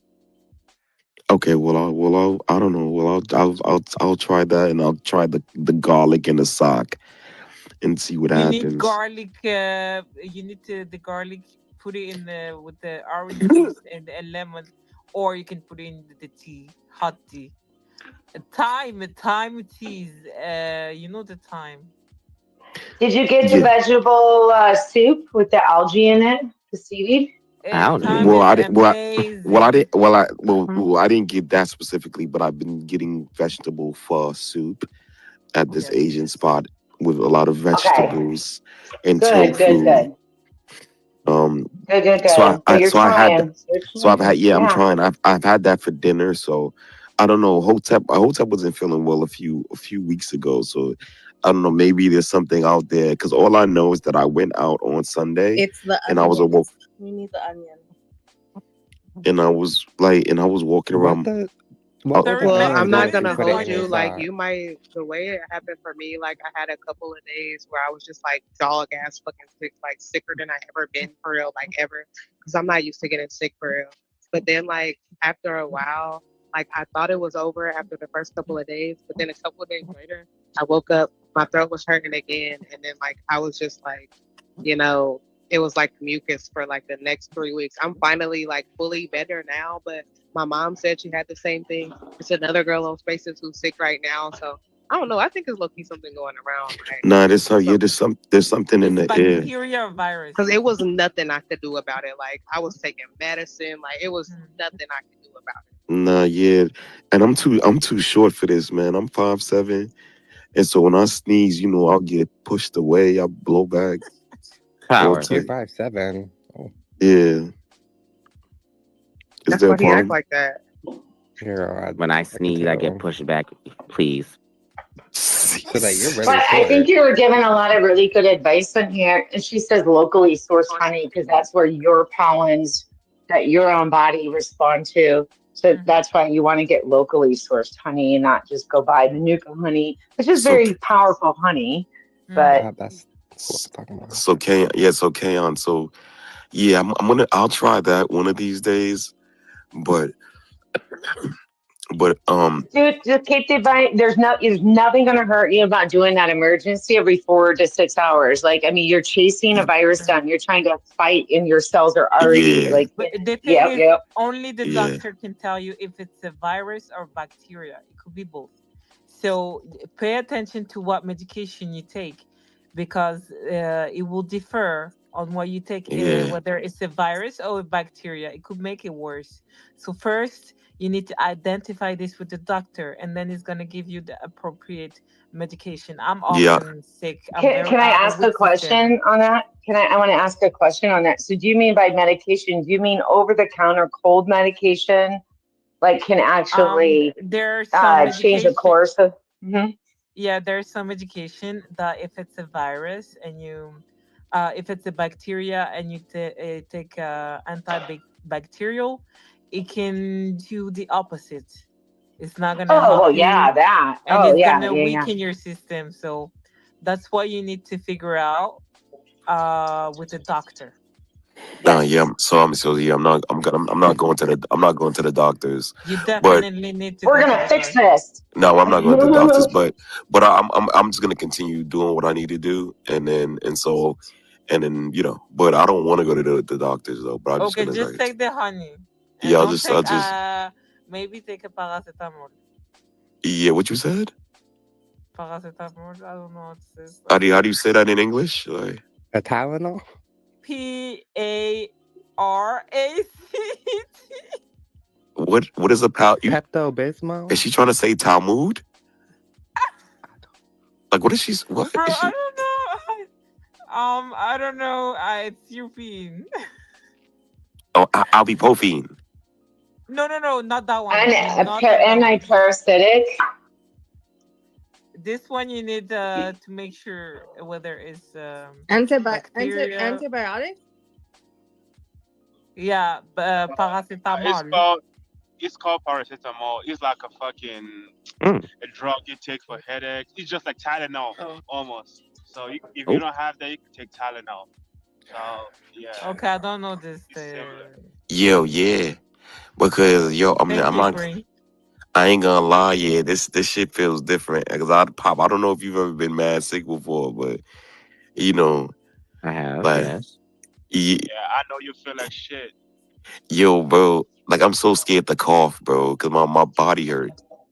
Oh shit. Can I ask you? Can I No, ask a really fucking weird question?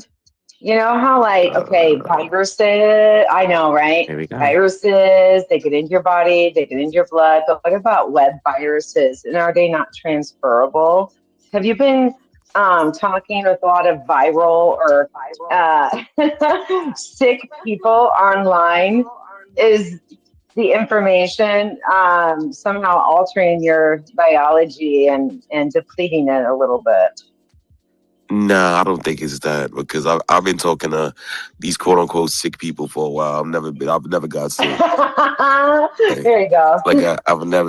I've never gotten sick. I've been talking to these because I've been talking to BJ and a lot of these sick individuals for a little while now, and I've never been sick like this. So, Gotcha. like, You said earlier These the yeah. individuals went etymology. If you want to do the Medium. etymology wars, the viral wars should mean the same thing all BJ across said, the "What do board. you mean?" Is that Yeah, the dark exactly. energy you was talking about? Yeah, the Well, dark. you've been Yeah, infected since birth. yeah, the dark energy. Infected power. since birth is crazy. What? Don't feel too bad because in Howard, do you my ever think maybe you're the sick individual? in my Hmm.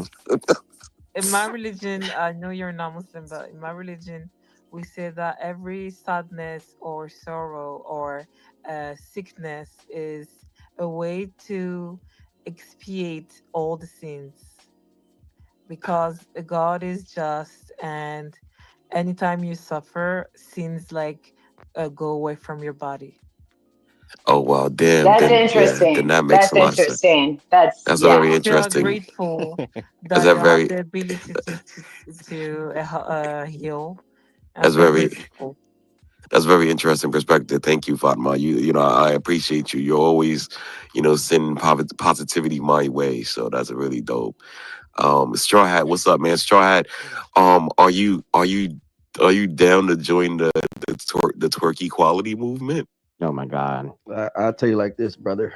The other day you had a space. You still my man, so whatever like that. Nah, But yeah, for sure, but for sure. yeah. But you had a space and you had dropped me. You had dropped me twice, for I a woman. did? And yeah, for a No, woman. I didn't. And so yeah, you did. And it's okay. I ain't take it personal or nothing like that. You still my Oh man. no, no, my fault. No, Yeah. Straw Hat. No, you was drunk, and I was just nah.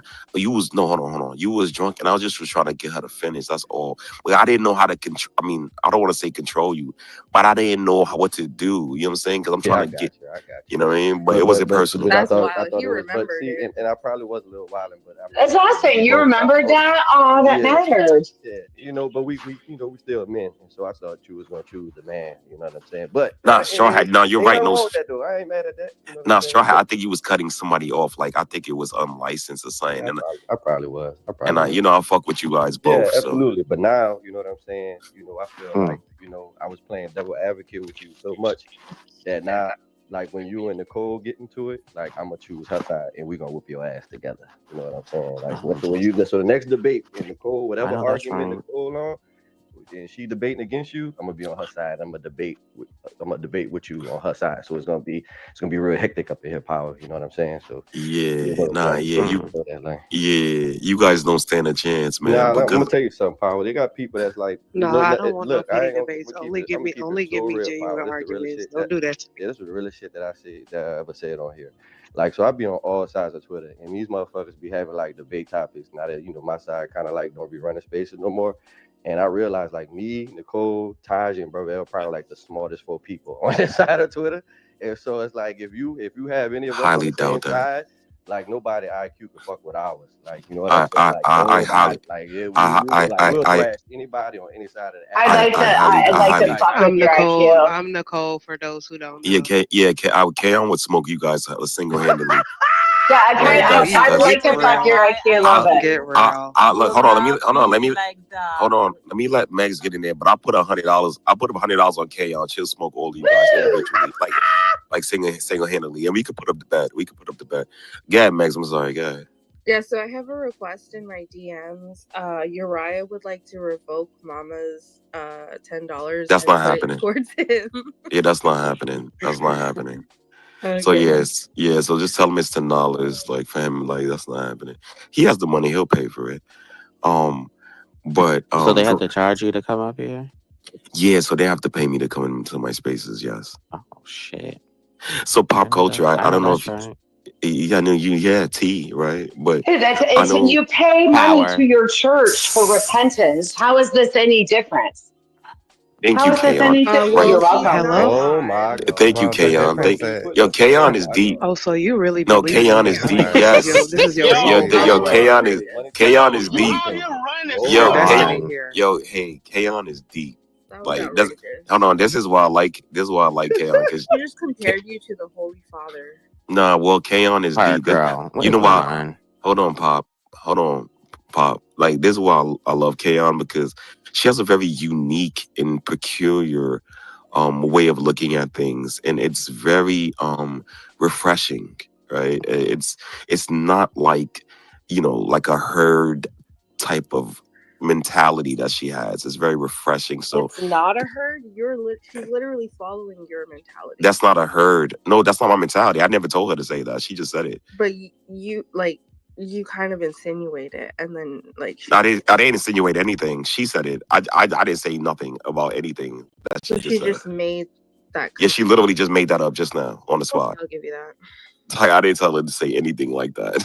Like, I didn't even insinuate anything like that. Plausible deniability. Very one of the Yeah, Crane. Yeah, Crane. Let's move on. Let's move on, brother. Like, let me say this quickly. Shout out to you, bro. Let's move on. Let's move on.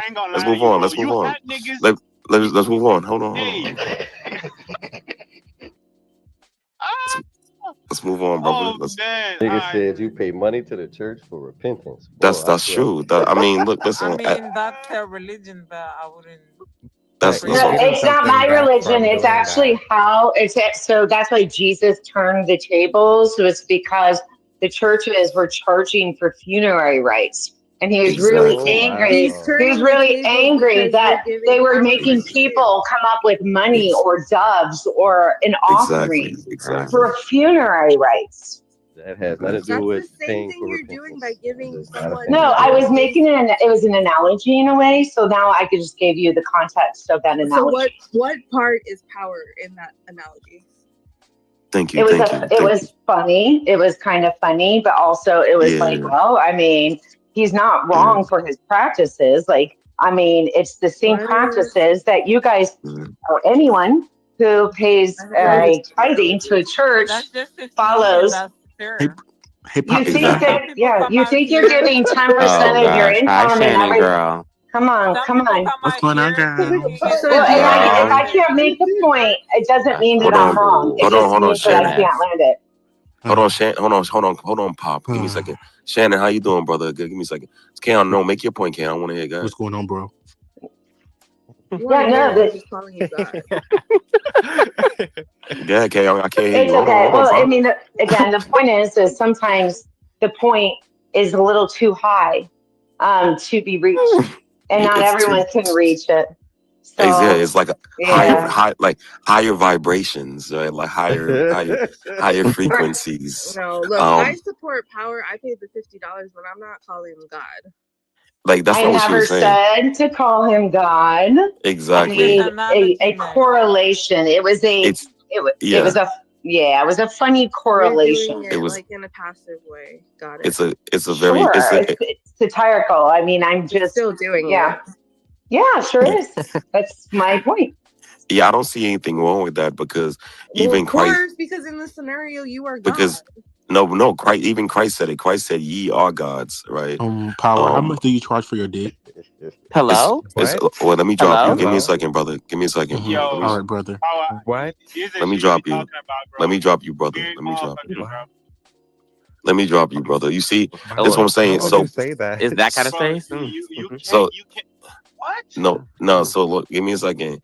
You see, pop that those are your friends, pop. Right? Those are your friends. That was Oh, one please, girl. person. You wanna twerk and not be called gay. Move on. Excuse you? You heard me. I don't want to hear it. Stop with the fake outrage. You said worse. I never said worse than that.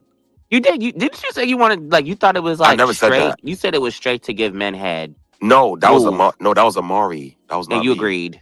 No, I did not agree with Amari. You did. No, Amari. I never agreed with Amari. In fact, me and Amari disagreed on that point. Power. Exactly. That's what I'm saying. Like y'all just want global domination, and I'm not Global involved in that. domination. All right, let's move on. Anyways. Let's move on. Right? It was good, Straw Hat. Right? You know. Some people come out here Said thinking it's a global therapy domination. session. This is not a therapy session. Not. I mean, If you have fine. issue, you go see a therapist. No, it's Well, power. like You I going to don't. therapy? No, listen, I don't mind because like I don't mind if my spaces is like a therapeutic like session for people. Like that's fine. Like that's cool because I think we can all find therapy in different ways and in different things. Yeah, okay, but they need to pay then. No, that is an escape for some people. exactly is an Yeah, escape for some power. people. Yeah, power. I don't think you should encourage that, okay? Because some people they just come on here, try to vibe, after work. You don't want to come on spaces. And motherfuckers just trauma, like dumping on you and shit. Like we don't want to Why hear not? that What's the stuff. problem? Look. Listen, trauma bonding is better than no bonding, right? And so that's my approach to it. You said what, BJ? I think just chilling, I agree having with good that. I conversations agree. is better. Yeah, okay, no, we can. Like, the thing about my spaces, bro, I just like to let it flow, right? Like, if we're having a real convo, that's cool. If we're having a funny convo, that's cool. Like, I don't like to structurize my spaces. I just like to let it vibe and just see what happens. But yeah, I just like to do that. Theme Man, are you down with the title? Here we go. Okay, cool. We can move on. Nah, I'm not down with that. Okay, not securing your manhood. Power. I apologize for trolling, sir. This nigga Crane, just talking. Crane, are you down with the title? No. Wait, Not is sec- that not like Justin Bieber? not securing your manhood. That's hilarious. I'm very secure.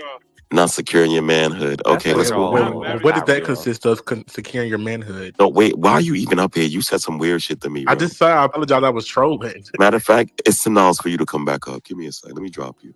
$10. Okay, Should cool. they call me on MySpaces. No, Shit. but is his Justin Bieber black though? Like, Yeah, it is, but that's not real. Clearly.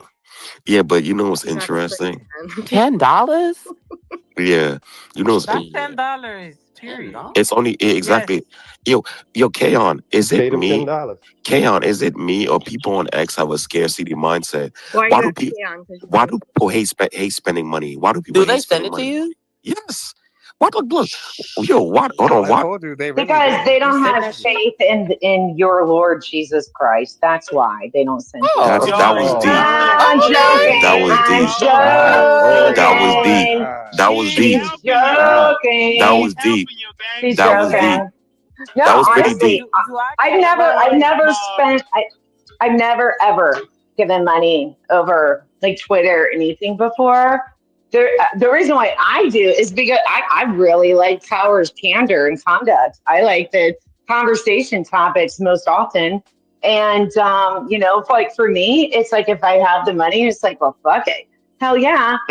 Put some money into this and turn it, do what I know that's right. I got a question for you. Mishallah. Keon, I have a question. Keon, I have a question for you. Mishallah, Let me Mishallah. first, please.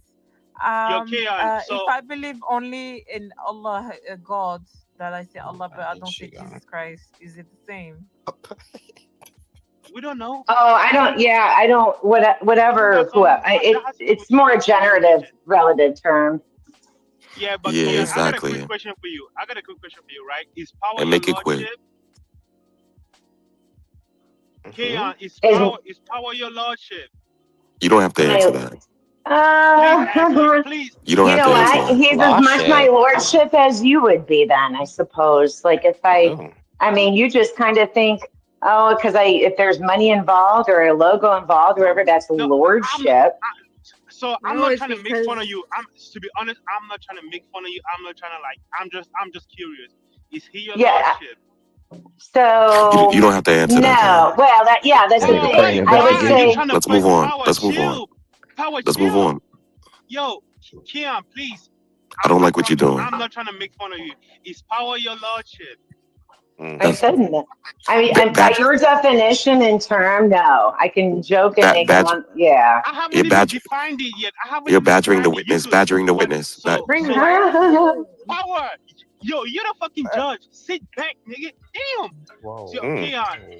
Nigga investigating y'all group. This is going too far. This is where I pay money to ban people. You see, this is where you pay money to ban people. I am my own lordship. I am my own lordship. She's her own. Look, listen, she's her own lordship. I don't know what you're trying to do here, right? I never even defined hold on. Whatever she says she. Means... Hold on, brother. Right? I don't know what you're trying to do here, right? But she said she was being satirical. I don't know if that word was too big for you. Right, but she was joking when she made those remarks earlier. So let's move on. Right, we have Pop in the house. We have a lot of his teammates in here. Shout outs to Pop. Excuse me. You don't gotta make it about me, Power. It's okay. But yeah, shout outs to Pop, man. But yeah, Kaon. Kaon. Don't answer any questions. Oh, okay, I got you. Look, I just removed. No. It's fee speech. That means you have to pay. Correct. Does he not know the rules of your church? Exactly. He doesn't even know it's fee speech, not free speech. That's fucking right. I know your Pop. That was fire, right? Just delusional, but it's okay. It's funny. Oh, free you're speech, jealous. not free speech. Yeah, he's jealous. Sure. Look, listen. Pop, mate, we're gonna get you a jersey one day, man. It's only $50. A jersey? Yeah, because I think you would be a great asset to the team. You're very smart. What team? Our Misfits and Nomads, right? You're very smart. No. Okay. I'm just a guest. It's your lost, right? That's okay. I'll lose it. Yeah, because when you see it, when you see us with the Grant Cardones of the world, you're gonna want to come back around and say power, and I'm gonna be like, get behind me, Satan, right? And so I'll be in front of the show. I'll be in front of the say, show. Lord, and you'll say, yeah, go away. I don't recognize. I don't know. It's all good. Okay. I don't know you. Power. Instead of getting does your guest feel like he got a dog in it? Nah, but yeah, just no. But no, seriously, if you can't get the jersey, join the community, man. Like, just hit the tab at the top. I'm in your community. That's how I got the notification. Okay, fine, perfect. All right, perfect. Shout outs to Pop. I have a question. It was good, BJ. The purpose of all of this? What do you intend to do? No, not the space. With our concept. Yes, it's simple, man. We're trying to grow a community of 1,000 creatives, creative entrepreneurs, creatives, artists, digital marketers, and we're just trying to connect with people globally, and create an ecosystem where we can help each other out, we can empower each other, or we can. No, brother, right? But we do have contrarian. We do have contrarian ideologies, right? And so we do have very eccentric ideologies, but But yeah, that's the point. That's our long-term goal. Right now, our goal is 1,000 community members. And so we do have our obsession fund, which we will pay any one of you guys $500 if you guys can get $500 for what? if you guys can get 500 people to join our community.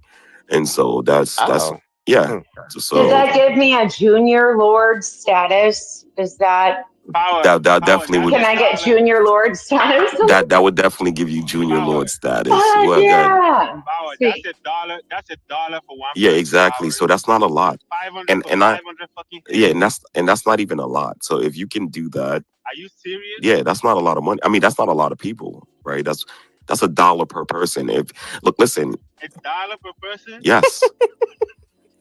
Like how? Man. Like what do you mean? What do you mean? Because like if you think about it, Why are you trying to? hold on. If you like, that's what I'm saying. Like if you really think about it, right? Literally, most people are on here, right, getting paid nothing.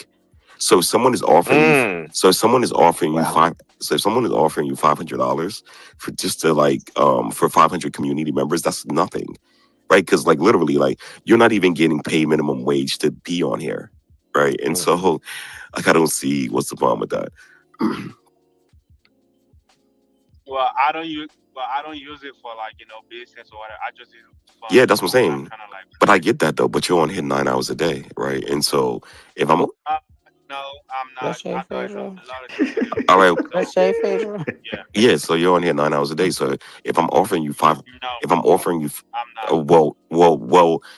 my team has been watching you, right? And so Watching me doing what? yeah, on Spaces. Wait, y'all niggas is weird, bro. Are y'all building a profile on me? Is this how y'all draw niggas in? Yo, look, give me a second. Is this how y'all bring people in? It's called research, market research. Can we move on? Research? Exactly. So it's called retention.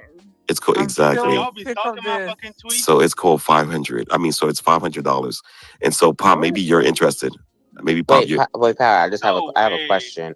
Someone just inboxed me this. They said that all he's saying is bullshit. His group is misogynistic, patriarchal, rage baiting, pedophile, racist, self-hating blacks, raping gays, and transgenders. This is crazy. Oh no, that's not true. Misogynistic. Oh my God, that is not true. Patriarchal, rage baiting. Y'all support pedophiles. You know, and Pop. racists? Yo, Pop. You know, Pop. You know. Yeah, that's stupid. Pop. You know what's crazy? Pop. You know what's crazy? Self-hating blacks. Pop. I don't even call myself a patriarch. That's the funniest part about it. Like, well, yeah, because patriarchs don't twerk. So I get that. You know, brother. Oh God. Oh God. Oh God. I need a cigarette. I know, right? Wow, Power, are you not secure in your masculinity? No, I'm very secure in my manhood. All right, so what do you take an offense to that? Like, oh no, I'm not. No, I'm not taking offense to it. You like to shake ass. No, you like to shake I'm not. Ass, it's fine. No, I'm not taking. Someone no, I'm not. confident won't get offended.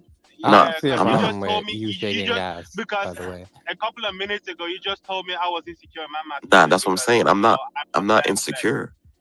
Like I'm too secure, right? So there's no self-hating black people in here. No. Okay. And tokenized. The girl said there's a lot of token women, pick me women, and pick me gays too.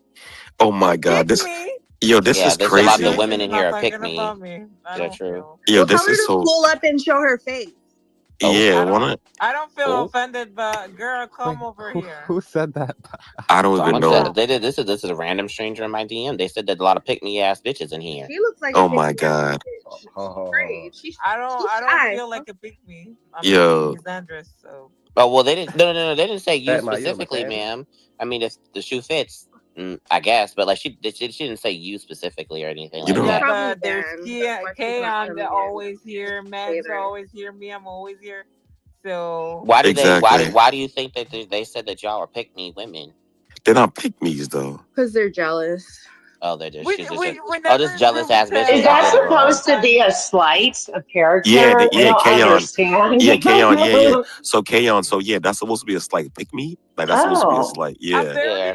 Pick me being okay. Like a pick me. Do you know what that means, Kayon? Self-hating. Yeah, they probably invented twerking. If this dumb fucker or whatever, pay attention to what you're trying to tell them.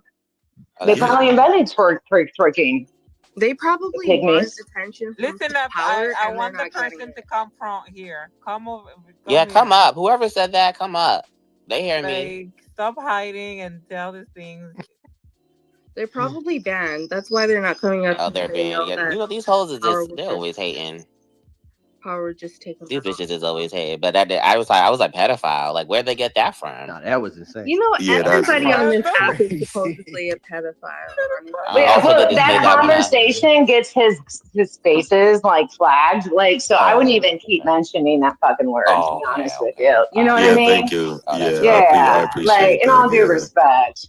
Yeah, Oh, thank okay. you. I I've appreciate been in that. That's about crazy. I've been in But the about They 50. thing is, just the I done thing hating been on in with you, about Power. misogynist I is done been in about 50 wild. power spaces and nothing Yeah, about they say you're a children misogynist and touching. everything. Nah, look, a pop man, they're just hating, man. They just hating on you. Yeah, they just look. They're mad that they're on the ban list, man. It's okay. It's not a big Wow. deal. Yeah. So, I have a question. That's Is crazy. there Yes. any other way other than payment to get off the ban list? No. Okay. Yeah, so the only way so we have 66 people on our ban list. The only way to get off the ban list. Oh my god. Yeah, so Yes, the only Power. way to get off the ban list is to pay $10. That's one. Two, if you want to remove someone's spaces off the ban list, it depends on the person's space. So Amari's spaces to get off the ban list is $300. Then cultivating space is $650, right? And so there's different prices for different people's spaces. Now, if I do catch you in one of these spaces, I'm gonna put the list up in the jumbo. Then you will be banned, and you have to pay $10 to come back into my space. Wait, can you name the spaces? Okay, no problem. I'll put it in the jumbo now. Okay, so what happens if somebody doesn't know? Like Th- you this- just created a new you just have a new Yeah, app that's that the nobody thing. knows about, and we're in that space. Do we get banned for that? No, so I yeah, feel so like I feel like he's prefacing like really childish questions. He's just trying to get a response. And quite honestly, I think you've been really clear on what you do. Oh, thank you, that's a Kayon. segue. Kayon's right. I've been. These are also Kayon's I mean, right. it's just like I you know, if I want I've to been sit very here and clear. listen to this childish I've been answer, very I just clear. turn on PBS. Thank you, Kayon. Keep up, ho. Kayon is right. I'll be Keep very up, clear. BJ. Yeah. Hey, hold on. Kayon has spoken. I've been very clear. Where's Kayon's logo? She's wearing it right now. No, she's not. You got to hit on her I profile. am. You got to hit her profile. Yesterday, I changed it when I was in another space because I was in another space for like 6 hours and they wanted Now to you got to see hit me. her. You got to and I hit her changed it profile. back. Yeah, I And changed so- it back. We don't need to do digs like that. Power, Thank you. how do you expect people to follow your fucking band rules if you don't explain it?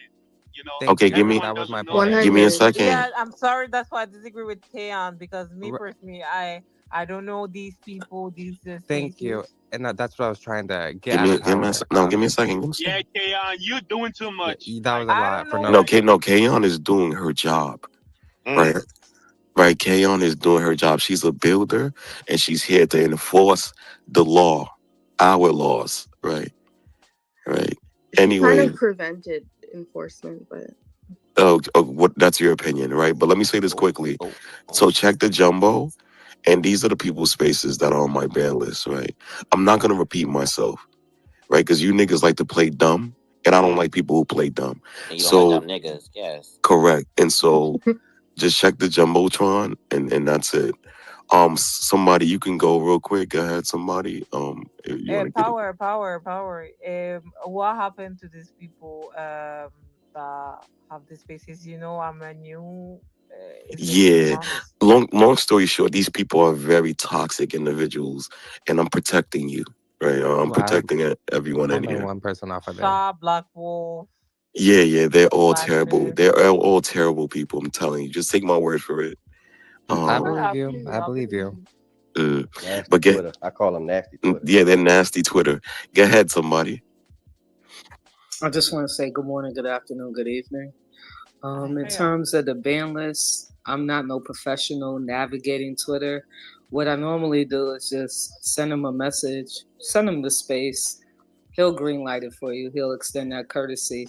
And if you happen to say, hey, I didn't know what the fuck I came into, he'll give you grace. He'll let you slide the first time. But if you make it a habit, your ass is grass. Exactly. Your ass is fucking grass. This why I fuck with somebody because me and her, we talk shit, hit me up. She be like, hey, Power, da da da da da. I be like, hey, yeah, whatever. They're banned, they're not banned or whatever. And so, just make sure you guys, do that. Because the pop, I wouldn't want to ban you, right? So like I wouldn't, like I So these wouldn't. people, so these Yeah, people have to pay. it's These hard people for have to them to pay a swallow. car It's note to like get a back on Christian here. democracy that they can't really get. It's hard to swallow, isn't it, everyone? Yeah, It's it's hard to tough. swallow. Anyways, So Well, they, hold on. salam These people got to pay alaikum. $600 to get back on here. Yes. So, Yeah. so Wait, these, wait. I have a question. Sorry. yeah, So cultivating is the Ethiopian woman? correct. Six. What Oh, she I've do for seen 650? her. 650. What she do for 650? It's a lot of It's a disrespect, long. and It's we ain't It's a long we ain't story. gotta It's get a into long Damn. story. these. Oh, African I have a power. Let's question. I not have a get. question. Yeah, it's a long No, story. Yeah. me. I have so Okay. many questions. Sorry. So let's say I'm in space and she's also here talking. She's Oh as a no, speaker. no, you're fine. Like if I'm just it's only when she's running a space. Like if you just happen She to be in didn't seem mean. What happened? a long She was story. nice. It's yeah. Appearances are deceptive. Oh wow, I'm disappointed. Yeah, Honestly, yeah. I Just take didn't my expect that from an opposite actually. yeah. Just take yeah. It sucks. But yeah. That's the list, man. Jocelyn, no, you're not. Give me a second. No, hold on. No, but go ahead with more wisdom. So do you know Re-Up? Yeah, I know Re-Up. Yeah, What do you think about his spaces? I don't have an issue with him. Okay, I was listening to him. Yeah, his spaces is he's like he's a foundational Black American type of thing. So I don't have an issue with his spaces. Like Re-Up is Yeah, cool. but I feel like his spaces are probably anti-African, but Yeah, they are. They are. They are. You figure? They are. honestly, no offense to him, is They are welcome with They me. are He anti-African. They are. welcomed me very nicely, but honestly, I felt like what the topic were talking about is just I don't know. Stick around a little longer. You're gonna understand it. The view. There are a bunch of different groups. So you just stick around a little bit longer. You're gonna figure everything out. Right on. Let me. You'll Yeah, get it. I'm not American anyway, so that's Every none of my business. Yeah. So why are you in the spaces then? No, I was listening because I'm curious. Your grain is on one I'm a today. curious woman, so Well, maybe if it's Your grain is maybe on it's one difficult for today. you to understand that we can be curious and learn about other cultures and Yeah, people. she's cooking you. Let me say this. Let me. But me, I'm a curious person and I Nah, you're like done. all type of You're people. done. we don't need your ad libs, My nigga. bad. My bad. My apologies. My apologies. back. My apologies, brother. Let me let Mo Wisdom get in there. Mo Wisdom, what you got? Thank you. Misfit and Nomad, Mo Wisdom. I think that we should definitely upgrade Trouble's cost by $50 bare minimum and cultivating by 1,000. That's not a bad idea. Max, what do you think? Cultivating. Max, what do you think? We should increase Trouble's ban list fee to $100 maybe. Maybe I think $50 is too little. What do you guys think? Damn, trouble really got under your skin that bad? Like, No, don't frame it that way. Can you please give me the tea? I don't want to feel make a like really bad joke about this, but I to be honest, won't. I think it's a good idea though. I want to know Hey, y'all the want to I make a really bad don't joke? That's understand. crazy. I really don't understand. Trouble is a cool Said she want to make a black joke. Nah, she said a bad just joke. talks about his fucking Yeah. Well, if you find it funny, then it might be a black one. Hilarious. Please, can we have the tea on cultivating? Nah, there's no tea. Let me say this though. If you don't care, if you don't care about American spaces, why are you trying Hey to join? man, why you your Crane? You going crazy? That nigga said Your Crane, you're not I don't playing, know. man. You're not playing today. That's the Crane, what is wrong with That's the you? patriarchy. It's crazy. Why am I here? Why am I here? You know that's. You know all the cultures. I'm even learning Korean. I learned Arabic. I learned Spanish. I know English. I know French. My bad. I have a broad understanding on how the world operates. Crane, you North African, West African, You know that. East African. That means the day I'm gonna have my business, I'm gonna understand the cultures. No, the thing is, you were just saying, "Oh well, I don't give a fuck about American spaces anyway." So No, I'm I like, said why do you? that's No, my Why you trying business. to? Know That means I'm not gonna go give my opinion on Black So if you want, Americans and so okay, let me. African people living in America. hold on, I Because have a question. they're If not you going didn't to know be that there. she was born, if you didn't know she had that accent, like, because y'all talk to me kind of the same way. It's like you don't even listen to what we're saying. Hello. It's Yo, what are you Exactly. total That's talking true. about? judgment. Sit, That's total yo, Total judgment. judgment. It's Actually, total it's private judgment. me. sit the Today fuck you back. think It's Let me that it's speak. I'm your total Sit the father judgment. or fuck back. something. Your Yo, pop, mind relax, your business. relax. Let me Oh, explain. Let me okay. explain you something. Let me explain something. I told you, Hello. Padma. I told you, sit around Shut and up. you are gonna get the lay of the fucking Yeah, I'm a land. co-star. Sometimes Yo, people pop is usually funny, go back man. and they refer to things. So they might not say it, but if you stick around a little bit longer, you will find out what happens. That's what I told you. But you said, "Oh well, I don't give a fuck." I was like, "All I right, didn't cool." say that. I said that's none of my business. So I'm not gonna intervene into a conversation that I'm not related to. Why would I try to change American society? But What The is the Africans problem are with there. that? This I is Wait, not never, the an I real never question said, African is, I what is never the said, conversation. problem I with never said with you were trying to okay? I change only have American my shit to society. deal with here with Islamophobia. I never said you were trying to change He American heard you didn't give society. a God fuck. That's all he damn. heard. You. That's all he All right. heard. You're looking to dip into No, I it. just That's said all You're he looking to that heard. dip their into it. They their whooping issues Korean are none ass. of my That's all. business. So Yeah, I'm listening they to on his them. ass. Yo, Power, I don't know why you giving ad libs, bro, but we don't need that shit, I'm bro. not feeling We don't well. need your fucking help. I see back then, didn't you say if you cough, you might feel your bones break or something? What? Okay, no shade, K Ray. You're about to get Okay. yourself a seat in the Um, back of the church. Oh wow, that was Wake Hello. that Hey, up. ever Let since him know. yo Yo, chaos, Hello. Kaon, let him yo, know. I don't Oh, he got to know. go through the Yo, back. K, Oh, he got to yo, go Ever through the Kaon, let since, him know. ever Kaon, since Back you put on row. the fucking jacket, Kaon, let him know. you be Kaon. talking a little bit spicy. I ain't gonna lie to you. Ever since you took off the So we fucking just hat, allow you white be people just to you say been back up. popping your Hey, shit. Look, Like listen. relax. You say Keon feel it? Look, listen. One band, one sound. Okay, I'm gonna let Jocelyn get in there real quick because she has something to say, and then we'll move on. Good, Jocelyn. thanks, Power. Hey, Meg. That's the double. That's not me.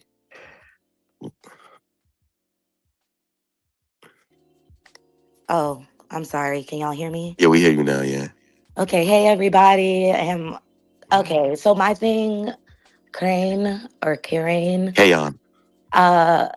one, it's not an ad lib because Power's the host and this is his space. Oh, And two, we talk about America all the time and often. I don't know, like it's cool to get to know different cultures and different people from different places and contexts. So I don't know, just harboring the same point. Is that the word? I don't know. Or harping on the same point. It gets old. Like we're trying to move on. So yeah. Who was just speaking? Applause. Applause. Who was just speaking? I just saw listeners. That wasn't Sorry. Leonard about That was she was Jocelyn. trying to That Sorry, was my name's she Jocelyn. was trying Jocelyn. to That was she was Jocelyn. trying to find out about someone who usually who was I don't here, care about who was and here 3 and it's hours something ago. that if you Exactly. don't care, then sit back. Then why are you talking? Excuse you? Excuse you? Like, hey, mom, we Excuse don't you? need your fucking opinion. Excuse you? Like, let's calm down. Come on. Excuse you? Yeah, no shade. Let's really calm down. like This might not be Crane night tonight, man. Yeah, it's not your night tonight, brother. nah, it's my fucking It's night, not your bro. night tonight. It's my Like you've been drinking too many daiquiris, man. Like you need to nah. cut it out, I man. ain't sip Just got a quick Hey, no do you know daiquiris, where the bro. fuck you at? Like, Jocelyn, she You gets need the Snickers? Jocelyn gets VIP treatment in here, right? So you like Wait, just just got a quick question. what's your Power. question? So we just allow white folks to tell black folks to sit in the back of the churches? No, that's that. You're There reading. it Just allow that. is. You're Or reading All too right, much. let's keep Listen going. up. You're Kayon reading. is a very nice person. Yeah, Kayon's a very nice person. You guys. Honestly, Kayon is very respectful. Thank you. Very respectful. Oh, now he's reading too much into You're this. reading I'm too reading too much much into into that. that? Oh, okay. That way too Oh, now much. he's reading too much into This it. Yeah, is you're okay. getting emotionally responsive. You're emotionally exactly. responding to what I said. Exactly. I'm being funny. If you knew, yeah, if you only knew, Exactly. This is like So we need. that's emotionally okay. responsive. Yeah, we need to stop with the victimhood. It's 20. Oh, okay. Yeah, no shade. Jordan, you wanted to say something? Maybe that's why they said self-hating blacks in my messages. No, I'm a pro hating black. Yeah. Wait, what the hell? It's not because we allow a white person that is very respectful, Wake it okay, up. Wake it up. that we're Oh like my and God, bro. self-hating. Amen. That makes no sense. I'm Amen. so sorry. Okay. Y'all really deserve Yeah, each other. yo, Pop. Like, Yeah. y'all should get Nah. I'm new here. I didn't know. Nah, Well, Pop, you you know need what? okay You're with right. We y'all? do. Yo, Pop, That's you need why to know we where you live. at, We Pop. live in the third row of this church. We live in the third I pew. hate how you're calling this a church. Yo, I feel Power, like I that's got a just proposition for you, disrespectful. bro. You don't Let even me know the know if you definition of need. an actual church, though. Do you know what that means? Well, it's a place of worship. But BJ, do you know what constitutes a church? Explain it to me. Okay, let me break that down for you, right? After I break it down for you, that's $20 to come back into my spaces, right? Right. Well, then you could keep that. Okay, fine, cool. I won't tell you then. Let's move on. Yeah, Google's free. Yeah, that's right. But shout outs to BJ. BJ, honestly, BJ mad cool, by the way. But BJ, just Google that real quick. Let me let Mo get in there. Go ahead. Misfit Nomad, my wisdom. Crane, I was curious if you retweeted the space. Yeah, Crane, what are you waiting for? I beg your pardon? Did you not him the first time? What? He said retweet the space. And wait, hold on. Why every time he gets off his mic, he always says misfits and nomads, more wisdom? Like, what's that? He said tripping. Like, what is Boy, this? this space Yo, funny as Power, hell, He boy. listen. gangbanging on y'all. I'm not even gonna answer. I'm not even gonna answer that. So, Power, I'm gonna let you know. If you need some fucking land for your big compound to get all your members in, let me know, bro. I got some land for This you. is his land. Don't you understand? That was you see. It is his land.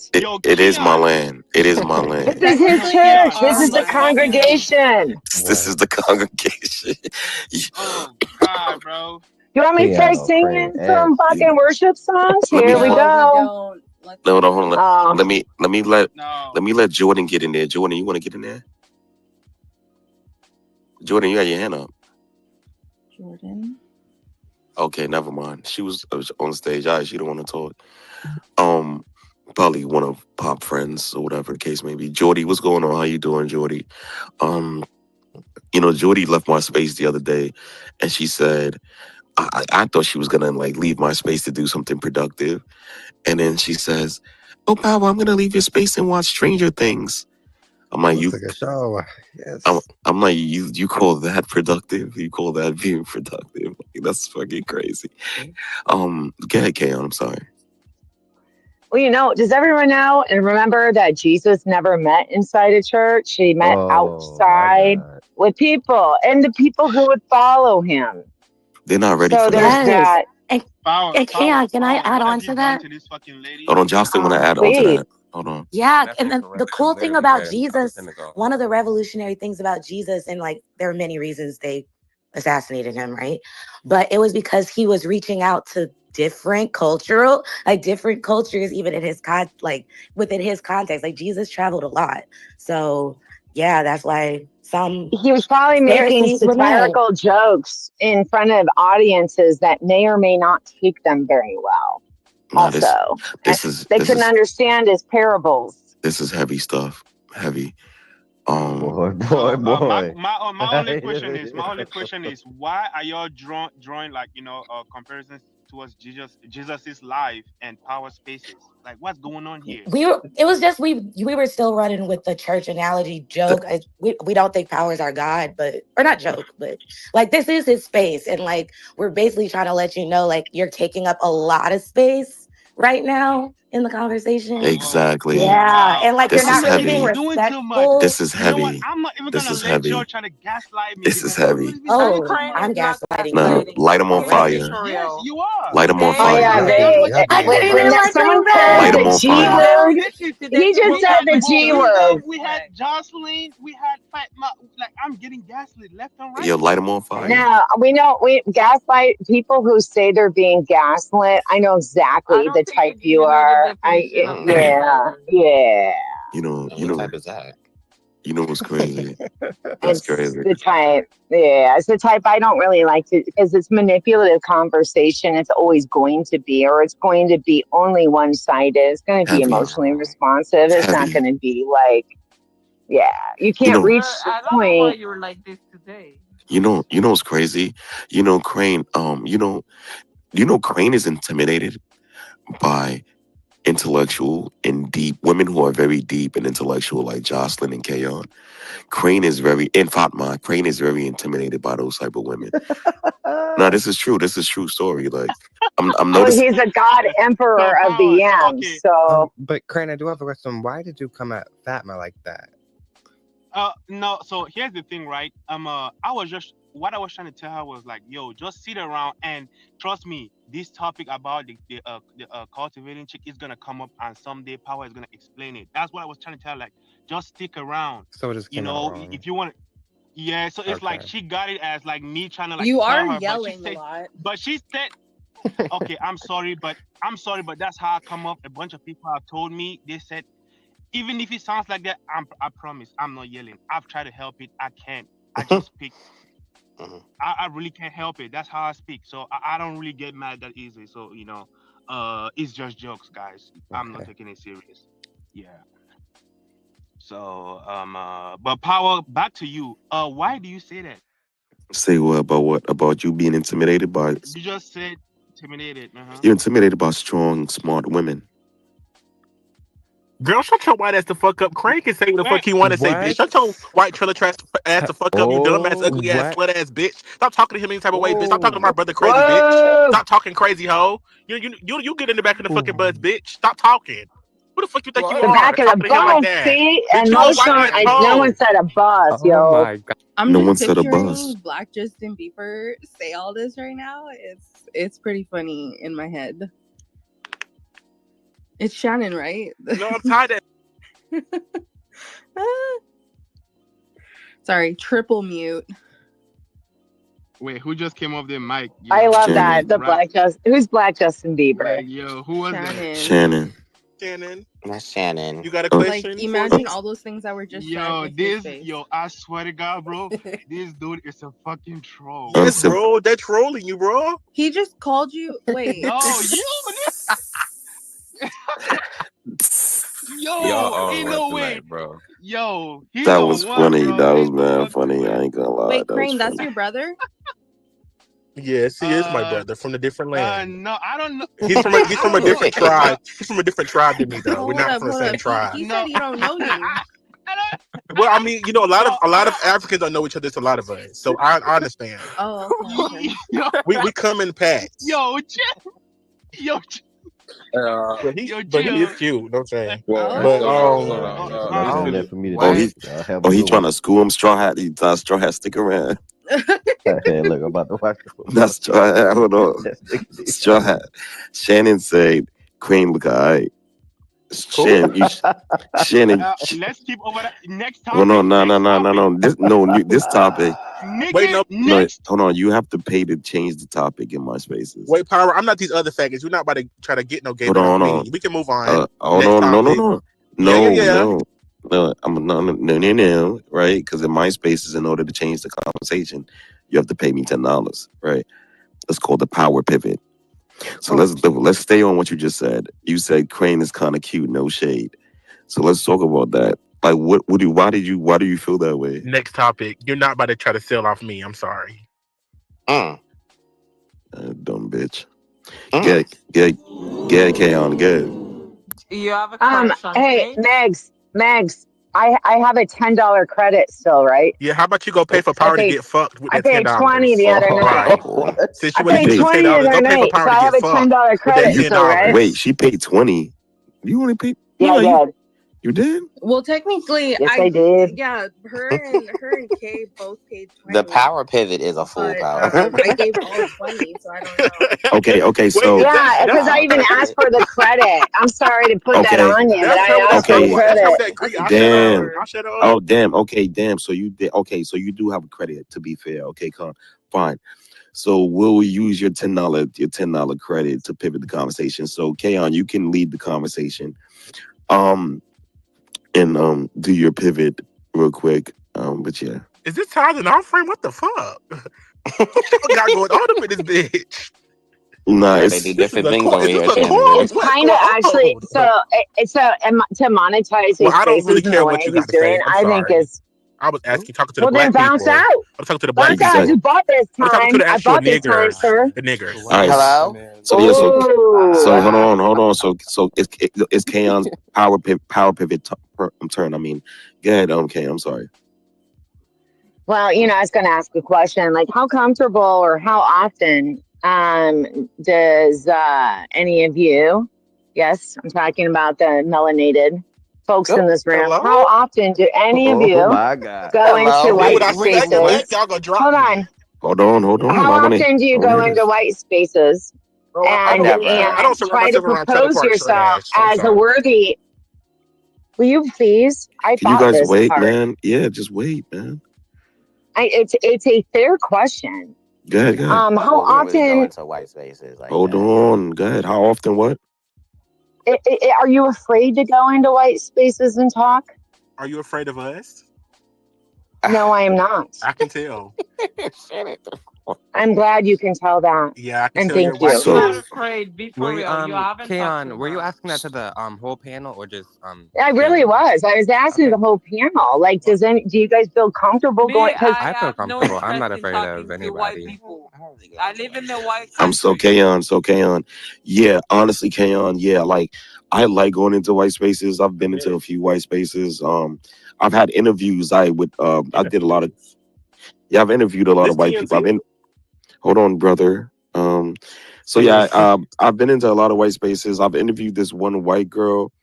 Her username was "Racism is the Cure." So she was a white nationalist. Power. Hold on.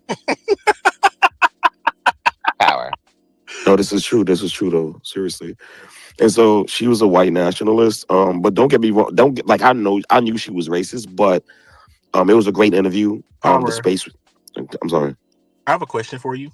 Y'all Yeah. would interview Hitler. So We got what you is some your heat. main goal for like doing this? Like, are you here to inspire people, just get people money?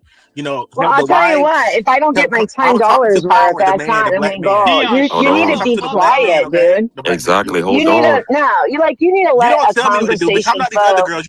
Oh yeah. Okay. And I'm gonna drop you, bro, because this is her Don't $10. drop Don't Shannon. drop Don't me. drop I'm Okay. So talking to Don't drop you. all right. Shannon. So control this pit bull, man. I'm not a pit. Oh, he's Like, not a people. That is a human being. okay, well, he's a human And how about beast, you control right? your wet poodle? And How about so give me a second, right? Oh, Give me a second, please. She paid for the $10 power pivot, right? She's asking a genuine question, right? So let's have the conversation, right?